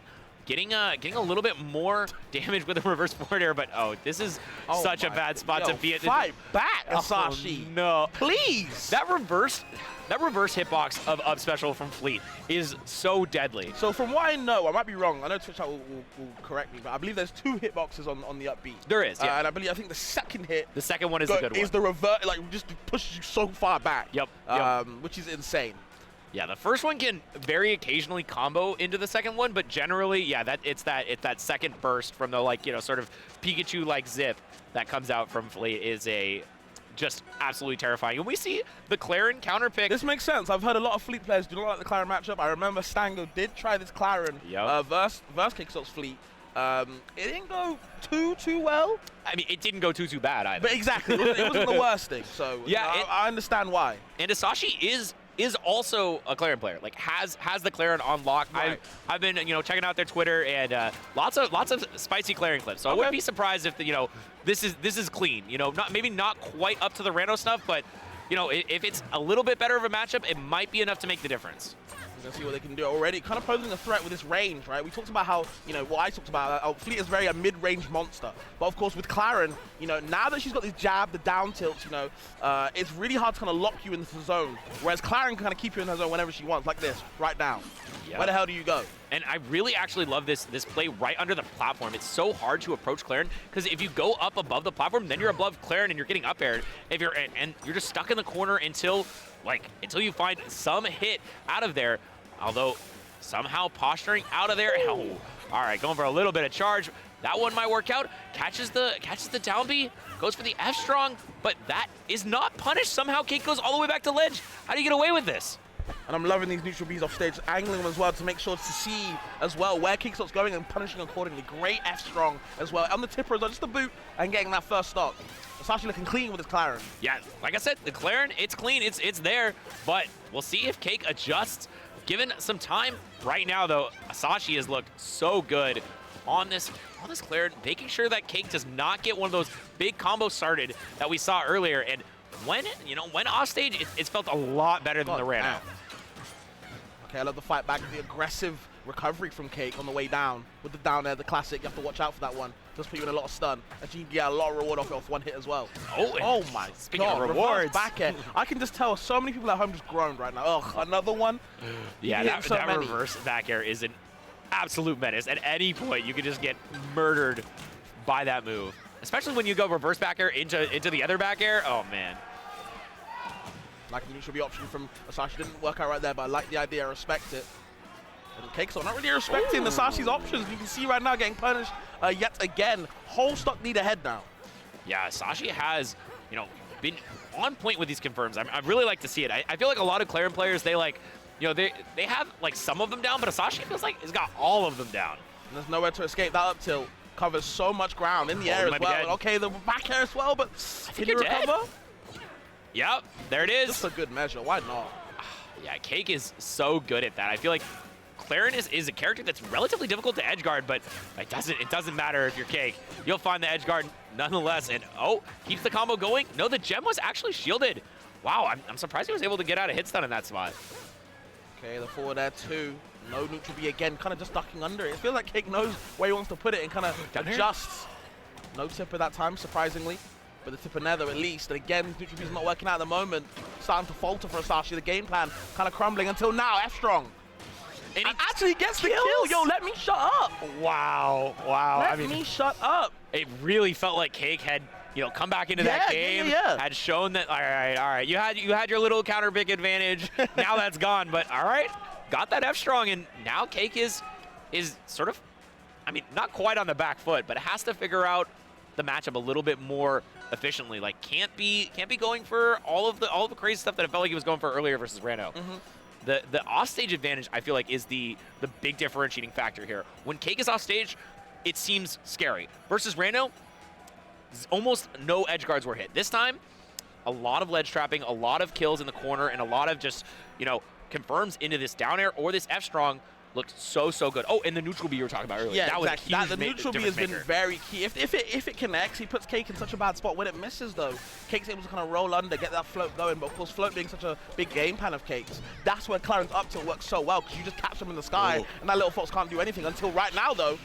That was a desperate situation for Asashi. He was getting tough. Oh man, you do not want to be there versus Cake. And once again, out in the corner, a little bit extra with the tornado, and that should be a ledge hog and a free kill. Cake already up just 31% to boot on this first stock. The knowledge to use the tornado to jump on as well. If you float on the tornado, you can actually get a little hop off it. You can hear the sound. And Cake knew that as well, so, you know, really good just knowledge on the character. Yeah, I wasn't aware of that one, so I love seeing all these little things, because it feels like there's so many like cool touches to these characters. Might get a forward air after, yes, gets the second hit though, not as strong as the first one. And still though, Cake able to get back and not too much of a punish, and still just leading it. Nice forward air there to eat out the neutral B, sorry, the side B from Cake, who has been, you know, throwing that out willy-nilly, but up air doesn't get a follow-up after it, and now Cake is the one in the driver's seat, goes off stage for the most insane fastball I've ever seen. He wanted to murder him. I feel like that might have saved Cake. I feel like he could have just held ledge there. Huh. It's always a hindsight thing, Jet, you know, but you never know. Yeah, you never know. Might as well go for the hit. Really wanted that roll read, but still gets the back air. Cake's not sitting so pretty, floating as well. Wants the parry on the up B, but not giving it to him. And there's the chase down from Asashi. Just can't finish the play, and this is the issue we were talking about. If you're not finishing the play, you're just giving Cake Assault chance after chance. Yeah, and Cake Assault, he eats more than his fill with these chances. He's always going for more. Gets that follow-up with that forward strong, and now, once again, Asashi in the corner, but does find that jab into forward strong. Not quite enough. Great TI from Cake. And it's still such a dangerous position. 2 hits of fair, not getting the tipper, not getting the kill. Once again, how is he going to finish this play, Fabs? It's looking hard. Oh, okay. Gets the down smash. I'm liking that now. We can still work. You know, it might be 100% down, but we can definitely still work as long as we're on the same stop. Just has to get a little something going, a little bit of momentum. Here it is right now. Couple tippers, couple of hits. If we can get something just working at the moment. Okay. Down air and goes for the double dip. So greedy. I mean, what else are you going to do there? I mean, it's kind of free to throw out. Oh, and just a little poke is going to get that stock for Cake Assault. Only 56% to his name.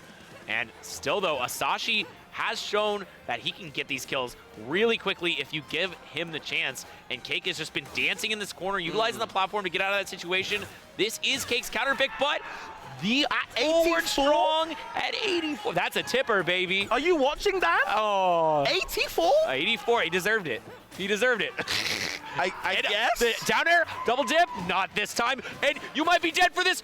Cake could have grabbed that ledge. Oh, it would have been so crazy for that to end like this. Okay, goes to jab to grab, but Asashi not giving some great kind of SDI out to get away from the jab. Chases down, yep, the float there, into the grabs, up throw, nothing from it though, and still chasing him. Cake Assault is relentless with his pressure. Yes, and another fair. Gets the neutral B into this. No tipper though. Oh, that's so unfortunate. And now Cake is the one who gets the opening and just barely air dodging through that. Cake Gets caught with the tipper. Neutral B angled up, and Asashi even felt that one. You see the pop-off. You see the emotion. You can see why this guy is crazy. Bro, just like that, Neutral B's charged up. Oh, and game 5, Kagasult is already finding himself with a little bit of danger in this first match of top 48. What a way to go off the rip here. Bro, if you can get pincered and explode at 84 just like that, I know it's Forest, but still, guys. Come on, That's man. not crazy to you? That's if that ain't crazy to you, you're watching the wrong game. I hope Dan's watching. I'm sure Dan's watching. There's no way he ain't. I know he sat down, foot on the sofa, thinking, "Damn, I really made this game." Yeah, you did, bro. I've been killing early. Jokes aside, though, Asashi no, it's a tipper, crazy. man. I don't give a damn. Either way, we finish up in Rockwall. You know Stock's going to be flying. Bro, Tipper's going to kill like 65 probably now. True. Yeah, dude, Tipper on this stage? Fleet? Oh, my God. But also, a lot of times Fleet had these early back airs that would have killed that would have killed, and Asashi got out of the corner in situations. You'd never live here. You might be dead. Oh, the reverse back air is so close. Great DI up. As well. I like the tip in there. We're going to see what he does next. Kind of dancing on the shield. I like these back airs and just floating away. Retreating back airs, making sure, you know what, Fleet, you can't pressure me right now. Yeah, and great. Just great neutral for both these players right now. They're really playing around their opponent's options, not letting them get too much. But now we see a little bit of a charge for that F-Strong. I like that. I like a little bit of a charge. Why not? Yeah. Oh no, though. Falls out the fair. Was that SDI or not? I don't know. Who knows? I think it was. The up air, but can't get the falling up and to breathe on him. Oh, and gets that neutral B just into the non-tipper. Is the difference, by the way. It totally is. Really and so is the F-Strong. Oh man, watch your hair getting clipped because this man's a barber right now. And the pendulum swings yet. It's all in Asashi's favor until now. And that I also feel like is a huge deal on the stage. The neutral airs in the corner, Cake is hitting them over and over again, but on that last stage on Forest, it wasn't quite enough to get the kills on Rockwall, though. They'd be killing mad early. Okay, we're going to see the game slowing down now. You can see Cake's like, you know what? I got 2 stocks to work with. It's getting a little bit tense and close. I got to slow it down a little bit, see what my opponent does next. And Asashi, he's saying, you know what? I got these back airs. How do you space around it? Oh, apparently you find a little bit of a window from above, and Cake gets the first opening of this stock and finds a little bit more, gets the jab reset into the down air, looking for even more. Off stage, though, manages to get a ledge dash right on. I don't know, this is looking good for Cake, but we've seen how quickly Asashi can come back into it, Fabs. Okay, yeah, definitely, absolutely. Just have to watch the momentum. It's swinging either way right now. Cake does have a little bit of a lead, but we've seen Asashi get these confirms very early percent, as I keep mentioning. Goes high, I like that, and then fakes it out. Why not? That's that random recovery we saw earlier, just with a little bit of a different character. And this is working out pretty well, but you still have to find the opening. If you're Asashi, Cake is doing his utmost to play around these starters, but we see one big hit. This could be everything. Up strong. I think that would have killed him at Tipper. The wave land up strong, so smart. Knows where he wants to be, understanding Cake's DI, and finding it, punishing it accordingly. Oh, resources used for Cake, but manages to find into the ledge and just dash attack. This F-Strong would have spelled death for Asashi, but they're playing so well around each other's options. And, oh, went for the wave land again, but this time missing it. Very crucial, but still gets the F-Strong off the back throw. Oh. Yep. He's in trouble, but still finds his way out. Great grab. Yeah, great spot dodge. Getting out of that situation. Back air, not going to hit. And nice forward special. Gets Kagasult out of there, and just the forward tilt does get the kill. That's what it takes? I mean, that was a little bit of suspect DI if you ask me, but that one, it does work out, and just the neutral B into the up B. No tipper this time, and still Kagasult with this very dangerous last part of the stock. He's taking too much damage. Asashi is bleeding out, and as Kagasult, this is what he needs right now. Can't afford to lose the stock right now, because you know Asashi will be coming back with a vengeance. Sour back end, no forward edge, wanting any type of tipper, any hit. That forward struck definitely would have killed, but just a back air all the way across stage. A tip is all it takes, and we are last stock, game 5 in the first set of top 48, Fabs. We're already going crazy on this stream. So I was honestly thinking Asashi would probably get bodied just off the first game. The first game looked bad. Apparently, the Clarum was the answer the whole time. Facts, and I can understand why. You know, we talked about the range. You might be a mid-range monster, but hey, look at this long-range demon. This is demon, as they call it. I can see why. Oh, just misses the F smash, the invincibility from the ledge, helping Keikosock, saving him. Yep, but getting close another though. tipper. Oh no. Bad situation, went for the down air, but a great upbeat to ledge does save Keikosold, and now he finds an opening, but it is nothing more than a two-piece. Masashi getting out of the corner, not worried about that tornado, and just charges all the way up. Is like, all right, never mind. But watch out for the neutral B. Keikosold has to fly, but the neutral B tipper! And he has to fly, but he's gonna fly. Oh my gosh, the tipper right there, and just running all around the building. Sashi's going crazy, and I don't blame him.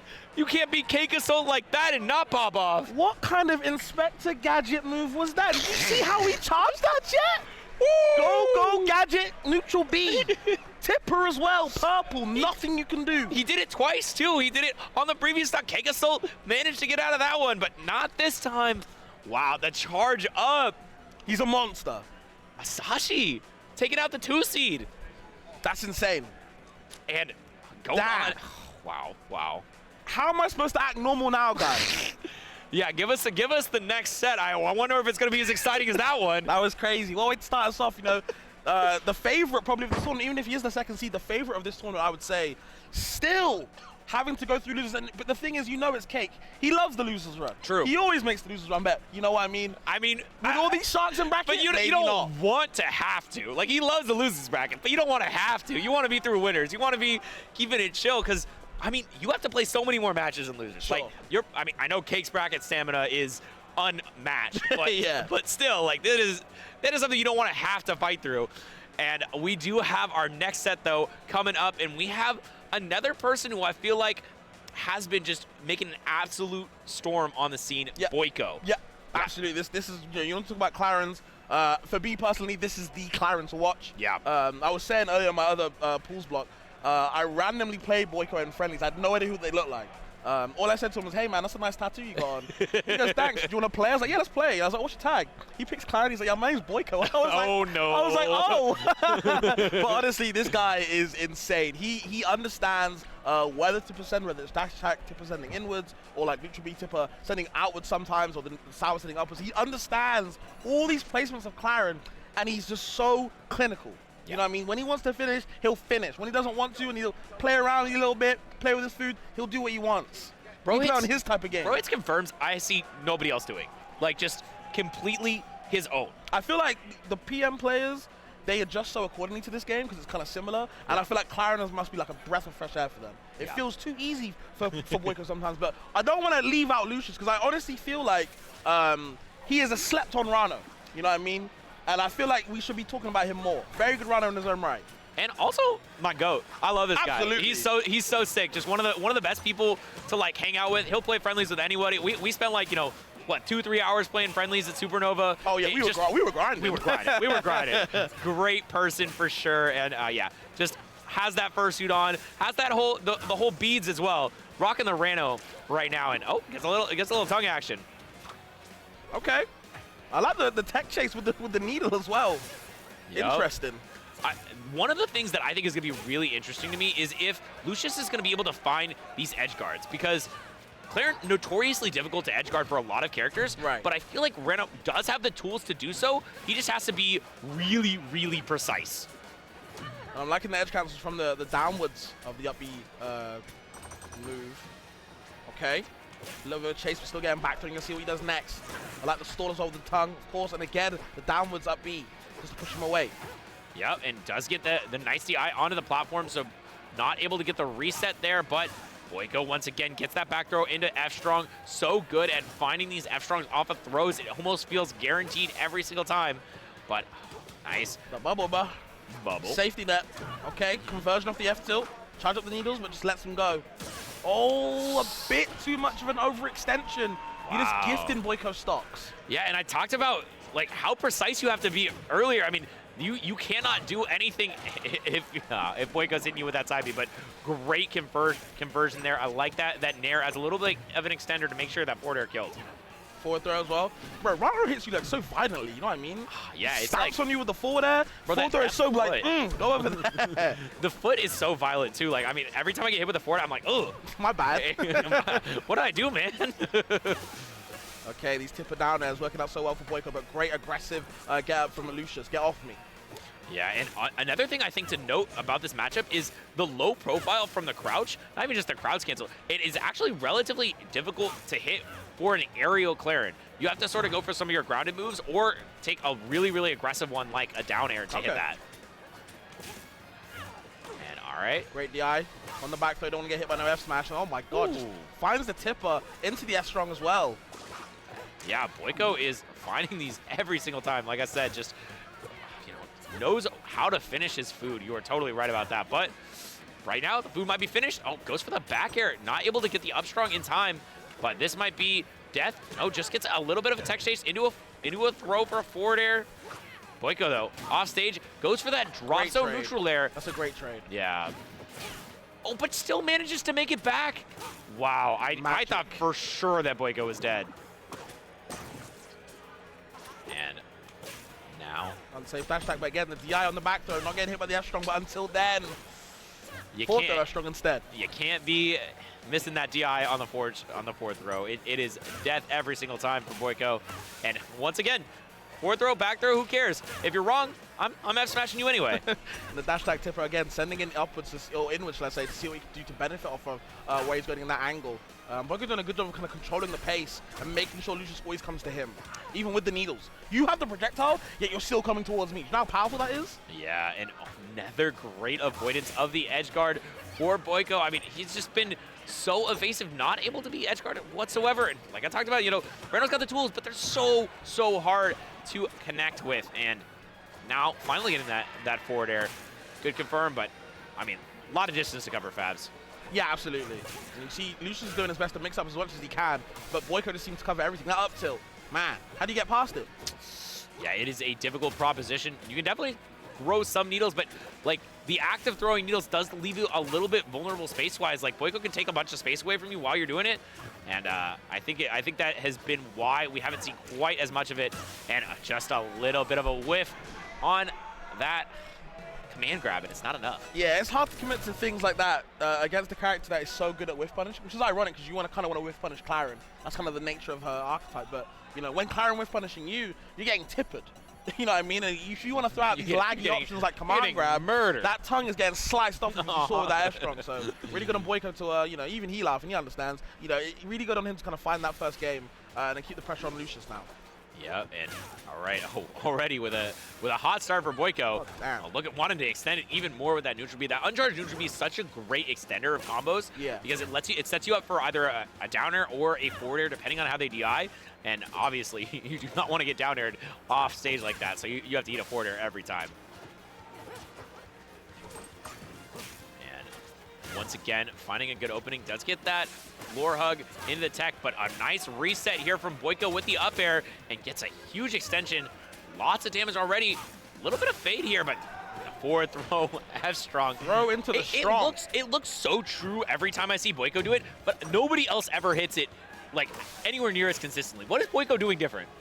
He used to be playing Clarin, I don't even know. And again, these laggy options. You're getting punished for it. You're getting special pummeled into the up throw. You gotta watch how you're jumping. Yeah, I gotta be so careful about these jumps in this matchup. And a forward air sends off stage, but not enough. We see this drop zone neutral air for Lucius. This has been his main thing he's been going for in the edgeguard department, but it just hasn't worked a single time. And I'm wondering. Sorry, no, that's not true. It's worked exactly one time, and I'm wondering if he needs to find something new. I get why he's doing it because obviously Rano's Nair lingers for so long and it's a quick move. It's like frame fast, whatever it is. So if you're able to trade off stage, obviously Clarin doesn't have any of those fast moves that can really punish accordingly.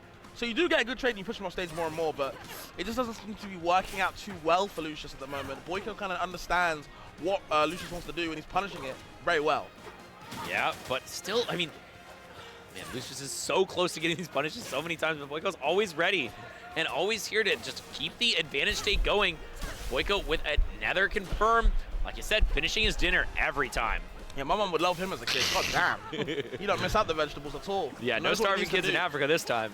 Okay, wow, slides off the ledge. Oh. I feel like, again, Lucius is kind of just gifting these stocks to Boyko when he doesn't need to. Yeah, was going a little bit too ham that time. And unfortunate, 3 stock. That's not going to be something that's going to be easy to come back from. That's going to be up 2-0 now in the match, and Boyko is... he's comfy. That's what comfy. he is. He's so comfortable. Very comfy. And this is actually one round further than the last one. This is the winner's quarterfinal. So winner of this guaranteed top 6. So Boyko looking to make a statement, looking to go all the way. Okay, still going to keep going the string. Okay, once the wave lands the grab, good on Lucius for not giving it to him, understanding where he wants to be, and putting out these big, strong, these leg moves. I feel like Rana's, all of these tilts, they do so much shield pushback. Oh. And why is that? I need to know. Yeah, they're all impossible to grab. It's just like, the only thing you can grab is like reverse hit of up tilt. Like, that's the only one. Yeah, it's very annoying to deal with for sure. But forward air off stage and goes for the neutral air. Once again, though, just spaced outside of it. Lucius is not able to find the edge guard he's looking for. And, oh, okay, Boyko. Almost ending it all. Okay, avoids the down air, gets the actual hit full up air 1 into a little conversion off the down and not ready for that mix-up. Yeah, but another back air off stage and does get a little bit more poison stacks up. And all right, forward tilt, great DI from Boyko, not falling for that. But just get back on stage. F Strong is my bae. It's here every time when I need it. And Boyko is just lets it rip, why not? Running away with this game. That move is terrifying, man. Why is it so big? Wish I knew. Some of them are blessed. Either way, though, this edge guard still is not working out. Even if he does manage to hit Boyko, he still finds the tech, but gets the ledge cancel, flat drop back air. I see you, Lucius. Trust me, I see you. Yeah, Lucius, he is moving. He is definitely moving and grooving. It's just... Boyko feels like he's on a whole nother level. Isn't that the worst thing, though? When you're playing so good, but unfortunately you're just playing someone just that little bit better. True. It's like, damn, okay, my bad. Yeah, I mean, you don't necessarily have to be playing bad to lose. Like, sometimes, you know, they just play a whole nother level. And from there? Oh, man, I thought that was killed. I thought that killed. All right, we're not going to see the full charge, but that one is reserved for the Dungeons of Aether. Okay, gets the F tilt, trying to push him away further and further. Boyko just wants one thing only. Lucius doesn't want to give it to him. These down tilts have been so good at kind of poking at Lucius's feet to make sure he has to be in the air. Oh, okay, tech's the forward air, of course. Vital tech at least. Yeah, that's actually one of the few times you really wanted the one that sends out, not the one that sends down. Yeah. Unfortunate for Lucius. Does utilize a little bit of stalling there, gets caught in his own bubble, but that's A-okay. But I guess not, as the neutral air into back air confirms. Great tipper from Boyko. Still, though, this is I feel like the best we've seen Lucius do so far. And once again, the early up Bs have been so good for Boyko. Can't land on me, though. The up tilt's right there. Tipper as well. Gonna push him away with the F tilt, but great dash attack from Lucius. Crouch canceling the other moves from Boyko as well to punish him. Okay, parry. Nothing from it, though, but at least you got the invincibility frames. It's something. I mean, it's something. A little consolation. There's the nair. And he... Oh, no.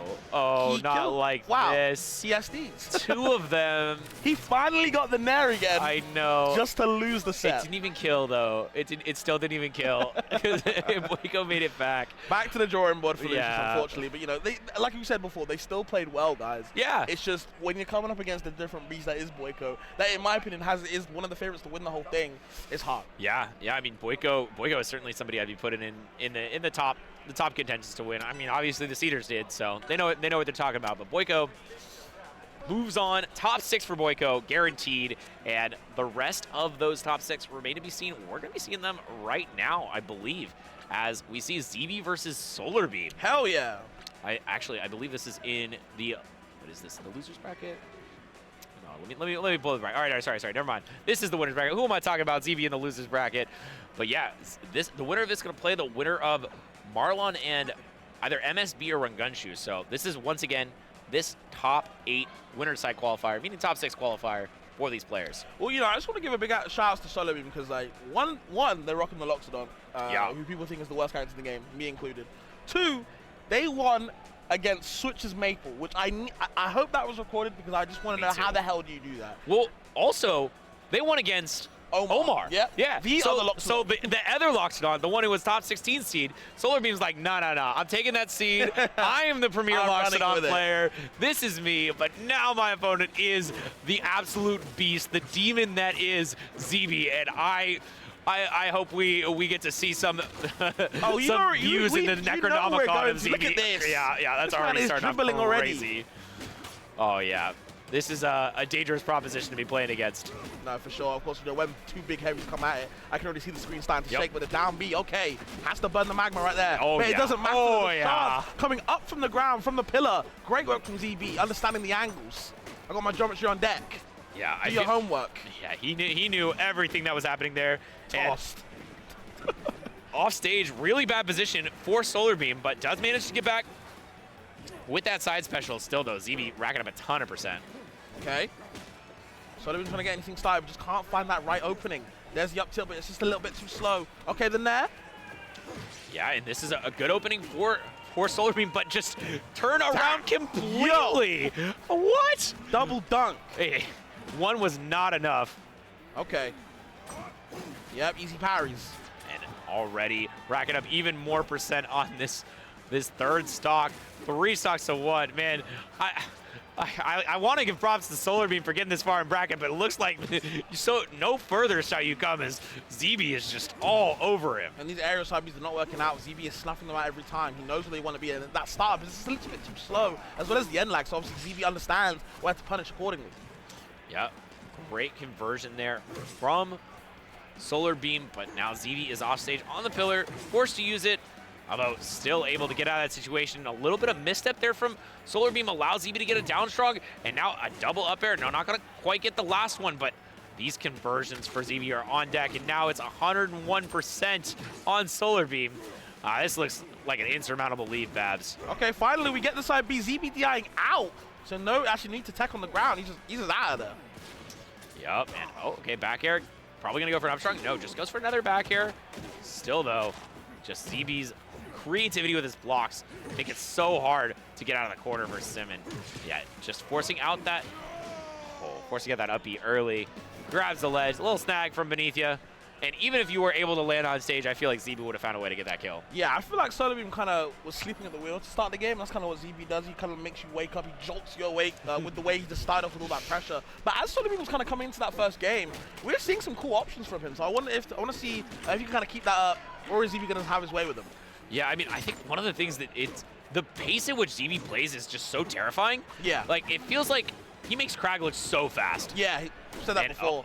Back air to down B, the That's classic. That's death. 0 to death, why not? What a way to start off game 2. And again, comes at the gate swinging. It's on Solar Beam to kind of stay away, but you're getting grabbed for free. Chain grabs are plenty. Another down B spike.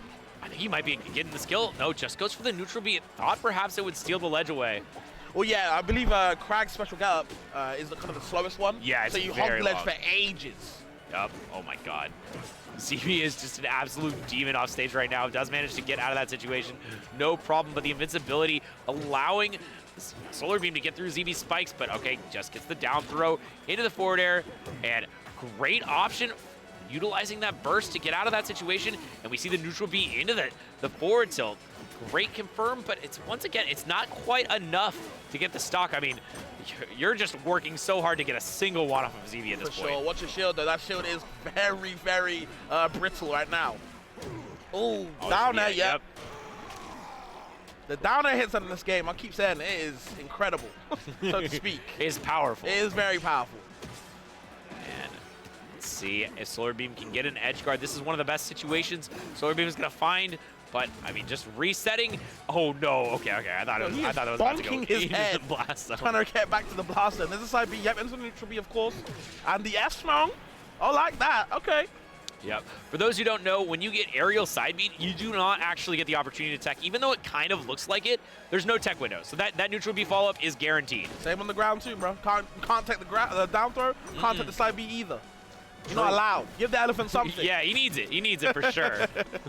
Reverse nair, I like that. Trying to get the forward air, but maybe a bit too slow on the mark. And here's the nair, catching him back. That nair 2 buff from the August patch working out well, because ZB, yo! Just, again, having his way with him. ZB's a demon, man. And I'm not sure if it was nair 2 that got buff, sorry. But I know that nair, the hitbox did change, where it's a little bit stronger now, I believe. Yeah, it got nerfed in the previous patch, and then it got buffed a little bit. Okay. Yeah. Yeah, it used to be really, really easy to get the follow-up off of Nair 1 and Nair 2, but now it's slightly harder, but then they did buff it again. I feel like Solar Beam committing a bit too hard to these aerial side Bs. I understand why, because the reward is immense, but you're just gifting ZB these options in. Yup, and once again, pairing every time here, but I mean, Solar Beam just like knows the counterplay. You just like reset, and apparently you get a down air spike, and suddenly Solar Beam with the lead. We can do something, hopefully. Avoids the down B spike. Another parry, what does he do next? Yeah, just gonna float away. Yep. Oh. Yo. What a crazy conversion here for ZB. He wanted the shards conversion, by the way. Bro, he wants it all. Still being able to recover. This beetle can fly. Okay, gets rid of the pillar, gonna put him in stun, but doesn't do too much off it to punish Solar Beam accordingly. Can still stay alive. Surprised we didn't see that Upstrong connect, but just a quick grab of ledge, and ZB's been so good at finding the ledge whenever Solar Beam is going a little bit too ham, but a little bit of miss input there for ZB. It's gonna allow Solar Beam to get back on the ground. But for how long, Fabs? I don't know, honestly. How many back airs is that? 3. Damn, that's a lot. Back air of his own, and Solar Beam doing something. Again, these side Bs a bit too committal. ZB starting to sniff him out, and it smells pretty good to him. He's getting a lot of reward off it. Solar Beam probably has to go for something else. Yeah, and just the creativity of these routes for ZB has been incredible, but finds himself going a little too aggressive, utilized the pillar to try to get an edge guard, but Solar Beam was ready for it, and now utilized all his resources. However, Solar Beam back in this last stock. Let's see what he can make happen. ZB is fishing for something, but Solar Beam saying, you know what, I'm not the bait. Okay, down throw. We found what he was fishing for. Oh no, tossed. Oh no. Tossed. Not like this. Oh, not like this.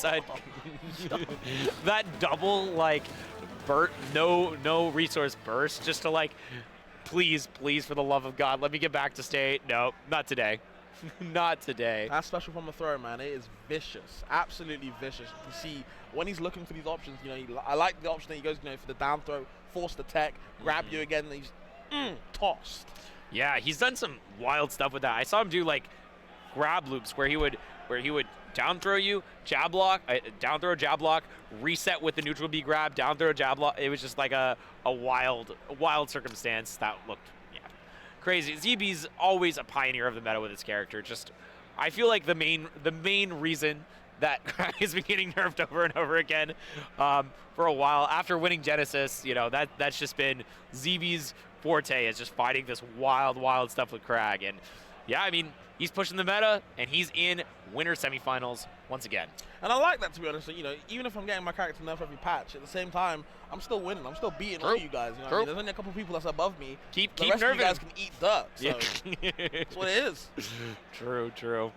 Yeah, I mean, just this has been such a great showing for you know, for these characters. I feel like these players are all the pioneers of the meta that we've been seeing online in the online tournaments or just posting clips on Twitter. So I'd love to see, you know, them all fighting it out. Like, this is really, I feel like, the first place where almost everyone is here. Notable missing, you know, Stango and Squanto. Squanto, you know, being sick, Stango not being able to make it.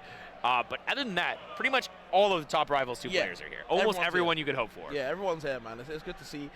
Still waiting to see who's Marlon or /QC who they're playing.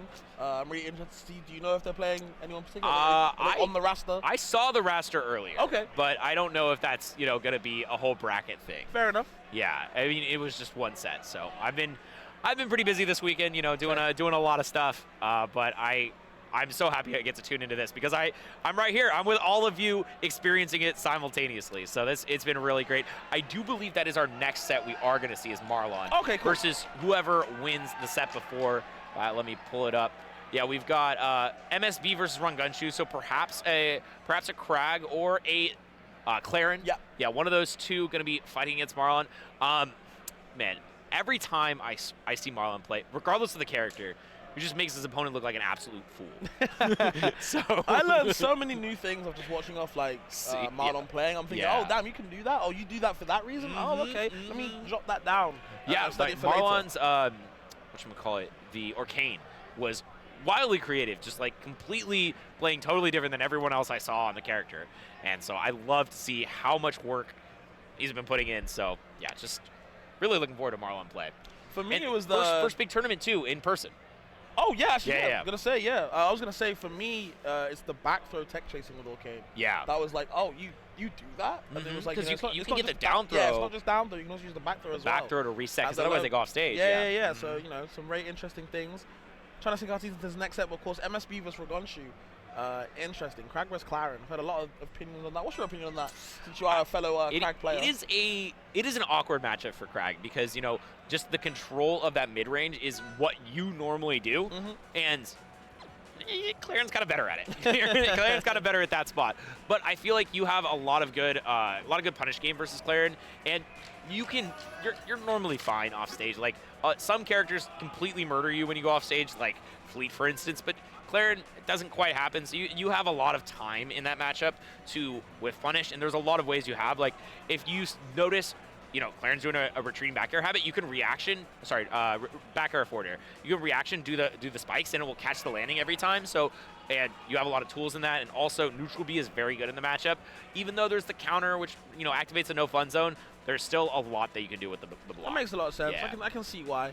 And obviously, Ragonshu and MSB, both good players in their own rights. But we're going over to a different player in their own right, in Switch, a Maple player. Okay, so it looks like we are going to be having a losers bracket match while we're waiting. The problem is, every set is waiting for another set to be done. We're just grabbing for scraps right now. Yeah, so every set is currently waiting for another set to be played. That's one of the problems of having just the one stream. It means that, you know, we might have a little bit of a backlog on action, but I think we're gonna be let's see, let me pull it up. Who is the opponent for Switch? Oh, okay. So B-Bats and Cheesy Potato are currently duking it out to have the winner play against Switch. While in the top, you know, we had Ragonshu and MSB for who gets to play against Marlon.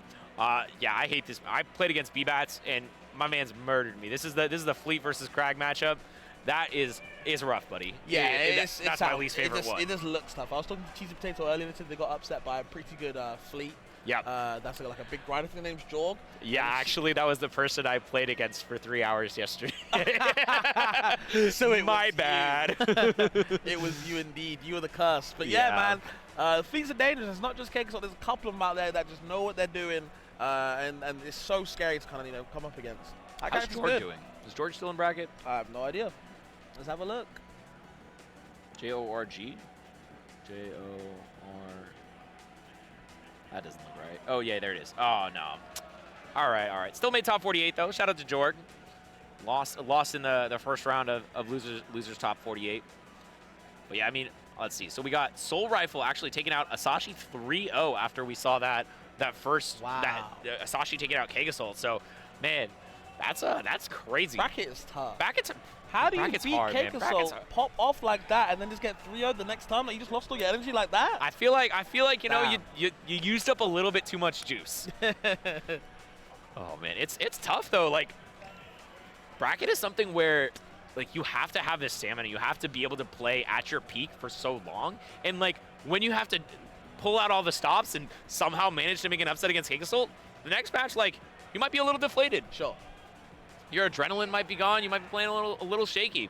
It's like a case of like, so who wins Riptide? You know, Cakesol's in losers. He can come back. We've got Boyko sitting super pretty in that winner semi spot. Asashi's in losers now. Soul Rifle is kind of the dark horse. No one's talking about him. It's like, what's going on? Why was no one talking about Soul Rifle? I have no idea.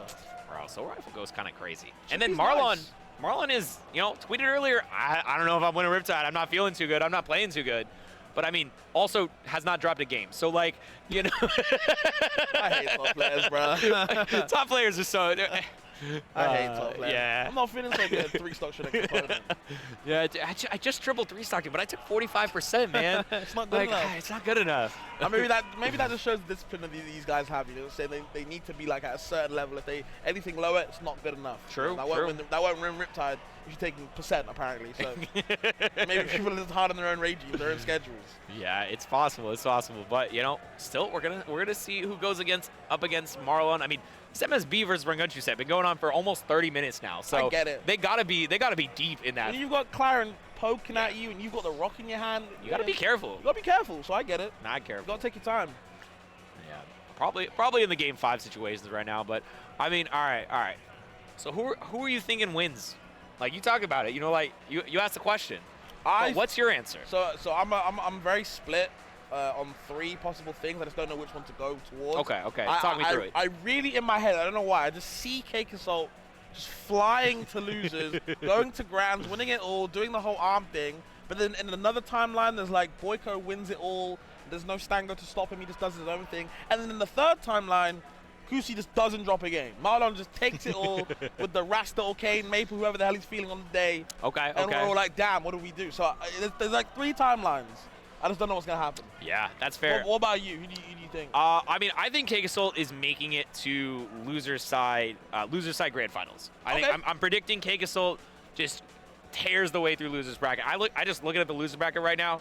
Nobody's stopping Cake Assault in there. I'm sorry to Solar Beam, but I saw the last time y'all played and it ain't happening. Yo, chill on Solar Beam, bro. Solar Beam's sick. Solar Beam is absolutely sick, but I don't see you stopping Cake Assault. That's all. Oh man, it's no shade. You rock up to the Fleet matchup with the Lux. Oh, it's not a good time. And then likely Omar is the next opponent for Cake. So Cake's got like a path through losers that I just see him carving straight through. Yeah. And then, I feel like that's gonna be a really good path for Cake. So I think Cake's making loser side grands, which means it's either Marlon or Boyko who could win the tournament, in my opinion. Okay. So I'm gonna go with Marlon. I think everything I've seen from Marlon. You think it's the Marlon timeline? Demonic. Okay. The only times Marlon loses is when somebody just is playing like hotter than the sun. Okay. Like when Stango was beating Marlon, that was literally just like Stango was popping off to a degree that is immeasurable. Like just killing it like 40, just getting the most insane like 50-60% conversions. Like I just don't see anybody else playing to that level who is here. So that's my pick. That makes sense, guys. Yeah, I don't know what you guys think in the Twitch chat. We can't see the Twitch chat right now, but I wonder who you guys think is going to win the whole event. It's really hard to predict. Yeah. Honestly, I do feel like people should start talking about Soul Rifle too. True, we didn't mention it, but he just 3-0'd Sashi. That's no easy feat. That's fair. Is he? I'm gonna imagine he's playing Maple. I think so. I'd imagine so, right? I haven't seen him play Rivals 2 I've never seen him play. Yeah. Zero games I've seen Soul Rifle play Rivals 2, so I don't know. But I'd assume. Speaking of Maple, though, we do have to kind of go back. We got to switch it up. Set. We got to switch it up.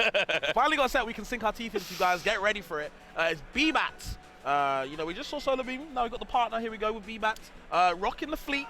Hyped as ever. Hyped as ever. He just like yelled, he swore super loud because he lost the RPS. Oh. That was so funny. What way to throw off your opponent, though? Oh, no.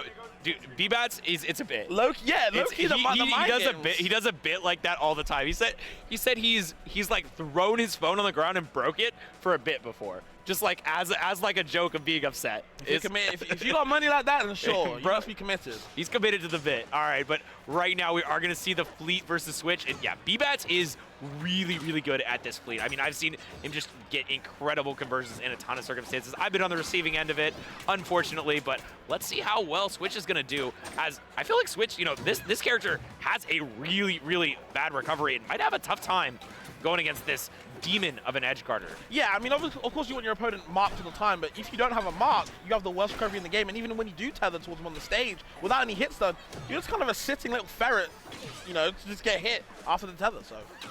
Yup. Against the character that edge guards better than no other, it's pretty hard.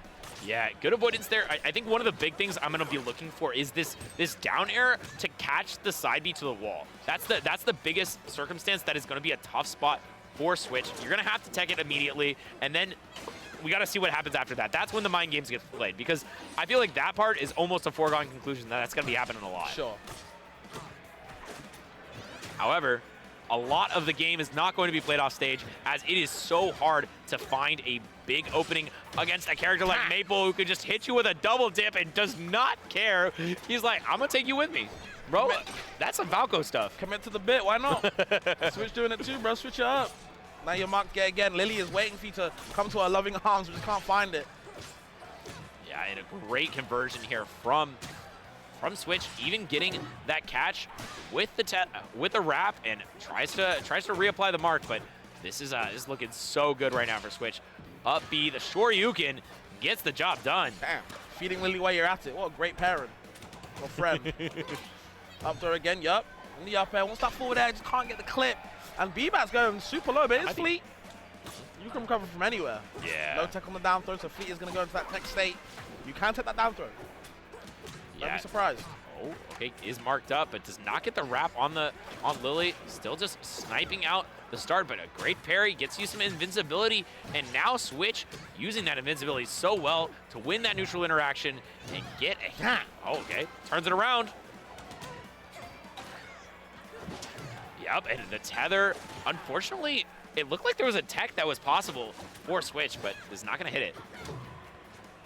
Falling back air from the plat drop as well. I like that. Doesn't get too much off it though, but still, Switch gonna keep on going. Oh, forward S back into the F tilt, angles it down. Just a little bit more range to chase him.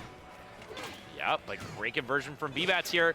Once again, going for that downer, has not been able to catch the side B to the wall, and it's been a really big problem, I feel like, for B-Bats, who in all right should be getting these edge cards, but just a really quick option from Switch has been preventing that situation from occurring. Got to be careful with your back to the plant. Lily is here and is dangerous, but the up air gets the job done on this floaty air character. Great work from Switch. Okay. They kind of held on strong to kind of finish that first game, because B-Boss was coming at them very, very, you know, quickly, very aggressively too, but kind of Switch had to weather the storm, figure out that first game. It was looking tough. Yeah. Quick question. Does Sparks also play Loxodon? Who? Sparks? Yes. So, Cake Assault has a potential triple Loxodon in a row in loser's bracket. That is absolutely insane. Wow. All right, moving back into this match. This is sort of the edge guard positions I was expecting to see. You know, gets a ton of percent though, and still really nice to have that mark on. I think one of the things we might want to look out for is if you can get a grab before the situation, going for the special pummel to break out that mark. I'm surprised we haven't seen B-Bats going for any of these pummels, just opting to, you know, get the guarantee confirms after the throws. But I don't know, I still feel like it's worth the 50-50 to remove that mark. I'm agreeing with you. Yeah, it's possible also they just, you know, aren't like thinking about that. So, oh, double forward air? No, not this time. Oh, what if you go for the double forward air and then you've got Terry back on stage, which you can tether to? That'd be nice. That'd be pretty cool. Yeah. All right, gets that kill. Super early kills here on Fleet. Down strong is going to be a very powerful option once you get wrapped up, but no wrap needed for a huge confirm. 43% already, and these up airs are infinite hits though. Oh no, I feel this pain. Just, no matter even if you DI all the way out, like, you know, you have to kind of risk going all the way to the platform or to the ledge. But either way, B-Bats unfortunately going all the way to the blast zone, losing that another stock. 3 stocks to 1 down. Switch very comfy right now in the driver's seat for sure. Yeah, I mean, Switch is looking so good in this game. Do you know who actually took out Switch in the winner's bracket? Solar Beam. It was Solar Beam, right? So yeah. I was trying to wonder, how the hell do you win Locks Maple? You must be a god. Against Switch, too, who's like an absolutely incredible player, as we can see, just does not care. I really want to know what Solar Beam did, because when Switch is playing like that, it looks impossible. It looks impossible for anyone, let alone a Loxodon. Solar Beam's that guy, man. Solar Beam's that guy, but unfortunately, his guy B-Bats is getting a little bit handed to him right now. Yeah, this is rough. This is rough for B-Bats. Might be the end of his bracket run if it keeps going the way it's going right now. What do you think of this stage counter pick? I mean, stock's gonna fly, right? Yeah. Blast zones, of course, is rock wall.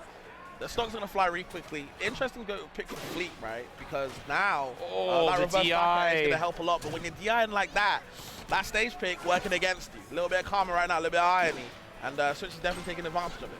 Nothing funny right now. Yeah, I think that's one of those situations where you're holding down to try to cross cancel, but like if you just get caught with the down strong, it's just so impossible to get anything done. Sure. Oh, reverse up B. Okay, I like that, B-Bats. I see you. Yeah, and getting another big opening. Switch is just looking like just unstoppable in this matchup. So difficult to find an opening on him, and it does. Oh, goes for the up strong. Would have been a great confirm, but not going to work out. Now B-Bats with the invincibility does find a little bit of an opening. Great waveland. I think we were seeing a Switch trying to bait out something that he could shield drop, but nice positioning here from B-Bats. Does get the confirm into the up air up strong.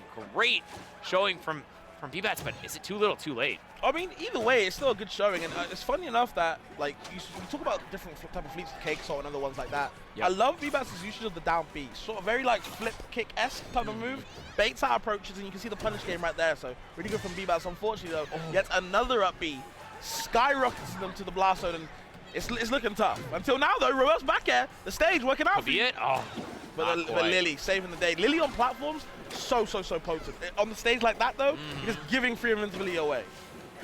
Very true, and yeah, easy tech there, gets the reset. But I actually want to talk about how Switch got that last stock, did a crouch cancel on a back air, a move that's not normally like super floor huggable, but it was at such low percent that was able to get the crouch cancel down tilt out of it, and that is just a amazing way to get the stock. But we see a down tilt back air from B-Bats, getting the stock, getting back into this game, and now might be in a huge position to take the stock, but no, just an early side B. Those have been the bread and butter, I feel like, for Switch's Maple this game. Absolutely. Okay, picking up a little bit more damage with this forward air, controlling the stage quite well. I feel like the tornado on this stage is fairly good as well for a character like Switch, who doesn't really want to go too vertical. You generally want to be approaching from the ground, and snipes that out. Might be able to get the kill. No, once again, missing the edge guard there, Fabs. Absolutely, it's tough. There's a jab 3, but Switch has to still out the recovery, the down smash, even though it lingers for so long. Couldn't catch Switch right now, and B-Bats starting to struggle. Needs something immediately, pushes him away. Okay, I like the teaser mechanic right now to kind of help B-Bats, but we need a finisher right now. Yeah, goes for a parry, but unfortunately for B-Bats was not in the position to get it. And okay, great pickup there into the downstrung, almost gonna kill off the top, but not quite enough. And okay, that one's got to do it. Yes, sirree. And B-Bats gets a game. Off the chase was great from B-Bats. You can see a little bit still smiling. They're a little flabbergasted in that situation. Yeah, they're like asking what happened. I think Switch is explaining what happened. I'm not sure. B-Bats is such an animated person. I love him. He's so fun. He's so funny. I love his casting too. Have you heard him cast? Now Switch is popping off. The bit always been committed to, and yes, I've heard B-Bats commentate it's before. It's good stuff. It's good stuff. Very good commentator in their own right. They can do it all. Melee, rivals, whatever. Yup. And okay, just a quick heads up from the winners bracket update. We did see Rungunshu take it over MSB, so we're gonna see Marlon versus them. You know, the Claren coming out in full force today. Yeah, bro. More Clarens. Watch out. My character is. Oof. Either way, we're talking about Maple and Fleet right now, and at the moment, Switch getting that reverse hit of the forward. I don't think they wanted that. I wanted a different hitbox. Yeah, definitely wanted that spike. Nice little parry there. Is going to secure a little bit of a neutral win. Gets that wrap back up, but not going to get the stock just yet. A little bit of a big stage. Ooh, scary. Okay, you have to watch out for the side B. The tornado is following you, but Lily's going to bite all your troubles away. Yeah, and once again, just opting to go high every time. And it feels like B-Bats has not been covering this, but that time finally does, and it actually just straight up kills. No chance to tether. And B-Bats is coming back into this set. I'm going to be real with you. I have to watch out now, though. Even all the DI all the way out, it doesn't matter, though. Maple can still chase you down. She got that fast ground speed, but awful air speed. True. Yeah, it's so stark, the difference from the ground to the air. Same as Rano as well. Yeah. Super quick on the ground, but in the air, then it's like, don't go anywhere. Yup. Now picking up a bunch of damage. Really nice shield drop there. Sets up for a little bit more. But now Maple gets the grab. Sets up Lily. Great position. Forward air. Just opts to go back to stage. Not wanting to do anything too crazy and a little bit too low of a recovery. I feel like there's definitely some angles that could have gotten a little bit more out for B-Bats. Okay, bear. Up into reverse nice. Back air. I like that. And another reverse back air gets that stock so early. This is what I was talking about. I feel like the edge guarding with no mark should be like a great way to just get a kill early. Okay, Lily helping out, assisting no. of course, and here we go, the up airs, the chains. Where you going? Work on your DI. It doesn't even help, no matter where you go. And a little bit of a little punish too. I think the cross up threw off B-Bats, who's trying to go for a punish, but then realized, wait, that might not hit.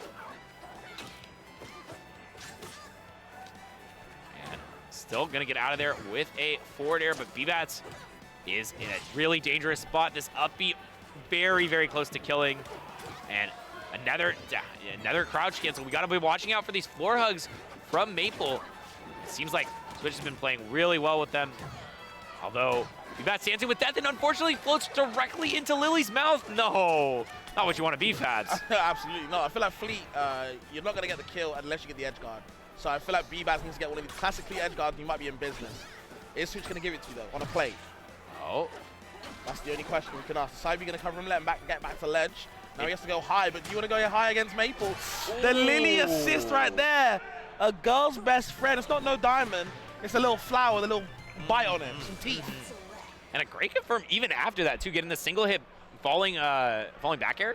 Just get the hit fall out of that and secure the stock, secure the game, secure the set. Great work here from Switch. You know, I mean, honestly, one of the contenders to take the whole tournament as well. Oh, you think so? I mean, I don't know. I think I've seen Switch like pop off a couple different times. You know, amazing player, and I think that Maple's been cooking. Okay. But I don't know. I don't know. We'll see. I mean, luckily, Kingsilt's going to take out all of the Loxodonts for Switch, so we won't have to worry about that matchup anymore. All right, but we do have Marlon versus Rungunshu, and this is something I think both of us have been looking forward to. Seeing Marlon play in person. Yeah. Yeah. In-person bracket. This is like a big test for a lot of online grinders. Yeah, I think the one thing I think I saw them at was when I commentated was I believe they were they at Gommel? I don't know. Oh, you know what? I think they won Gommel. Yeah. I think they won Gommel. Gommel. Cooked everyone at Gommel. It was not close. Yeah. Either way, it is cool to see Marlon again at another offline event, and of course against Rungunshu. These PM players, man, they're dangerous. Watch out for them. You gotta watch out, especially when they play Claren. 2 PM players and winners, and they both play Claren. Interesting. Interesting for sure. And we do see the raster. No surprise here.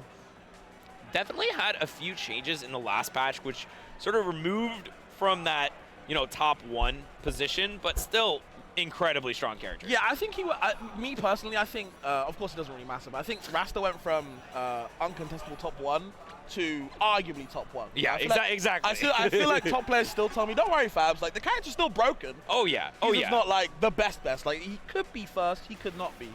But either way, he's a god character. That's what I like to call him. He's a god character. This is a button check, by the way. Yeah. Or, I don't know, whatever they wanted to do. Yeah, something was off on the buttons. Got to reset. And yeah, I agree. Yeah, uncontestable, too contestable, but still probably in the realm of top 1. Yeah, it doesn't matter where in the tiers they are. Just know that he's at the top of the tiers. I mean, that's what happens. You fly so high in the air. You're gonna be at the top. Yeah, if he's gonna fly, then why not? Let him be up there. Yeah. But Rasta's kit, man, like sometimes it's hard to think of a bad move in that character's kit, right? Dash. Is that a move? You know what? I'll give you that. I'll give it up. Yeah.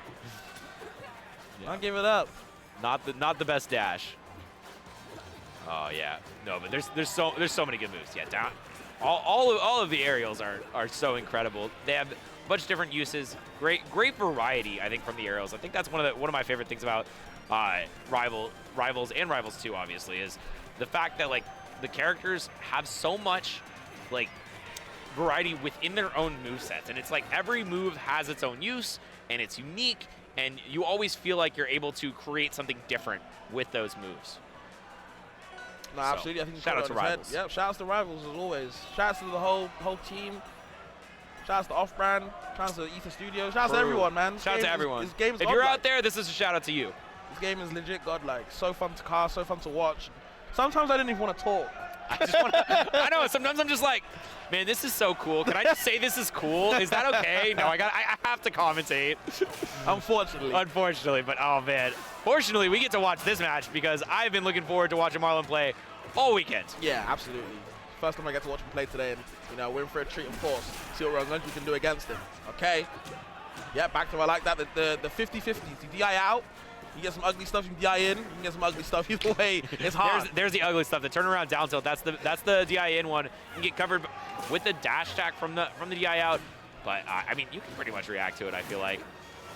Oh, and another down tilt. Yeah, that move being changed a lot, but I really like that special get up to punish this.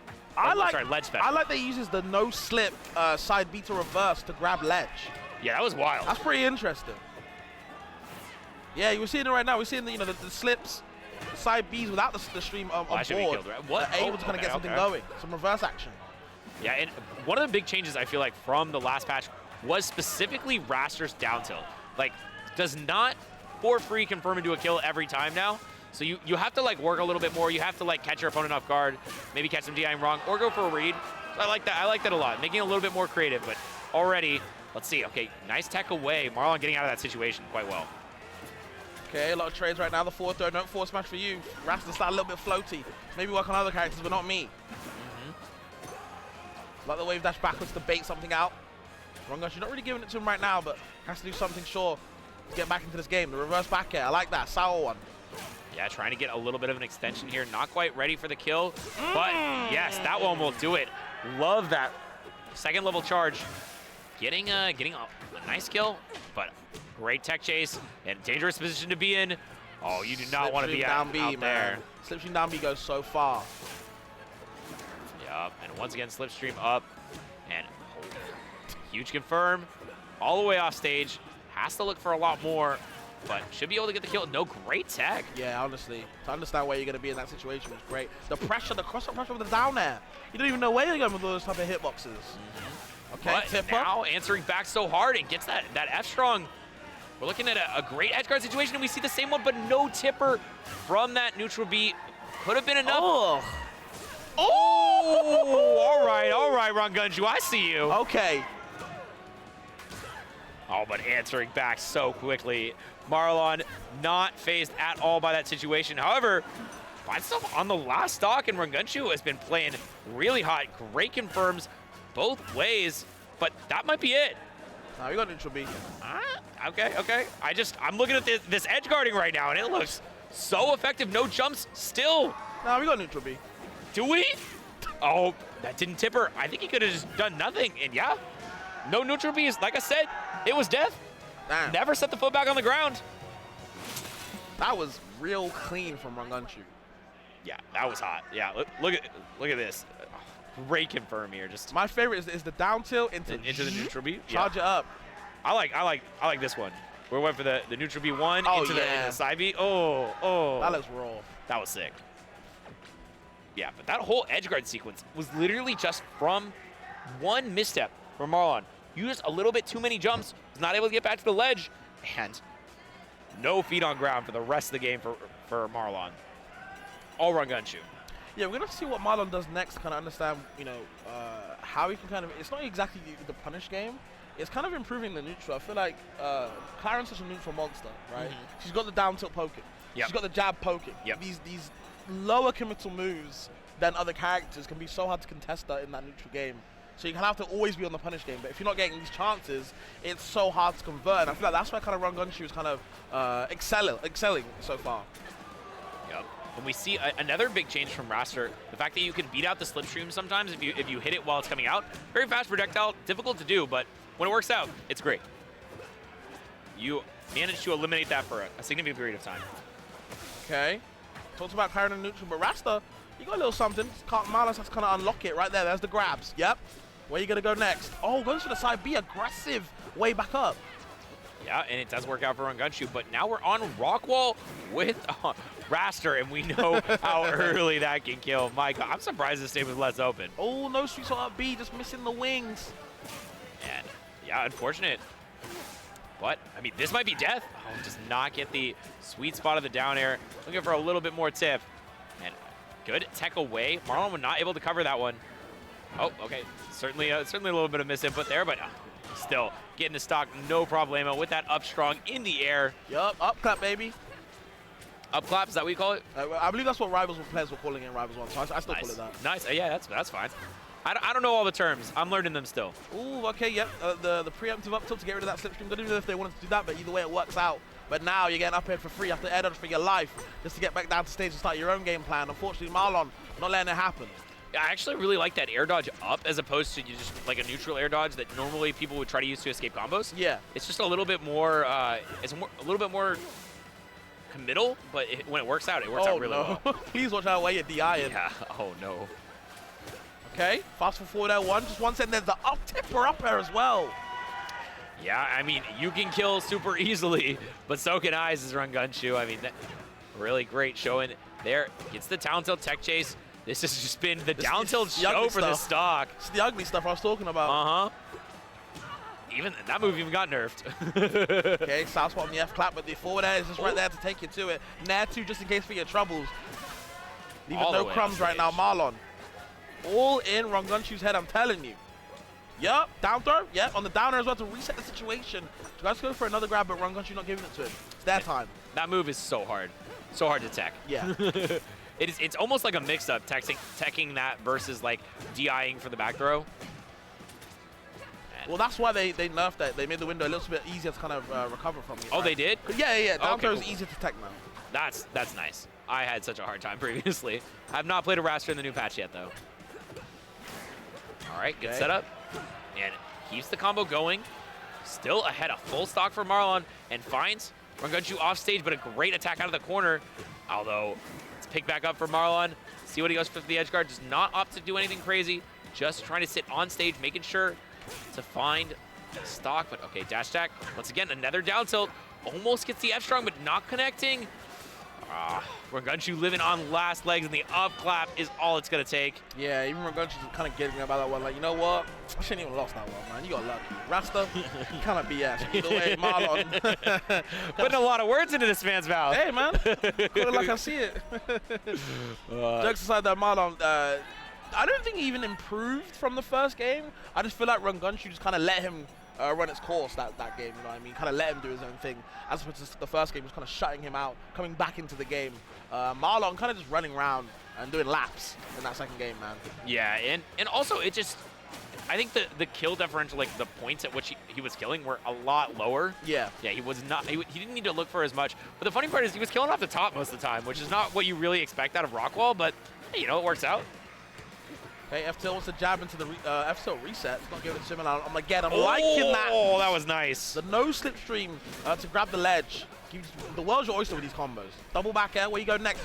Goes for the spot load. I think they wanted a wave land instead. Maybe a miss input, but still working out for them. Yeah, Marlon utilizing the slipstream a little bit higher this time. And not going to be able to quite take advantage of it, but does get the confirm off of that throw. And yeah, that up B. When you sweet spot it, when you hear the birds caw, that's how you know it's going to be a death knell for you.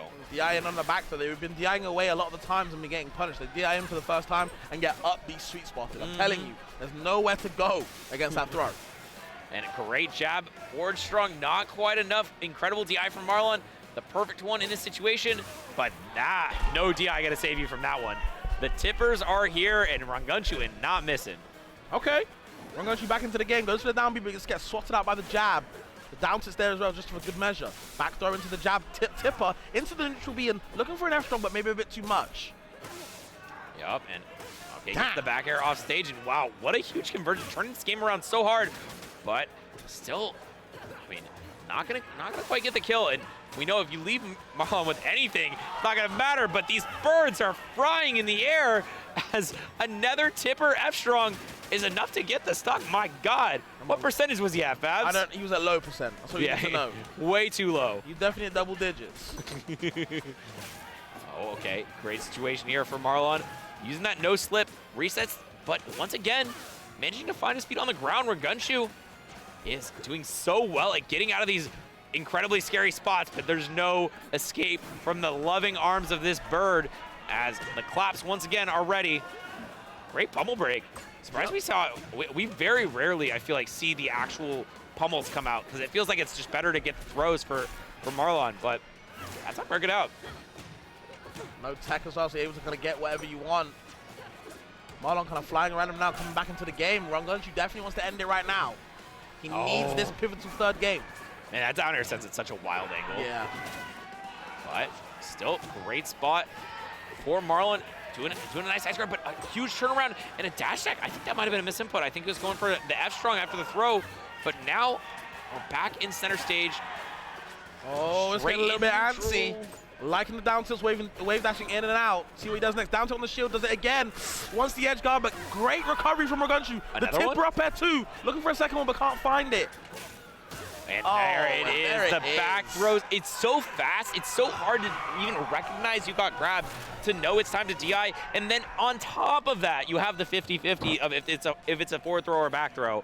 It's it's so difficult to actually escape from that situation against Claren. And we see once again another Claren performing a potential upset. He's up 2-1 on the #1 seed in this tournament. Are we going to see 2 Clarens in winter semifinals? There's just been so many Claren W's today, bro.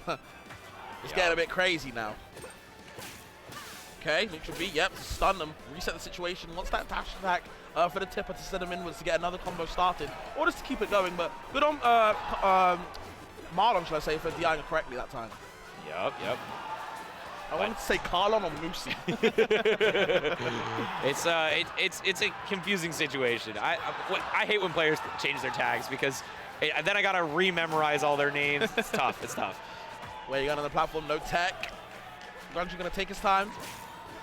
Unlike the down tip pokes, catches him in shield. There it is, the tipper sending him inwards, but can't get any type of conversion. Again, no techs on these down throws, but still not dying for it though.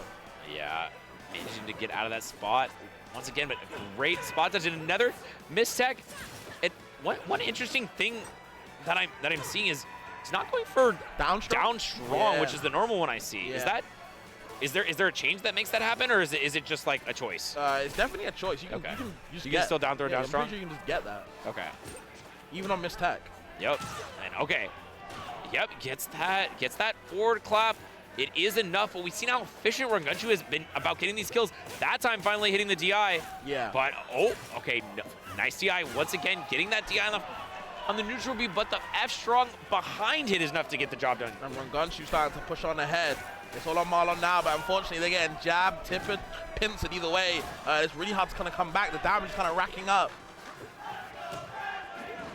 And okay, great punish on that. Gets the grab, and the down air could be enough. The double dog, maybe a bit too committal, but still working out the tipper up B. Wow, hitting from there.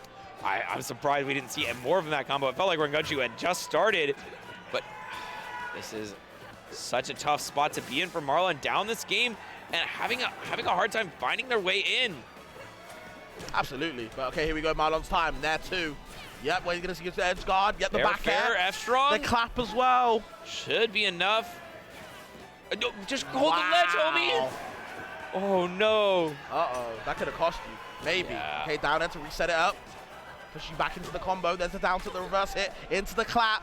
It's not enough though, and it feels like Marlon has not been able to get these edge guards, needs to get the raw kills. So once again though, finding that clap, enough to get the job done, but let's see if Rangunchu can answer back. We've seen how good he is at finding these F-strongs. However, we've seen up throw conversion going for a slightly different route than we've seen from Marlon. Now looking for a little bit more of this dash dancing back and forth. Back throw does not connect into anything else, but Marlon finding a new combo. Tries to go for the chase with the down B on the slipstream, but can't find it. All the dash attack boosted from the slipstream, but again, no conversion now. Great chase. The F clap off the drop zone and finds the game. Marlon still in this set. We're going to keep on cooking.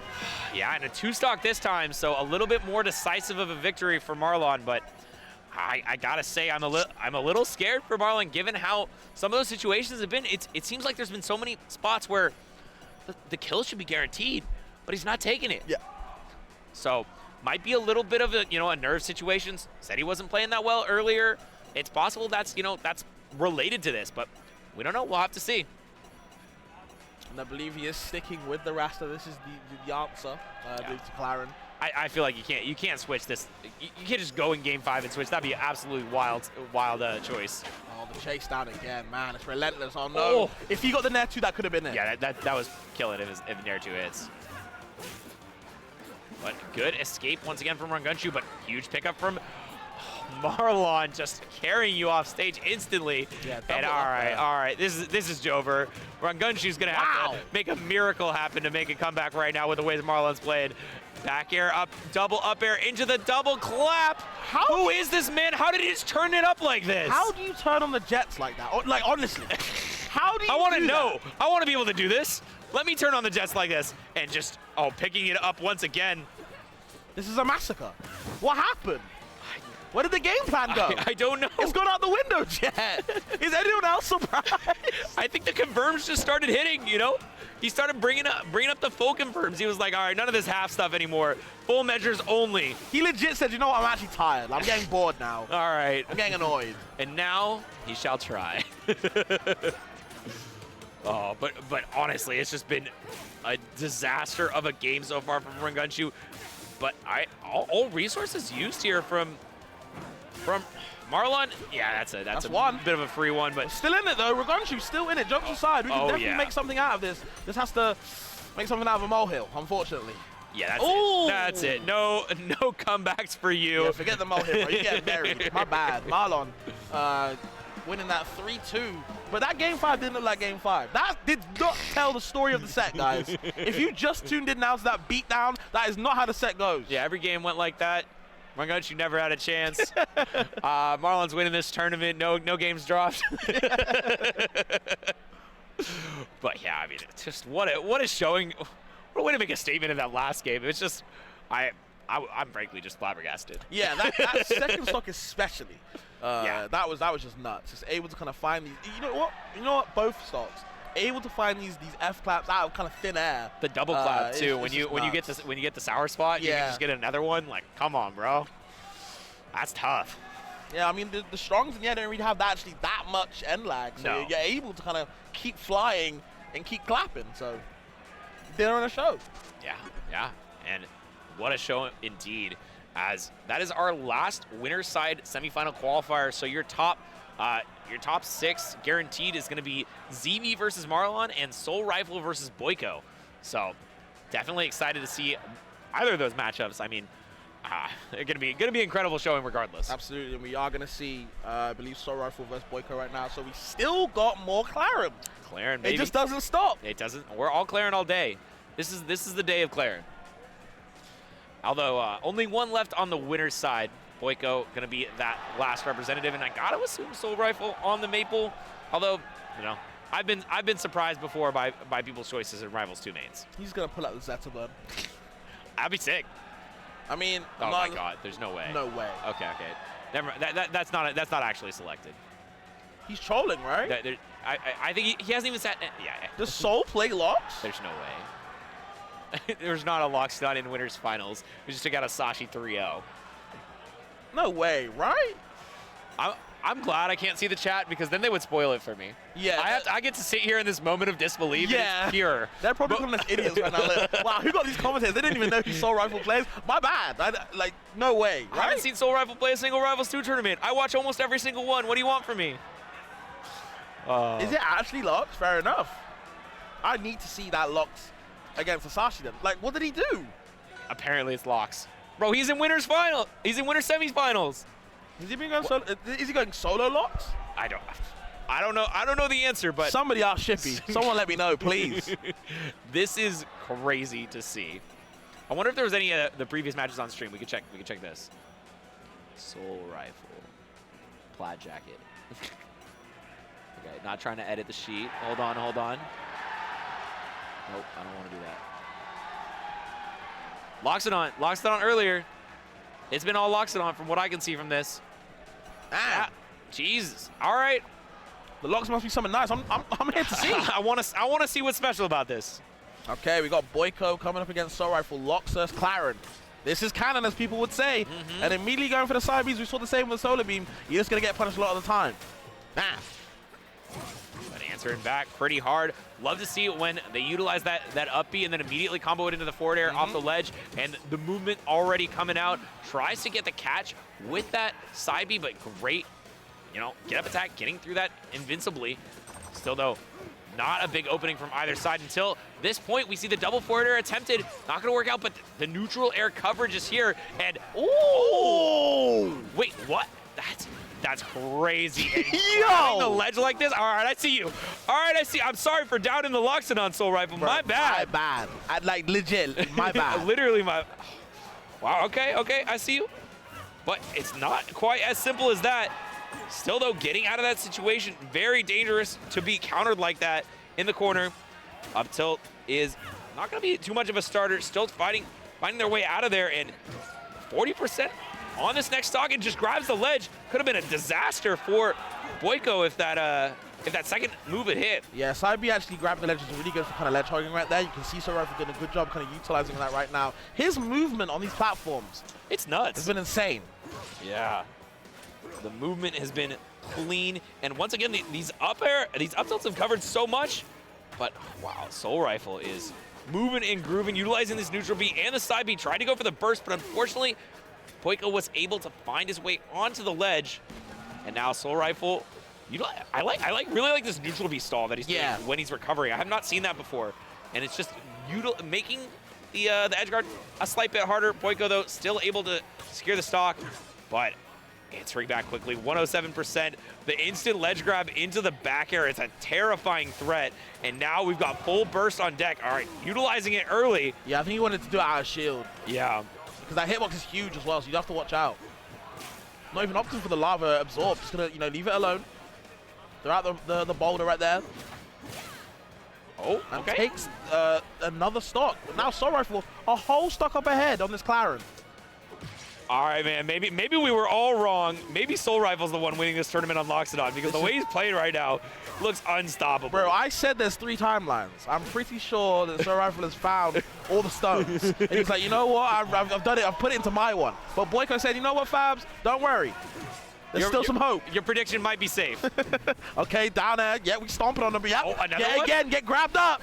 Can't find the finisher, though. SoRifle was chasing. Dude, I love SoRifle's just complete liberal usage of this burst. Just been every time he has it, just lets it rip. Why not? Level 1, level 2, level 3, either way, I can get some sort of conversion. Yup. Answering back here. Although, now Lox is in the corner. Boyko's been doing a good job of keeping the pressure on. Still at a higher percent, though. And let's see, the back air on shield, relatively safe. But the dash attack into the up strong. It's charged up, it's powered up, and so is SoRifle with a 1-0 lead in winter semifinals. Bruh, I need to shut the whole hell up. That's what I've learned today. That's what I've learned today, guys. I'm going to finally stop talking. I'm just, just deactivating Twitter. This Lox is lit. This Lox is really a cut above the rest. It's literally. I have not seen a Lox move like this before. I mean, it's just player movement is insane. I can't believe he plays Maple, and then it's just like, you know what I need to play in this game? Lox. I told you I've been surprised before, and I guess color me surprised again. Honestly, shout out to SoRifle. This is an amazing play so far I've seen. Boyko definitely have to catch up, because so far the villains are winning. Yeah, I mean, you went back in time for what? For this? For this? All the training for this? Still getting beat up either way, no matter the timeline. Yeah. That's why he's the king, baby. Oh! The king is here. The emperor. This man is stomping all over the yard, making Claren dance for him. Okay, up tilt gonna obviously cancel that. Yep, the up throw yet again into the up tilt, and there's a side B. You're getting called. Oh my God, just getting called out every single time. And the burst, this movement is insane. Covering every option and not gonna get the stock for it yet, but my God, is this just a wild situation. Bro, Loxodon is never getting buffed in his life, bro. I'm so sorry. After seeing this? Imagine. Oh, yeah. This is a both disaster and a great thing for Loxodon players everywhere. Yeah, this is like, damn, I can do that, but also like, damn, then, oh, okay. I guess I'm just not, I guess I just don't got it. It's got to be better. And at the moment, SoRifle is definitely commanding this game. Look at the range difference. That F tilt poking so far away. Wants the side B to ledge hog, but maybe a bit too greedy. What happened? Was it just a distance thing? Well, he could have DI'd in, I thought, to wall jump, but again, he just couldn't find it. So, yeah, I'm not sure. I'm not familiar with that interaction. I just know it works most of the time, and I've never seen it fail completely like that one. And that actually is a huge misstep for. I mean, obviously, an SD at any point is a huge misstep, but like took a winning circumstance, and now it's so difficult to come back into this game. Okay, his double jab is a little bit unsafe right there. Gonna get the grab into the walk up strong. Man, that was stunned for a whole year and a half. Okay. Grabs ledge, gets the parry, but doesn't get anything out of it, even though no invincibility. Still can just drop down and re-grab ledge to get it back. Forward throw, not enough to get the kill. Good DI. Like the normal farm, you have the side B to set up the magma, and wow. Oh my God, great snipe with the boulder. But all right, not going to matter. Unfortunately, when you SD that early, it is very hard to win the game, regardless of if you are playing like a madman. Yeah, I mean, I was getting hyped. No one else could see but Jet, but yo, I had my hand over my mouth like, we were like, what is going on, bro? Huh? And Soul Rifle, he's such an animated guy. I said this about B-Baps, but so is Soul Rifle. He's just such an animated guy.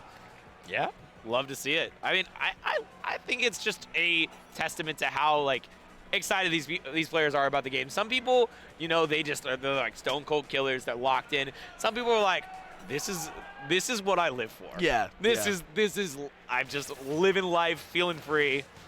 And yeah, all right, going on to Rockwall. Once again, I feel like this is a stage we've seen a lot, and is not a stage I expected to see a lot of. I get why, because you want early stocks. You want to see them quickly. Yeah, yeah. Okay, and no parry on these recoveries. I'm not seeing the kind of counterplay I've seen usually from top players. Maybe Boyko hasn't played enough lock-ons to know, or maybe he's just not confident right now. Yeah, I mean, it also depends. Like, certain times it's like worth it. It does a lot for you. Other times it just doesn't really do much. But it's also like somewhat free to do in terms of like if you hit it, like nothing bad is going to come up. Yeah, I guess it's mostly like, well, all you have to do is parry, then you get free invincibility for a while. Yeah, exactly, exactly. So why not? Yeah, it's like a why not type of thing. I like the down tilt when you come in from the F tilt 1 to bring him in close. Wants to get that side B again, the grab. Just can't find it. A great special get up from Boyko. Yeah, I like the mixing in of the special get up. Definitely something that we don't see too often. And it was slightly buffed, I think, in this last patch. But now another forward air, trying to set up for more. But I mean, I think we're seeing a little bit of the weaknesses of Loxodon show in this game. We talked about how sick he was, but yeah, I mean, this still though, that's one of the big strengths. I think the shield drop back air is an absolutely incredible tool to have. One of the biggest things I've noticed out of Loxodon is just like you got to be careful when trending on a platform. Ooh, is that death? Yeah. Oh, that nair tipper, bro. Strong. They did get a knockback buff as well. Yup. But still, I mean, Soul Rifle's going to need to find some bigger openings. I mean, he's moving. He's getting a couple little hits, but it's not enough to get the stock just yet. Now, all right, turns it back around. Goes for the back air. I think was maybe could have gotten a down air there. Unsure. But still trying to poke. And the mid-range Princess, though, is doing a great job of getting out of this spot. Oh, man. I mean, you're trying to joust, axe the sword, but it's working out sword's favor this time. He is swinging, but unfortunately he's missing. No neutral B can unfortunately get the kill right there, or any confirm, but still get a lovely few up airs into the down air spike, but great trade for Soul Rifle to keep him alive. There's the down air into the up strong, of course. Yeah, Stop me, baby, everyone has it. Making sure he gets the right hitbox of that too, because there's a lot of ways that can not kill, but I feel like Soul Rifle's been very well positioned on these strong attacks, knowing how to get the right hitbox, make sure not falling prey to that. Huge damage potential here. Here we gets go. The reset into the neutral B, but somehow managing to floor hug it so he doesn't get knocked up. I stay on platform. Unfortunately, Lux is the big boy. Can't get anything to do. And there's a shield break. What do you Something. get from this? Charge out for the magma. That's all we can get. That's something decent. We're back in the game though now. A little bit of level 1 charge magma too. Soul Rifle has to be feeling it. Yes, it does not get caught with the tech trap. Oh, the back air, it's not gonna live at that high percent. Rockwall coming back to bite Soul Rifle. I feel like both that neutral air kill off the side super early and that back air, almost every stage that's not killing on. Yeah. Very, very, very unfortunate for Soul Rifle, who's coming back into that game, but it does feel like the Disney dream is starting to fade away. You know, we were super hyped about the locks, but as the game's going on, as these sets going on, do you feel like Boyko is getting more and more comfortable against locks? He's getting more and more typical confirms. He's pushing him away. The only thing I'm not seeing so yet for the counterplay-wise is this edge guarding. Yeah, the parries from the up Bs, or just the counters as well. Claren can counter the up B. We've seen it once, I think, but it's still not super common. Like, yes, now, as of this patch, it is weaker, since Claren's down B doesn't send it as a horrible angle. Thank God. But, yeah, oh my God, thank God. But it is still pretty bad of a situation. Yeah, I remember playing Zetter against that, and you get spiked, and you just die at 0. no counterplay. Like that jab one to mix him up. He's been doing a lot of jab too, so he's kind of keeping Boyko guessing. Special combo on the down throw, but doesn't get too much off it, and now you're off stage. Oh, there's the counter. My bad, he heard me. Yep. still having that invincibility to get through that next up B. But let's see how Soul Rifle gets out of this situation. Seems like Boyko has been all over him and tries to find a little bit more. Goes for the side B into the up air. No, just goes to the up B. Way in the blast zone, 3%. And another F-Strong. Boyko making this character look like the low tier he is. Yeah, and this is where it's coming out. Like I said before, I feel like Boyko is kind of understanding, you know what, Claren can kind of just air wobble Locks all over the down plays, man. These tippers, they last forever, and Locks has such a big hurt box that you're able to kind of keep him in tippers a lot of the time. Okay, down tilt off the forward air one, I like that, into the up smash. Great conversion, no kill though. Boyko gonna keep on living. Yeah, and that is one of the weaknesses of Locks, I feel like, is you have like these nice confirms, but a lot of times they don't quite kill as early as some of the other characters. Yeah. So, oh no. Oh, this is a really bad spot to be in. Does manage to get out of there. No parry on the second hit, but FTL2 gonna send off. It's great ledge grab, but not gonna be able to get the punish after it. That's one of the things I feel like Soul Rifle has not been able to do quite as well. And a great counter to get you out of there, but a back air is not enough. Oh, I like that neutral B to kind of defend himself, but no down B either way. Now you've burnt all your magma. The resources were going away, but okay, lovely grab, by the way. Yeah, really nice. But unfortunately, that throw lasts so long. And oh, okay, I like that. Utilization of the invincible burst, which hits everywhere around you. Very nice. Great recovery. And now Sorrow come back into the game and you're 100% down. We can do something. Locks does damage. Yeah, definitely. That's one thing he definitely does. He does damage. Has that in spades. And I love the back hit of the forward air as well to cover the tech in. Yeah, I'm seeing a lot of reverse fairs from Soul Rifle. He's getting a lot of mileage out of that. Lovely crouch cancel on the up tilt to make sure I'm not going anywhere. We hold down in this town, says Boyko. True. And but this has been all Soul Rifle's stock as he gets another setup with this neutral B, throws you down into the zone. But just a bit back too hit early. a fair, and it's not enough to get the stock. Still, though, it's not over. Oh, my God. It's going so deep. And I understand. And it's now. He gets the kill off of that. The down strong is on the back hit. How did he find that? I don't know. Soul Rifle going crazy right now.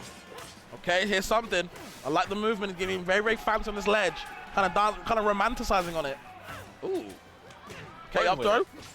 But Diaz all the way out is able to get these confirms, but nothing substantial. Yeah, and this might be it. Okay, just barely avoiding that forward strong, and it's going to be a huge difference maker. The fact that he managed to keep the stock. Oh, Boyko trying to find a good starter. This back air and forward air both whiffing though, and this is just getting only stray hits so far from Boyko, not managing to get any of those finishers or some of the big tippers they might be looking for. This should be it though. Yeah, just dash attack tipper into up air. And last stock. So on this, what can Boyko do? Here's your chance. Down throw. Nothing from everywhere else. There's the F tilt. Push you away. Get off me. Yep. Not seeing a whole ton of grabs recently from Soul Rifle. Just poking at long range with a shield. Tries to go for the forward air, but does not connect in the second hit of the get up attack. It just snags the ledge once again. Great utilization of that side V. And this animation you're talking about. A little smile at the camera. What a handsome smile. Love to see it. I mean, both players are happy. They're having a great time. It's game 5 now. It's time to shine. Like I said before, you know, it's down to the wire. It's nitty-gritty time, Jet. Yeah, this is where, you know, this is where you prove yourself. Yep. This is where you say, I deserve to be in the winners finals. I ain't just here by accident. And Soul Rifle, I mean, none of these players here by accident. They had to go through hell and high water to get here. But now, this is where you take it to the next level. Can you imagine the difference between guaranteed 6th and guaranteed 3rd? It's a lot. Money too. Money on the line. All 256 entrants here wanted to be in this spot that they're in right now, but they are the only ones who can make this happen right now. Okay. Now down there is, you'd be surprised on the end lag, by the way, on that move. The shield safety too. But either way, oh no, we see another down there. Great tech, even off the tipper as well. Yeah. Very hard to tech. I wonder, I think that was the wrong direction facing for that. Oh, but gets the confirm into the jab. Not going to get a follow-up after that. Unsafe forward tilt that from that close. Oh, just going to barely live. Still lives, has to burn the meter, just to recover. Back there as well. There's the boulder. Reverses it though, but just in case, gets the F strong, and Boyko takes the first stock. Yep, up strong though, answering back. Another setup of the magma. Love this utilization of the up air to cover things. A little bit too early on the back air there, just not get the stock. And Boyko, though, playing with fire, literally. Okay, the eyes on the down throw, he's still going to live, even with the special pummel. Has his level 3 Magma, by the way. If you get side bead, you got to watch out. 6 grabs in a row before finally landing one. And the up B a little bit earlier than before does interrupt the ledge grab. And now Boyko in great position to extend this lead. However, the back throw is enough to get the stock. Just caught you a little bit sleeping on the DI. Yep. And down air, though, burst back, but the F-Strong is here. It's ready. Still not enough to get the stock left. Oh, but great up B. Has to. Jukes that neutral B. Oh, back throw into forward strong, and you're out of there. Oh, this is such a tough comeback to make against a character like Claren. Now you're a whole stock down. What does Console Rifle do? Show me something, bro. I think he's showing you that he's going to get comboed. This is a lot of combo food, but answering back, okay, this is the big opening. But Boyko is here, and he's still ready to get the stock. Neutral B interrupts that counter. Not going to fall for the up B early. A lot of jab challenge on these aerials from Claren. Really good option from Soul Rifle. The counter, though. Yeah, does have his resources left. Yep. But great tech on the wall, not gonna fall prey to that up B second hit. This might be it. Okay, just goes for the neutral B1, but the downward angle from the air snipes the elephant out the top, and that is Boyko moving on to winners finals. I cannot believe that hit. I can't believe he was able to down angle it from there. That move is nuts. That was from, I don't hear gotta enough be people, the lowest possible spot absolutely, to shoot that from the air still. I don't hear enough people talk about that move, guys. That move is nuts. Wow. Wow, what a showing from Boyko, but also just massive props to this Loxodon. Absolutely. Solo rifle. To be in winners semis, game 5, nearly at winners finals, solo locks, it's commendable, you know? Absolutely. It definitely shuts me up. True. I'll hold it. You've been talking bad about this character. I've been talking bad about that character. So I'll hold it. I'll hold my head up high. All right. I just got to say, Kagesol might play 4 Loxodons in a row. Oh my God, bro. Just beat Sparks, just beat Solar Beam. Now is Rangunshu versus Omar. So if Rangunshu loses to Omar, Kagesol plays 4 Loxodons in a row in this losers bracket. Oh my God. Wow. But of course now we get into the other side of these winners semis. We've got Marlon versus ZB. Who is going to join Boyko in that winner's final side spot? Is it going to be ZB or Marlon? Both respected, legendary rivals players, man. Yeah, I mean, I love watching these guys play. You know, they're just, ZB is my, like, literally my inspiration. yeah, as another crack. Yeah. I watch ZB and I'm like, ooh, you can do that? And I go to the lab and I try to replicate it, and I'm like, oh, man, he's got so many creative setups, always grinding out here, always hitting you with something new, putting you into the shadow realm sometimes. Bro is not messing around. But here we see his opponent, the #1 seed in the bracket. No surprise, we see Marlon in this winner's semifinals. Of course. Where else would he be, bro? Not in losers, I'll tell you that. I mean, it was close. Yeah, no, you're right. Not that game 5. Yeah. That didn't look close to me. It was a wash. It's 3-0. No, it's 3-0. hasn't dropped a game. Spreading misinformation on the chat on comms, as is tradition. Yeah, but ZB on the other side did 3-0 their opponent. Solar Beam, the other Loxodon that we saw on stream, was a receiver of some bad news. Yeah, I mean, it's tough. Losing out to ZB and potentially Cake's not over yet.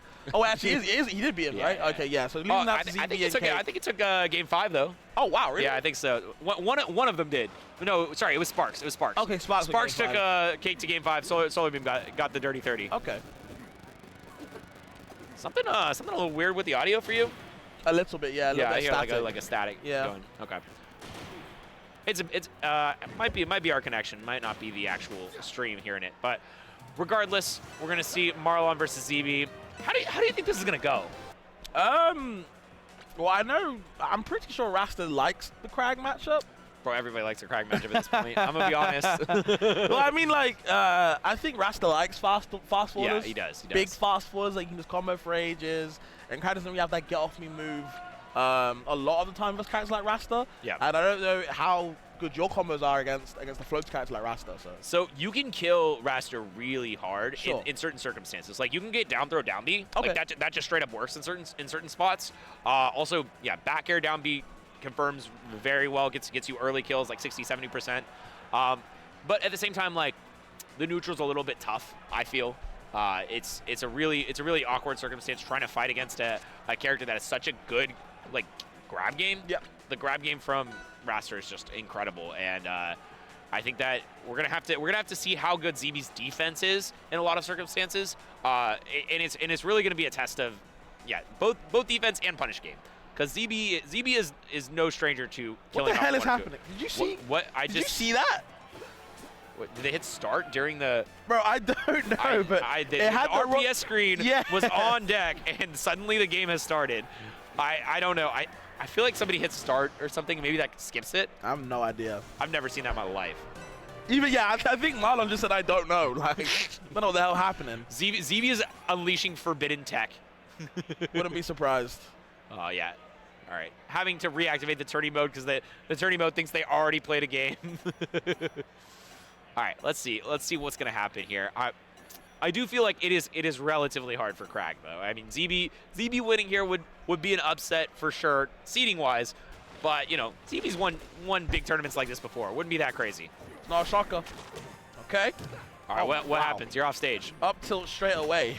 But yeah, the double back air hitting both sides as well. That move is big. Even down B and slipstream not able to connect. And here we go, tossed. Yeah, this is the punish game I was talking about. ZB's got great punish on hit. Not super surprised by that, but the question is like, how do you get the kills? And it's a little bit tough sometimes to figure out the right spot. If he got that wave lane, he would have gotten enough strong though. So that would have been a nice early kill. Oh, I just love the baits with these slipstream, these non-slipstream side Bs, the reverse. But okay, don't like that one though. A little bit of crouch action for ZB. Knows how it be. Not gonna get the big fall if he's looking for it. Yeah, this is the problem of the matchup. You get forward aired in one bad spot, you are going to instantly get obliterated if you're Crag. Okay. Just trying to, I feel like it's just such a beautiful game to absorb. You know, we're just here like in the moment, like, oh man, we're talking about this, but we're having a great time. Really interested. He doesn't go for down strong off a down throw. I never see him do it. I don't know what the idea is, but he doesn't do it. There is some reward from down air, of course, especially if you get certain hitboxes of it. But oh man, that's one way to get the kill. You know, ZB I swear is the best Crag at finding strongs. I don't know how he always finds them, but he throws them out and they hit like 50-60% of the time. He just knows. He knows. And reverse back air, yeah, that got nerfed a little bit, so it's not quite as free into some of the more damaging moves. But I mean, ZB is playing so well right now, looking really good, but these conversions are hot. And, oh, he's not going to get a stock, though. Somehow ZB getting out of that situation. I'm very surprised. So am I, but these higher pillars, let's say, are getting scouted out by Kusi now, by Marlon. Yep, Marlon with another opener here. Could change the tides of the game, but we see up into the pillar, does get the tech. Okay, so if you're up on the pillar, even if you get the tech, the down air still hits. Yeah, that's kind of nasty. Yep, oh, there it is. Yep, that was the move I was talking about. That's going to be, I feel like, the story of the set. If ZB can keep landing those down Bs, that's going to be his set to win. Air Armada for sure. Yeah, get out of there. Okay, going into Jules Vale, not too crazy of a set, a stage. Just you know, a lot of creativity and combos on this one though. Yeah, absolutely. Okay, thought he was giving up stage control then for a second. A little bit scary, but either way, good start for ZB so far until now though. Now you're off stage. Yeah, but off stage, managing to hit with the pillar, although the Fort Strong should be okay, but it's it's a little bit of a scary spot to be in. Gets the down air, and what? How did he get pillar back? Touched the ledge. Oh, he touched the. Oh, he did touch the ledge. Okay. He just grabbed the stage. Damn. All right. Big opening though. Once again, yeah, the Fort Strong always gonna kill there, and that's the dangerous thing about this matchup. Like, you know, you can absolutely brutalize. You can absolutely brutalize the Raster, but at the same time, you can do the same thing to you anytime. Yeah. So both of these characters super dangerous on hit. It just feels like Rasta makes heavies not feel like heavies. Yeah. You know what I mean? You're dying so early. You think like, I'm supposed to be a heavy, bro. Well, your weight doesn't really matter when you're like in the side blast. Yeah, you're like kissing the blast zone. Yeah, you could be 10 million pounds, but you're still dying if you get kicked off the side. And, okay, gets the back throw. No follow up. Nice tech there from ZB, sending off stage. Oh, okay. And early side B, ZB's recoveries are really, really incredible. I always like to see for sure him get out of disadvantage in positions that look completely impossible. Up tilt, no follow up though.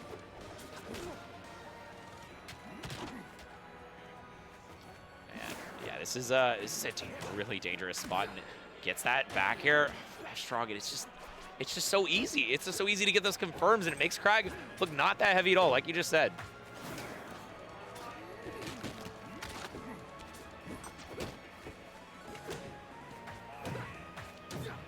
Picking up that double up tilt, Nair off stage. How does ZB come back into this one fast? I don't know how he does. Yeah, the down strong finally gets the stock. Yeah, that's something. Kicks off the rock, but it's not enough. The slipstream chasing him down. Yo, Marlon's pressure is relentless for this character, man. Yeah, absolutely furious pressure. Getting the setup here. Gets that nice catch with the clap, but it's not quite enough to get the stock, and ZB slowly working his way into this one, trying to get that, but a great air dodge, and the back throw breaks the pillar. Might be getting a kill. No, the hitbox. Just a bit too big, and there's the scrawl. Up B sweet spot, taking that second game, should I say. Marlon right back into it. Yep. Okay, now we're seeing, you know, we're both seeing each other's game plan, what they want from each other. It's just really, you know what, as long as I get my hands on you, I can murder you. Of course, just can you get the opportunity to? Of course, that is the question. Now we've got to see what stage they go on to. And okay, going back to, or not even going back to, going to rock wall. So, of course, again, you know, Krag might be heavy, but like Jet said, bro, when you're touching, when you're kissing the blast zone, are you really a heavy? And we're going to see how this third game goes. Very pivotal game. Okay, jab lock right there. Oh, wants to get the grab, but maybe a bit too greedy. Now you're getting down tilted. You're going to spot dodge for the next grab, but Kusi just reads it. He understands where you want to be. Yeah, and oh man, this is a stage that is like such a poisoned thing to play against Kusi. Play against Marlon, because you know you find yourself off stage even slightly. Yeah, you're getting absolutely murdered. But at the same time, you want Fair to be able to kill a lot earlier. You want to be able to find your kill confirms as Krag, and I mean, it's a very dangerous spot. Also, if you ever get the command grab, it's just free. You just get whatever you want out of it. Oh my God, he found that kill off of that. That parry was so good. Cannot be overusing these spikes, but amazing movement into the down special, and I think that is the big determining factor, I feel like, for this matchup, is if ZB can find these early kills, especially with that down special, it's going to be a huge differentiating factor. Okay, yep, both these guys perfect shielding each other's moves. There's the one back, it wants the up tilt spike, can't find it. Another grab, yep, X away. So no down air for you for Marlon. All right, and yeah, once again, finding this rock. It hasn't proven to be too good of a threat until now. Gets that triple rock throw, but now forced to use the pillar. Great tech, gets out of there. A lot of times you just want to get back into center stage in that spot, because, oh my God, 80% after the hit. Like I said, you could be big. You could be the biggest character in the game. Don't matter. You kissing that blast zone, you're going to be dumped in the corner. On Krag, bro. 80? Cracking that armor. That must feel alien to them. Never died at 80 in my life. Actually, I died to Zetter down strong on the stage at like 61 times. Jesus. That move's crazy. Either way, though, we're going to see Marlon's going to keep on going. The set is all in their favor right now. It's looking like a world of hurt all for ZB. Okay, a couple of rock shards. Trying to get something fancy with the rock. Not letting it happen, though, Marlon not giving in. F2 a little bit unsafe, but no down air punish. Looking for the Armstrong. I think ZB just did that preemptively. Didn't even plan to see if he hit it. Just said, you know what? I'm going to do this combo. If it works, it works. If it doesn't, I might lose my stock. And oh, okay. Up B. Not actually getting the sweet spot. No hit either. ZB going to survive getting a stock of his own. One stock apiece, though, and ZB is at that high percent. We might just see the end of it. Oh yeah, we do. Game 3, should I say, going to Marlon. I've I'm not gonna lie. I feel like this counter pick was pretty rough. I just really feel like ZB counterpicked himself a little bit. Yeah, there. Yeah. I mean, every single stock that was taken was just taken by Marlon. You know, being able to get the kill super early. I mean, that 80% kill, that's not happening on any other stage. No, so, for sure. Yeah, change in scenery for sure. Unsurprising. I actually like the stage against Raster. I think this is one of the better ones. So we'll see if ZB is able to take advantage of stuff. But right now, nice little ladder conversion, getting you all the way up into the sky with a couple back airs and an up air. We'll see though. Oh, great turnaround off the jab, and might get the kill here. Yeah, he goes for the special pummel. Unfortunately, gonna be broken, but that would have definitely gotten the stock if it landed. Yeah, that would have been awful. Yeah, I mean, it would have been great. Crack apologist, here right now. Okay, special pummel. I haven't seen ZB break out of any of them so far in the set. He's done a couple of them, so. Yeah, I'm a little surprised that ZB isn't going for it. I mean, I think it's one of the. Oh my god. Add it to the tally, Jet, yeah, bro. Another one. His accuracy on these strongs is just wild. Like, it's almost every single one's hitting. And big conversion here, potentially not going to be able to follow up before landing on the platform. But once again, a grab, DI up. A little bit of a strange choice, but does manage to evade that dash tech after. And now the tech chase is here for Marlon. Might get the grab, but a great SDI in allows ZB to live, and a couple down airs rack up the percent.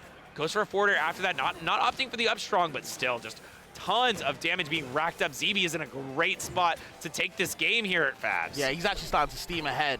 Marlon's starting to, lose himself in the race. And if ZB can keep on steaming ahead like this, then maybe we're back in business. The up B sweet spot still not killing. Crag gonna live just that little bit longer. He's a big beat, so on this stage, he can finally just live a bit long, right? Yeah, he can live his long beat of life.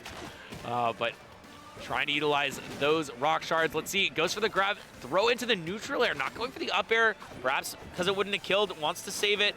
But oh, this down tilt up flap, not enough once again. And I just feel like this is just such a huge advantage stage-wise for ZB comparatively to the last one. But this might be a little hard to get out, and ZB, though, utilizing that back air, great choice. A lot of Crags would have died there. Yeah. Almost every other one. He's the only one I see go for that back air. Okay, so I'd be a little bit unsafe, probably gonna die. Yeah, even have a little bit of time to charge as well now. Final stock for Marlon. ZB got 2 more in the tank.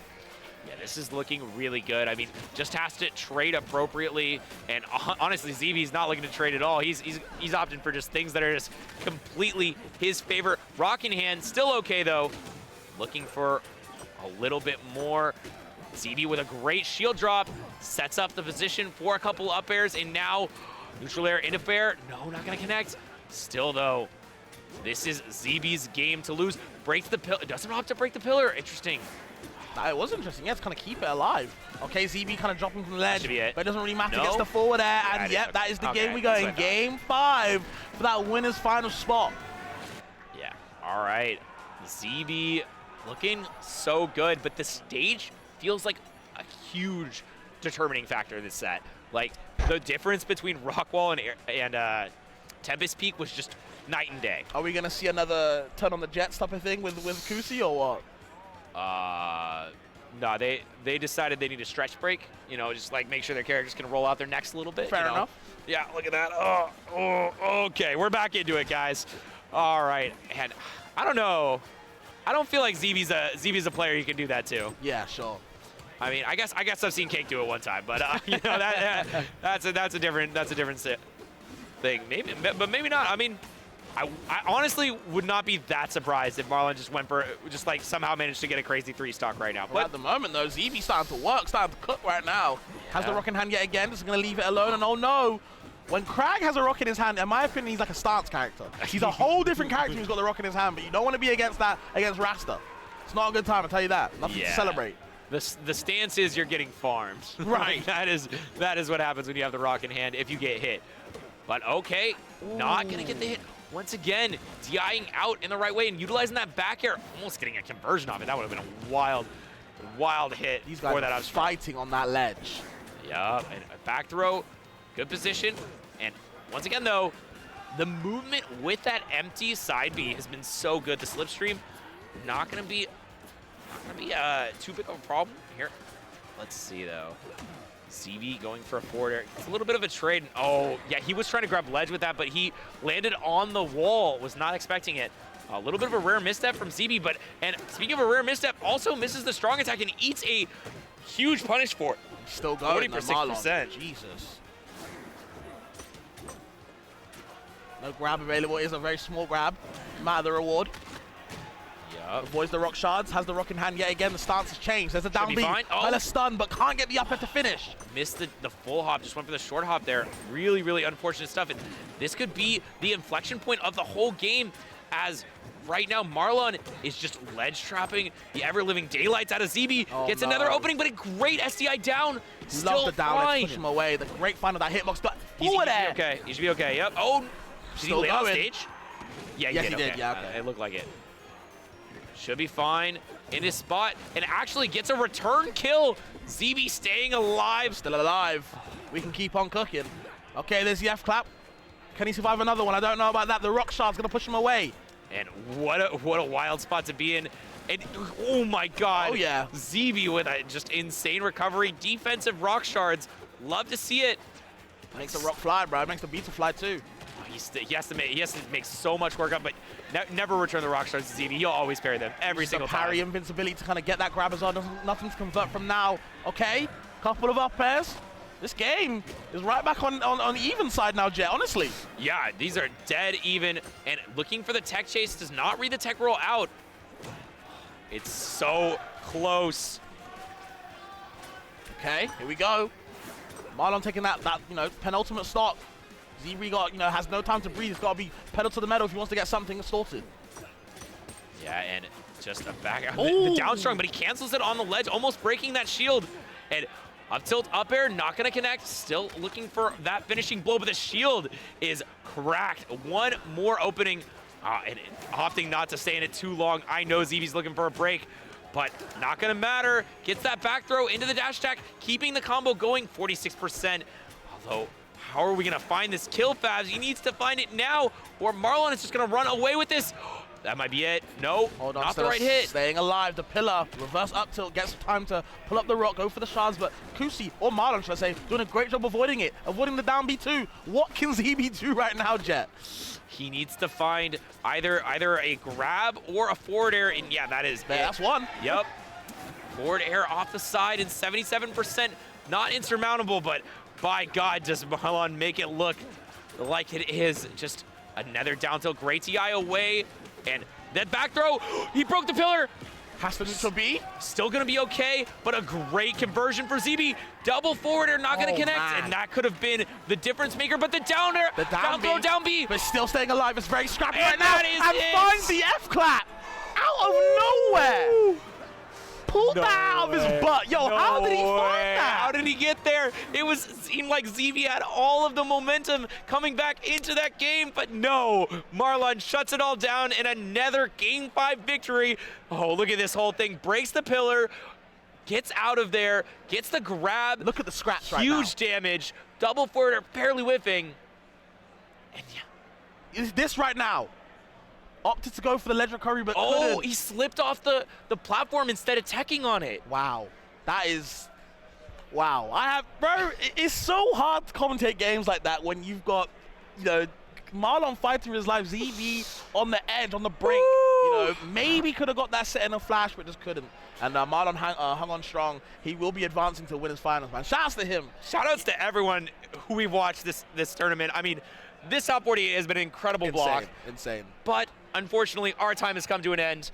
We're going to be passing you on to the capable hands of the next casters. But I'm Jet the Jenga God.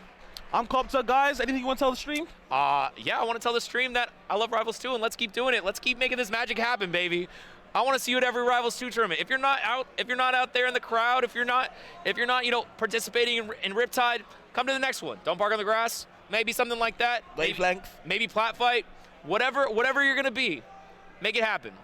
Thank you for watching. We'll see you next time. See you guys. Peace. All right, we're still here. Well, I just want to say, thanks for watching, guys. My bad. No, you're good. I'm joking. I'm messing. I forgot. Cut him off. Well, well, well. If it isn't Riptide top 8. It's me, it's MSB, and I am joined by... Hey, all, it's Ubel or UBL or Henry, or whichever you know me by. And we're gonna at the same time. Yeah, or all three, true. We're going to be kicking off some Rivals, or not even kicking off. We're going to be continuing. Oh, yeah. Rivals top 8. Diving down into losers. What's been going on down there? We haven't been getting to see. Well, now it's time. We're going to take a look. Yeah, take a peek over at what's been happening. Some losers runs of the ages are kind of clashing back and forth. Cake put into losers right at the start of top 32. Yep. Omar started top 32 in losers. Same thing can be said for Switch and for LP, who both were knocked into losers and very, very early. And yet, all 4 of them making it into top 8. We're going to be starting off with Cake Assault and Omar. As you can see right in front of you, he's unbuttoning. Oh, we're going some chest fly. The Hawaiian shirts are thriving. It's Riptide, baby. Let it hang. All right. Now. Gentlemen, let's settle down and get into the context. That is a lock stunt. You see, we got 2 locks in this top 8. Omar recently defeating Rangunshu to make it this far. Cake Assault, this is his 3rd lock stunt in a row in losers. And if he wins this set, he gets to fight a 4th one. That's hilarious. Now, every locks player generally seems to hate the fleet matchup, but I don't know what Cake thinks about the locks matchup. But he's gotten a lot of experience so far, and we might not even be through the half of it. Yeah, I know Cake spends a lot of time in the online brackets during the betas playing against players like Sparks and like the bevy of other Loxodons that are ready and available Cake's and playing. Online beta bracket experience is exclusively in doubles, hilarious. Which evidently will help him out here against Loxodon and Meatball. Cake immediately starting things off aggressively. Parry's flying around. Yeah, we're starting off pretty strong. The crouch cancel into the grab is going to set up. Oh, air grab, untackable. Didn't go for the tusks, though, immediately after. Wanted to play further into the tech chase instead of taking the guaranteed damage. I like the general thought process behind Omar in all of his gameplay, where it's all about the explosive plays with Loxodon, because unless you are... Your only way you're not getting hit is if you're getting hits yourself. So let's try and get that going.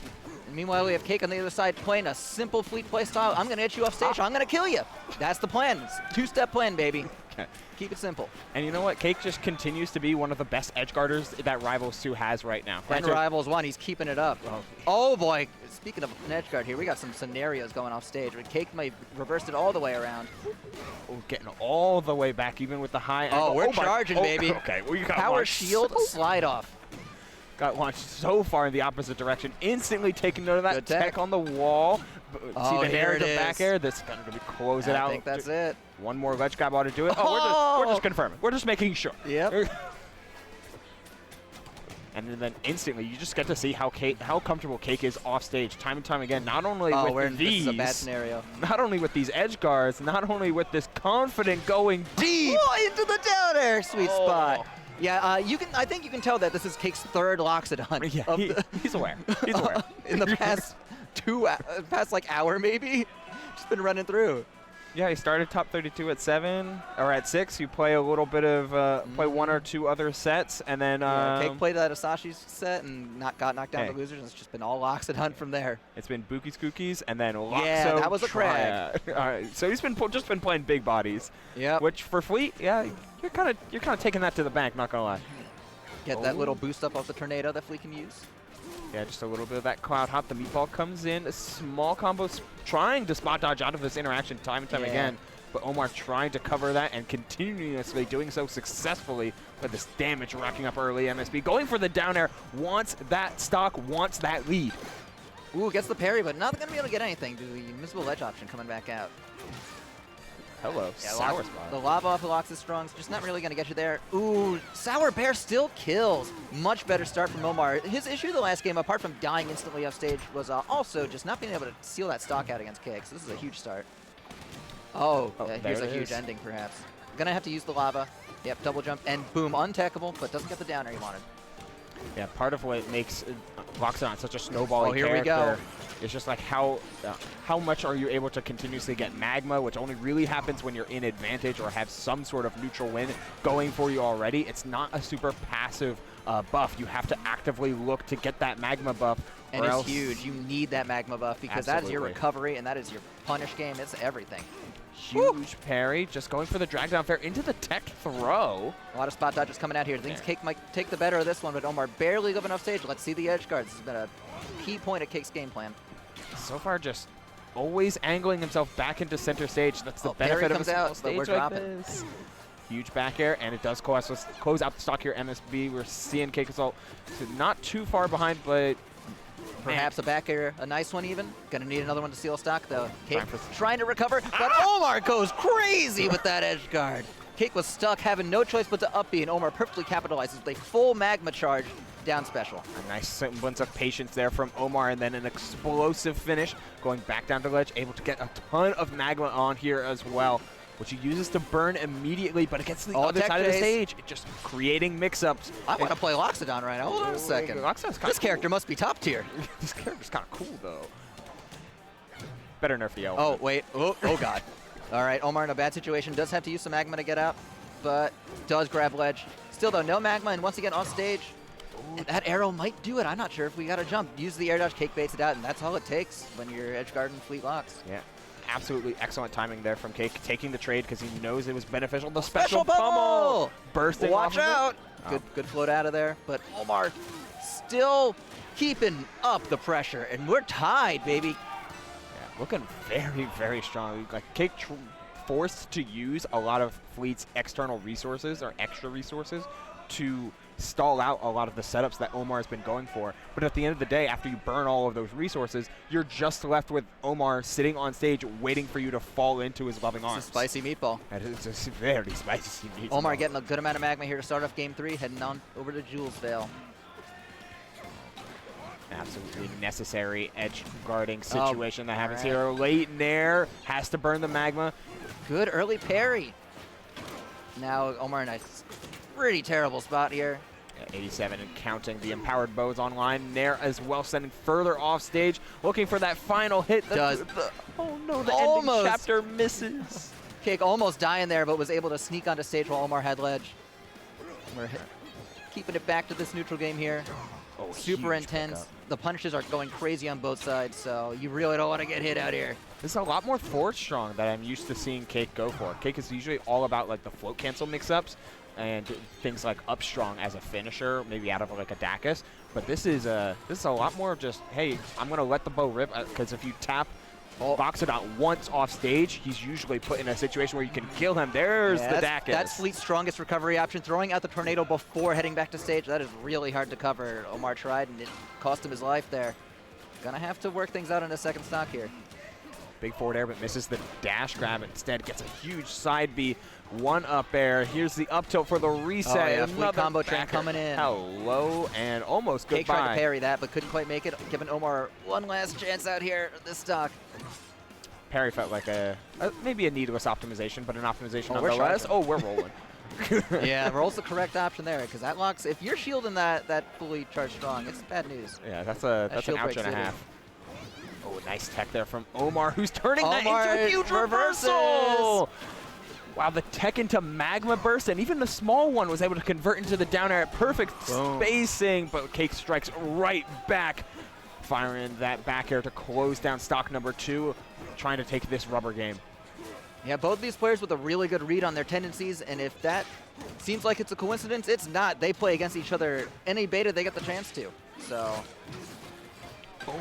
look at that! We're tied up! We're so quickly able to burn through resources. 1, 2, 3. Ledge Hog closing down the stock. Cake, burst into. Where are we going? What are you doing?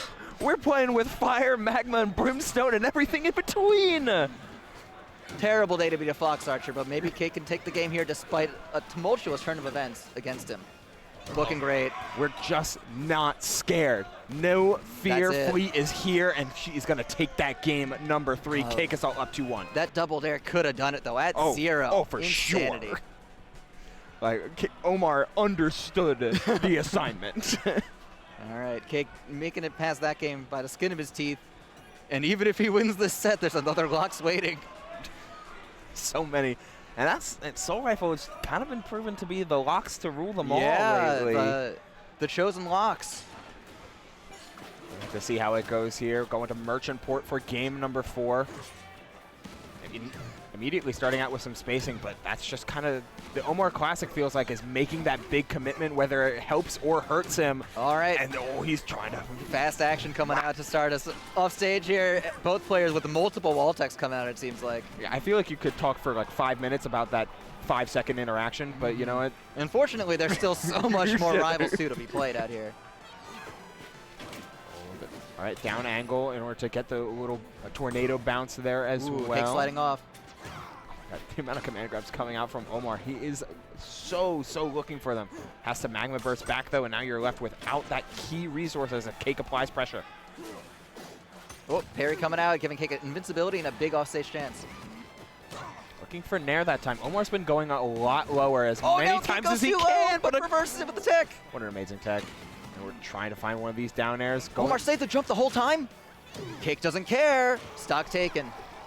Down throw into a reverse back air, calling out the DI in to try and get to that platform. platform. The respawn platform is moving. It's shifting. It's shuffling. So it seems. Well, it's the minecart, so you can just yeah, going on for a ride. Good parry, got some invuln. Cake having to retreat away from that, wait it out, and get that key conversion. We are once again witnessing Loxodon off stage. It's the name of this set, honestly. Yeah. It's like Loxodon gets off stage, Cake goes for an edge guard. Let's see what happens. And then Omar just does some crazy stuff and evens out the stocks. Doesn't matter how much recovering he's got to do. Keeping this game close. When you've got things like the Loxodon down air, nair, and back air, sometimes and especially with Magma Burst, even a little bit can go a long way when it comes to this off-stage game. And Omar just playing reversal and playing reactive is netting him a lot of advantage, but is it gonna be enough? Going for high nair. Wow, that's weaved in. That bear hits like a truck. Weaved in after the float, mind you, in order to find that back air. So clutch there from Cake. Omar gonna need a big play here to claw us to a game 5, down about a full stock, but he's been known to put out some explosive finishes. Yeah, we've seen him time and kind of, ledge special into up tilt, trying for the strike on that. I mean, that would have been a pretty huge play there, MSB. Get the edge cancel on that side special again. Not quite what he wanted, but he's just gonna follow it up anyway. And hits with the soccer ball on that meatball. Oh, man. Burning all of that spot dodge. Omar needs to be careful. No jump, no dodge. All right, we're getting pushed off stage after that up air. Looking for a parry, but the air dodge up from bad Omar. DI. Still living. Has to stomp a little bit. Again, no. Gets him with the whoopsie. It was no Magma Burst into stock. Back air. And then we find the small Magma Burst into reverse back air. So close, the rain starts coming down. Sunset is online, but it couldn't be the sun setting on Omar. The wind chime. Intentionally gets hit by it during an up B that would have gotten him killed. So perfectly planned here for Omar, who's just trying his best to get into that reactive position. We're getting to the wall. Oh, but the nair back air. GG's. All right, Cake 3 locks is down. Time for the 4th one after this next set. Yeah, we got one more set to go through before we're going to be seeing Cake Assault Soul Rifle Rivals 2 Edition. And hey, we saw there's 2 locks in this top 8. There's also 2 maples, and we're going to see which one is the best. Right now, we got LP versus Switch. LP, longtime Rivals player, been on a top 50 mainstay. And Switch, who has come from with a storage legacy in a little game you may have heard of called Omega Strikers. Yeah, he's a big fan of that Omega Strikers. Plays a ton of Omega Strikers. It's actually incredible at that game. It's so just so unbelievable. And the skills have really transferred over to Rivals too. He's hanging out in top 8. Usually makes it even further than 7. So see if he can get closer to that seed by taking out LP. Switch has been, though, in the past couple brackets, a little bit more prone to getting upset a little bit earlier than he's intended. Still always making losers run, of course, but seeing a couple of cracks in the armor of this very storied Omega Strikers maple. Yeah. Switch originally getting taken out by Solar Beam, and yet another Loxodon. We got like 5 of them. I don't know. They just kind of showed up. I mean, shout outs to Solar Beam as well. Not only finding a win on Switch, as you see here, but also was the one that put Omar into losers in pools. So Solar Beam ends up getting outplaced by both of them. He is at 9th place, but hey, that's some pretty good wins to add to your resume. This entire bracket has been a bloodbath. It's been a movie, and it's going to keep on going as we get the Maple Mirror. Oh, yeah. Game number 1. We will find who the true Maple Maestro is, the one Mape of all time. To rule them all. the one who the plants really belong to. Well, hey, Silvano's ain't here yet, so True. all about the maple right now if you're looking into forestry. All right, we're thinking about Ho Dojo. Seems like the start. Locking in. Both players are setting up. I mean, shout-outs, of course, to LP making content man, making a hell of huge a huge videos. Follow his YouTube channel, which is something LP. Yeah, it's LP something. There's LP in it. Yep. You can look him up. He's there. Dropped 3 games his entire losers run. He's been playing hot. He's been playing on fire. And you know what? Maple's a pretty good character. Oh, yeah. Tier differentials do not matter here unless there's some insane port priority I've never heard of. I'm pretty sure. I'm glad that port priority has just been like, you know what? Maybe we just like shouldn't. Bad news about when 2 Krags grab a rock at the same time. Uh-oh, not like this. Still port 1, port 4 locked in. All We're right. going back to rock, paper, scissors. Some RPS, perhaps. Rock, paper, scissors, but again. What was chosen? Will we know? You got to look at that button press. It's a mystery to everyone. Wow, Switch locked in that RPS so fast. That sounds like, I think that's a rock mentality right there. I think it's got to be Switch on rock here. The result screen goes by really fast. I'm going to have to be on top of my game here if I want to figure out the truth. I think LP's just passing. Oh, it was scissors. The scissors. Player 4 is striking first. I think that means that... so that means Switch gets to choose the stage. Yeah. Rock gang. Deep conversation occurring. The calm before the storm. Oh, it seems like there's something up with the headset. headphones. Oh. It's not a Rivals tournament without some technical difficulties. We love Rivals audio. Maybe it's a little bit quiet, perhaps. He's locking. Hey, it's Ho Dojo. Oh, we're going right back into it. Yeah, Ho we're Dojo. maping out. Button check, maybe? Yeah, it's button check. Yeah, we are checking those buttons. Checking the headset seems primarily from Switch. Excuse me. Some intense audio optimization occurring. We got to look at some of the details going on here. We've got the Some Elementalism Dojo. He's got all the elements that hold on. He knows them all. He just only chooses to sweat on people for some reason. But he knows everything. I guess that's at least using 2 elements. All right, we're getting into it. Okay, again, restart feature, amazing part of Rivals 2, as well as all of the details in the stage and the character models and the camera work. This game is absolutely setting itself up for success, as both players are just kind of feeling each other out until that big Here's the up air. We got Switch in the red trunks, LP in the blue, and that's not a stop. 85%, but just like that. That's setting yourself up for success. And LP tried jumping at a shield, but Switch just ripped that down strong.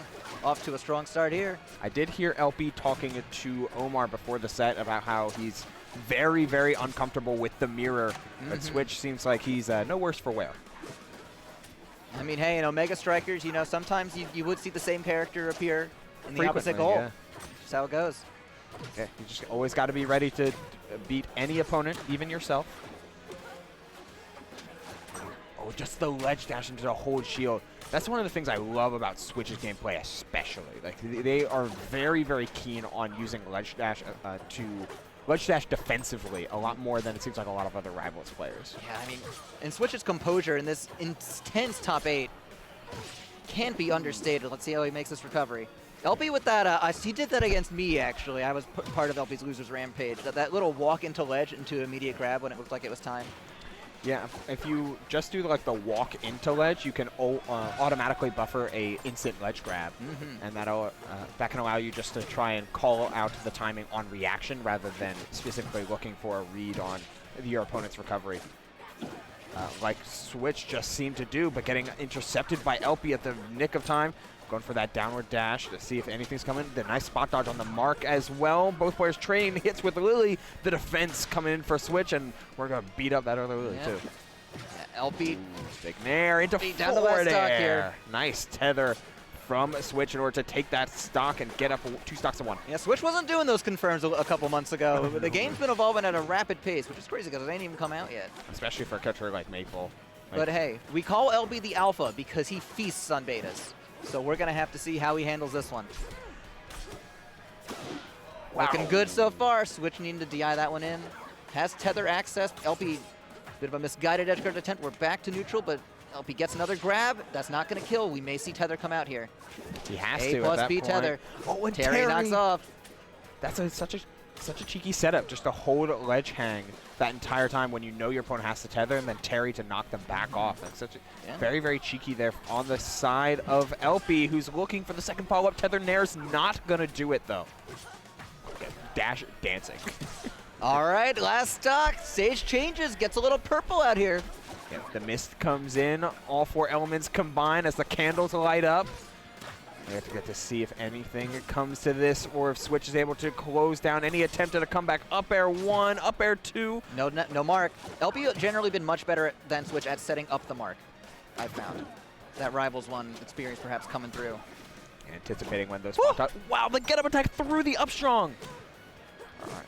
Going for nothing, though. At 20%, you're not even out of crouch cancel percent for most of these confirms, but LP finds the Nair to grab in order to play around that, getting to that nice meaty percent. Oh, LP rolls behind Lily. Switch not ready to chase that far.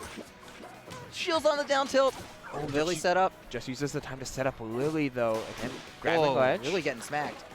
Unnecessary, but maybe it was necessary. Especially these little jabs, just trying to keep her disabled because the wrap comes in looking for forward strong, but it's not going to land. Get up attack! Get up attack! Oh, but a wall tech in order to play around that, just DIing off stage. Some of the best players are most comfortable where they're off stage, and it seems like both of these two are just in each other's head when it comes to Lily. Other side of the dash attack. This could be anyone's game here. Next strong wins for either side, unless the up air comes out first. Had to tether into that up air, though. No mark applied. Trying to get it, does so successfully with tether that walk. Fair. That's the end of the game. Huge clutch from Switch. Oh, that got so tense for how that final stock started, but Switch ends up holding it down the mark in game number 1. God, that last stock composure, feeling it slipping away and still clutching it out. Composure that can only come from nearly, or maybe even more than a decade of experience in competitive games, which is crazy because Omega Strike has only been out for like 1 or 2. Yeah, he's been playing everything from Omega Strikers to Halo to anything in between. He's a notable melee Falco. No, true. Okay, just the up tilt into grab. Nothing too crazy going on here. Switch again off to a bit of a hotter start, but a nice DI mix up there from LP, going out, then in, then back out to always try and cross up Switch's general momentum. Maple not known for her air acceleration, just generally known for her top speed. Switch trying to end that one early, but LP's going to be making it on back. Jab down to this kill. Goodbye. Boom. Switch making it look easy. But still, LP roared on back last game. See if he can make a comeback this time. Snap her over to the fat Lily Sims. Everyone's just fighting Lily instead of parrying it. I'm not sure what the rationale is. Poppy! And first sighting of Poppy here this tournament, or this set rather. Switch a big fan of Poppy. I mean, oh, well, there she goes. He's a set play king, set play monster. And then Lily does offer, not Lily, Maple offers that with all of these different plants. Oh, the up B cancel. A lot of the hit balls on these up airs. 2 Lilies. There's the wrap, but down strokes out of range. Switch going to convert anyway with that up tilt into some nice Maple up airs, and you're dead. That top platform, oh man, Ho Dojo just doing so much for these ladder characters, and Maple kind of personifying that at this point. Hello, what a conversion. LP saucing out, but just not converting that sauce into a kill. There's no spaghetti. Sometimes you need to focus a little bit more on the tournament save combos. The uppy cancels are slick, but at 117, you just need a finisher. Oh, I mean, yeah, why pummel special when Poppy's already on you? Why pummel at all is the question. Ooh, the slow ledge get up, from there. Is this it? Not quite in range. Still, this is a 3 stocks to 1 lead right now. Pressuring with Nair as that forward air on. Oh, soul read on the tech and switched with a 3 stock. That's huge there on the part of Switch. Just like very keen on percentages on when things will or won't knock down. Yeah. Going for that huge forward air there in order to set up for a massive tech chase and just, hey, you're up 3 stocks to 1. Might as well commit to something that you feel not is guaranteed, but definitely could end the game. Hey, three quick goals from Switch. See how Fire Capital changes things. Nice little trade out on the Lily. Only 1 parry, though. Oh, not getting an up air and going for Waveland grab instead of just trying to continually sharking. Interesting choices here from LP, who's constantly looking for the extra layer in the mix-up, while Switch seems to be more of a fan of keeping it simple. Oh, Switch wants Poppy so bad. He's got to start doing normal pummel next time. I can only imagine. And No Lily hit this time. Just dash attack. Oh, DI in, but not able to find anything more until just now. Okay, Mark is on. Lily's still occupied. She's hanging out. Oh, she's gone. All right, LP's turn perhaps. Good tech chase there, but that side B is not reversed, so it's going to be the end of the conversion. Big forward air on the knockdown and finds the up throw after staying just out of range. Baby dash. Oh, we're moving. 2-frame input. Oh, going for that read once again. LP not biting this time. Intentional mistech, perhaps? I don't know why you do that against Maple, but Big you shield's know. coming out. I mean, yeah, the mistech against Maple is kind of just asking to get wrapped, kind of like that one. Yep. Mistech and neutral tech as well. Like Yeah, easy to cover both of those guys. Oh, we're just jabbing because Lily's here. Get away! Fellow beast! The hit like modifier as well, getting crouch cancel through all those jabs. Big pickup, but another throw break on the side of LP. Switch getting just a little bit greedy on these grabs. Oh, big down strong. But his Fire Capital almost lived that, but not quite. Huge platform movement coming out from both sides. Just trying to get that first attack, and we're just crashing and tilting for now. Yeah, just trying the best to get Switch out of crouch cancel percent. 30% should be enough for some of Maple's moves. At the very least, you can start setting up into some of these grabs that LP has absolutely been looking for, but a huge forward air looking for the Switch finisher. going deep. LP up being narrowly grabbing that ledge, and Switch is looking for the kill shot on this stock with that down strong. Not gonna find it though. This time the Tether forward time, air. gotta be. Oh, okay, goes direct. See Switch charging down strong and just goes directly above. Woo! Switch just firing. Looking like a stormtrooper out here with all these kills that are missing, but still in a solid position here. Not parrying Lily to get rid of that mark. We're just keeping her alive. Find it very interesting. It's always when LP gets a little bit more up-tempo is when he has the most success. I want to see him keep this gameplay pace. Like, I know it's not always going to net him the most seamless of victories, but he's gotten back into this game by recklessly pushing his advantage. Being stubborn and being forward with the gameplay seems to be more or less the game plan right now, despite that stock getting taken. All right, LP on perhaps in his last stock of the tournament here. Needs to keep up the momentum, needs to find a kill confirm on Switch. Step one of that's going to be getting a mark on with some C-throws here, but it ends up being Switch getting it on first, but LB finds it second and parries that Lily. Last stock here, getting dark outside. Absolutely optimal. The fire begins to rage. With these two, oh, excellent shield drop into that nair. Parries out, Seed going somewhere. Popping it. Oh, it's massive. We're playing some basketball. The plants are hanging. Oh yeah, meeting of the minds here on Fire Capital. Oh, yo, I want to see this set go longer than 3 games here, man. Switch not liking your idea. He's got a huge lead so far this stock, but LP firing back. LP pushing forward. Lily set up. Both players marked. Tether. Oh, tries to get a reseed. Oh, but that's it. Switch capitalizes. It's Fire Capital, baby. We're still living. Always the biggest stage offers the biggest games. Oh no, the back air whiffs that time as we see another back air comes down. Switch is hunting for that down strong, hunting for the wrap. Only 4 minutes one on dash. the clock. Yeah? You know, just in case. Who knows what's going to happen. Oh, big forward air, but Lily with the save. All right, both players planting. Trying to cement. Back to neutral, baby. Get the. Oh, we're dash dancing. Dashing around Lilies. As much is that stage control as Tether? planned. Nair. Oh, it doesn't go for up air again, just goes for Nair. Switch is living here. Nair's safer, but SBS cancels through that Lily to retake center stage control. Both players mark. Lily set up on a platform this time. Maybe Switch, LP trying to set up with something like an up throw or an up tilt, but we're going to fair. A classic. We're still in it, LP fans of the world. Now you can see them all Subscribe back to there. that YouTube channel. The content man continues on. Give LP your energy. Oh Lord, we're no way we're going back to Fire Capital. Switch, that cannot occur. Yeah, Switch did not seem as comfortable as he wanted to be on there. 2 band stages being Tempest Peak and the Forest stage. I forgot the name. Hey, Merchant Port. Classic. A favorite stage of Switch's, as far as I can tell. His true Arizonan at heart. I mean, in Arizona, they just don't got a lot of water. The stage is refreshing. I do like how the water's higher in this stage than it is in Rivals of either. It's like the seas are being restored. Yeah. Nature's healing. We're so back. High tide. Dash attack. Yo, vibe tide, baby. Oh, no forward air. Really wanted an air dodge or some sort of defensive option on the side of LP. Instead, Switch is starting fast and starting strong as he has every single game. Nothing going right now. We're just planting the least, waiting on the other side. Those seeds are going. I don't know where, but they sure are. LP perhaps with a tether follow-up here. Nair, no fair. Can't do that in this game, really. Yeah, the tether just being a little bit slower always makes it a mix-up rather than something guaranteed, but the Nair is the most safe option. Oh, just remarking. The Maple standoff. Oh, Switch with first blood. Okay, Switch fires first yet again. LP in need of another comeback. Here, Switch with the grab, and forward air tech chase re-grab. That's the Maple bread and butter, but LP spot dodges the second attempt at a loop here. The DI out. Switch so comfortable off stage, has to use every resource in order to make it back, but does so successfully.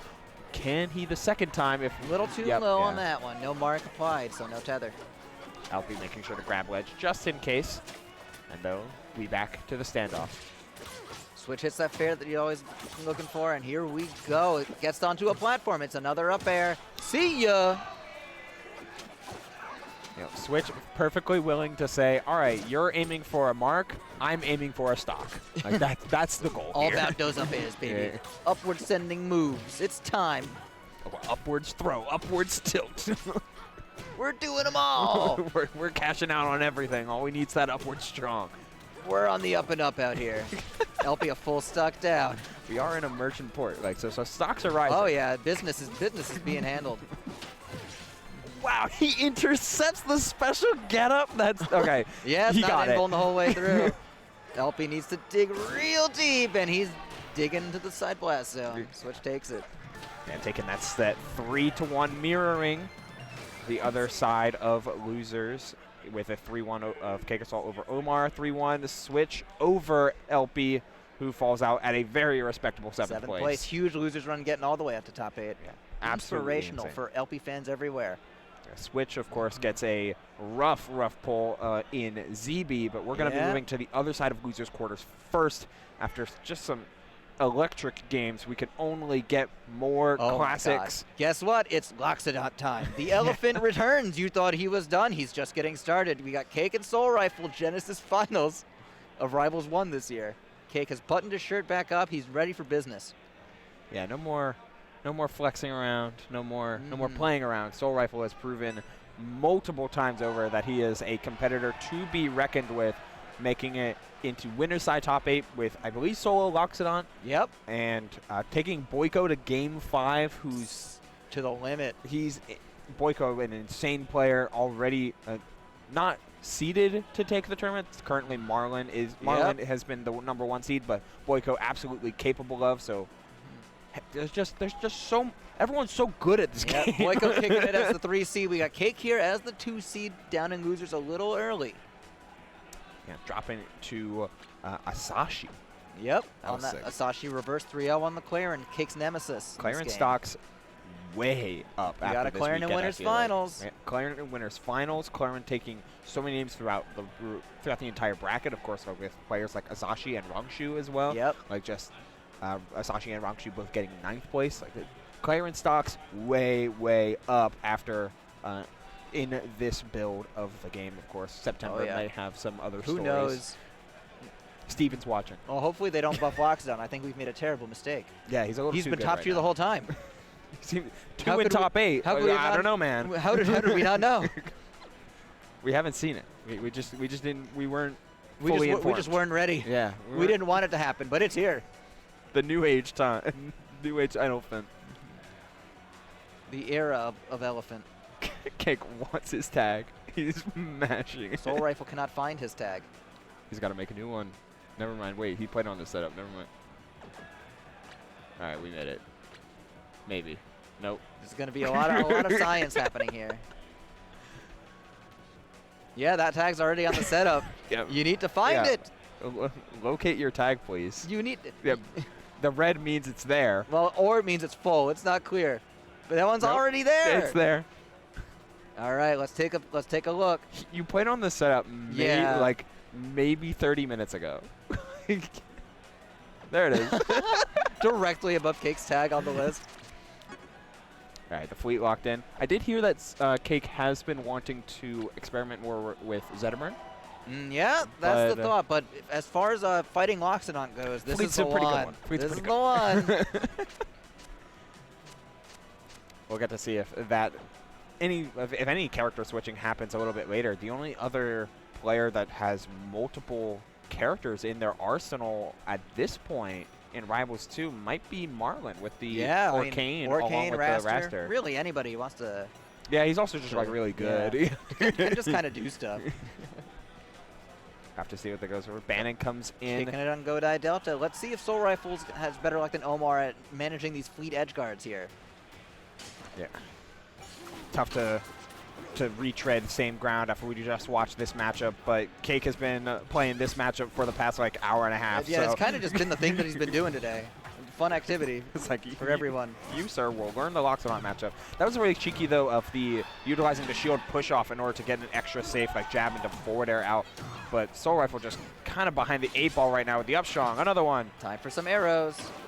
Big body, easy to hit with them. And yeah, here's the recovery attempt, just trying to up beyond back to stage. Wow, that's just Husk getting blown up by that shield drop bear. There it is. Fleet's at it again. Okay, makes it past that arrow, but not to the ledge. His edge guards are just, Fleet and Cake's edge guards are just so layered. Like, bad news, everybody. Bad news, everybody. Bad news, Bears. Bad news. Oh, wow, what a pickup! But we're only fighting back with that up air, unable to close out the stock, which was absolutely in danger from Cake. Just playing the slow game with that edge guard ended up costing him a stock, but don't worry, he'll get another chance. Yeah.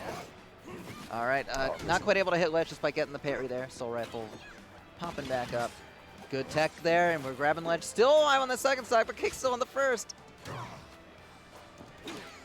Oh, just the weakest forward strong, looking for yet more. A Nair falling down, and that's going to close out that stock 70%. And no more, no less on the side of Cake Assault. And we're going to just get to see this more. That shield bring up, fully understanding his own frame advantage. Like, you got it, bro. Cake, I know he's like 6'6", but he's just a boy. he's a child. He is like, let him just go. Because he's large doesn't mean you can do this. I mean, the only elephant, you know, he has been going back and forth with Cake when it comes to taking or losing games or not. It was 3-2 against Sparks, 3-0 against Soul Rifle. Sparks was last Solar hit. Beam. Yeah, and then 3-1 over Omar. Maybe this is just like Cake understanding, but that is a stock taken on the side of Soul Rifle. Far from out of it. Best of fives are long sets, and Loxodon is an explosive character, but this is Cake Assault on a mission. Game one going. And if Cake lost that set to Sparks, we would have seen so many Lox Dittos. Oh my god. They would have all played each other. Mirror, mirror, mirror. Elephant time. Happy for the elephant enjoyers.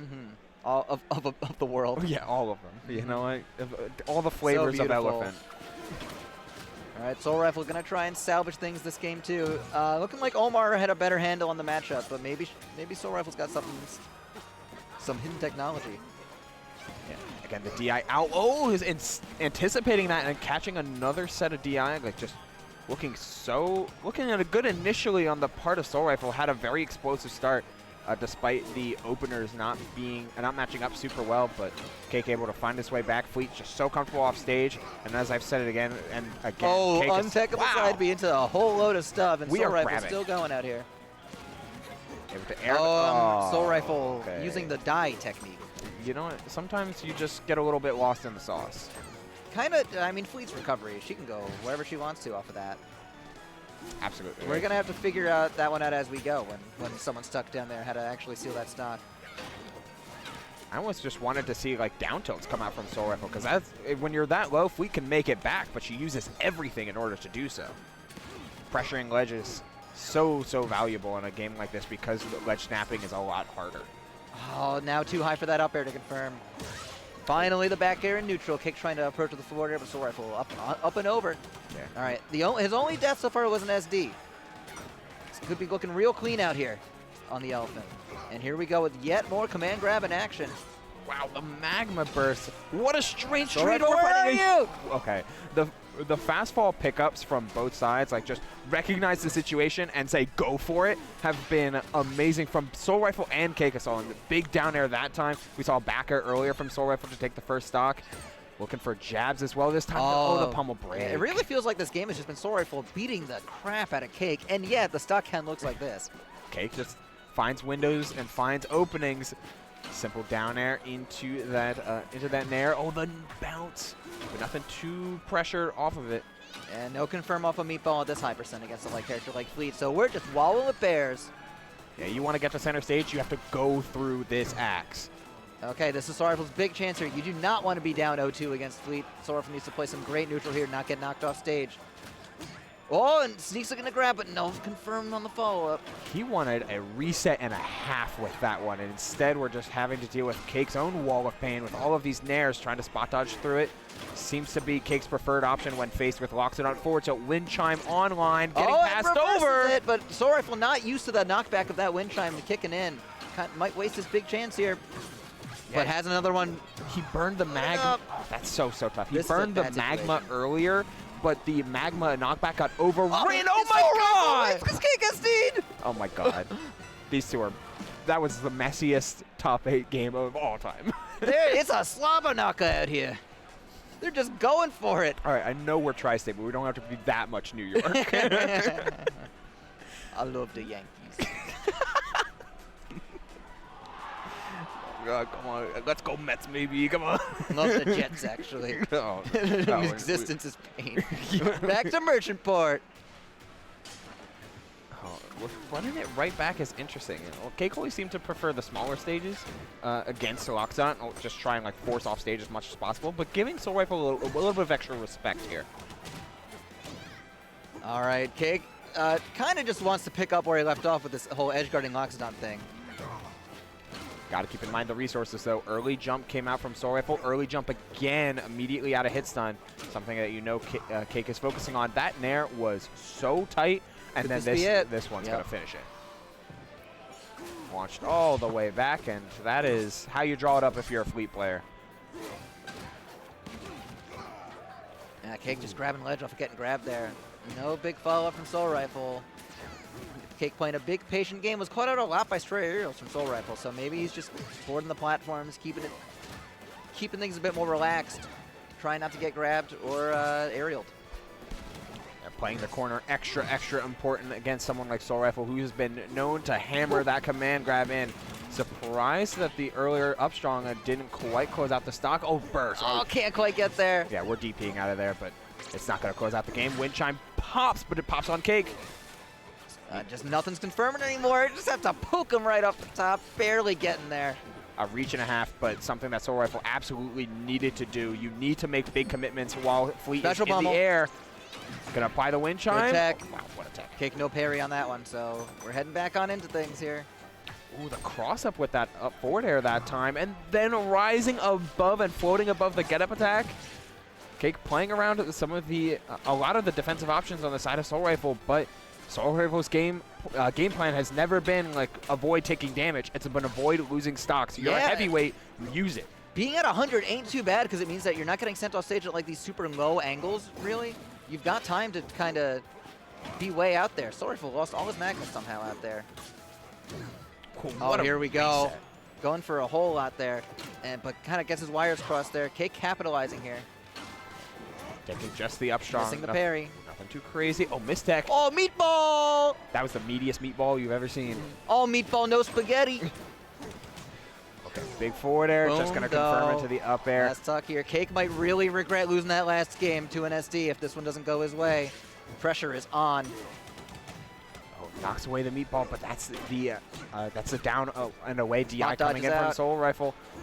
Oh, we're throwing out these tusks, trying to play with as much magma as possible. Oh, hits him back on! Oh, that's tough. Wanted to force him into a tech scenario, it seemed like. Go like back air nair. No dice, though. Oh, dash attack gets shielded. This is huge for Cake. Soul Rifle might have to spend his magma, but he really doesn't want to. Oh, he just gets doesn't parried. Grab ledge. Parrying loses all of your magma. It turns all of that threat off, but we're getting it right back so quickly. Magma here. Cake grabs the ledge. Soul Rifle's in huge danger. hits the arrow with forward air, which was really smart, but had no resources. Yeah, nice awareness on the side of Cake time and time again to parry that Lockstart recovery, especially in a moment like that, to burn away all of the magma, force Soul Rifle to get it back. And unfortunately for Soul Rifle, he just missed his own magma burst. Like, so tough. Yeah, Cake grabbing the ledge way too quick. Yeah. Fleet's ledge grab box, kind of gigantinormous. It's kind of crazy. But I don't even hate the idea, though. Like, just going off stage a little. Yeah, I mean, just Locks, like you doing gotta make a these little plays. bit deeper. You gotta go for it. Yeah. Super nice stuff. I've been very, very interested to see, honestly, with all of the different Loxodons that we have been seeing and getting time on stream, like, you really get to see a... Yeah, they're all very different. Such a large range of play styles. And that's, oh my god, reverses that up special. Cake got hit by 3 up B1s in the space of a second, and Soul Rifle ain't even done. We're here on beautiful Tempest Peak, recently remodeled. And it's pretty. Now legal in Australia, unlike the previous entry. Fair enough, right? Oh, wow, we're just powering right through that tornado. One thing about this stage, very low bottom blast zone. Soul Rifle's ready this time, but he gets hit too high. Yeah, 126, but at 48, Loxodon is still in much greater danger. These meatballs have been connecting, though.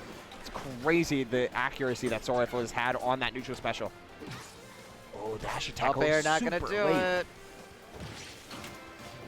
Super late dash attack is like a dream opener for Loxodon players. Yeah. Like, it offers so much reward. Forward air come down, another one. Nightmare scenario here. Amazing Soul Rifle makes it back on. Or SSDI, I guess. Super Saiyan DI. Oh, the arrow's coming out. Soul Rifle has to burn all his resources, but it ain't enough. Yeah, too high for any sort of extra follow-up, but that one will guarantee the second nair, closing down the stock. But you're okay with losing that stock at 120. That's a well-used stock for the most part. You just need to follow up extra quick. Forward throw. Forward throw, not going to kill. If you DI it in, it doesn't hit the axe part, and that's a different hitbox. Oh, that's how that works. That's interesting. All right, full magma, 0%, evens, but Cake making look a little worse for Soul Rifle. Still, this is a danger zone Soul Rifle right now, fully charged up. It's kind of hard to do anything with full magma when your opponent's at such a low percent. The confirms ain't really out there. Yikes. Oh, we're going to need to use it here, but Soul Rifle instead uses up B instead of using that magma. So this could be his last stock of the tournament. Cake looking great. All right, triple hit. Oh, was reading a spot dodge for sure. Yeah, Cake not going to give it to him. Finally playing a little bit more up-tempo instead of looking for exclusively defensive options out of these dangerous scenarios. Uh-oh, here we are. Oh, Danger has found its home. Its name is Loxodon, putting it into such a precarious spot. Another Nair going to close out. No resources, no stock. Fleet does it. Cake moves on. His nightmare of 4 Loxodons have ended. But a different, more unique nightmare may soon occur. Up next, we got Switch and ZB. Oh my lord. Excellent play there from Cake Assault. It's just so hard to really break down something that is done so surgically, especially something that we've seen literally 4 times in a row. Just like, oh wow, Cake is edge guarding. He's hitting with moves. Yeah, he's hitting good moves. He's playing at proper timings. He's anticipating and adapting. Yeah, even through the magma, Soul Rifle couldn't make it back. When he used that jump, it didn't seem to matter. Cake just continued the conversion. And, you know, that's what a good game plan and just generally having a good matchup can do for a character and do for a player. And that's, you know what? Especially when you play it 4 in a row, you kind of get used to how things are supposed to be. Absolutely. And the rules of the land. Cake absolutely walked in there with full confidence and walked out with a 3-1 victory. Of course, we will be going to the other side of losers quarters first. We got to get to top 4 before we go back up to the winner's side. Yep, one more set before we see winners finals. And this awesome. Quite the set for sure. Switch and ZB. I believe they've played before. No way. No, they played. They played at Supernova. Okay. Which was off stream for some reason. Oh right, that was loser semis at Supernova. Yes. Yeah, the off streamer. Okay. And ZB won like an insane set. Yes. Like reverse 3 stock, game 5 type of beat. It was insane. Shame that VOD will never exist. Unless you count a phone recording. I don't. Yay! All right, time to find your tag. Where could it be? We're looking. Found it.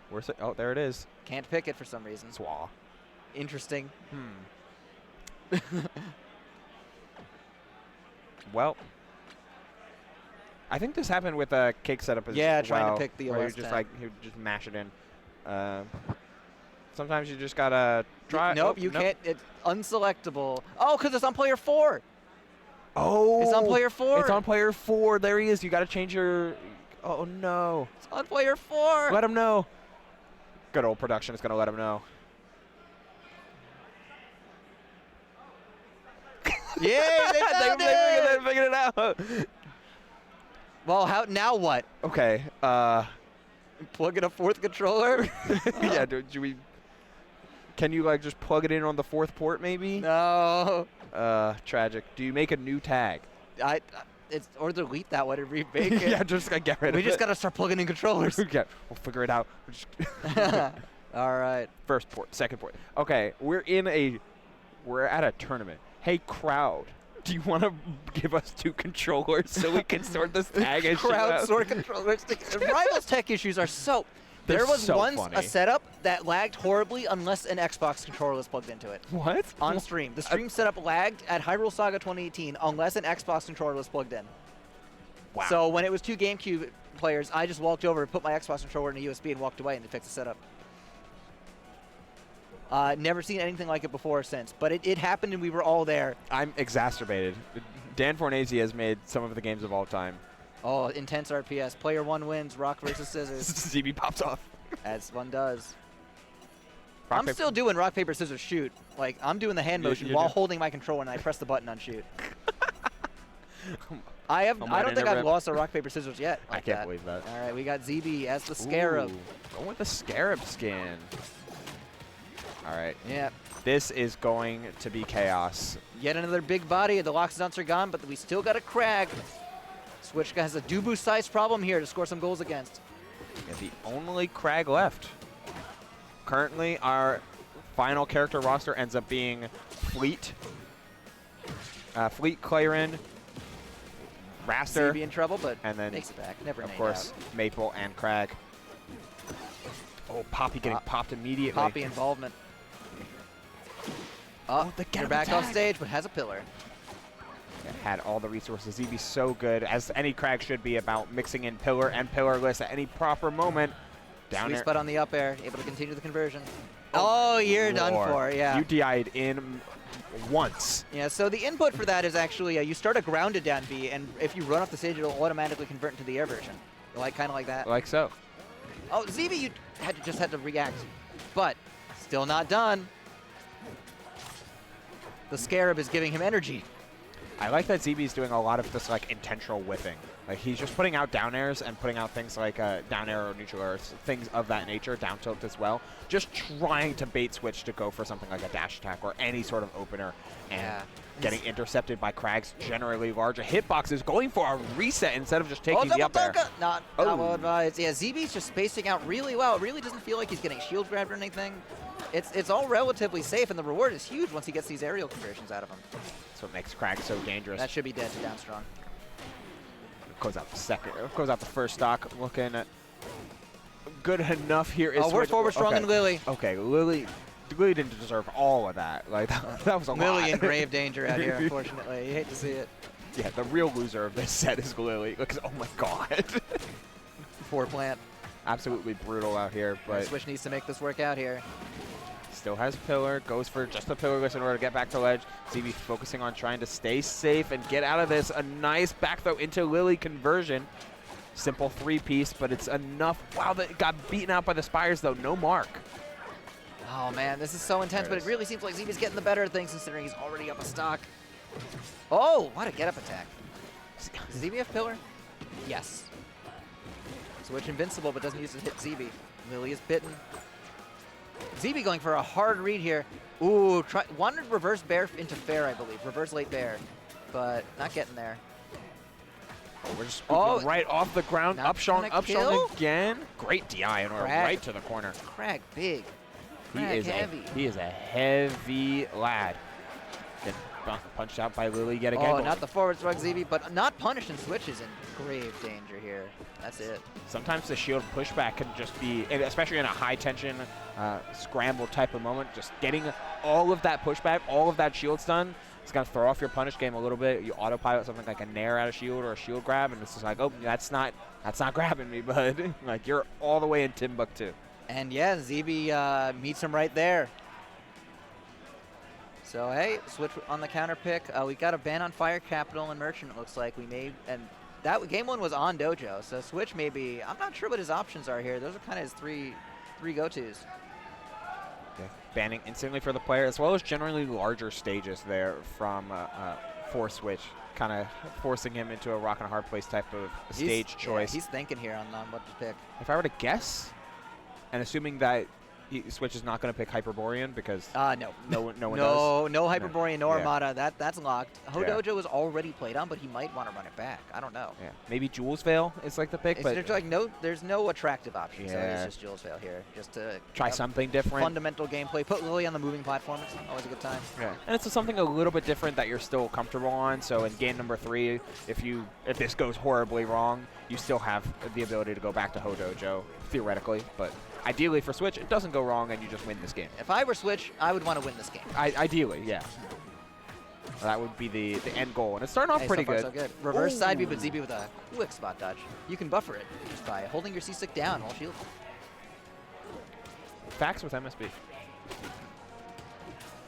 All right, SCI out in the jab perhaps, making the up tilt not connect. Oh, just taking the one jab there. Oh my god, we are mapping if he chased that tech, that might have been it. I was ready for a back air there, but no aerial came out, and instead ZB gets a chance to, at the very least, start something off. Looking good for Switch. Switch is going to finish it with that stock gone. Doing what is suggested and just winning forehead. ZB is getting distracted by Lily and just living his best life. All right, we've now returned to the top 8 set. It's just unrelenting aggression towards this plant.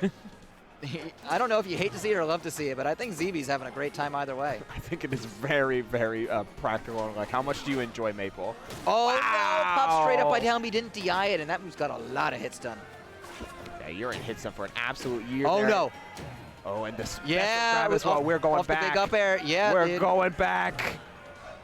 Yeah. We're going back, baby. It's 4 of them. 87 off a 1 grab. Grappler moment. The rock comes in and re-grabbed as well, threatening. Okay, good DI behind. Not able to get an up strong quite like that.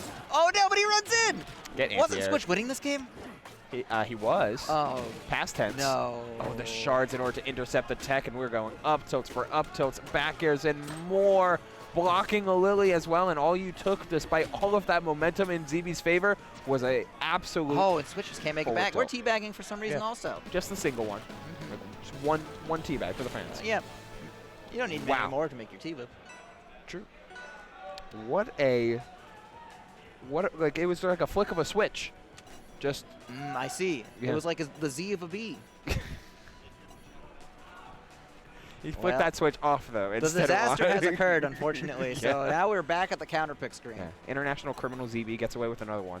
Intergalactic warlord ZB seeking a new conquest on planet Hodojo. Yeah.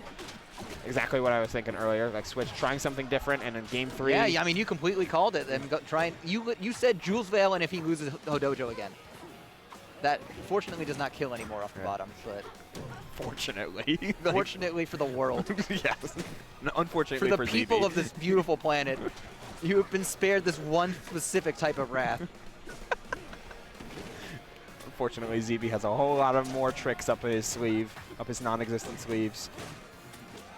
Oh, nice regrab there on the side of Switch, who wants these up airs and finds one, but not going to find it. Some good DI there from ZB. ZB dash dancing and just getting hit for doing that. Yeah, Craig's dash dance is not as good as Maple's. Wow, the uppercut connects. ZB definitely thought that would work and is mad that it didn't. Oh, double up air missing. I'm surprised we didn't just see the uppercut come out, maybe respecting Craig's weight probably. Ooh. Oh, yeah, into the spike.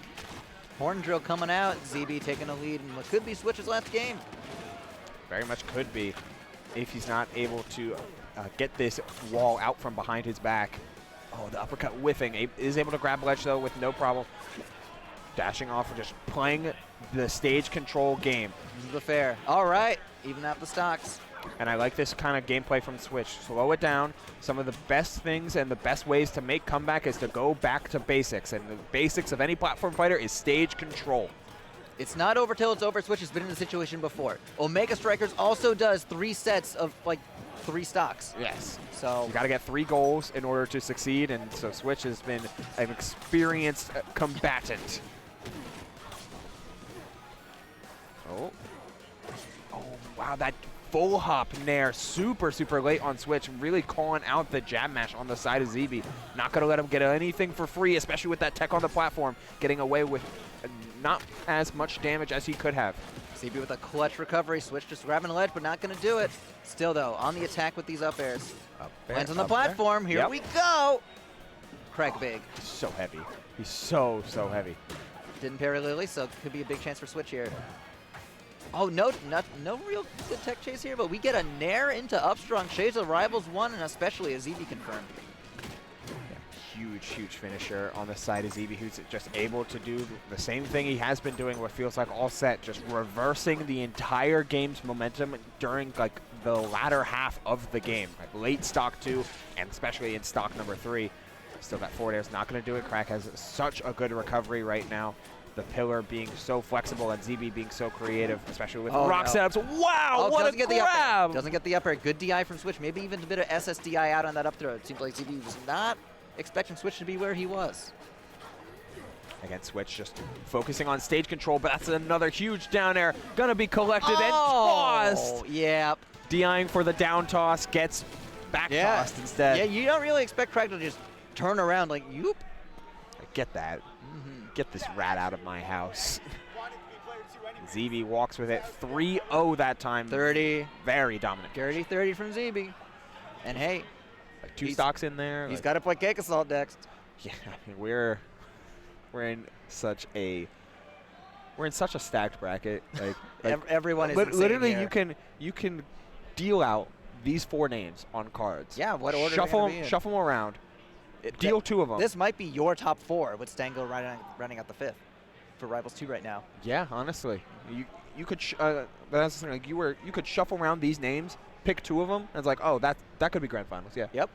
Like it's absolutely the pinnacle of Rivals 2 gameplay happening right here. And this game ain't even out yet. And it's not even out yet. Literally, and as you said, the only player that we're missing in our theoretical top 5 is Stango. Showing out at Supernova. But he's infused Boyko with his spirit. Yes, because Boyko's been going crazy. It's been Boyko surviving the Loxodon, making it to our next set here of Winners Finals. Yeah, we'll be getting our first finals set. How do you feel? Oh no, we're going losers semis. Oh no, that's a lot. No, that's up next. So this is Marlon, and we will soon see Boyko. Yeah, my fault. Misreading. Thank you, production, for all of your efforts. Marlon and Boyko stepping up to the plate. How do you feel? Raster against Claren? Raster or will we beats Claren pretty bad, I feel like. Yeah. That's pretty good for Bird. So Boyko, you may have recognized him, plays the same game Switch does. I am, of course, referring to Omega Strikers. They both play that soccer game, and I'm not making this up. He's an absolute professional at Omega Strikers. They're both great. They're both very, very good at it. Still, I haven't really seen Boyko go any other character but the Claren. Yeah. And Boyko's run was nasty, dirty, and disgusting, but I don't think we'll see that today. Not quite here. Marlon, meanwhile, has been locking in primarily the Raster this weekend, and of course, as you mentioned, like Raster does so well into Claren, just like basically the entire cast. I don't know if there's a character that Raster doesn't do. Raster kind of gets there. Is there a character he goes even with? Maple? Maple? Yeah, Maple crazy. Okay, so he goes even with one character, and he beats the rest. All right, we are about to get into a Raster, everybody. top 4 here. Starting 4 of off the best Jules players out. well. Cream rises to the top. They always find a way, even with upsets and chaos galore. The top always find their way to the summit. Let's see who's able to reach the peak, though. It is a winners finals. And starting off very, very tumultuous here, but a big down air, yet we're teching out of that. Good nice tech on that up tilt. Oh, now it's time. Yeah. Okay, good DI Watch air up. dodge. Getting that air dodge out, trying to play. We're going to see a lot of that. Forward or back throw into forward strong. We're going to see about 1 trillion. We're on 1 right now. I don't know if I should count, but I might want to. I love that use of Hey, I just generally like the design and the flexibility of a lot of ledge specials, and especially for these two, they're very offensive ledge specials used intended seemingly to be used when your opponent is off stage as like set continuous edge guard options. Claren's got that. Raster's got that. Kind of Maple It's a fun little addition. They didn't have to give characters ledge specials, but they're here and they're cool. And they're sick. Oh, those roll away. Spot dodging a ton. Okay, that's the second one that Boyko's tried going for, but Kusi reading that it would probably be a back throw and DI's out. And on that one, I think maybe DI's too far in. But hey, there's a no fun zone on Raster Slipstream. Kusi in grave danger here, but the Dacus does not connect. Adding the hitbox to Slipstream is absolutely necessary. Sees the down strong, but it's not going to tip her. Instead, we're rising with that neutral air. We are hunting for this stock. Slipstream comes in 50-50, and guessing wrong, it does Boyko as Marlon closes down the first stock. Oh, you thought Claren was the only character with throw into kill move? Watch this. Yeah, check this out. Back throw. In Slipstream especially, it's so hard to cover. Special pummel. Get put into a rough spot, but able to make it down. And the feint from Boyko, playing his absolute mind out, but unable to close down this stock. Kusi DI's that one out, but ends up doing a neutral get up, so Downstrong will finally kill the lightest character to that percent at like 170. Happens. So hard to hit most of the special time. pummel coming out. Boyko with a wild combo against a supposedly light character all the way up to 50. Good tech on that down tilt, but that was no, it barely tries to continue. Spot dodges through though. Boyko playing slow off stage, trying to seemingly bait Marlon to come out and get him maybe a little bit later in the game. We get to see something like that. Marlon does try that time, but the early recovery nets Boyko not only a down strong, but a nair and something more down tilt. All of this. Anything the NATO. Oh, but Boyko not ripping that forward strong in time, a little late on the trigger there. Conditioning is everything, defensive and offensive. Always got to keep your opponent guessing. Oh, intercepts the ledge special with the Claren's huge up B2. And that absolutely would have closed out the stock. There was no resources on the side of Boyko. Yeah, he did not land there until after that hit connected. And the forehook tech is so good from Marlon to get around a couple of these tipper openers. Boyko going for the bear condition here. Not able to find any grabs on Marlon so far late in the stock. Playing around as much as possible. We're seeing a jab come out, but wow. Boy. Yeah, Slipstream. Slipstream just offers so much. And like doubling effectively Raster's speed on the ground and in the air, confirming off of it, but that bear's going to close down the stock. Didn't purple, didn't matter. Oh, spot dodge and grab. Now it's Marlon's turn. That was a slick grab. Marlon, you may also know as Kusi. I don't think we've explained that yet. Yes, yeah, same person. Yep. Dash tech, nothing too crazy. These up tilts to cover space. Ooh, yeah.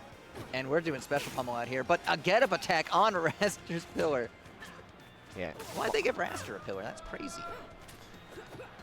The wind calls. Oh, the wind. The forward strong is calling there. Yeah, we want Near that forward miss. throw. We're doing Back throw. 50-50s. This game has almost got 4 minutes already. These players are duking it out, not giving anything up for free. Absolutely grueling game here, MSB, and another forward strong is not going to end it anytime soon. We're wave dashing through. Raster, as long as he's on the screen, he can explode for a massive combo. 43%, might as well be kill percent, especially with the setup here, but no sweet spot. But it knocks down. Why did it knock down? Whatever, it's fine. Sometimes stuff knocks down, I don't know it. All right, gonna need to be at nearly 130 for Tipper Bear to kill from center, I feel like. Maybe even more. Oh, Boyko got hit by a down tilt. He was shielding, but gave up the shield and got hit by the down tilt finisher. Right. Now's the time to talk about timings in Platform Fighter. And you know what all of these players have been doing? Just like a whole bunch of back and forth and a whole bunch of like jab and then back off or jump away or trying to like play all this feinting game. And then Marlon said, run up, wave dash forward, jab 1, 2, down tilt, throw off the timings. Such a late down tilt. So late and so good on the side of Marlon in order to take that game. As I said earlier, as long as Raster is on screen, he has a chance to take the game. Only took one big conversion there from Kusi, aka Marlon. Back throw. Oh my Lord. He's mixing on this platform. We're not done. NATO's back to stage. All the way back. Raster's a character. He's in the game. He's real, and he can hurt you. He is one of the characters of all time, and I'm in pain. He's hitting me. Oh, no. Down air. Oh, no. No down strong. Instead, we get the... Boyko still has a gun resources back, but finally grabs ledge. Dude, Marlon's out for blood. If there was a Raster something. down strong there after that up tilt, I think that might have worked. I feel like it, right? Like, just go for it. Like, and even a trade there is beneficial. And, of course, the sweet spot, the scrawl is going to close down and set up for yet more. Marlon very focused on going for these down airs on the close to the ledge. RTC. Oh, my Lord. And he's playing the mix-up so well. The jab to force the neutral get up.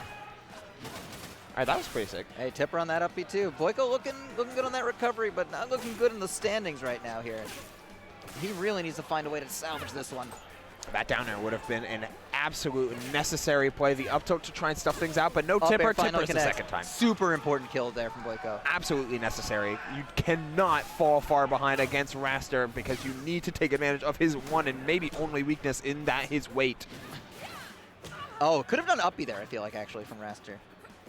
But it still ain't great for Boyko. Marlon getting a little lost on ledge, but just going to get a grab anyway, and we'll repeat the process.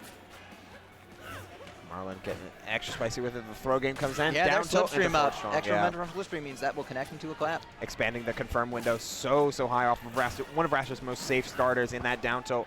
And another ledge dash just to get on by.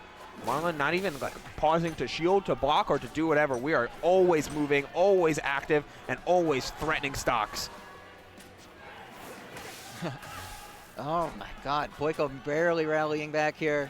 Needs to find a way to even out the stock count. Wow, okay. Raster NATO, not quite what Kusi wanted. We're even already. Just like that, sometimes Claren is able to take full advantage of exactly what is that weakness I mentioned earlier, that weight. If Boyko is able to find one huge tipper, one huge confirm, but we're going to crouch cancel down tilt. Reset with slipstream. Jabbing through into the forward tilt. One clap. Needs the second. Goes for the B reverse to reset. What drift! Absolutely insane drift, but we're going to find a tech chase on the platform. Gets the DI in the scrawl. Boyko still in it, but it's not looking great. Wow, chasing with the slipstream there, but couldn't set it up to actually find a huge confirm. Instead, we're playing down air from ledge, mind you, is what set all of this up, and it's going to keep going. The up neutral B hit, that could have been something huge, but instead it is an up clap. Marlon 2-0 up. Oh, it got close, it got tight, it got scary. Boy. But it ended up in the favor of Marlon with that sour spot close in hitbox of down tilt into the up clap. And so we arrive at game 3. Marlon up 2-0. Clash of our two best players here at Riptide. And whoever loses this set better watch out because we got two more of the very best down and losers. Grand Finals winner side is really, I mean, why wouldn't you want to be in that position? But no one wants ahead of you if you don't get there. You especially, you don't want to mess this set up. At hard, insanely stacked tournaments like these, you always can fall back on a Joe Cross Classic. Just stay in winners. Yep. Everyone's a winners player. There's some people are losers players, but everyone's a winners player. Absolutely. Oh, that grab was so nuts. And we're hunting for another one, but Marlon not able to find any sort of crazy starters here. Boyko playing very, very defensive. They're looking for up air tipper, but Raster a little bit too late for Claren's usual confirm to really be getting there. Just showing off the crouch cancels. Nice delay on the grab in order to grab that spot dodge. But yeah, Raster's too light. He is but a bird. Yeah, those hollow bones aren't going to for anything. New change. You can't be doing Raster down B against a knockdown opponent. Raster just flies right over you. T-back coming out. A good change for sure. And it opens up like intentional mistech on a lot of things like Raster back. Oh no, dude! Wow! Okay, that still hits grounded. Video games. All right, I guess it's 2 stocks. We're playing some Smash 4 out here. It happens. The Marlon chance in the crowd. Tries for the get-up special instead, but Marlon rejuvenated by that early stock, able to cut straight through some of this defense, opening things up. Did not go for the rising up air. Instead, wants to play the offstage scenario, yet no forward tilt connects here, MSB. Instead, we're just seeing Marlon go right to the next interaction. Marlon is just running over Boyko right now. Finally, Boyko gets what he wanted, but with the forward strong, and hey, Claren's back off stage. There comes down. Slipstream always kind of positioned at the lowest floor on stage. Marlon seemingly want to use it to exclusively win up neutral. Clap, not gonna get there. Wow. Didn't get the dash up. What a brazen down air from Boyko. He's trying everything and a half. Oh, down air forward strong. Not gonna kill. Barely on Rockwall here. Excellent DI on the side of Marlon, who's trying to end this set as early as possible. Long sets with Claire That is can not be in this rough. game. We had no connecting there. Instead, we're just getting the down tilt into that forward clap, and it closes down the stock. It's tough. This could be the end of Omega Striker players in winner's bracket, but we'll have to see if Boyko can clutch up. We're so close. Oh, the special pummel into forward throw. Slipstream reverse. I've been loving that B reverse slipstream that he has been that Marlon's been doing, using it to both grab ledge and More everything in uppies. between. Scrawl grabs ledge, down air. Committed to you're in everything. Grave danger now, Marlon. All right, we're just gonna make it back and pretend none of this ever happened. Yeah, it's okay. Another Everyone gets struck. one. Everyone gets one. Like you can cook once. Oh, Oh, that actually hits. All right, Boyko full stock down, but not full stock out, but now he is. And I understand the desire there from Boyko, right? Like you are down in a big way, not only in the set, but also in like the flow of the game. So yeah, I just gotta try something at that point. Like a full hop, attempted overshoot down air. Like it seems greedy because he has to be. And yeah, I mean, you're just down by so much, and Claren, Boyko was not getting kills very easily. Not it felt like. not the forward throw all, back no. to the forward strong wasn't really coming out in Boyko's favor. It felt like, whereas Marlon was just, oh, I hit you, get ready. Right, like anything could happen. It's time with for Raster. the blender. You know, it's super rough. Marlon playing that matchup to perfection when it came to managing his own risk reward and resources against Claren. Not even Raster super Claren looking like a real matchup there. It was definitely one of the matchups of all time. I would say the edge guard success rate from Marlon was that was great. Just deceptively going off stage low. with that Raster down air, though, those were hitters. But, I mean, Claren in general, uppy, huge hitbox. She's going to grab ledge when it comes down to it. So Marlon actually did a pretty good job at getting anything out of that. Right. Force the recovery timing stone. and then pivot to something else because he knows that Boyko will eventually grab ledge. Nice little layered sense of trapping there, a layered sense of gameplay. Important to keep in mind that all of these players are always kind of feeding into their backup plans and their backup plans when it comes to just going right to the next interaction. And we're going to be seeing some of them for sure in a matchup like this. It's going to be ZB against Cake Assault. These two play each other a lot, All and the time. they play this matchup a lot. We're going to see some high-level stuff. I think Cake has come out ahead in their recent encounters, but Cake has been fighting through losers, playing against so many Loxodons. Does he have it left in the tank to go up against ZB in the final hour? This is a long day for Cake, but it looks no worse for wear. I mean, both of these two are just like true competitors at this point. Like they've been playing rivals as a series, I guess, at this point for a long time through a bloodbath of different losers brackets. Yeah, I mean, like God, they I remember ZB's like first big losers run at like Shine Right. 1 year, 2017. Like perhaps? they're competitors, and they're both picking rock.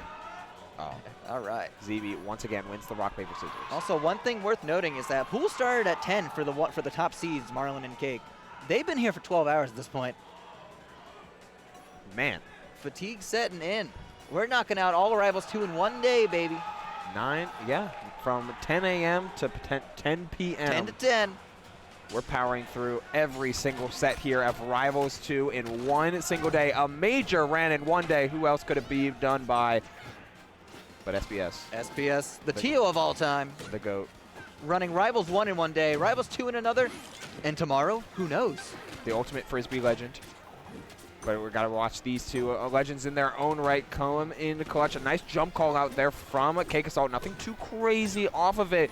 Instead, we're just... Oh, how that back air missing. We're just extending our own stage. It's like, oh, your pillar's there? I'm going to use this for my own edge cancels. Thanks. Bye. See you later. It's over. It's over. Ultimate free will legend ZB needs to lock it in a little bit more off stage to prevent getting back aired by Fleet like that.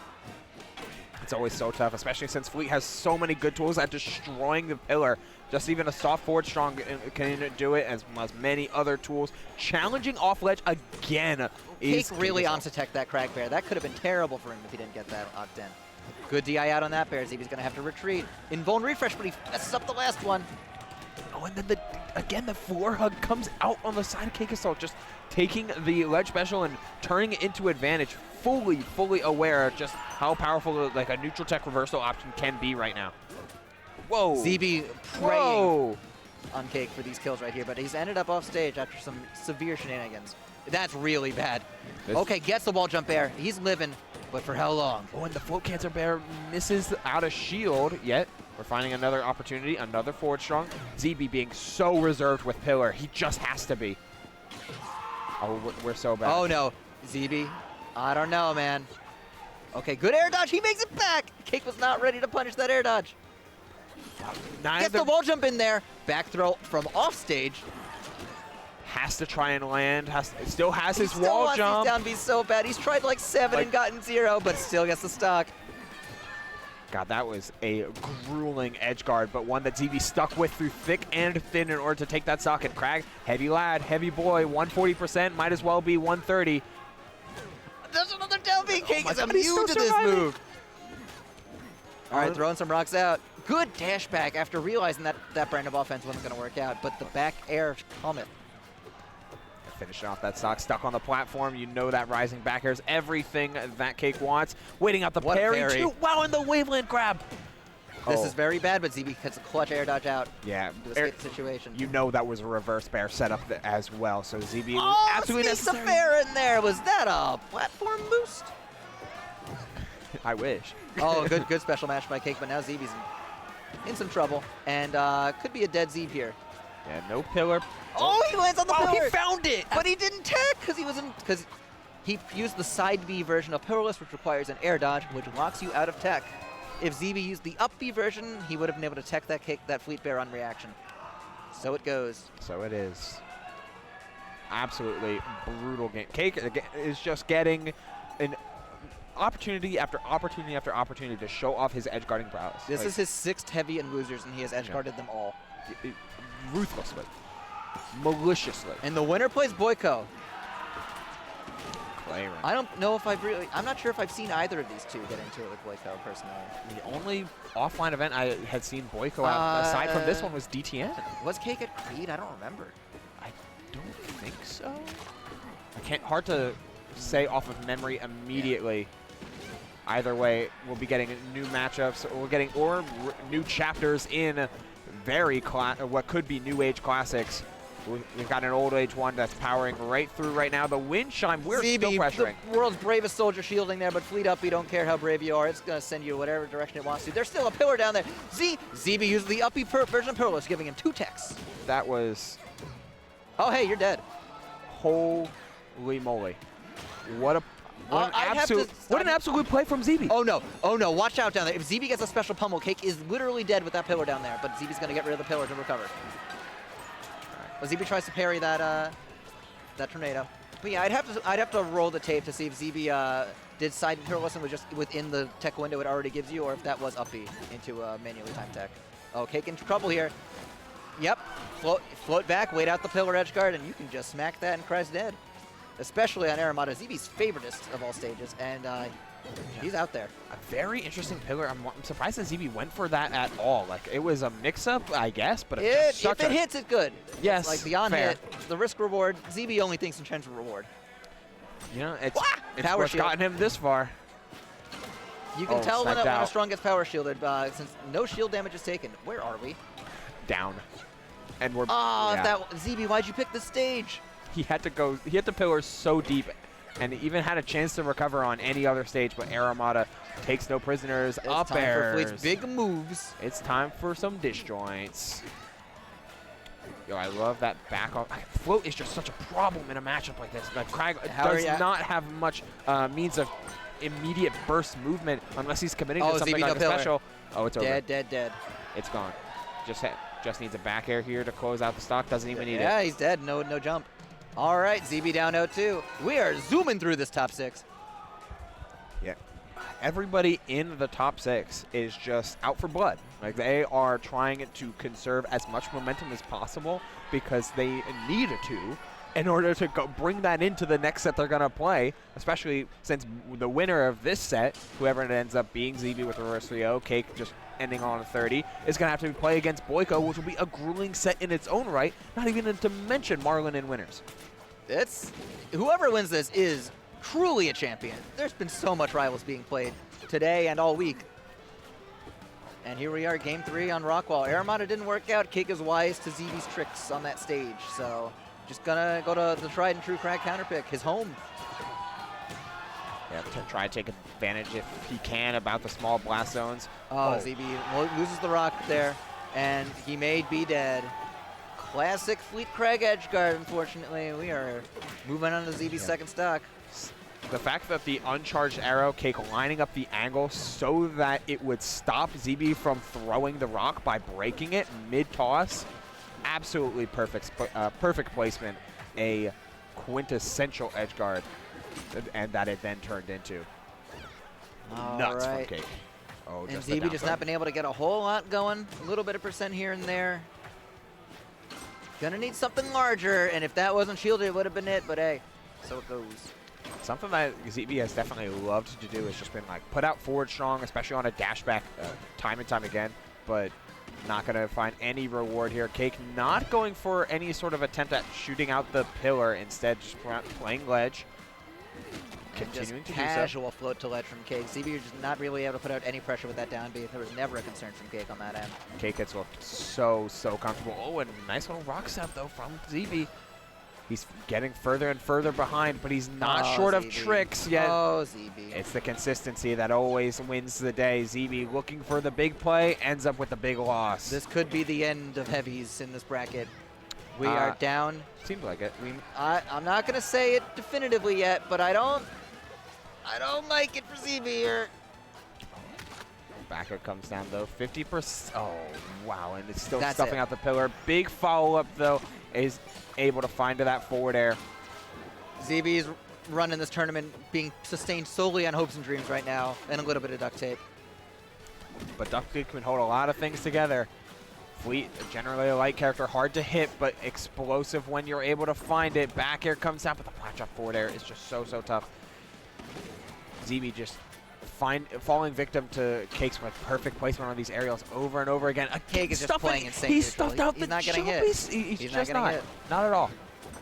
He's still at 0. Okay, and that's just 7.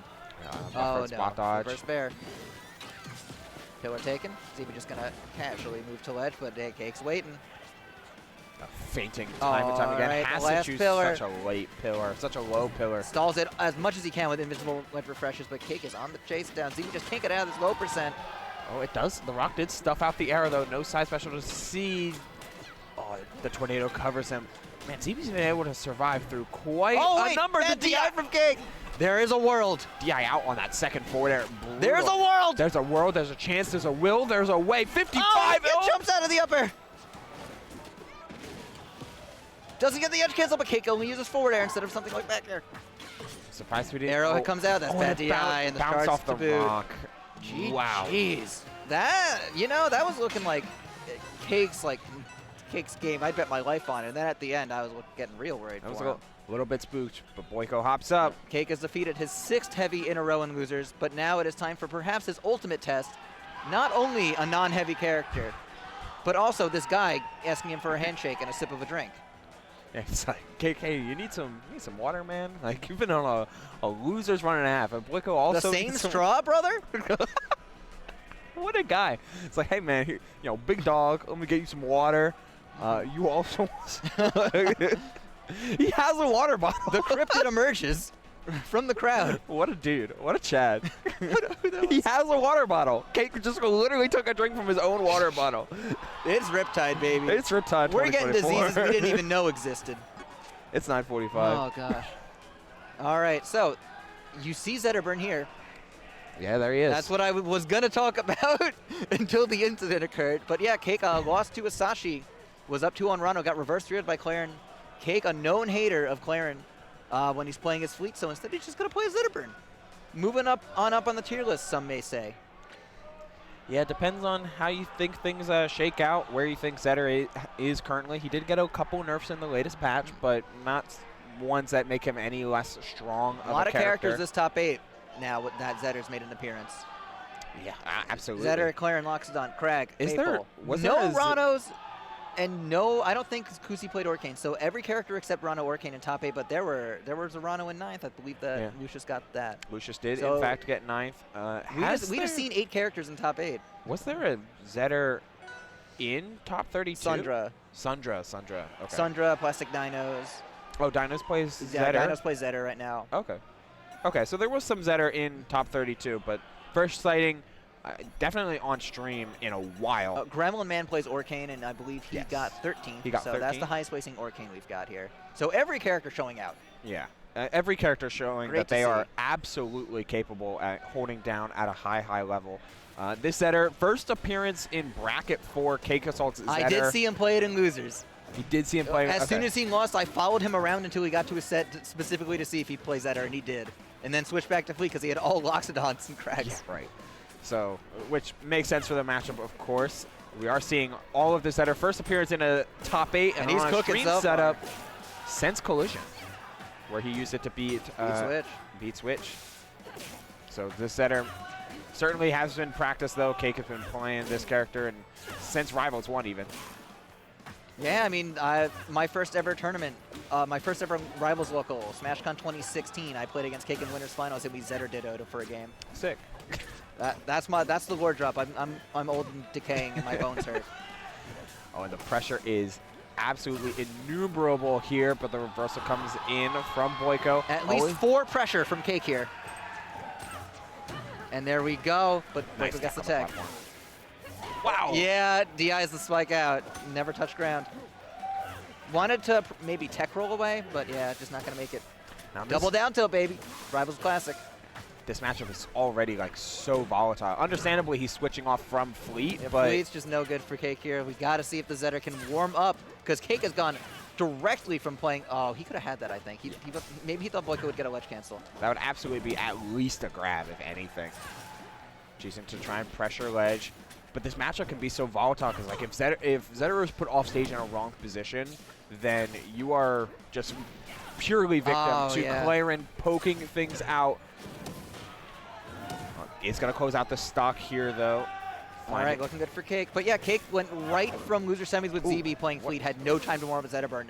It's a bang tournament once you get to loser semis. You got to play all the rest of the tournament in a row, even if it's 4 sets. That feint from Boyko was so nice. Fast falling through the platform in order to get the up till after, and then covering it again on that. Oh, yeah. Recovery. Boyko on another level right now. Cake needs to find something deep in the pockets of this Zetter. And that's the give and take with Zetterburn. He's such an explosive character, but he can explode so easily as well. I mean, we're turning things up. We're cooking things over by 1 hit, and now you're off stage against Claren, who's so good at poking you out, able to get by thanks to the pity flip, though. And it needs to be said, Boyko Stango, they're practice partners. They love Omega Strikers, and they're here in Rivals 2, playing as and against Zetterburn. Yeah, and if there's anyone that has been hurt by Zetterburn before, it is absolutely Boyko, because Boyko and Stango hurt each other on a daily basis in Minecraft.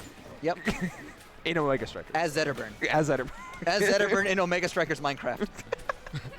Coming soon to a Switch near you. Us to a Switch. It hurts. But oh, the cancel on the platform, though. It's down a whole stock here and getting absolutely just lapped. The great DI on the down air as well. Not going to net himself a strong attack. The down strong whiffing completely. Going for the side special, but that's going to be back air and up strong. Big Zetter confirmed he's been doing that for 9 years. Back air up strong. Back air provides the fire. Up strong kills him. Boom, boom. Oh, nice DI as well, though. Ledge dash in order to get back. Wanted to grab ledge that time. Ends up doing it late the second time. 141. Again, getting to ledge. Good angle. Yeah. Boyko immediately respecting the fact that Cake would wall hug the up B. Doesn't even go for the down tilt. Just plays the next interaction and gets rewarded for it. Yeah, super patient, forward strong. He's not ripping too many of those in neutral. That didn't hit by accident. Boyko knew Cake would be there, and that's game 1 to him. And Cake stay and Zetter, no hesitation. Yeah, locked in, especially after how Azashi seemed to just gain full momentum against the Fleet. Cake is usually a pretty decisive player and individual. It's like so rare to see Cake on the back foot having to make comebacks. He's usually just in the lead the whole time. That's just how he plays. So, kind of an uncomfortable state for Mr. Assault. We're going to Clown Town now. We are here It's not a bad stage for Zetter. Nope. It's awkward, but it's not bad. His wall jump recovery super neutered, but Claren's even more so, and I think that's kind of what Cake is feeling in that. I can't edge guard this guy. Maybe they'll have the stage do it for me. All right, we're going to get small version of Rivals here, though. Oh, yeah. Little itty-bitty stream here. Yeah. We can look at the facial expressions. They are both zoned in and gaming right now. Boyko on that GameCube controller. Not sure if it's a fob or not.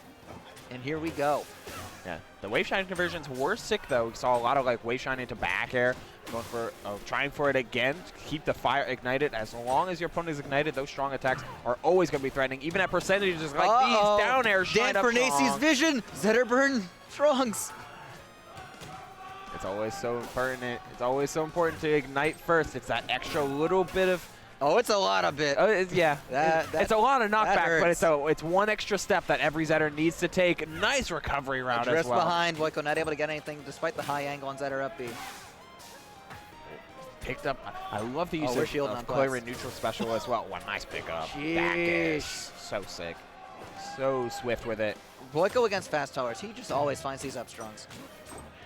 Oh, yeah, that Zetter shield pressure, baby. If you ain't rolling out, you're staying in. It's just how it is. If you can't handle the heat, you got to get out of the kitchen. And Boyko found his way out. And Boyko, an angry customer at the restaurant right now. Kick air dodges up, but perhaps ill-advised. Just gets popped back onto stage by force. The SDI just like, I'm getting up. I'm getting up. Oh, instantly.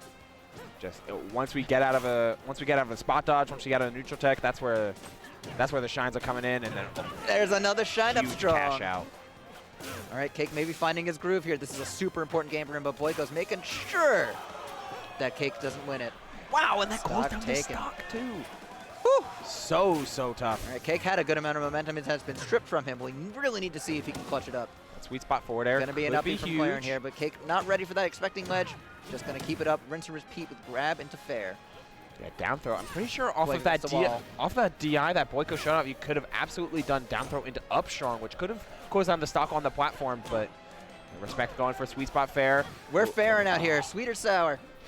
Yeah, unfortunately sour that last That has to be sweet upper, but it's a sour upper. Boyko's at 170 almost. Jumped a little bit too high. The sweet spot is on Zetterbird's paws, not on his claws. Don't know why, but it is. Yep. I mean, that move does kill when it hits, and hey, so's forward tilt. Yeah, it's enough.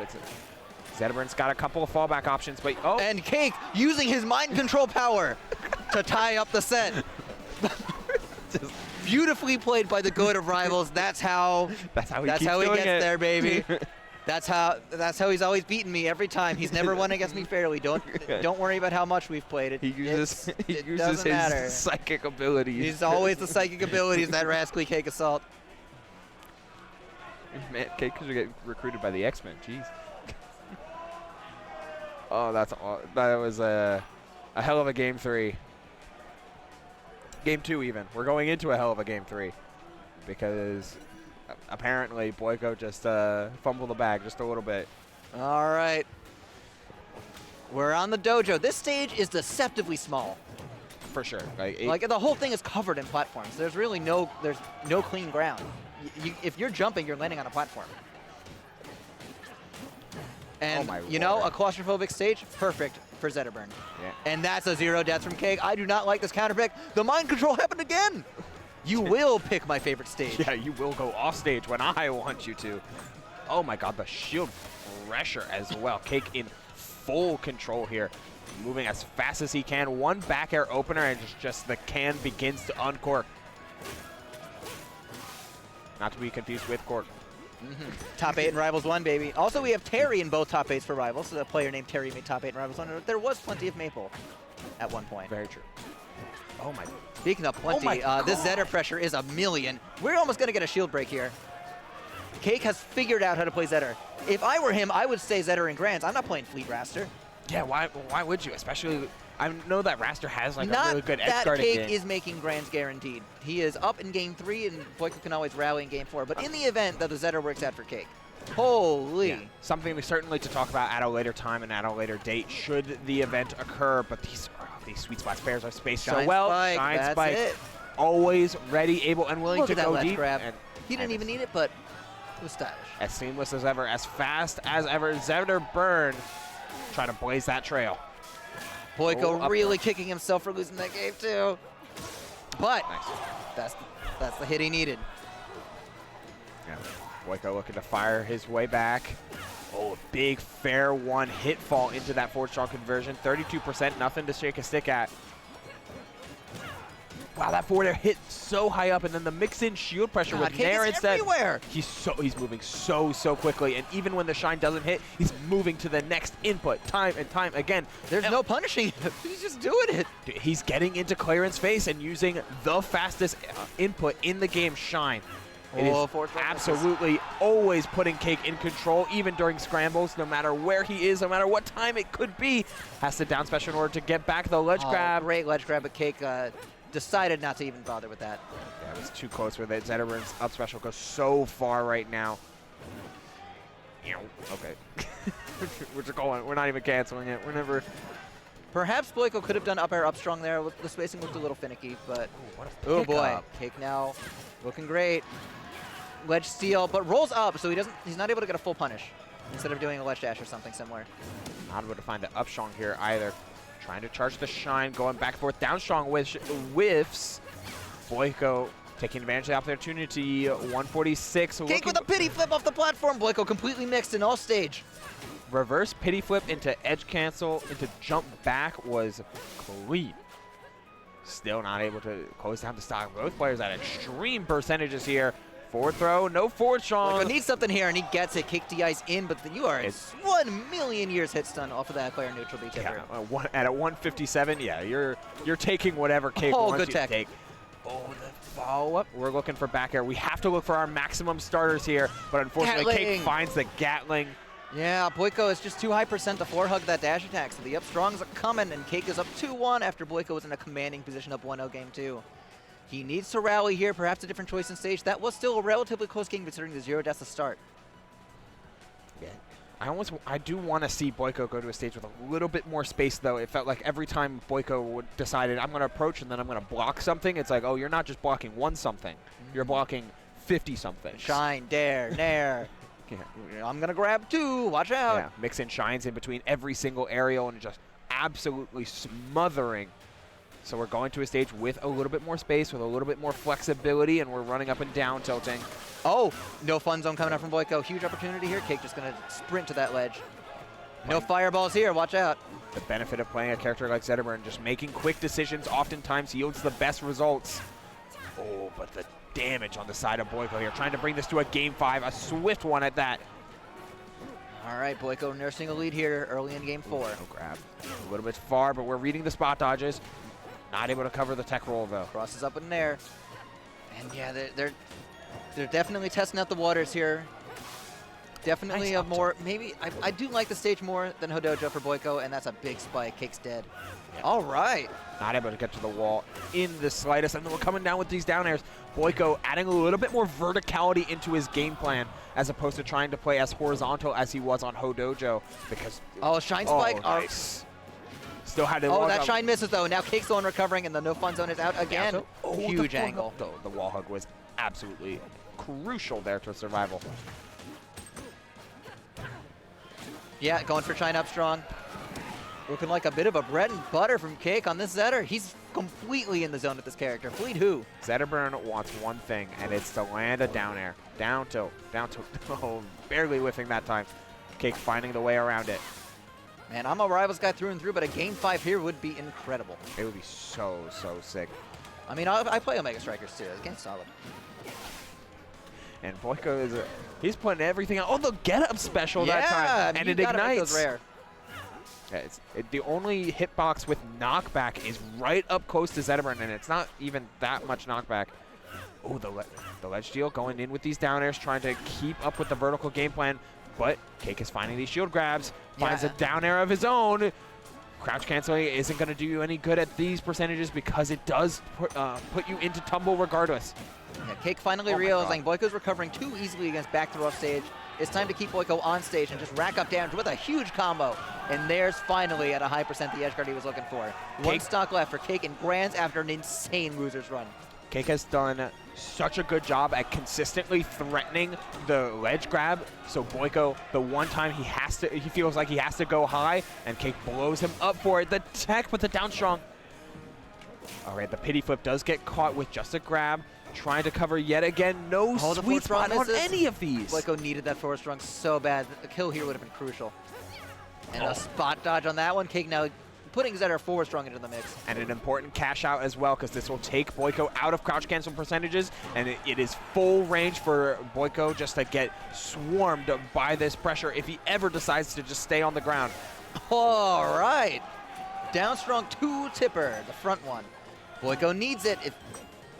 This is going to be a huge mountain to climb here, especially with that massive fair sending Boyko way off stage. And Cake on the attack. Top flat saving. Missing out on some of these sweet spots.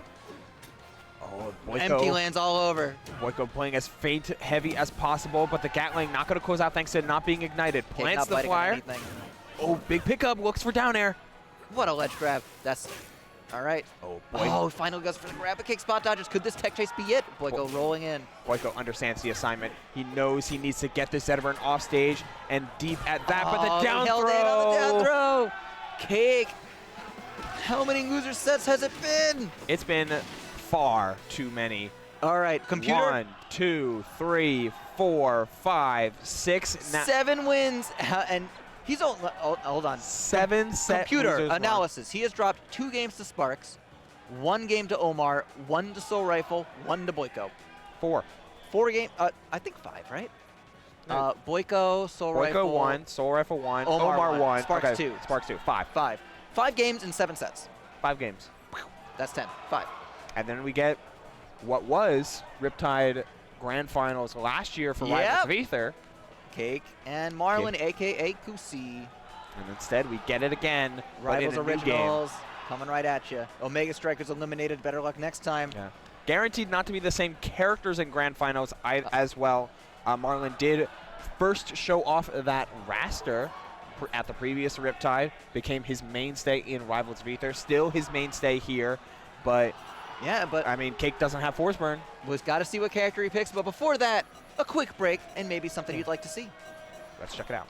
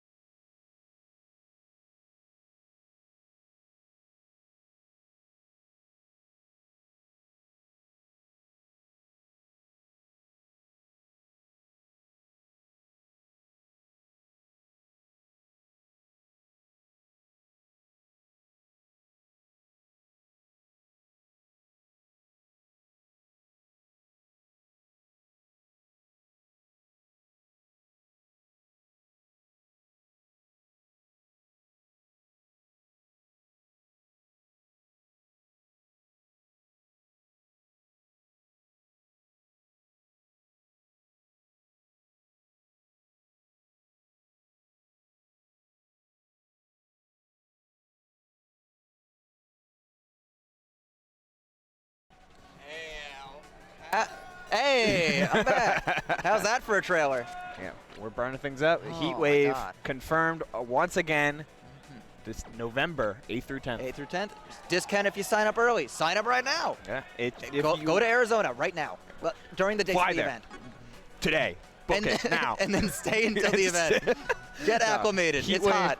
Last year was my first Heatwave, and it was an absolutely fantastic time. Loved the venue, loved the event, loved the vibes. And if you're interested in any other platform fighter, because all of them are and more are in the sun. 1 million platform fighter. And I've been to every Heatwave.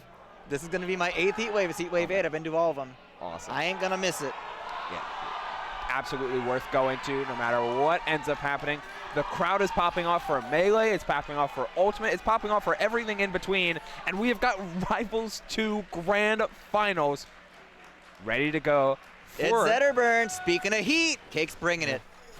For your viewing pleasure, it's Rivals 2 Grand Finals here on Saturday night at Riptide 2024. Let's get it started, and we're getting it started. Cooking right immediately, and if there's anything that Zetter needs to do in a matchup like this, it is close out stocks early. He has to flex his own ability to absolutely obliterate characters. He was going for it. Or else Marlon is going to be able to do just the same back. Up. Trying to STI out, but hey, upward hitting move. 70% almost, just off of all of those up airs. Fast forward moment. Oh, what a floor hug. All right, Cake with a big lead to start. Marlon evening it out, and it's all Red. about who finds the kill confirmed from here. Marlon looking good for that, but the clap ain't getting there. I like how Cake's been using these pity flips, the down special cancels, in order just to cross up Marlon once or twice, and then the down tilt into that sweet spot forward air. The first stock of Grand Finals goes to the loser side representative in Cake and Soul, but Marlon not far behind. Oh my God, they're neck and neck. This Grand to go either way. Cake needs 2 sets. I don't think he cares. He's running on fumes right now. This is his 8th set just in losers today. He's been playing for 12 hours. Cake is well hydrated despite the fire that he's bringing. Meanwhile, Marlon, cool, calm, and collected, looks for that side special. Oh, that was hard. The TI out. Oh, that's brutal. Just refreshing. Roll it up. All right. Refreshing the rush grab over and over, and then the wall hug. Such a nice recovery there in Cake Assault. Raster's turn. Great tech. Hugely important. It never stops being Raster's turn. Oh, got a little stuck there. Wow, the spacing on that down tilt was crazy. Only barely getting that shine to hit because of the wave dash out of shield. Oh, backwards down. We wanted an edge cancel there. Fairly certain. Cake's not getting it. Get up attack at a crucial moment, and could this be the kill? Oh, yeah. Yeah, DI'd in on that down tilt. Perfectly spaced there is from Marlon, and enough timing as well in order to get that out. Cake's confirms are not working. Raster's too dang light. The Claren stuff is, the stuff that was going great against Claren is going nothing against Raster. Cake needs to kind of reinvent himself here, and he's got to do it fast because he's only got 1 set to work compared to Marlon, who has 2. That will still do it, all reliable, and then it's a kill. Yeah, the DI on the down throw, a hefty mix-up on the side of Zetterburn, and it does close out the stock and bring us to an even stock. The dogs are out. They're watching with intent, as are all of we, as Marlon starts off this ledge trap, getting the back throw. Mixed me up, too. And this might legitimately decide the best player in the entire world at this unreleased but still hype game right now. Marlon taking first blood. With everybody here, except for one notable name, and Marlon had to play through just about all of them and is up 1-0 here in Grand Finals. He's trying to cement himself as the best. Everyone here except Stenga, right who Cake did defeat at Supernova. So, I mean, we're down to the wire with these two right now. They've both beaten everyone else put in front of them. And we're going to Big Town. As it just ends up being. The greatest Rivals player of all time versus the greatest Rivals player of today. Who's to say who's going to be able to come out on top here? That's the okay, that was Cake did win Rivals 1. He did. It's always temperamental. It's always flexible. But every time we enter a tournament like this, we always get to see who's the best player of today. Who's the best player right now? Whoever wins the most recent tournament is the best player in the world until the next tournament. Until the next tournament. That's how it goes. Oh my God.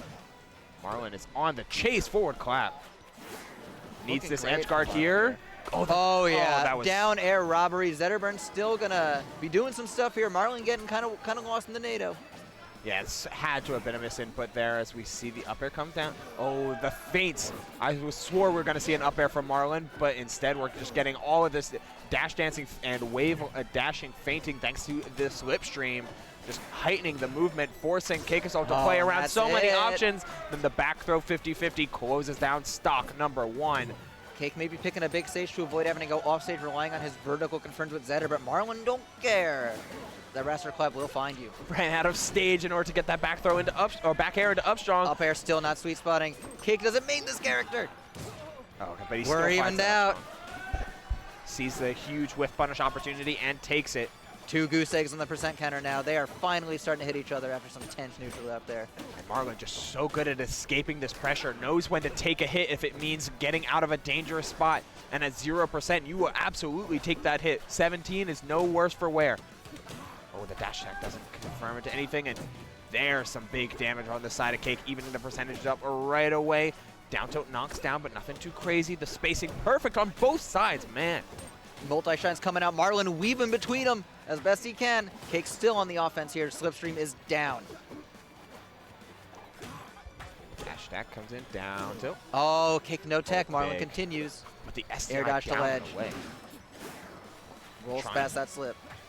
We're just trying to stay away from the really important hits. Oh, the shield grab is not going to connect here. Trying to space out with down tilts. Both players poking and prodding and playing. Oh my God, they're not giving an inch. This is such a tense neutral, but finally a knockdown on the platform. DI's that a cements little out. the stock. Marlon up here, trying to go and end Cake's absolutely insane losers run in a 3-0. Not trying to give Cake any amount of momentum, but the down air. Baby.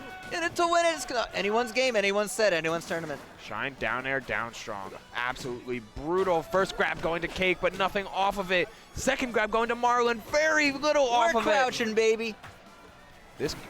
These crouches are canceled. Cake has escaped, but he is not low percent anymore. Oh God, Marlon still is. MSB is so full of tension. Field grab. Oh, tried to read. Dodge coming out. Had the right read as well.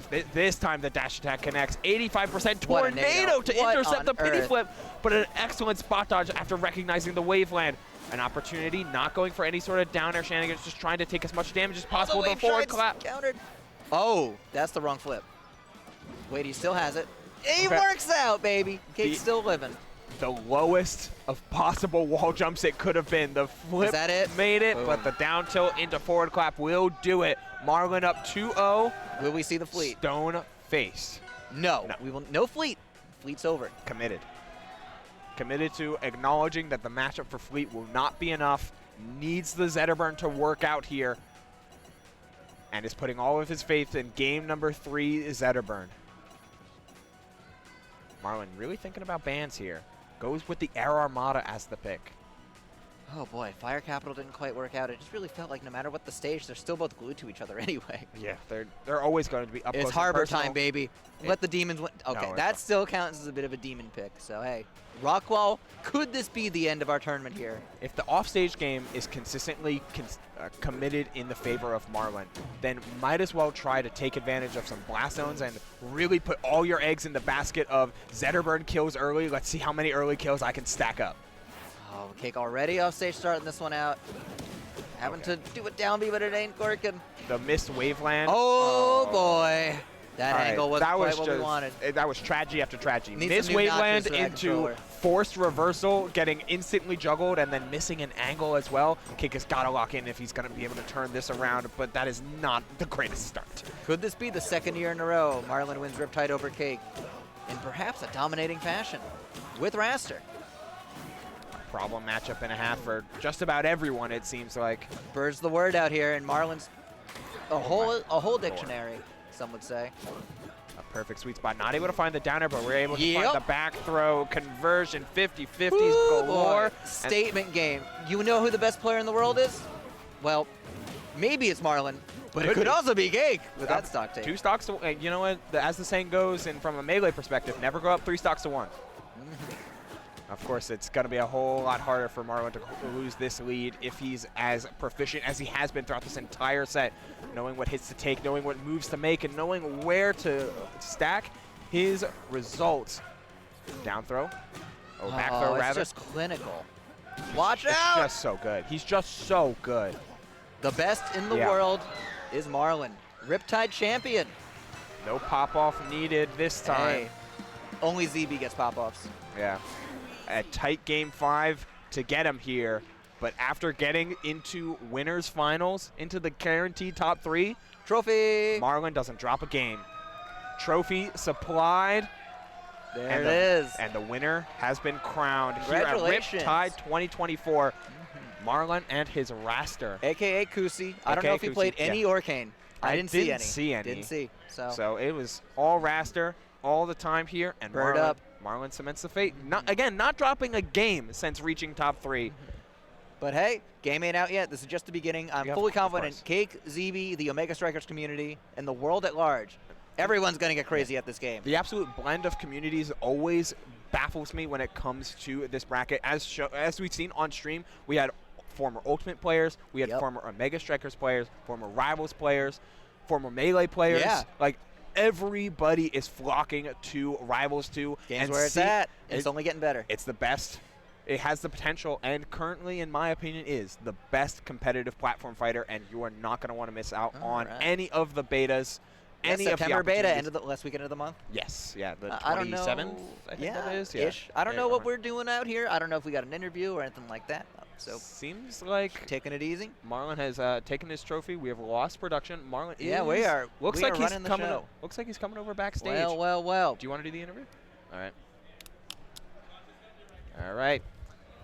Gonna be seeing the interview. It's gonna be myself and saying goodbye to MSB. Thank you so much for the co-casting as interview. Yes, production is stepping up to the plate.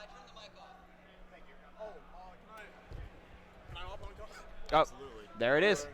Hello to our champion here, Kusi. How you feeling there, bud? I mean, I'm happy I won.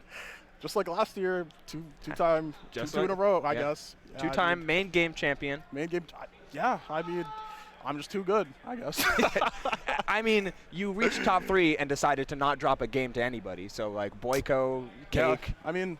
But I want to really needle in on, because, like, that was an absolutely dominant showing on the side of that roster.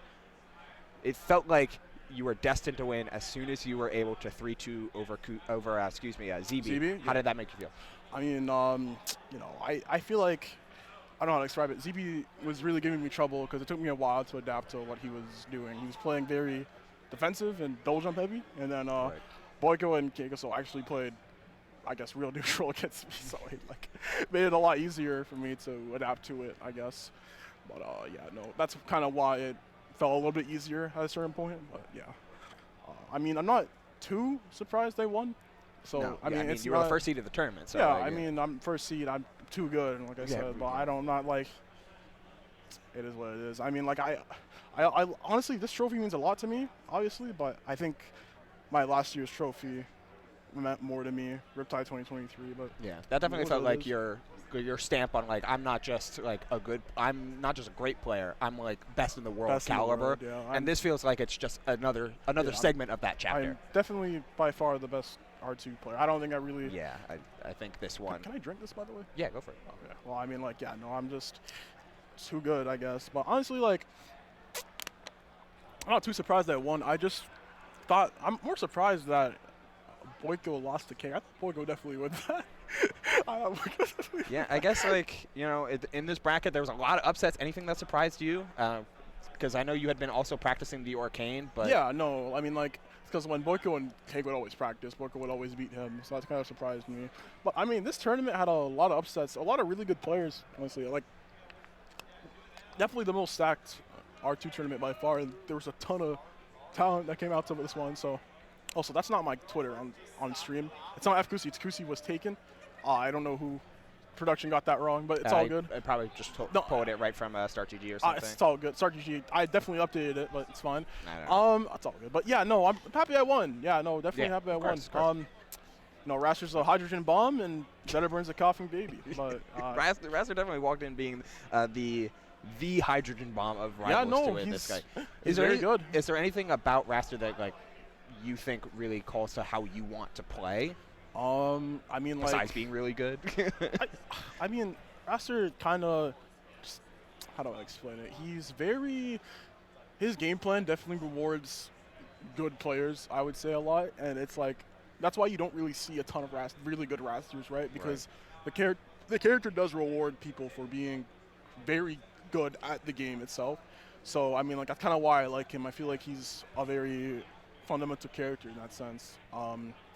And, obviously I'm a good player, so good players are able to pilot a really good character. And that's why you're not going to see a lot of people piloting him like that.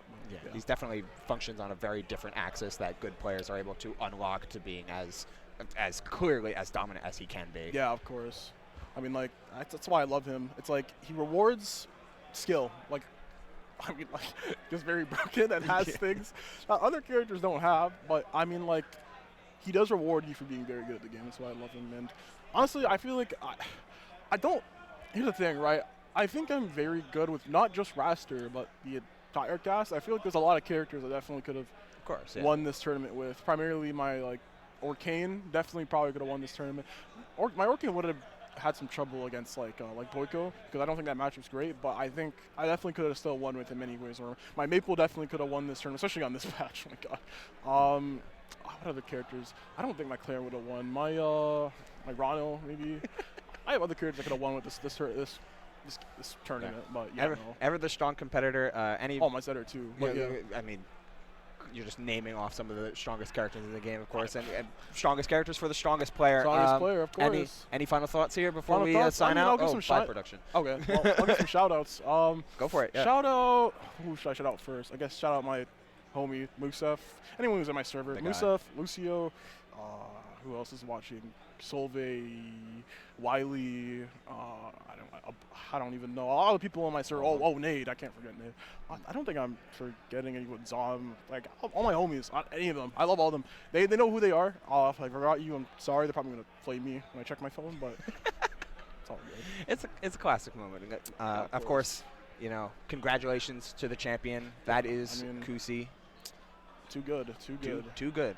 As expressed, not only from the horse's mouth, but also puts his money where his mouth is, the champion here of Rivals 2. Yeah. I don't know. I would have won Supernova 2 if I went to that. Honestly, I wish I went to that because I had a bigger trophy than this one. It's so small, but that's what it is. It's all right. I mean, all right.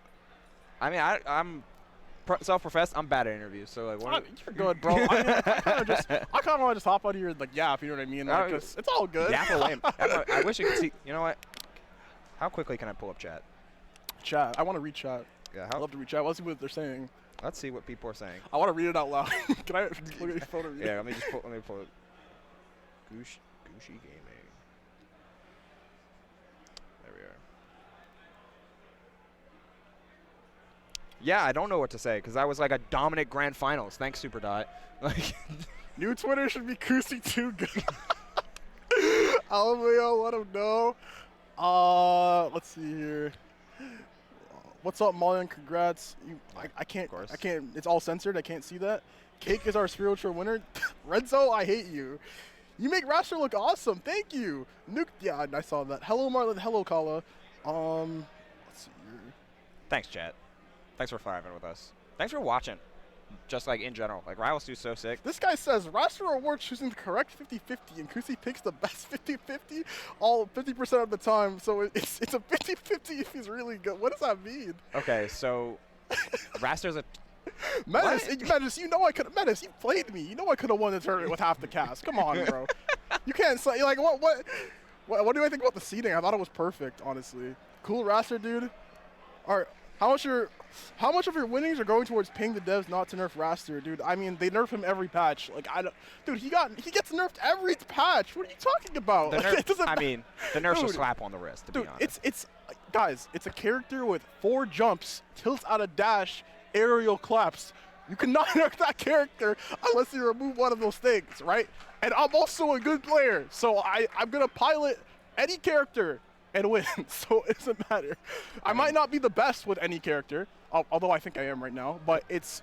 Confirmed Raster broken from a design theory, which is what I've been saying. No, he is. No, like, I will never deny that. They served that up on a silver platter, and it's like, yes, we want this character to be good. Not shouting Gek. Yeah, of course, shout out Gek, bro. Gek is a coughing baby, bro. That's crazy. This guy, dude, Shippy is so good at this game. Can I tell chat real quick? Soul Rifle is so good at this game. I mean, this guy, fifth. This guy, he's so good with Loxodon. He's so good with Maple, Loxodon. He's good with the entire cast. That guy is crazy at this game. He doesn't even practice. I VC with him really often.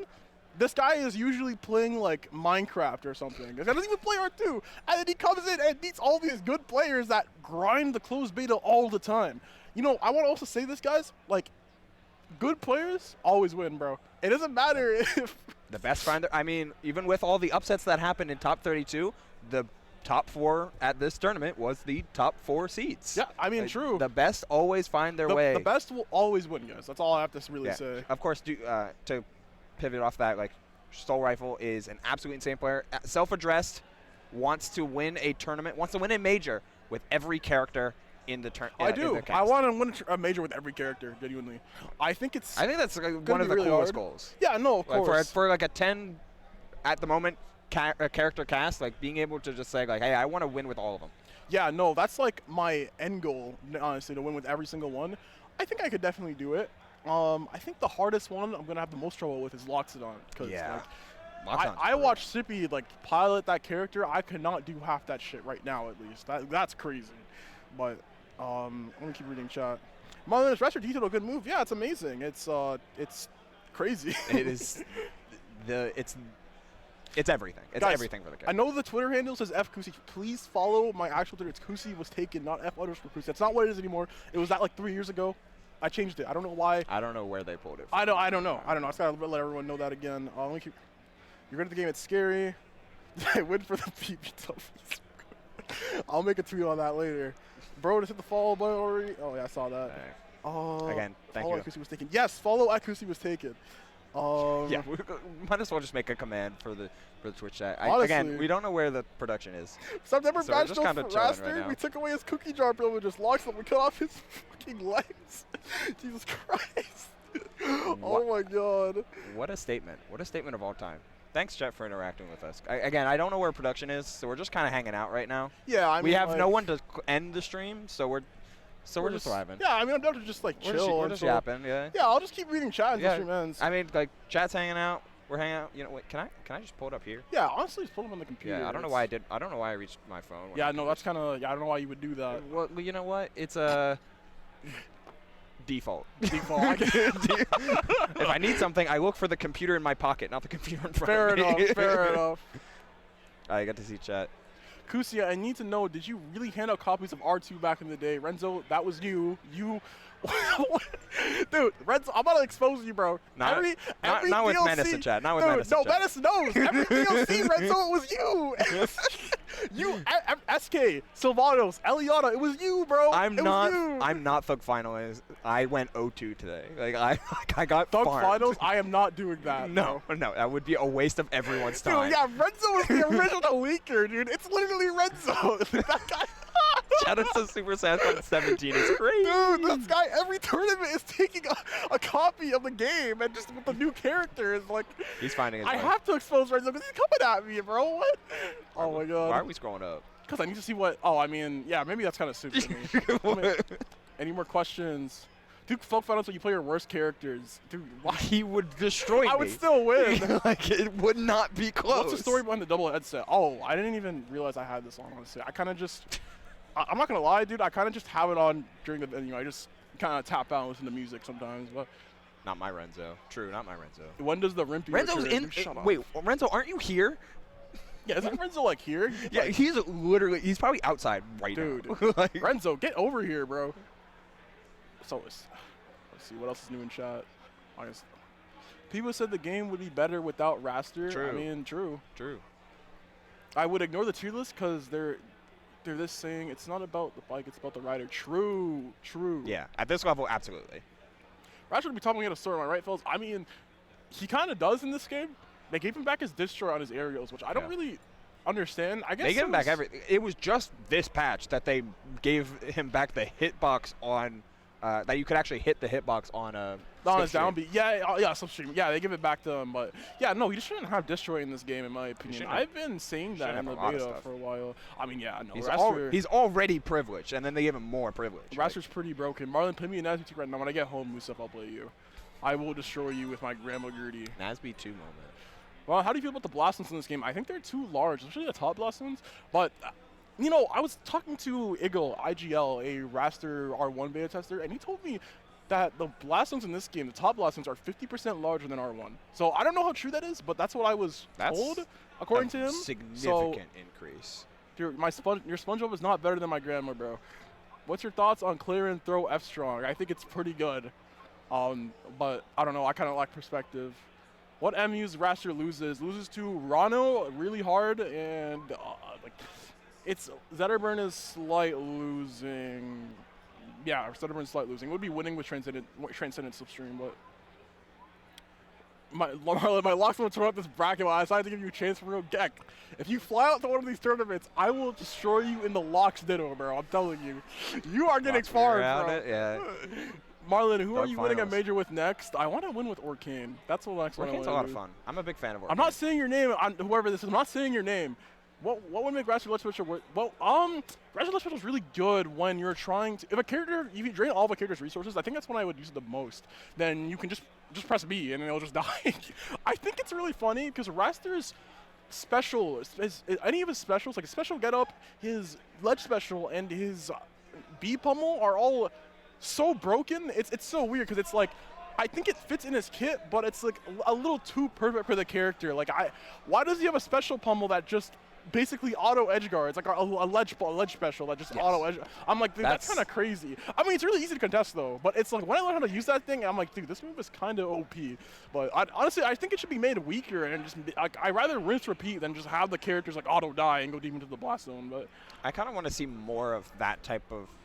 Not like the auto die design, but like the offensive ledge specials. I think it's a really cool axis to play on, and it's only Raster that has one. Yeah, of course. No, I agree. This person says thoughts on CC and Florag and still feels a little too strong. I mean, I'll say on this patch, I feel like CC Florag is actually really weak. On the time Florag patch, I think because you can't get it consistently when you want to. So you'll notice at like the top level of play. Huh? Oh, okay, you're good. You're good. I mean, if you actually watch the top level of play, you'll honestly see a lot less Florag in CC because it's really inconsistent on this patch. So I don't really like it.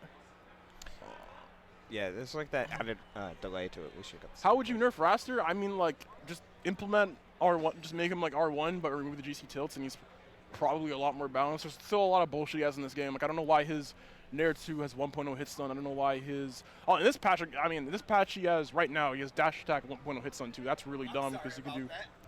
Oh, what's up? Free to go whenever you need to. Oh, I mean, can I just chill out? Oh, thank you. This is mine. Oh, I'm sorry. I thought it was mine. I got one too. Bro?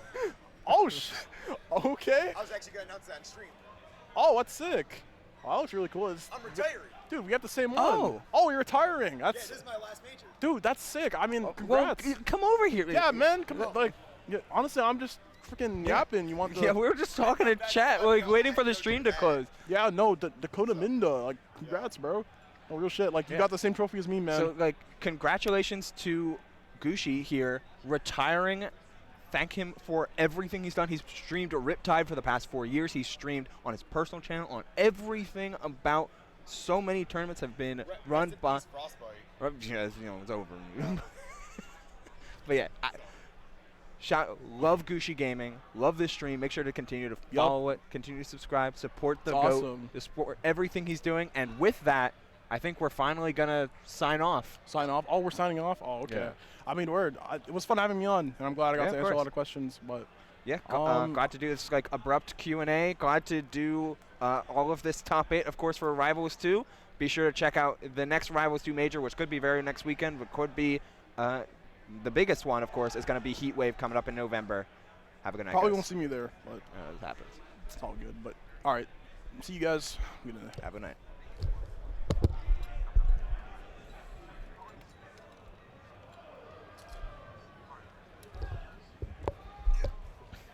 Howdy, y'all. Yep. I put it on Twitter back in like March or something like that I was retiring. And this is my last major. I got like 3 more tournaments in the next like 4 weeks kind of thing. But I'm pretty much ending my esports.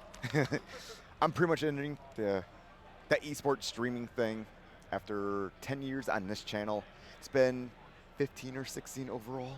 I think I did like my first tournament in like 09 kind of thing, and I kind of started taking it a little bit more seriously in like 2011, and I went full-time 2015 kind of thing. So, but business has been really slow. I see no need to try to keep it alive and whatnot. So, yeah, officially October 13th, 10-year anniversary of GooshiGaming. We're ending it, but the Riptide people got me the lovely trophy. You know how hard it is not to cry and on a stage when everyone's watching you and whatnot, that's incredibly hard to do. So, yep. Unfortunately, this is probably my last hurrah for Rivals. The community has been awesome. Rivals 1, Rivals 2, obviously, Workshop. Y'all have been absolutely beautiful. I appreciate it. Kind of sucks to go away. Kind of sucks that this is the last major, but yeah. So I'm going to head out before I start crying. Thanks, y'all.